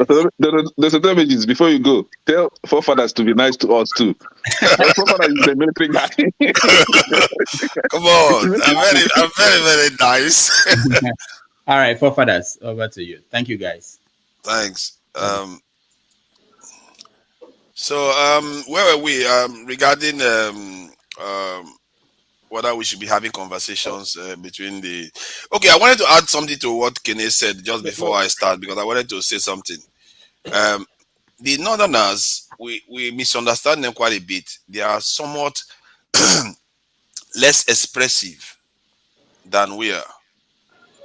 And if you look at, like, Southern Europeans are more expressive than Northern Europeans. The same gradients happens in Europe. And that is why, from our perspective, it appears as if we can express ourselves, but they are quiet and they plot and all, because they are not as expressive. They may be saying the same things you are saying verbally in their head, but you will not hear it.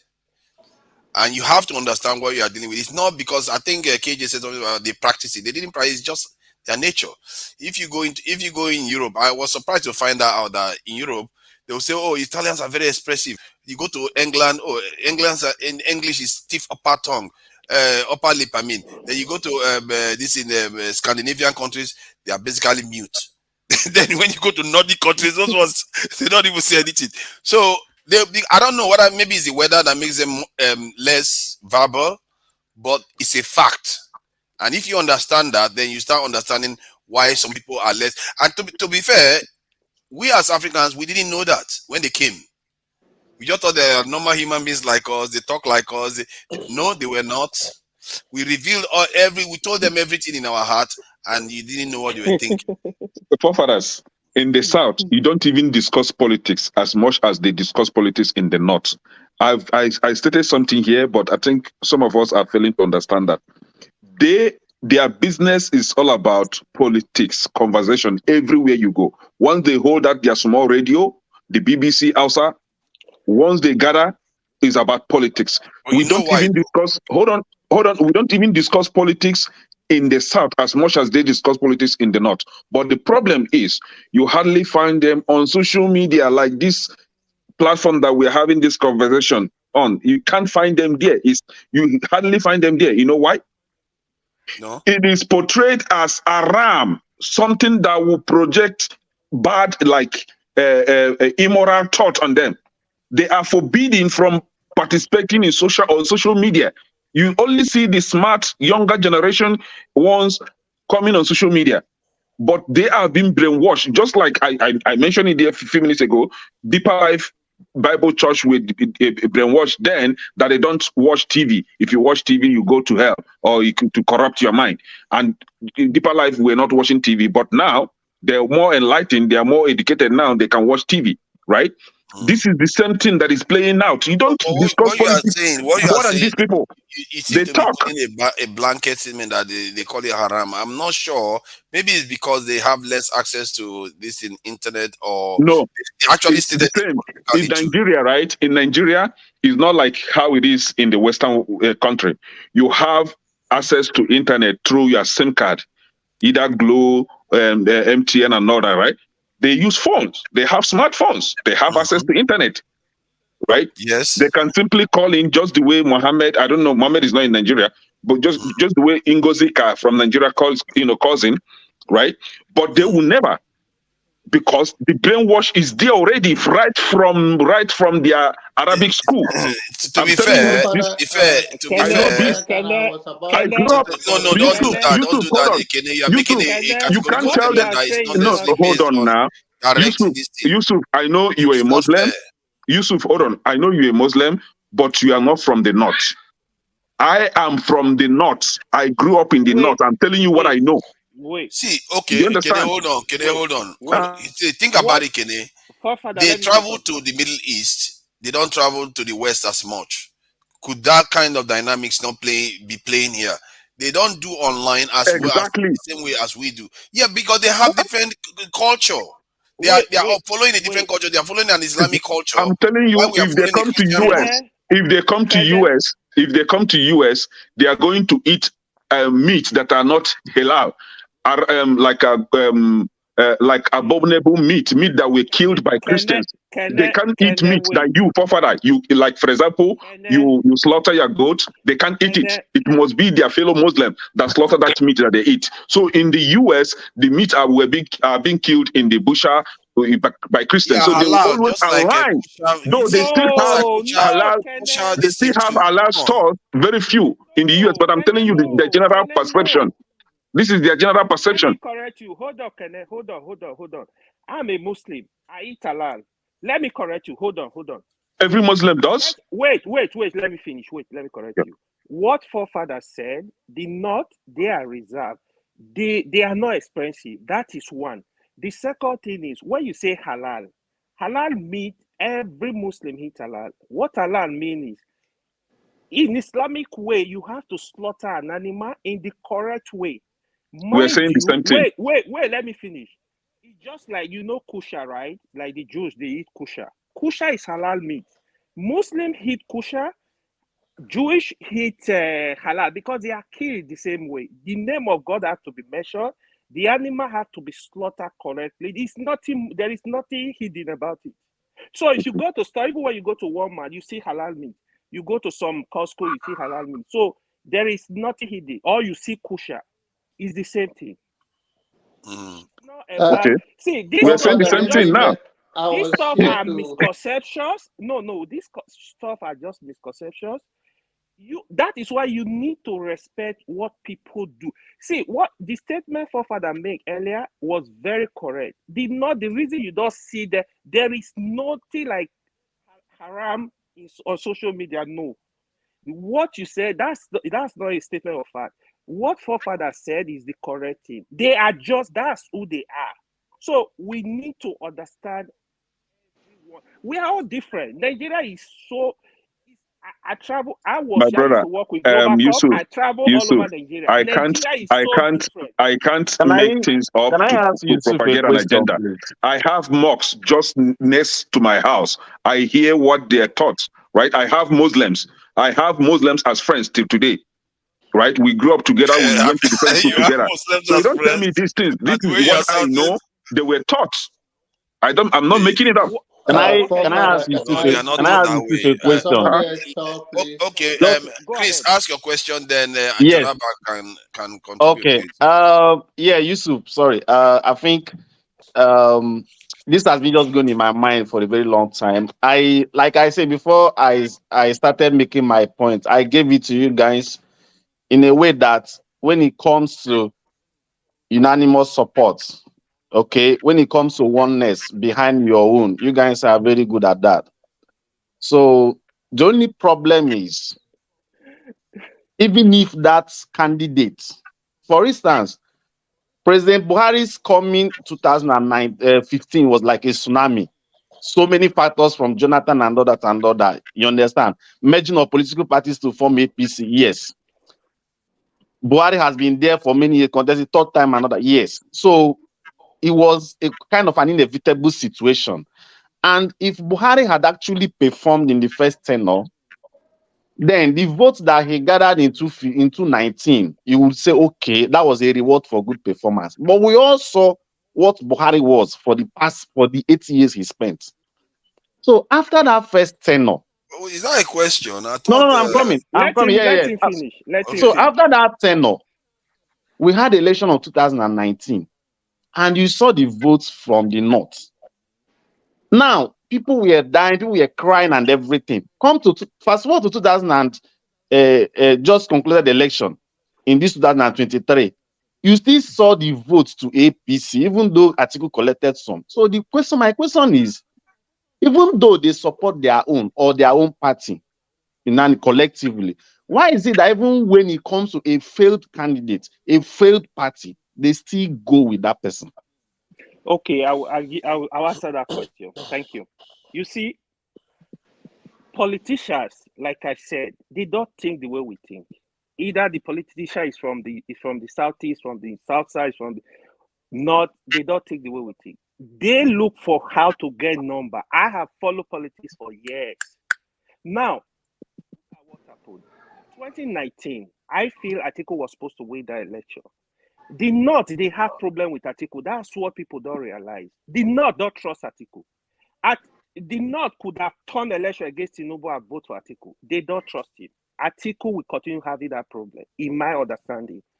Now, Buhari did not perform well. Like first said, I supported Buhari. Second tenure, I was really against him. I said, if I'm in Nigeria, I will vote for Showari. I will just throw the vote away. Why? Because I feel Buhari was just looking for power. He grabbed the power. Then in 2023, I feel Peter Obi made some mistakes. See, if you call my friend Alex into this group, he will repeat all what I said. They happened. In 2023, what was the mistake I feel Peter Obi made? Peter Obi was too concentrated in the churches. I'm saying the truth. In the East, Peter Obi, when he wanted to elect another DG when Doyo Kupe left, I was supporting Peter Obi. Peter Obi could have choose somebody from the core north and break the vote in the north. I don't know what's it. The guy he brought, the deputy, the Dati Yusuf cannot collect vote from his local government. See, he cannot grow up in the north. He knows how the north work. The north is structure. Even when the white came to Nigeria, that Yusuf, was why. are you following? Wait, Are you let me finish. following Let me finish. Let me finish. the Just wait. tribunal now? Let me get what he's saying. Especially, Let me finish. Let me get what he's saying, Ekene, please. When the North came in, when the white people came to Nigeria, the easiest place for them to rule was the North. You know why? The North is structure. How is it structure? The North follow their leaders, Islamic leaders, political leaders, the rich men. When they give them money, we the South, we don't think like that. The South, because of the poverty level is low, we are able to follow our mind. In Edo State, for example, you know what they did? The governor, he did not win one Senate seat, PDP in Edo State. They voted for Labour because of Peter Obi, in Benin, the senator. Nobody knows that man. He won because of Peter Obi. The governor was scared when Peter Obi came to Edo State. So because we have our mind. In the North, it doesn't work like that. You need to talk to their leaders. The emirs, the imams, the rich guys, the political leaders. This is what happened. I'm not gonna deny it. That's the way it's structured. That's why you see Tinubu was running after the governors. Those are the people that would have been able to betray him and vote for Atiku. So, I assuming Kokoso gives support to Peter Obi, I tell you the story would have been different. You will not be able to read the election. Just to chip in, you made some points actually. Let's allow Jonaba to go because that was the sequence we were supposed to go. Yusuf mentioned my name, so let me respond to him, right? No, other people have to speak now. Otherwise, no, Kenny, you've been talking. You've been talking, Kenny. No, Chris, you have no right to say that. No, we can allow John Aban because he's our. I think he should be our father here. I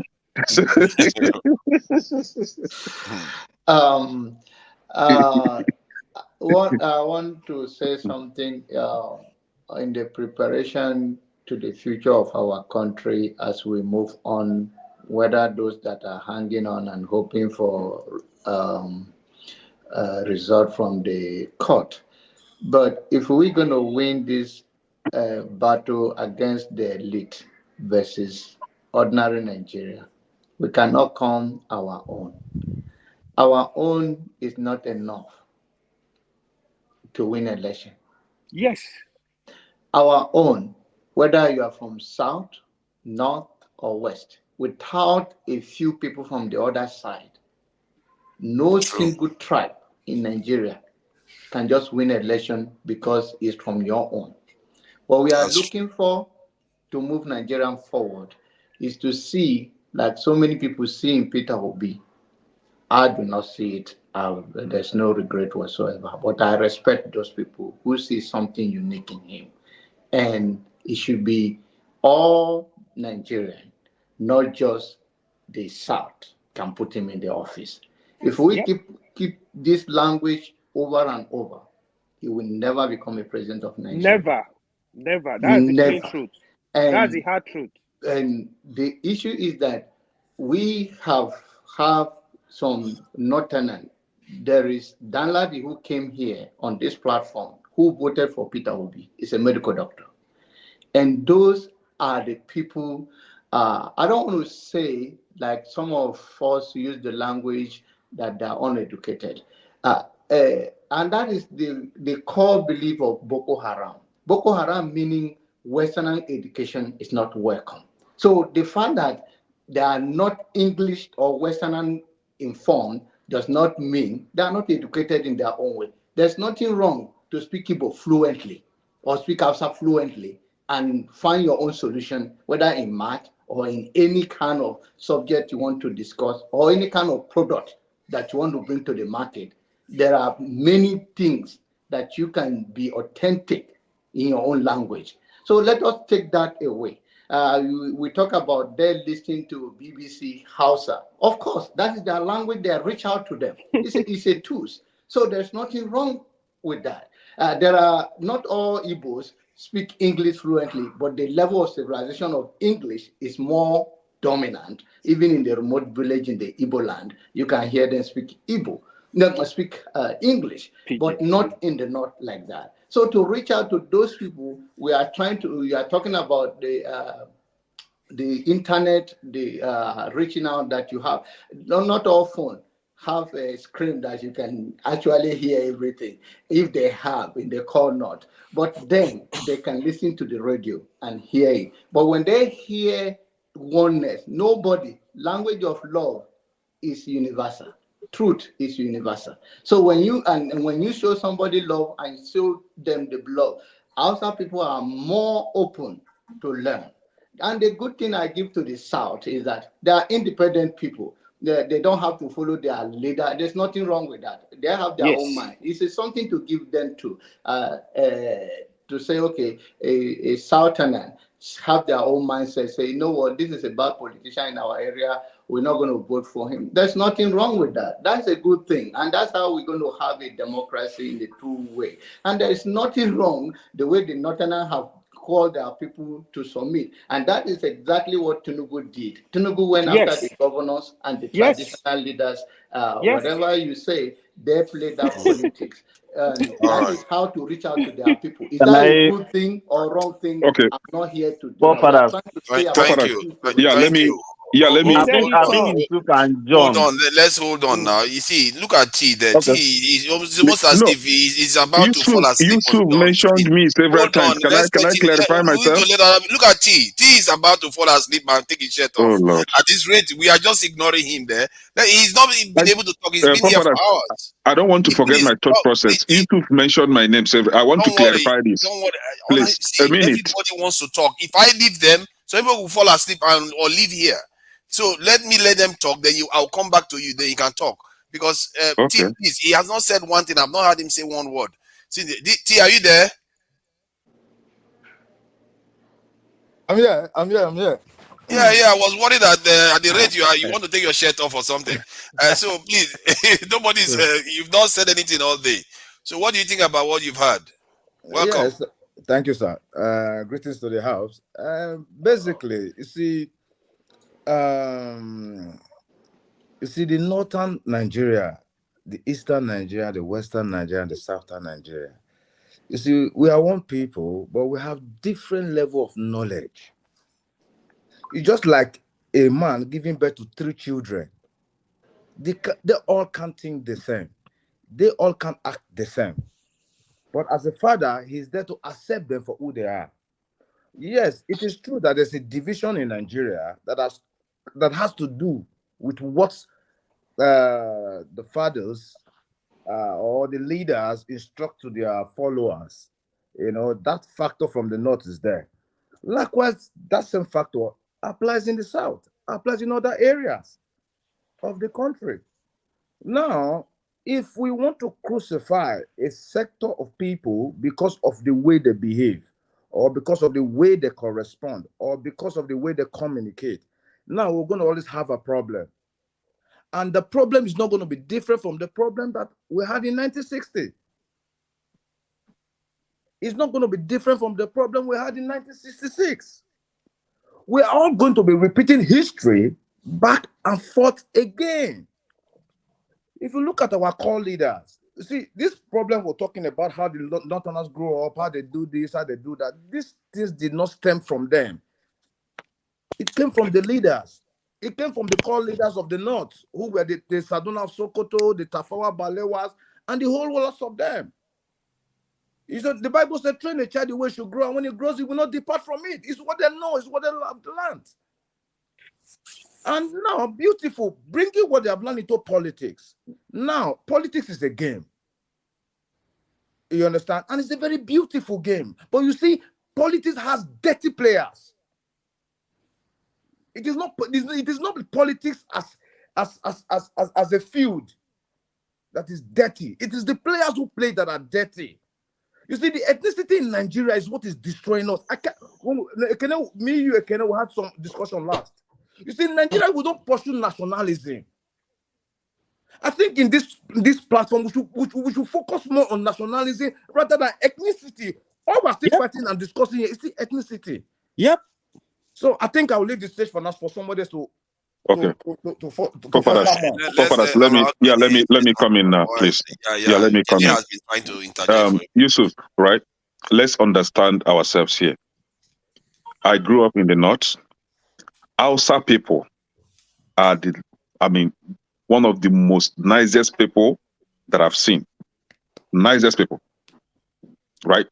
So when I'm making my submission on the northern politicians playing dirty politics, I wasn't referring to the ordinary Hausa man on the street that I know to be one of the nicest people that I've met, right? I'm referring to their criminal politicians, the same way I always call out our criminal politicians from the southeast. You see, that's very interesting, Kenny, because right? the way you were sounding, it sounded like you were just no, they are misunderstanding me like wrongly, right? But this is it. I call out any person that I've seen not to be a good fit in leadership. I call that person out. I don't care where that person is coming from. If you go to North now and you mention Kene, where I grew up, nobody will know that. But if you mention Godia, that is my name. If you mention Godia, that is my name. Godia. Right? Yes. Which one is Godia? Is it Hausa name? The literal translation in Igbo, in English is thank God. That is same meaning. Kene, is it Hausa right? name or Islamic? That is Hausa name. Right? Okay, I have to make so sure. when I say that I have Hausa friends till today, till tomorrow, where we live in Anambra State, whenever they come to Anambra, where my parents live, they always come to say hi to my parents. Just to tell you how we've lived with these people. One of the nicest people. We own property in the north that belongs to nobody has ever asked us, oh, go back to the to southeast, right? Until we sold the property, we've never had any issue with these people. So when I'm attacking the northern politicians, I'm directing my attack to people like Rufai, people like the governor of Kanu State, the former governor, Ganduje, right? These are the people that I'm attacking, not my fellow Hausa people. But nobody will come here and tell me that me and Hausa people are the same thing. No, we are not the same. Because me, I be Igbo. They are Hausa. We speak different language. And thank God, Yusuf, you later came around and say we have different tribes, right? But initially, remember you saying that we only have 2 tribes. Now you came back and say we have different tribes in Nigeria, right? Now, when I'm fighting for my own Igbo people, this is what I mean by that. Since Nigeria is already structured in a way where they play tribal politics, I now call on my own Igbo people, why not come and put hands together and play the same politics that is already in Nigeria? The same mistake Ojukwu made, though. Right? Yeah. Hold on. Since no, I made that position because we have been calling for a rebuilt or refined Nigeria. We have been calling for a better Nigeria, and nobody wants to join us. Or instead, they are there playing tribal politics. So instead of me being the one that will fall short of everything, I rather call on my people to come together. That's not what I've been hearing. You have to understand what they have been hearing. What they have been hearing is voices like IPOB and all the other. That's what they've been hearing. What is wrong with IPOB? Yeah, what is wrong with IPOB is that hold on. Let me let you know what is wrong with it now. Hold on now. Let me tell you what is wrong with it. It brings up the specter of civil war. No. Anybody the moment you mention you may not think that, but I'm telling you that in their head, whenever you mention that is what they picture. Oh, these people want to talk about Biafra, they want to bring about division again. No. That's what they hear. Again, let me come in. Before Nnamdi Kanu formed Biafra, IPOB, there was Masop. Before Masop, there was Nnamdi Kanu. Not the same. Masop is not the same. Hold on now. Hold on. I know this. Masop is from Ogoni, isn't it? Masop is from Biafra. Hold on. Oh, Masop. Okay, Masop is Forefathers, hold on now. Forefathers, hold on. Before Masop, there was Nnamdi Kanu for Nigeria. Nnamdi Kanu that was on the street of London calling for better Nigeria. Rafu was Rike that was on the street of Nigeria, in the street of Lagos, calling for a better Nigeria. Before they now turn to calling for secession, right? And mind you, these are not the first people that call for secession. I don't want us to go back to the this guy from Ogoni, right? When he was the first one that called for secession. I don't want us to go back to that one is from Adakaboro. But now this is it, right? We have advocated for a good Nigeria, and all the other people do is to say no. So far as an Igbo person, but that's no. not accurate. Hold on now. It played out recently. Forefathers, we don't want to go far. It played out recently. Making stuff up. It's not accurate. No, Other parts of the country, they are also fighting for better Nigeria. What makes you think hold on. Okay, forefathers, hold on. Yusuf, you made mention. You stated that P2B's deputy wasn't a good fit for P2B. That sorry, can I come in? Hold on. That it was because of his VP that he didn't win. Now, Yusuf, I'm coming. I'm concluding. Yusuf, I'm concluding. If he hasn't said anything, can you stop interjecting me? When you were talking, I didn't interject you. Yusuf, hold on. Yusuf, hold on. I don't know if you're following the tribunal now to know the tons of evidence coming from Kaduna State that indicated that P2B won Kaduna State. I don't know if you're following the tribunal. So before we make our assumption, let us make it with fact. P2B won this election hands down. Whomever that is having the notion that P2B did not win because P2B did not consult with the North, P2B consulted with everybody. He campaigned in the North, he campaigned in the Southwest, he campaigned in the Southeast, he campaigned in the South-South, he campaigned everywhere. And P2B won that election. Come on, it's not going. And that is why they are in the court today. You have to allow other people to talk now. It's not fair. There are about 9 people here or so. Please, let's allow Ify talk. If he hasn't said anything, we know where I know where she's going. Yeah, but it's all right. We have to allow her have a say too, because there's a crown fit there.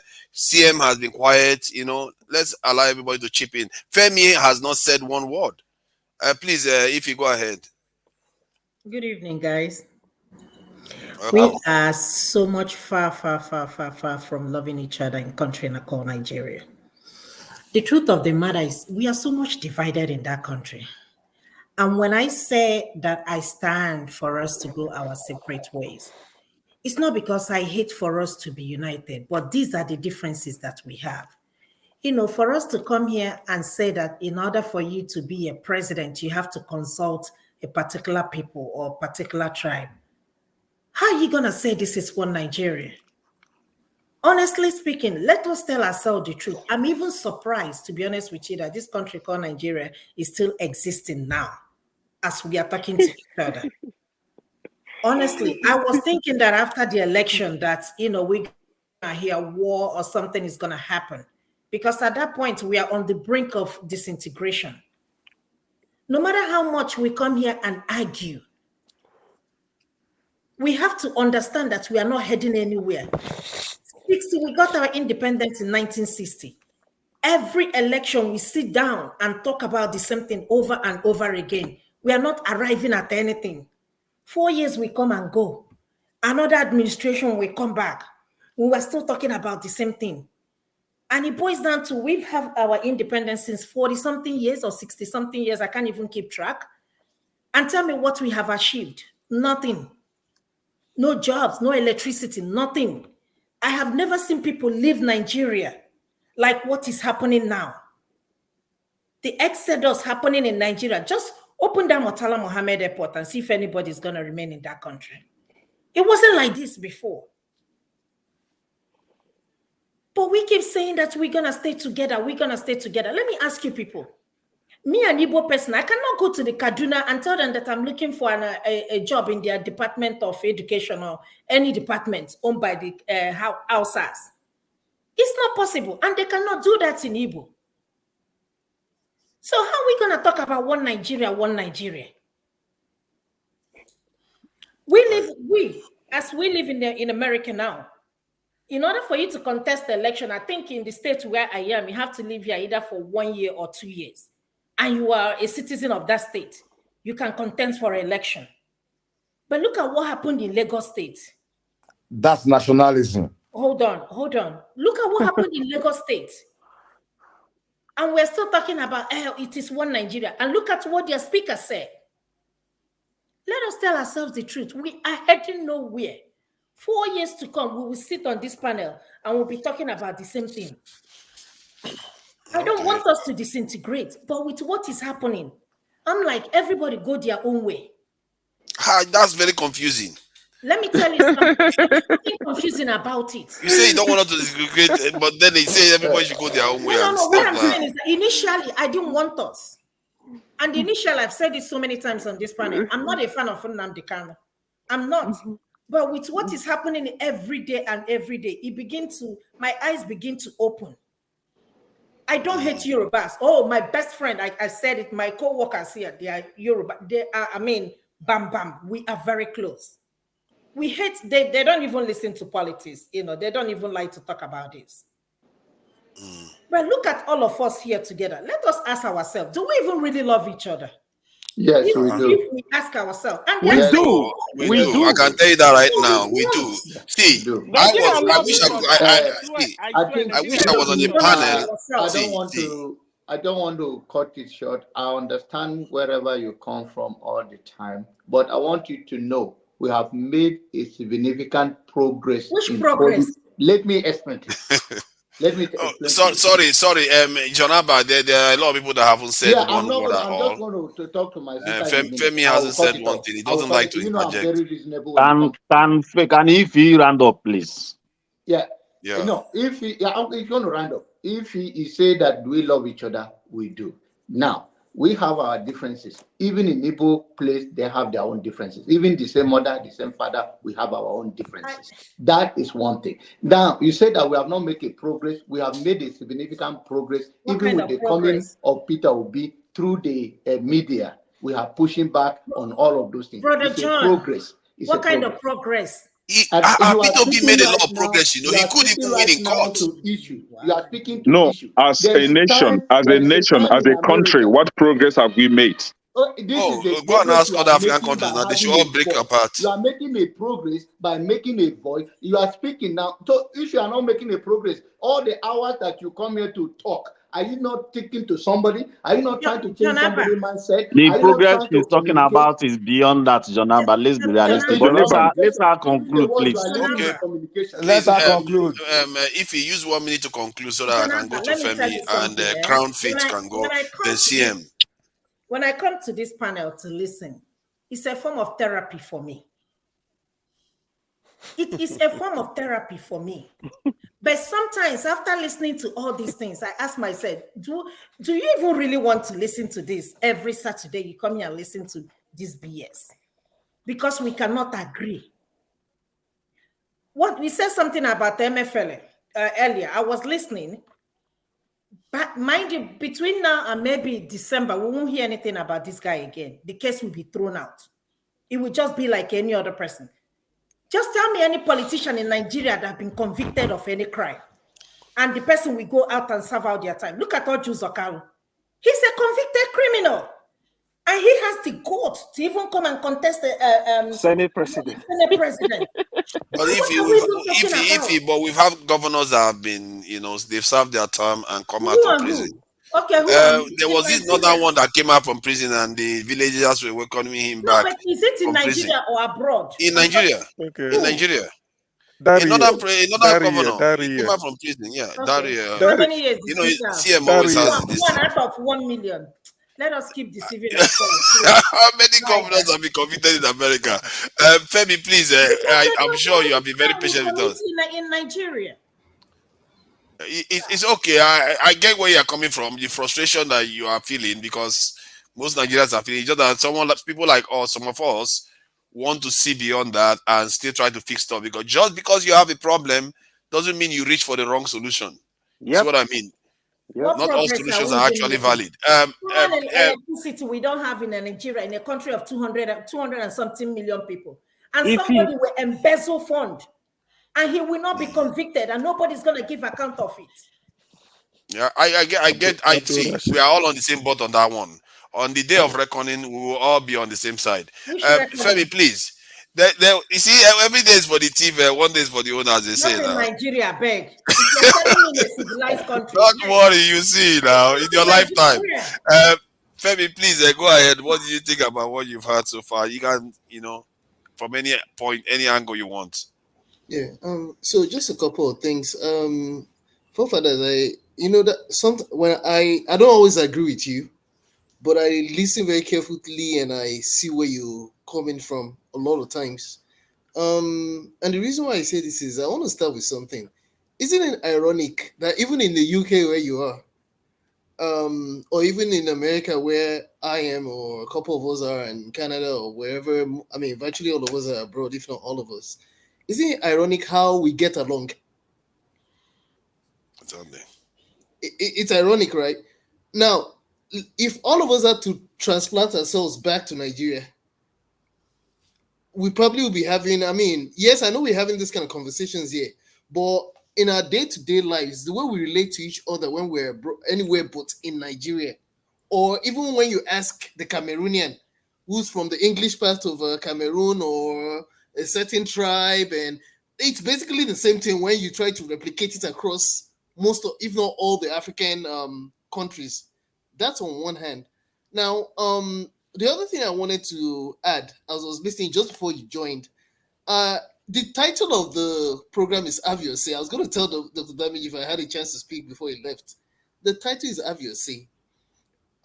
It's painful if you're emotionally attached to things as we invested in things as we rightfully are. However, it's also dangerous if you're one is so much emotionally attached to the point where, yes, as much as someone else might be saying things that could be considered disingenuous to one, or like just painfully so annoying. It's important to find the will to at least let them talk, because the way I look at it, at some point, the only reason why I came back was because so from time to time I try to look at this platform, for example, from the point of view of just a viewer that tries as much as possible to detach sentiments irrespective of what I believe.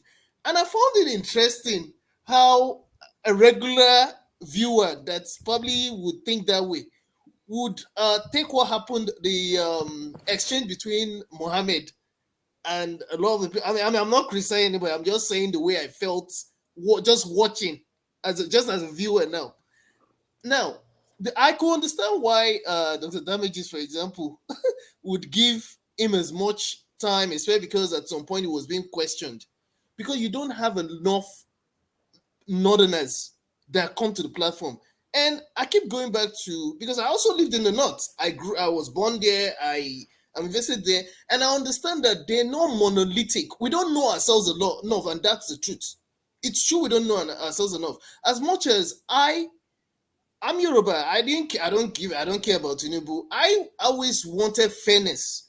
And if fairness meant that the Igbos, it was the turn of the Igbos in terms of the way things are structured for now, then it was only fair that they got their chance for the presidency. Now, I'm not into politics. How it happened is not for me to answer. And that's why I can understand where people are so angry and they're like, okay, let's go away. That's definitely not going to be the solution, because at least you can see what happened with Eritrea and Ethiopia, Sudan and South Sudan.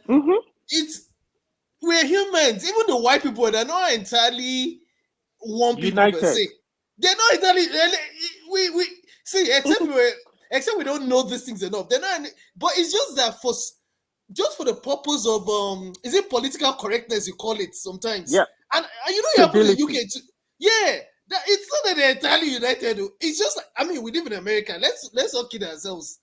There's a lot of things that happen in America that even when I got here, I was like, what we used to say was that this cannot happen in America. But then you get here, as much as you might even think you know America, you get here and you realize, A lot of the things that happen in America, I myself, I start telling myself, this cannot happen in Nigeria. Yep. I mean, there's a lot of dynamics to it. So I mean, I just thought to mention a couple of points. I find, and there's nothing wrong with people advocating their views, but I mean, there's a lot of things that sometimes when I think of it, I'm like, as much as I want fairness, I want people to, because I mean, I see a lot of unfairness within ourselves. As much as I also agree that the foreigners contributed and probably still continue to contribute, where I don't think we're necessarily just victims. We don't help ourselves by the kind of things we do, even amongst ourselves, whether within our ethnicity, within our there's a lot of things that's just wrong. We need deep introspection. Crown Fit. Thank you, Femi. For being patient and contributing that great contribution. Obviously, the seems to be going forth and back. Crown Fit, where do you belong in this debate? Welcome and thank you for being patient. Oh, well, thank you. It's a pleasure being a part of this discussion. This will be my first time on this platform. Oh, you're welcome. Thank you. Appreciate all the different diverse positions that everybody has. I just have a question, because for me, the way I looked at the country itself, the Nigerian land space, in order to reach a rightful destination, one must stick a certain course.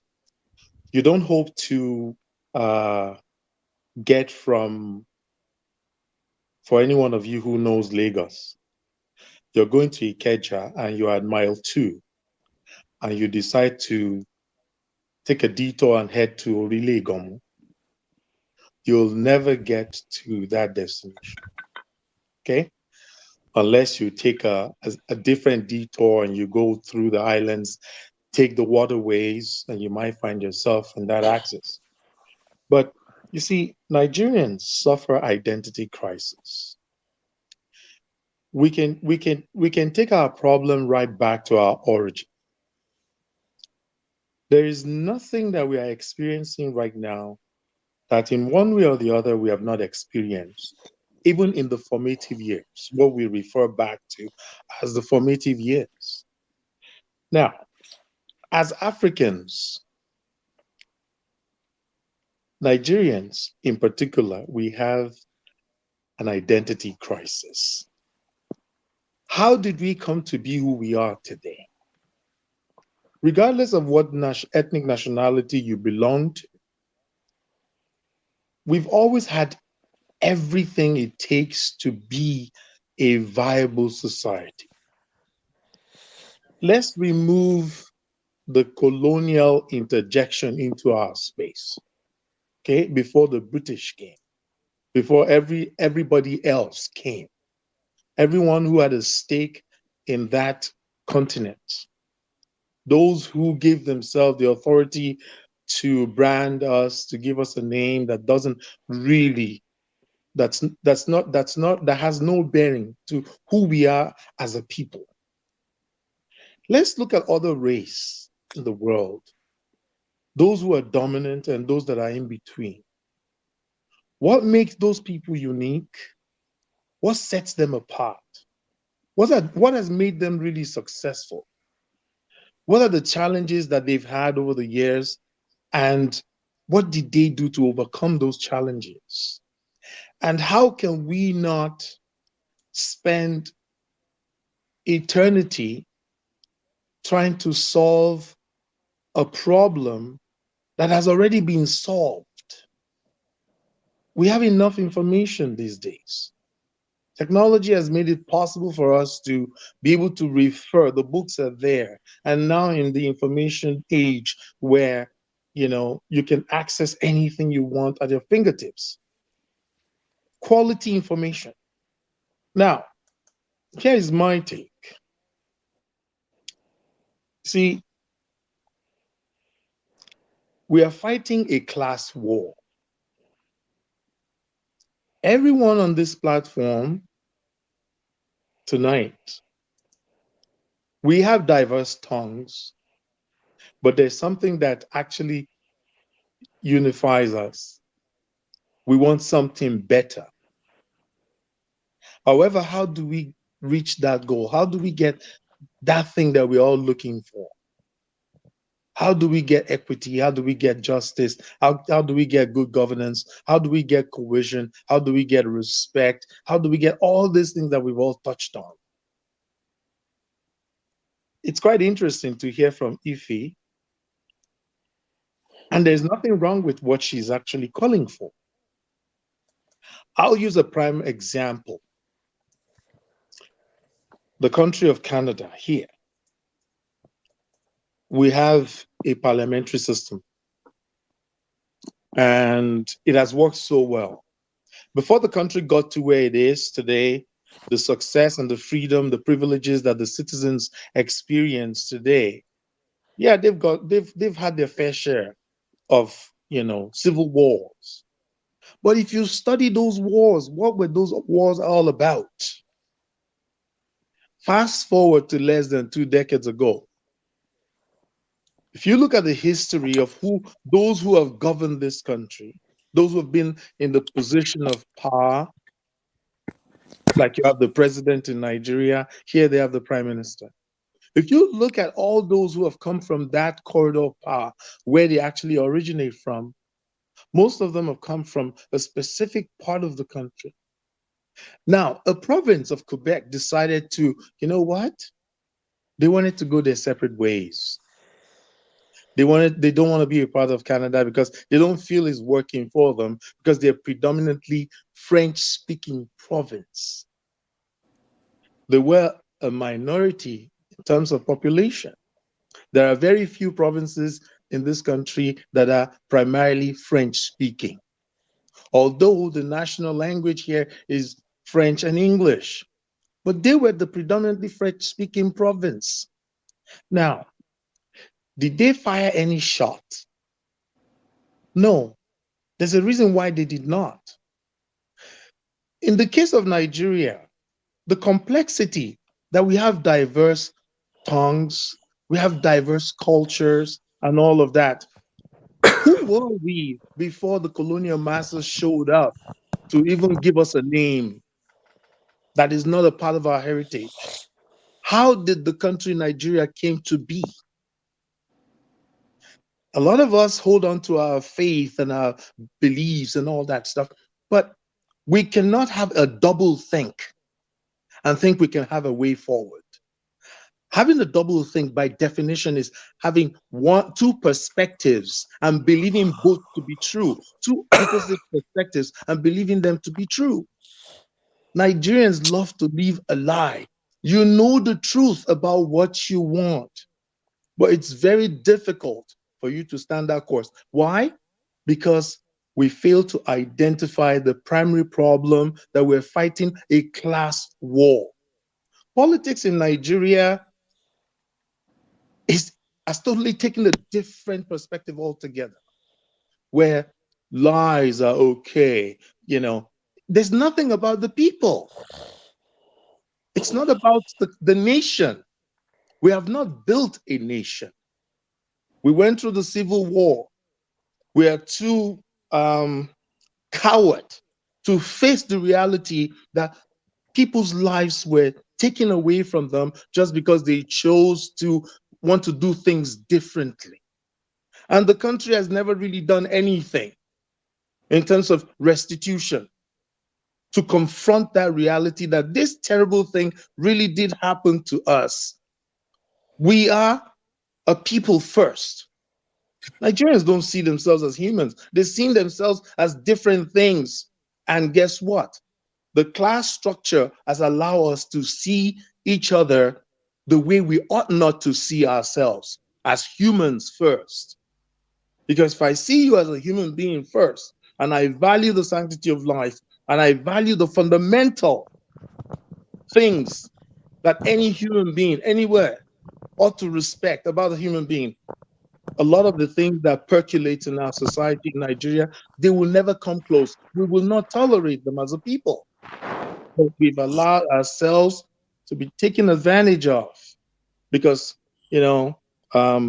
position. So let me ask you one quick question. So just be brief so that we can have CM Yeah. and Okay.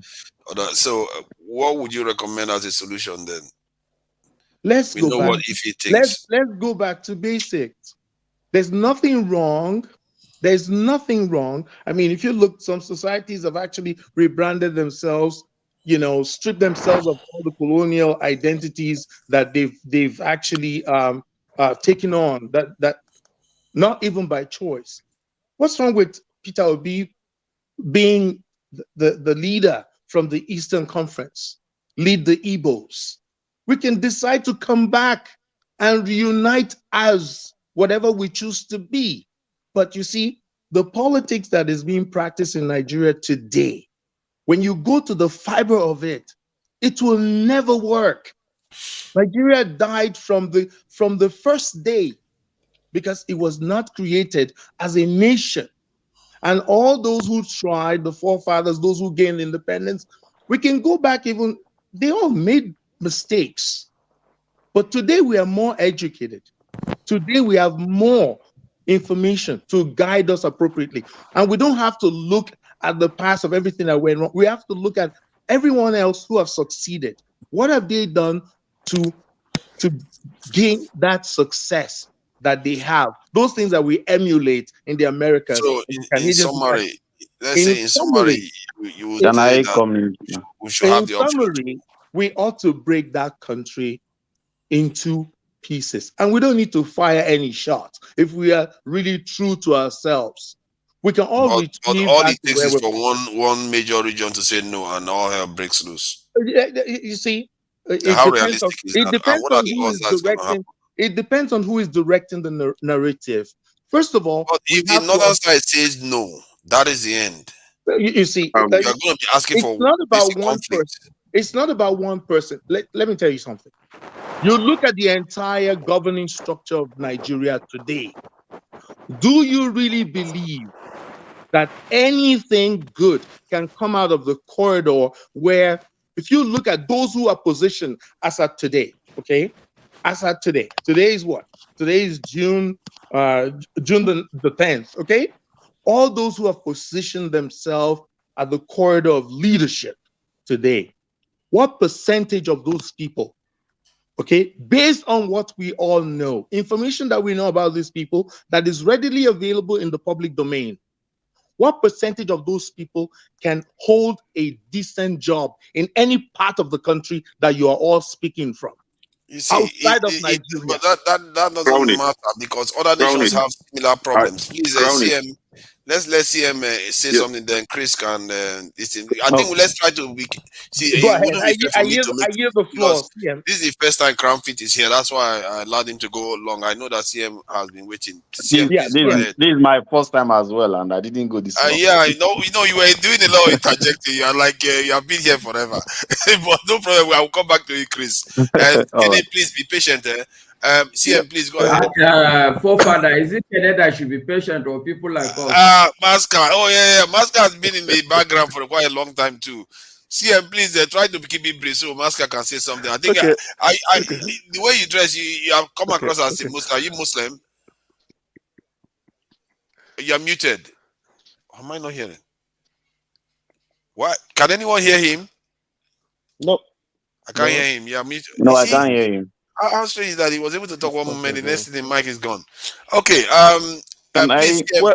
Where Yeah. did Yeah, where Masca. the thing is Oh, the thing is his system is a bit messed up. Masca, you are messed muted. up. I can't hear you. The thing is No, I think we can hear rant, him. Can you hear me Yeah, now? please. when I did my We I can hear I you now, think but it's my going in and out. It's coming in and out. Okay, well, I'm a Muslim. I'm from the north. So you're right. Okay, good. Don't worry. We're going to come to you. Please be patient. Let CM go first. Then Chris can have his actual say. He's been interjecting, but never really had a chance to have his. And it's his first time too. So CM, please go ahead. You know, my name was Actually, mentioned, and I've been trying to clarify myself too. Kene, please. As you can see, everybody wants to have their say. Ken, my contribution will be to take off a bit of a tangent from the rant I made before. Sorry for my voice. You know, my rant was on 25th February. Nation building is not done in a day. We all know this. Nobody will dispute it. It's not even done in a decade. It goes generations. We all agree. But you cannot be making progress, all of a sudden you retrogress again. When I read the book of Lin Kuan Yew, he said people were asking him, what is the miracle? Why you turned Singapore, that is like Lagos State? The population of, I think, Lagos State is bigger than that of Singapore, or even the landmass. He said, but you made it a first world country. He said, because those simple things, they keep doing them repeatedly, keeping it simple, and they moved. So that simplicity is something like election. Nigerians should have been on the street to ask INEC, why did you deliberately, when you presented a budget of over 400 billion, to procure a software that will enable us move from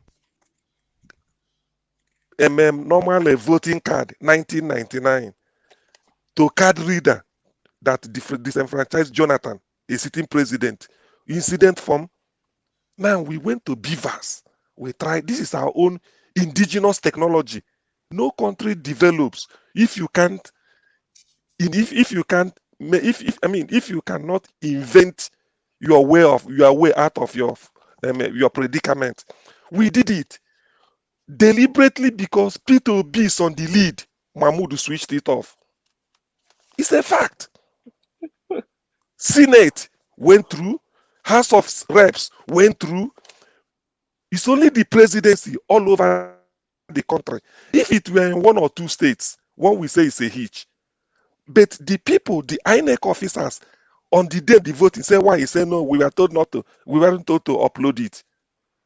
Before our eyes, we saw TPEX being TPEXed in the night and changing figures. That is what P2B is proving. Are we going forward? Are we going backwards? You see, when we say this, it's frustrating. People won't understand. And the disingenuity in all this is for people to base this a rigging that P2B didn't go to the north. It's a lie. That young man told P2B, he said it in an interview. He said, Peter, wait. Keep campaigning in the south. They've sold a lot of bottlenecks for you in the north. If you go now, they will stone you. He said it in the interview. I think it was either in Arise or Channels. He said, I will go. I will speak to them. I know what to do.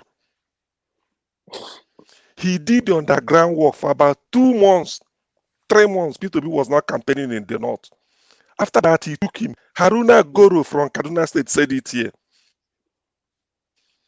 It was according to CM, your audio that is he said going after in and speaking out to the northern youths, assembling them, they now said they want to see Peter. Let him come. That guy. Okay, sorry. Yeah, it looks like you are delayed. Sorry about that. You are back So in time. it was after that P2B now went to the north. When people say P2B, if he had, oh, sorry. Well, I don't really know. Well, let me just add this, CM. Let me just add this, CM. Let me just add this quickly. So the thing is, CM, could it be that because disingenuous, 3 to say the months, least, while the others one, we don't know what the court case is going to turn out because there's a lot of evidence that they presented. We don't know, and all this stuff. Some people just assume that everything is just the court is just going to sweep it aside. Don't be too sure. Yeah. Because if the court provides concrete evidence, the court will overturn what Tinubu has got. It means all this argument we are making, all this postulation we are making is all wrong. P2B actually got votes from the north. Yeah. So we don't necessarily know what actually happened. Based on that, the court will have to decide whether he actually got those votes. And if he did, then the discussion will be completely different, isn't it? Yeah. So maybe it wouldn't be even. It's not Okay. even wise to be talking about things we don't necessarily that has come to a conclusion yet. Yeah. Okay. Well, Is it done now? Well, So, that's why I'm taking it at a tangent. And why I'm saying at a go for tangent? Why I'm no, CM, hold please, on. please, Are you not I hearing try me? to be patient. Oh, CM, bad. take 2 minutes to complete it so that they can speak. Everybody wants to have. We have to try to make it quick. After CM, then we have to try to make it quick, so that everybody can be talking. Okay. Anyway, so that to give others the chance. Yeah. I believe that the status quo, the normal way people's perceive politics, perceive northerners that they will always vote for this is that P2B changed the trajectory. So northerners, more northerners even voted for P2B than Ndibo. That's what I want to conclude. Just like in Lagos, when P2B won in Lagos, not because of Igbo vote, it's because of even the Yorubas in Lagos are tired of Tinubu. They wanted P2B. As simple as that. Thank you. I'm okay. All right. Thank you. So Chris. let me clarify myself. My name was mentioned here twice. So when I was saying that, 1 minute, can you clarify? yes, 7 so minutes, so please can go. So, like I stated earlier, when I said that when I attacked the northern politicians, I wasn't attacking the Hausas or the northerners at large. I stated that, but I don't know why somebody is trying to, twist things up. I think they should be making that more clear because it's I a very also good went point further to say that the Hausas are the nicest or one of the nicest people that I've met. I grew up with them. This was my language. I don't know where they are twisting this to. Now, I also went further when I was talking about the result of, the evidence that was coming in to the tribunal, showing that P2B won Kaduna State. Yes, PDP won Kaduna by INEC, but the result of the evidence being tendered in the tribunal is indicating that P2B won Kaduna. Not only Kaduna, even in Borno, they have evidence from Borno saying that he won Borno. So we are waiting, just like Fafadas stated now. Let's wait for the outcome of the tribunal. But what the Labour Party has, and even PDP, is indicating that P2B actually won Borno State. Kaduna, yes, INEC, P2B, PDP is in the book of INEC's book, but I don't know, the result is going to spell itself out. Now, this is it. All even right. Lagos State. It's 1 minute now. Let's be considerate of each other. Come on, man. You said we are trying to, because there are other people waiting in the queue. Okay, can you please be patient that you are going to get your turn so that. But this thing, I will let Chris talk. I'm here full time today. I've been here for more than 9 hours. I'm having fatigue, but I'm going to stay until the end. Nice one. Yeah, you're going to get a chance to have your full say. Chris, please go ahead. Oh, all right. I want to, and it's very important, like we can all, and it's good that we are discussing the nationhood as a country. And I was actually, my hands has been up just to actually respond to Yusuf and John Abba. I listened to two of them carefully. And I just want to make it very clear that P2B was not religious in the politicking. The idea that the impression that P2B was going to church rather than going around the north is wrong. First of all, this is a candidate that was coming out without a single governor. Every move that P2B made to have the support of most governors was faced by the normal corrupt way of our doing things. We are all here when P2B was all around Kwankwaso. People were saying, oh, you need Kwankwaso, you need someone strong, you need a political. Yes, okay, Kwankwaso was there. What did Kwankwaso say? Kwankwaso rejected the offer. Rather, Kwankwaso wanted to become the presidential candidate. Just imagine after Buhari spending 8 years in office, Kwankwaso wanted to take over from Buhari. People were asking very genuine, reasonable questions. How does that make sense? What is wrong with being the VP, the running mate of P2B? P2B's popularity has gone every nook and cranny of Nigeria. All over the world, everyone is talking about him. Why is it that no matter how best a candidate comes from Igbo, you will always have this rejection? You see, there was something I wrote on my page, an article towards election before now. I do write sometimes when it comes to nationhood, and I made it clear that because I was following the whole, procedures even before the primaries of APC, PDP. There is always this double work. You see, it's just like when you stay outside the country. If you live like we outside Nigeria, you know that for you to be nice, you don't want to calm down. I'm coming. For you to be nice, for you to actually prove yourself, you need to prove yourself twice or three times to be seen by the Igbos that you're actually good. It's the same challenge that an Igbo suffer in Nigeria. No matter how good you are, it seems you have to be good times 7 for someone to actually believe that you're actually good. Now, when that mission failed through Kwankwas, it got about emirs. That it was going round, first of all, to the emirs, then later with Tinubu. We saw all the videos of Tinubu and that going to greet all the emirs. The problem is not that they didn't know that Obi is far better than Atiku and Tinubu. The problem is that same even elite conspiracy against when it comes to supporting somebody from the southeast is there. In fact, what Peter Obi did, if not that, even INEC, Professor Mahmoud Yakubu, a professor, have to now conclude the whole thing when everything failed. Peter Obi failed every calculation. Every normal. Chris, let me just ask you quickly. Yes. But don't you think that is because some of all these things, not all of them, of course, I agree with you that maybe there's an element of being snobbish towards Southeasterners. But don't you think it's also because it is relatively quickly? That's the timeline is so short. PWB was just around for about 8 months in total now in terms of presidential candidate. But while the other people have been plotting, like people like Kwakwaso have been plotting governorship for a very long time or to run, and Tinubu has been doing it with governors in the north. So for all those it to be unraveled in 8 months, for a politician to just change their mind completely 8 months and go behind P2B, don't you think that maybe that's what is playing into it?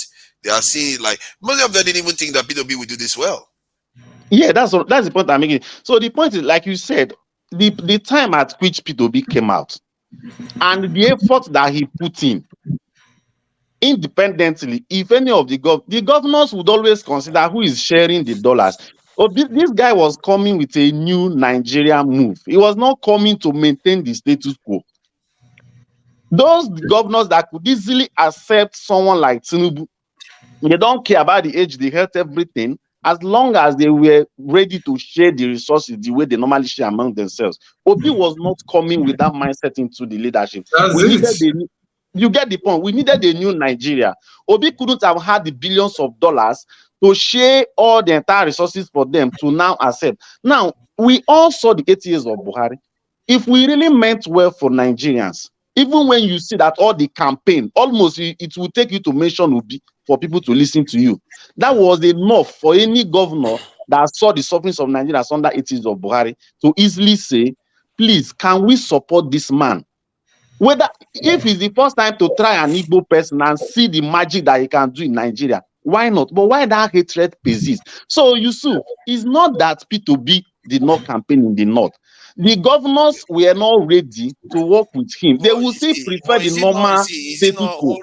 Hold on. Is it not? Yeah, I can hear you. Yes, I just let's want to have be asking conversation. critical questions. Is it also unfair to be expecting Igbo to be united around one person when the North clearly is not even united around one person? They split into multiple groups. Some supported Kwankwaso, some supported Tinubu, some of them supported Atiku. So they didn't vote in a block too. So yeah, is it not? Are you not being unfair to your own? That's the Southeasterners too. Okay, I think if you actually watched me when I came in, okay, when your colleague, the co-host, was still here, I first of all by blaming ourselves. I told you that the first thing first I give it to Northerners always is they know how to back their own. Do you get? I first of all started. Okay, hold on. I first of all started by saying somebody like Ojuzo Kalu, Okorocha, Umahi, many of them, you can see the shame they all bring to us at the end of the day. When you believe in yourself and your own people, then it will be easy for you to go to others and tell them how good this person is. Do you get? But let me go back to your question based on other splitter from other norths. Other elections, when by the memorandum of understanding, we know that it's the turn of the North to produce the president after Jonathan. People were behind Atiku, and people were behind Buhari in 2015. In 2019, people were behind Atiku. Igbos were behind Atiku, not because he picked P2B. If you watch, it was still Igbo politicians that first rejected P2B. They don't want an honest person. They want a normal corrupt person. Igbos queued behind Atiku. In fact, they've been supporting the Northerners voting all the years. When it comes to 2023 election, it's the turn of the South. In the South, Yorubas have had their say. Now, in the East, Nigerians did not just see anyhow candidates from the East, not the usual politicians you see. Someone was different. So it's not even about, so even if you don't want to give it to Igbos, because of this candidate, because of the level of inflation, the level of everything that has gone into negative, why not this man? The difficulty to still support him. So when it became difficult that even when people host P2B, you can see what Rivers State governor was doing. He will host him, they will all laugh everything, but behind, he had his own plans. Do you get the point? So it's not that P2B did not make it for. So what became a choice for P2B was, okay, it seems like none of the governors is ready. They all believe in those that are sharing dollars. He had to go like an independent candidate, going everywhere. When it comes to going to church to talk to people and all that, he never would stand up on any pulpit one day and say, please vote for me. He always said that we need a better Nigeria. Campaign against Jonathan with Buhari, nobody can talk about the religious bigotry that came with that. In most of the times where people go to worship in the north. Thank you, Chris. I think Okay. we'll come back to you on this. Comment, We'll please. come back to you. Comment. Okay, yeah. Yusuf, just go Okay. quickly so that Masker can First have of his say. all, you need to understand the North, they don't see the South as Southeast, South, Southwest. The North see Nigeria as North and South. That's one point. The second point is Peter Obi, the Northerners did not vote for him. It was not because he's from the South. It's wrong. If you follow the politics of Nigeria, President Muhammadu Buhari contested 3 times. It was each time he had more than 10 million. Those votes, 99% were from the North. The problem of President Buhari was he was not getting votes from the South. Even when he chose Okadibo, another candidate from the South, he didn't get votes from anywhere in the South. It was Tinubu that said, Mr. Man, come. Buhari quit. He quit politics. Tinubu said, no, you will be the next president. I'll give you support. He collapsed his structure. He supported him. They voted. He won the election. So politics is about alliance. It's not. See. We are playing too much sentiment. Even the weekend you are calling. Hold on, Yusuf. I just wanted to ask you a question. You said the North sees Nigeria as 2, North and South. Where does their North start? Where is the border of their North? I'm just curious. North is 90 states. North is 90 states. So Benue includes North, eh? They see North and That's South. crazy. Okay, let me finish. Benue is not North. You see, politics is way more than the surface. Rivers State, there is no way Governor Wike will give support to Peter Obi. He was be careful. Tinubu gave Wike support to dislodge Amechi in APC. Tinubu was part of people that destroyed APC in Rivers State. The reason is that Tinubu, because Amechi was a threat. So you are taking us back. Yusuf, you are taking us back. So excuse me. Exactly. So with the revelation from River State, you are still saying that Tinubu did it. I mean, there's no way Wike should support it. See, don't take us back. Wike is the most shameful politician in Nigeria. Forget about that. You are looking at the rigged figure. Talk about the real in River State. Talk about the real figure. Don't use the rig. Don't use the rigged figure. If you You are ask taking me, us back. if you ask me where Peter Obi was rigged out, I will tell you it's in the South. Peter Obi was rigged out. Even some of the states he won, he's supposed to have more votes. So wait, let me finish. All right, then let's leave it for now. Let's leave it for now. Masca will come back to you. Yusuf will come back to you. Let's let Masca talk. I'm very curious. He's a Muslim and he's from the north. No, let's hear from him. Father, I'm not cutting you, but Chris mentioned my name on his talk. I want to know why. What the guy? See, another northerner is blocking another northerner now. You see, we can't even get on regionally. Yeah. Okay, let me respond to John. Okay, John, yes. Yeah, John. I mentioned your name because people talk now. John, let's allow Masca talk. He's been here. So I think his own opinion may be more unique. I'm gonna come from a different perspective. Actually, hold on, Masca. What part of the? Because I don't believe that Benue is the north. I believe that north is from this is Abuja. No, Benue, let me tell you. What part of north are you from? Let me tell you, forefathers. I'm from Kalu. Proper but I north. can tell you also. I can tell you that Benue State is part of the north. The reality, I don't buy that. Wait, can you hear me? Just hear me out. Hear me out. Let me give you the logic. Okay, I work almost all my life in Lagos. I used to work in a bank. In my department, there is one guy, his name is Moses Azege. He is from Benue State. He is a thief. If we all come back to the north, we all see ourselves differently. A thief man is different from an Idoma man. I'm sure John Abba is probably an Idoma man. Even in Benue State, an Idoma man is not the same with a thief person. Okay, but when I was in Lagos, people will come to me and say, when Azege does something, they'll say, your brother does this, your brother does that. I tried for almost 10 years trying to explain to people that no, I'm a Hausa man. Azege is a thief man. He's my brother. We have different religion, we speak different language, but nobody listened. So take it from me. Benue State is part the same of the in the north. south. He's the same in the why south. is it? Hold on, do we even understand what noise not means? This is not what I want to speak about. I know. This is not what you want to speak about. I know. I just want to make it clear to people that the definition that they've given us about north is not normal by most national it's in matrices, because the middle of Nigeria is in Abuja there, up that way. And if you look at the religions or people below that, they tend to be more Christian dominated populations. I don't understand why they are not tied to the north in terms of religion. They are not tied to the north in terms of geographical position. But just politically, we just chose that region is the north. I don't understand. Can I clarify this part? No. Sorry. Let me ask forefather a question. So when you use the word north, forefathers, what notion or what concept are you trying to pass across? Is it geographical and religious? And if you use those not two, religion, but you're just using political. Only one matrix is what you're using. Geographical. No, it's not geographical because Benue. Do you know that Abuja was chosen as the capital because it's in the dead center of Nigeria? Center. Yes. So geographically, anything below Abuja is south.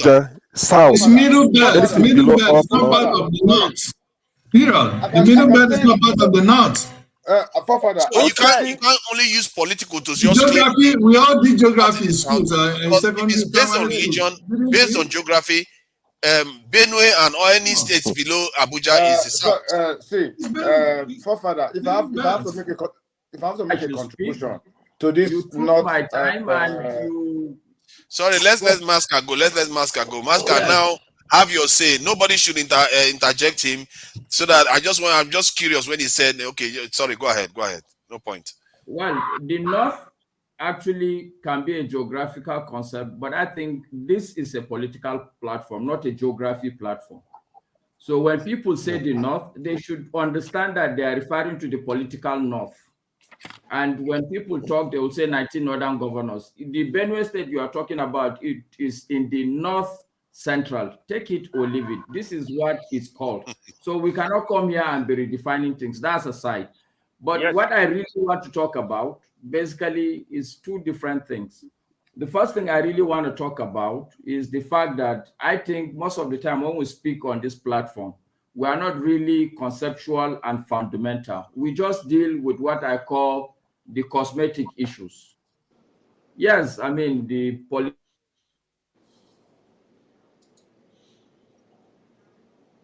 Your audio has faded out. Your What a audio. shame. And he has, I think he has something interesting to say. Your audio is playing up. How is that even possible? Is that Masker? Maybe, Masker, your audio. maybe you have incoming. Your audio. Maybe. Yeah, go out and come back in again. Maybe that will help. Your audio. Okay, try it again. Hello? Let other people speak. Oh. Yeah, It's a shame. It's you a see shame. that political thing and geographical and religious thing is something. It's a debate that we need to have because when we concede politically that certain region is just in the north, you are conceding a lot already. Yes. And I don't understand It's that when true. those people are Christians and geographically in the southern region of the country, I don't understand why they concede that. Sorry, go ahead. You see that this divide we're talking about. You see, during the Biafra. Oh, sorry.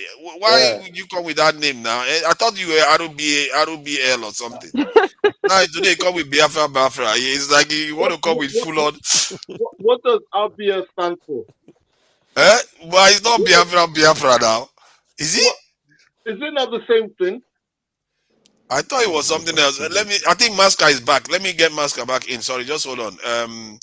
Let's get nobody's gonna take Biafra out. Yeah, RBL, right, please go ahead. Hear me now? Yeah, we can hear you. Can you hear me? Loud and clear. Hi, it's gone again. Can you hear me now? Yeah, we can hear you. Probably. Go ahead.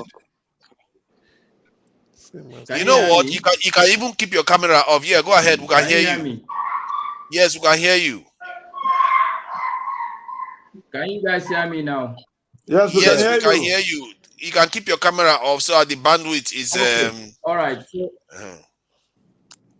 yeah, it's reduced. Okay. So I wanted to start with point number 2, but let me start from point number 1 so that maybe when I'm off, at least I think it's a more important point. The point I'm trying to address is I think we like to play the blame game. Am I audible? Yes. Yes. We can hear you. What kind of thing is this? A Kalu man comes here and his audio is not working. I see some people trying to ensure that we only talk to Biafra because his audio will never go down. No, he will talk, talk. Biafra will be here forever. What is this? We have so many it's people in Nigeria. Here. It's in Nigeria. Take that. Oh, is it? It's in Nigeria. All right, Father. Then let me leave. If he come back, I think somebody has to talk. We cannot wait for him forever now. Yeah, I think someone has to go.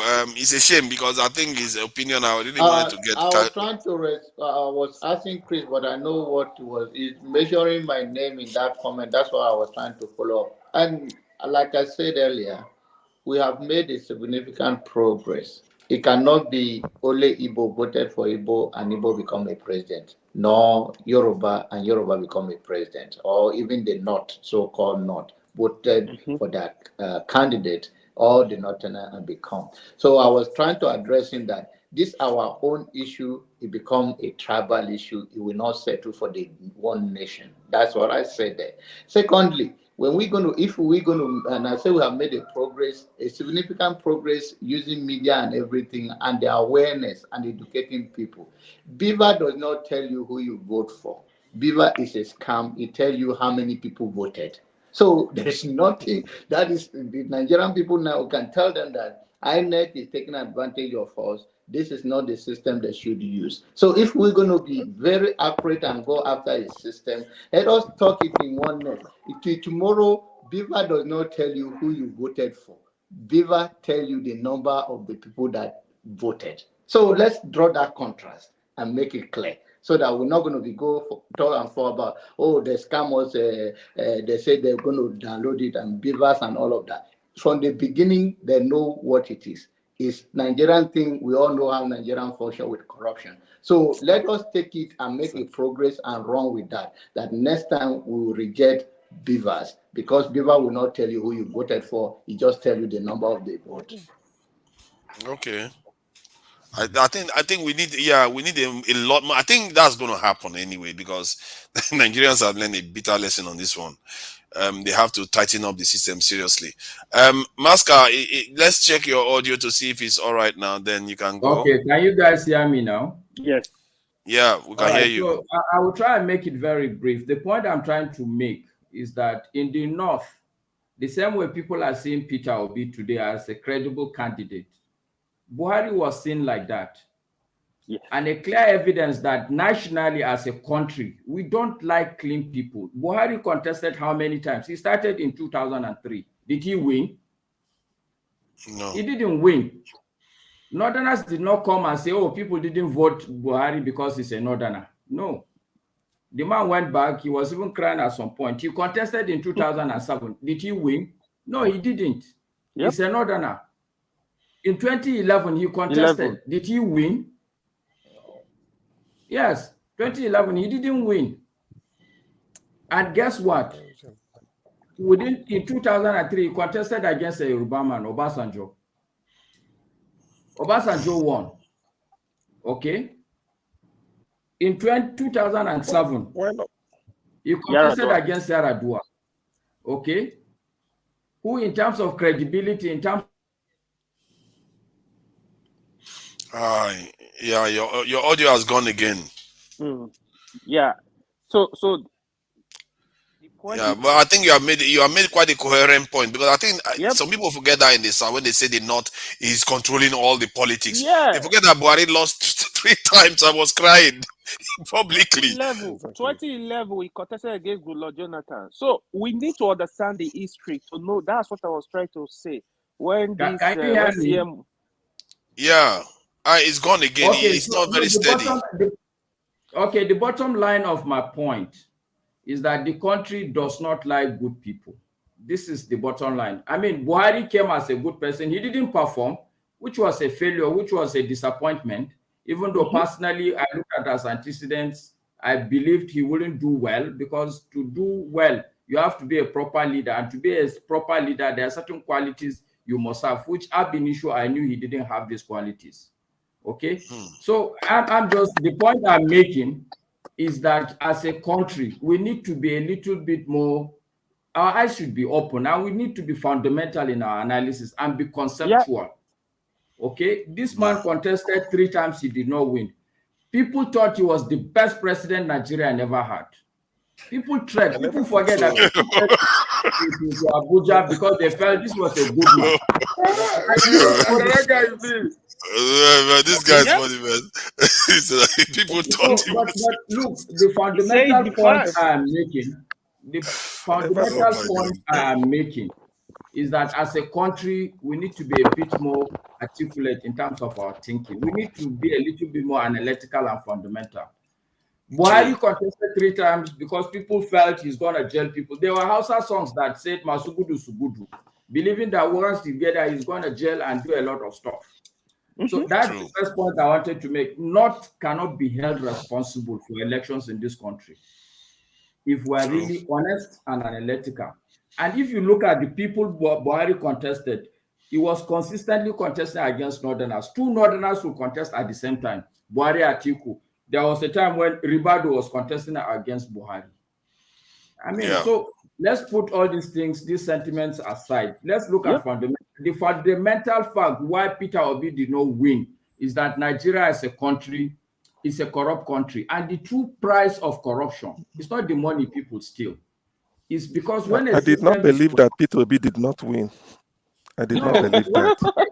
No, CM, yes, see, whether he wins yes, or the truth was that, okay, let me tell you, CM, it's the same story. When Buhari was contesting, People say he didn't win, but people believe that Buhari won. They didn't allow him. So his supporters believe he won. He did not. Trust me. They were even protesting. Yeah, I think I've heard that before. But that said, they were not able to prove it in court. And if P2B is able to prove it in court, that's a totally different thing, isn't it? Exactly. So sorry, your audio is this thing down. Are you in Nigeria, Masker? Your audio is gone again. Just nod if you are in Nigeria. Okay, I'm sorry. You know, I don't know whether it's SpectraNet or who is doing this to you. It could be. Is it MTN? Is MTN? Forefather. Yeah. I want you to. I want to bring in one point here. See, if you follow Nigeria elections since 1999, I can tell you without any fear of contradiction, the electoral system will make a lot of improvement. Why? From 1999, you go to a state, for example, 500,000 people will register. The vote, the governor will win with 2 million votes, 3 million votes. Yeah, So, that, you know, those people they were real voters. 2 million was the real people. You can't. All this time they tell you, Buhari, even the Buhari they are telling you now. Oh my God! Go to the court, they will kick him out. Nigeria system is way more than what you know, what we see. Well, that's why they brought beavers. That's why they brought beavers. No, it's going in and out. Listen, let's see. Man, it's a shame, you know. I don't know. Can you hear me now? Yeah, we can hear you. I'm sorry to MTN and SpectraNet for mentioning your name because it's not fair. I shouldn't mention any network online, and this is not. And so no need. Apologies. Okay. Now I'm sure they are not going to. I'm sure they are not going to come after you. They know that their services are shitty. At least I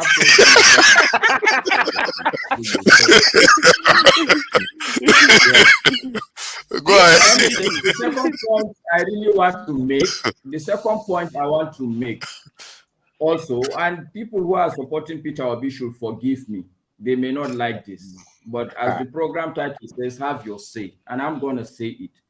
Look, the attitude is wrong. Peter Obi can only do 8 years max, even if he wins.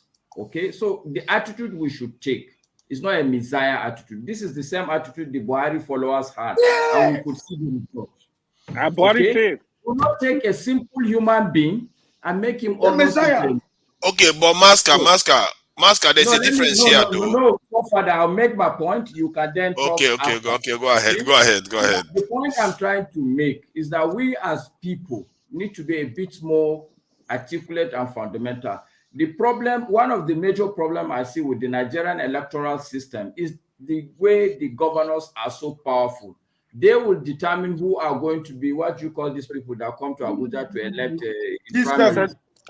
Delegate. Okay? So that is where you should start, because you can't be clinging onto one chance person. You, as a scientific people, you can't work with chance. Peter Obi was a chance happening.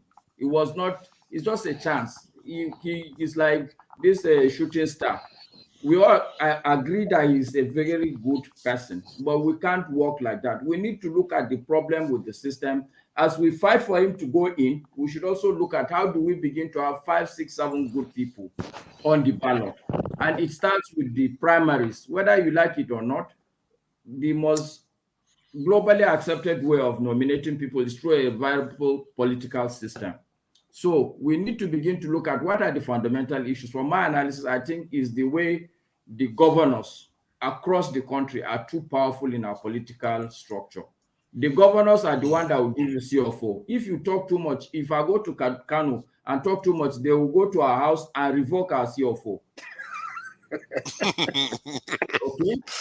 And demolish. So sorry, just to be clear, what is CFO for the viewers? Okay, certificate of occupancy, the paper for your house. And by the way, the constitution in Nigeria, the way the land tenure system works, every house you have, the tenure is only for 99 years. The 99 years, the ownership of that house technically referred to the governor.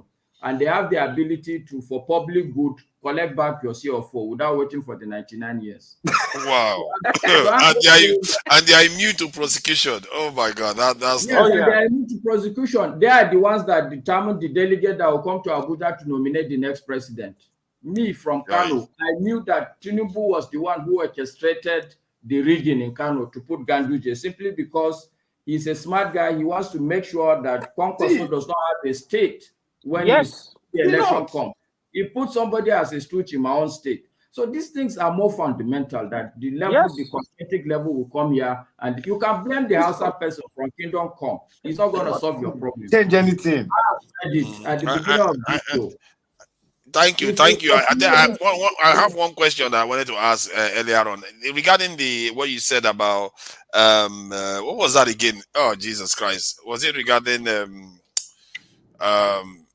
oh God, now it's escaped me. No, not about the not theory. I think he was saying something about. You were saying something when you stopped me and you said you wanted to carry on until you finish. What was that you were saying? It's okay. I mean, I wasn't listening. I was interested in it. But anyway, the two bottom points that I really want to make. Okay. I remember now. I remember. Sorry. Yeah, it's regarding you were saying something about Buhari having those issues that he had. Most of his followers believe that he actually won the election, which maybe he did one of the few times. Yeah, they believe in those things, but he wasn't able to prove it in court. No, there's a difference.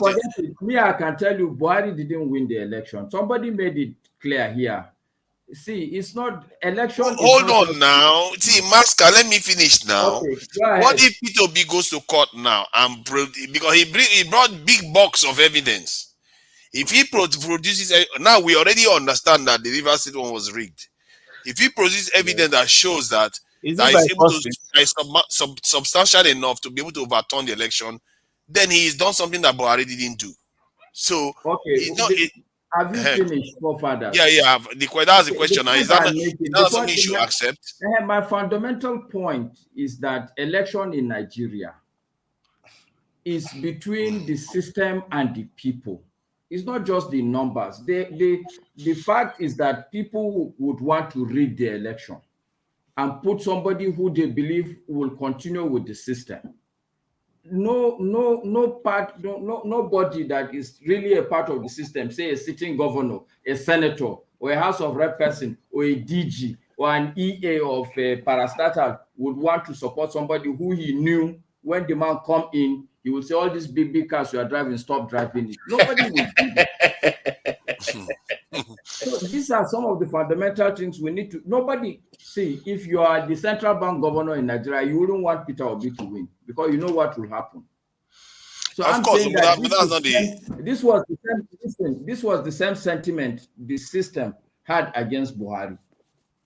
That was why for 3 consecutive elections, whether it was rigging or whether it was sabotage, whether it was they refused to support him, whatever it is, the bottom line is that he did not win. Whether the numbers show or they did not show, whether it was rigged or it was not rigged, the system did not want him to come in. The only luck he had was when Jonathan was there were a lot of convolution in the system, and people felt, look, this whole country will catapult. So maybe let's just put him. But they knew what they were doing. They had a lot of mitigating plans. When he comes in, they know that they made sure he did not do what he wanted to do. So I'm saying that the same story about Buhari, the same story playing out, is the same story playing out with Peter Obi. The system don't want him. So the whole system will gang up against him. Yeah, but if he produces evidence, we don't know whether the system doesn't want him actually. So I beg to differ. He may win. Let me tell you, the truth is that even now, this is the same scenario of Jonathan against Buhari. Because everybody now saw Buhari. People are not happy, even in the north. This is the truth. People want change. If Peter Obi gets to win, it's because at least the bulk of the youth said, okay, we are fed up.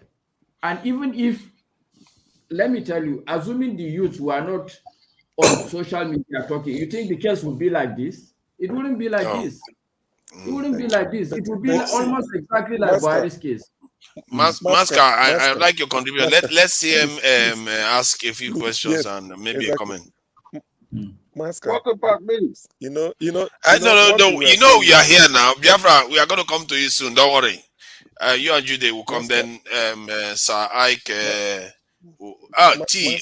Soon we'll have to be circling again because they begin to go long now. We have to circle again. No, Father, the issue here is one person spends too much time. Yeah, if one person spends too much time. Did you hear that? Let's try to keep it snappy so that it goes round. Exactly. The question I want to ask you, put to you, Masca, is this. Don't you think that your analysis of P2B is like, the youth and voting for P2B is like somebody who must have eaten breakfast, lunch, then when he came to dinner time, you ask him, have you eaten today? He said, minus that lunch and breakfast, I have not eaten. How can you minus that? Did you understand where I'm going to? So somebody during dinner time. I'm not clear on where you're going. Okay, where I'm going is, you said because the youths are tired, that's why P2B could win.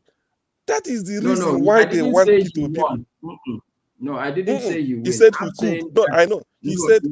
He said because of the youths, probably they are tired. That is why they are voting for P2B. Something like that, isn't it? So what I'm trying to tell you is that at a point in life, some people might get tired. Even the North that we are voting for Buhari, they feel that they are tired. They want a new thing.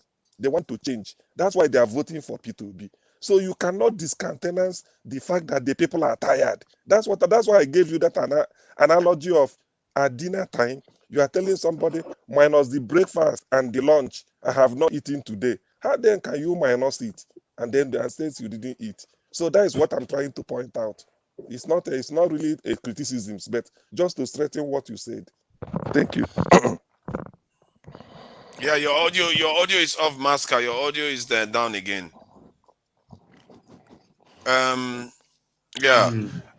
Who's next? Jude is in talk. Okay, Biafra.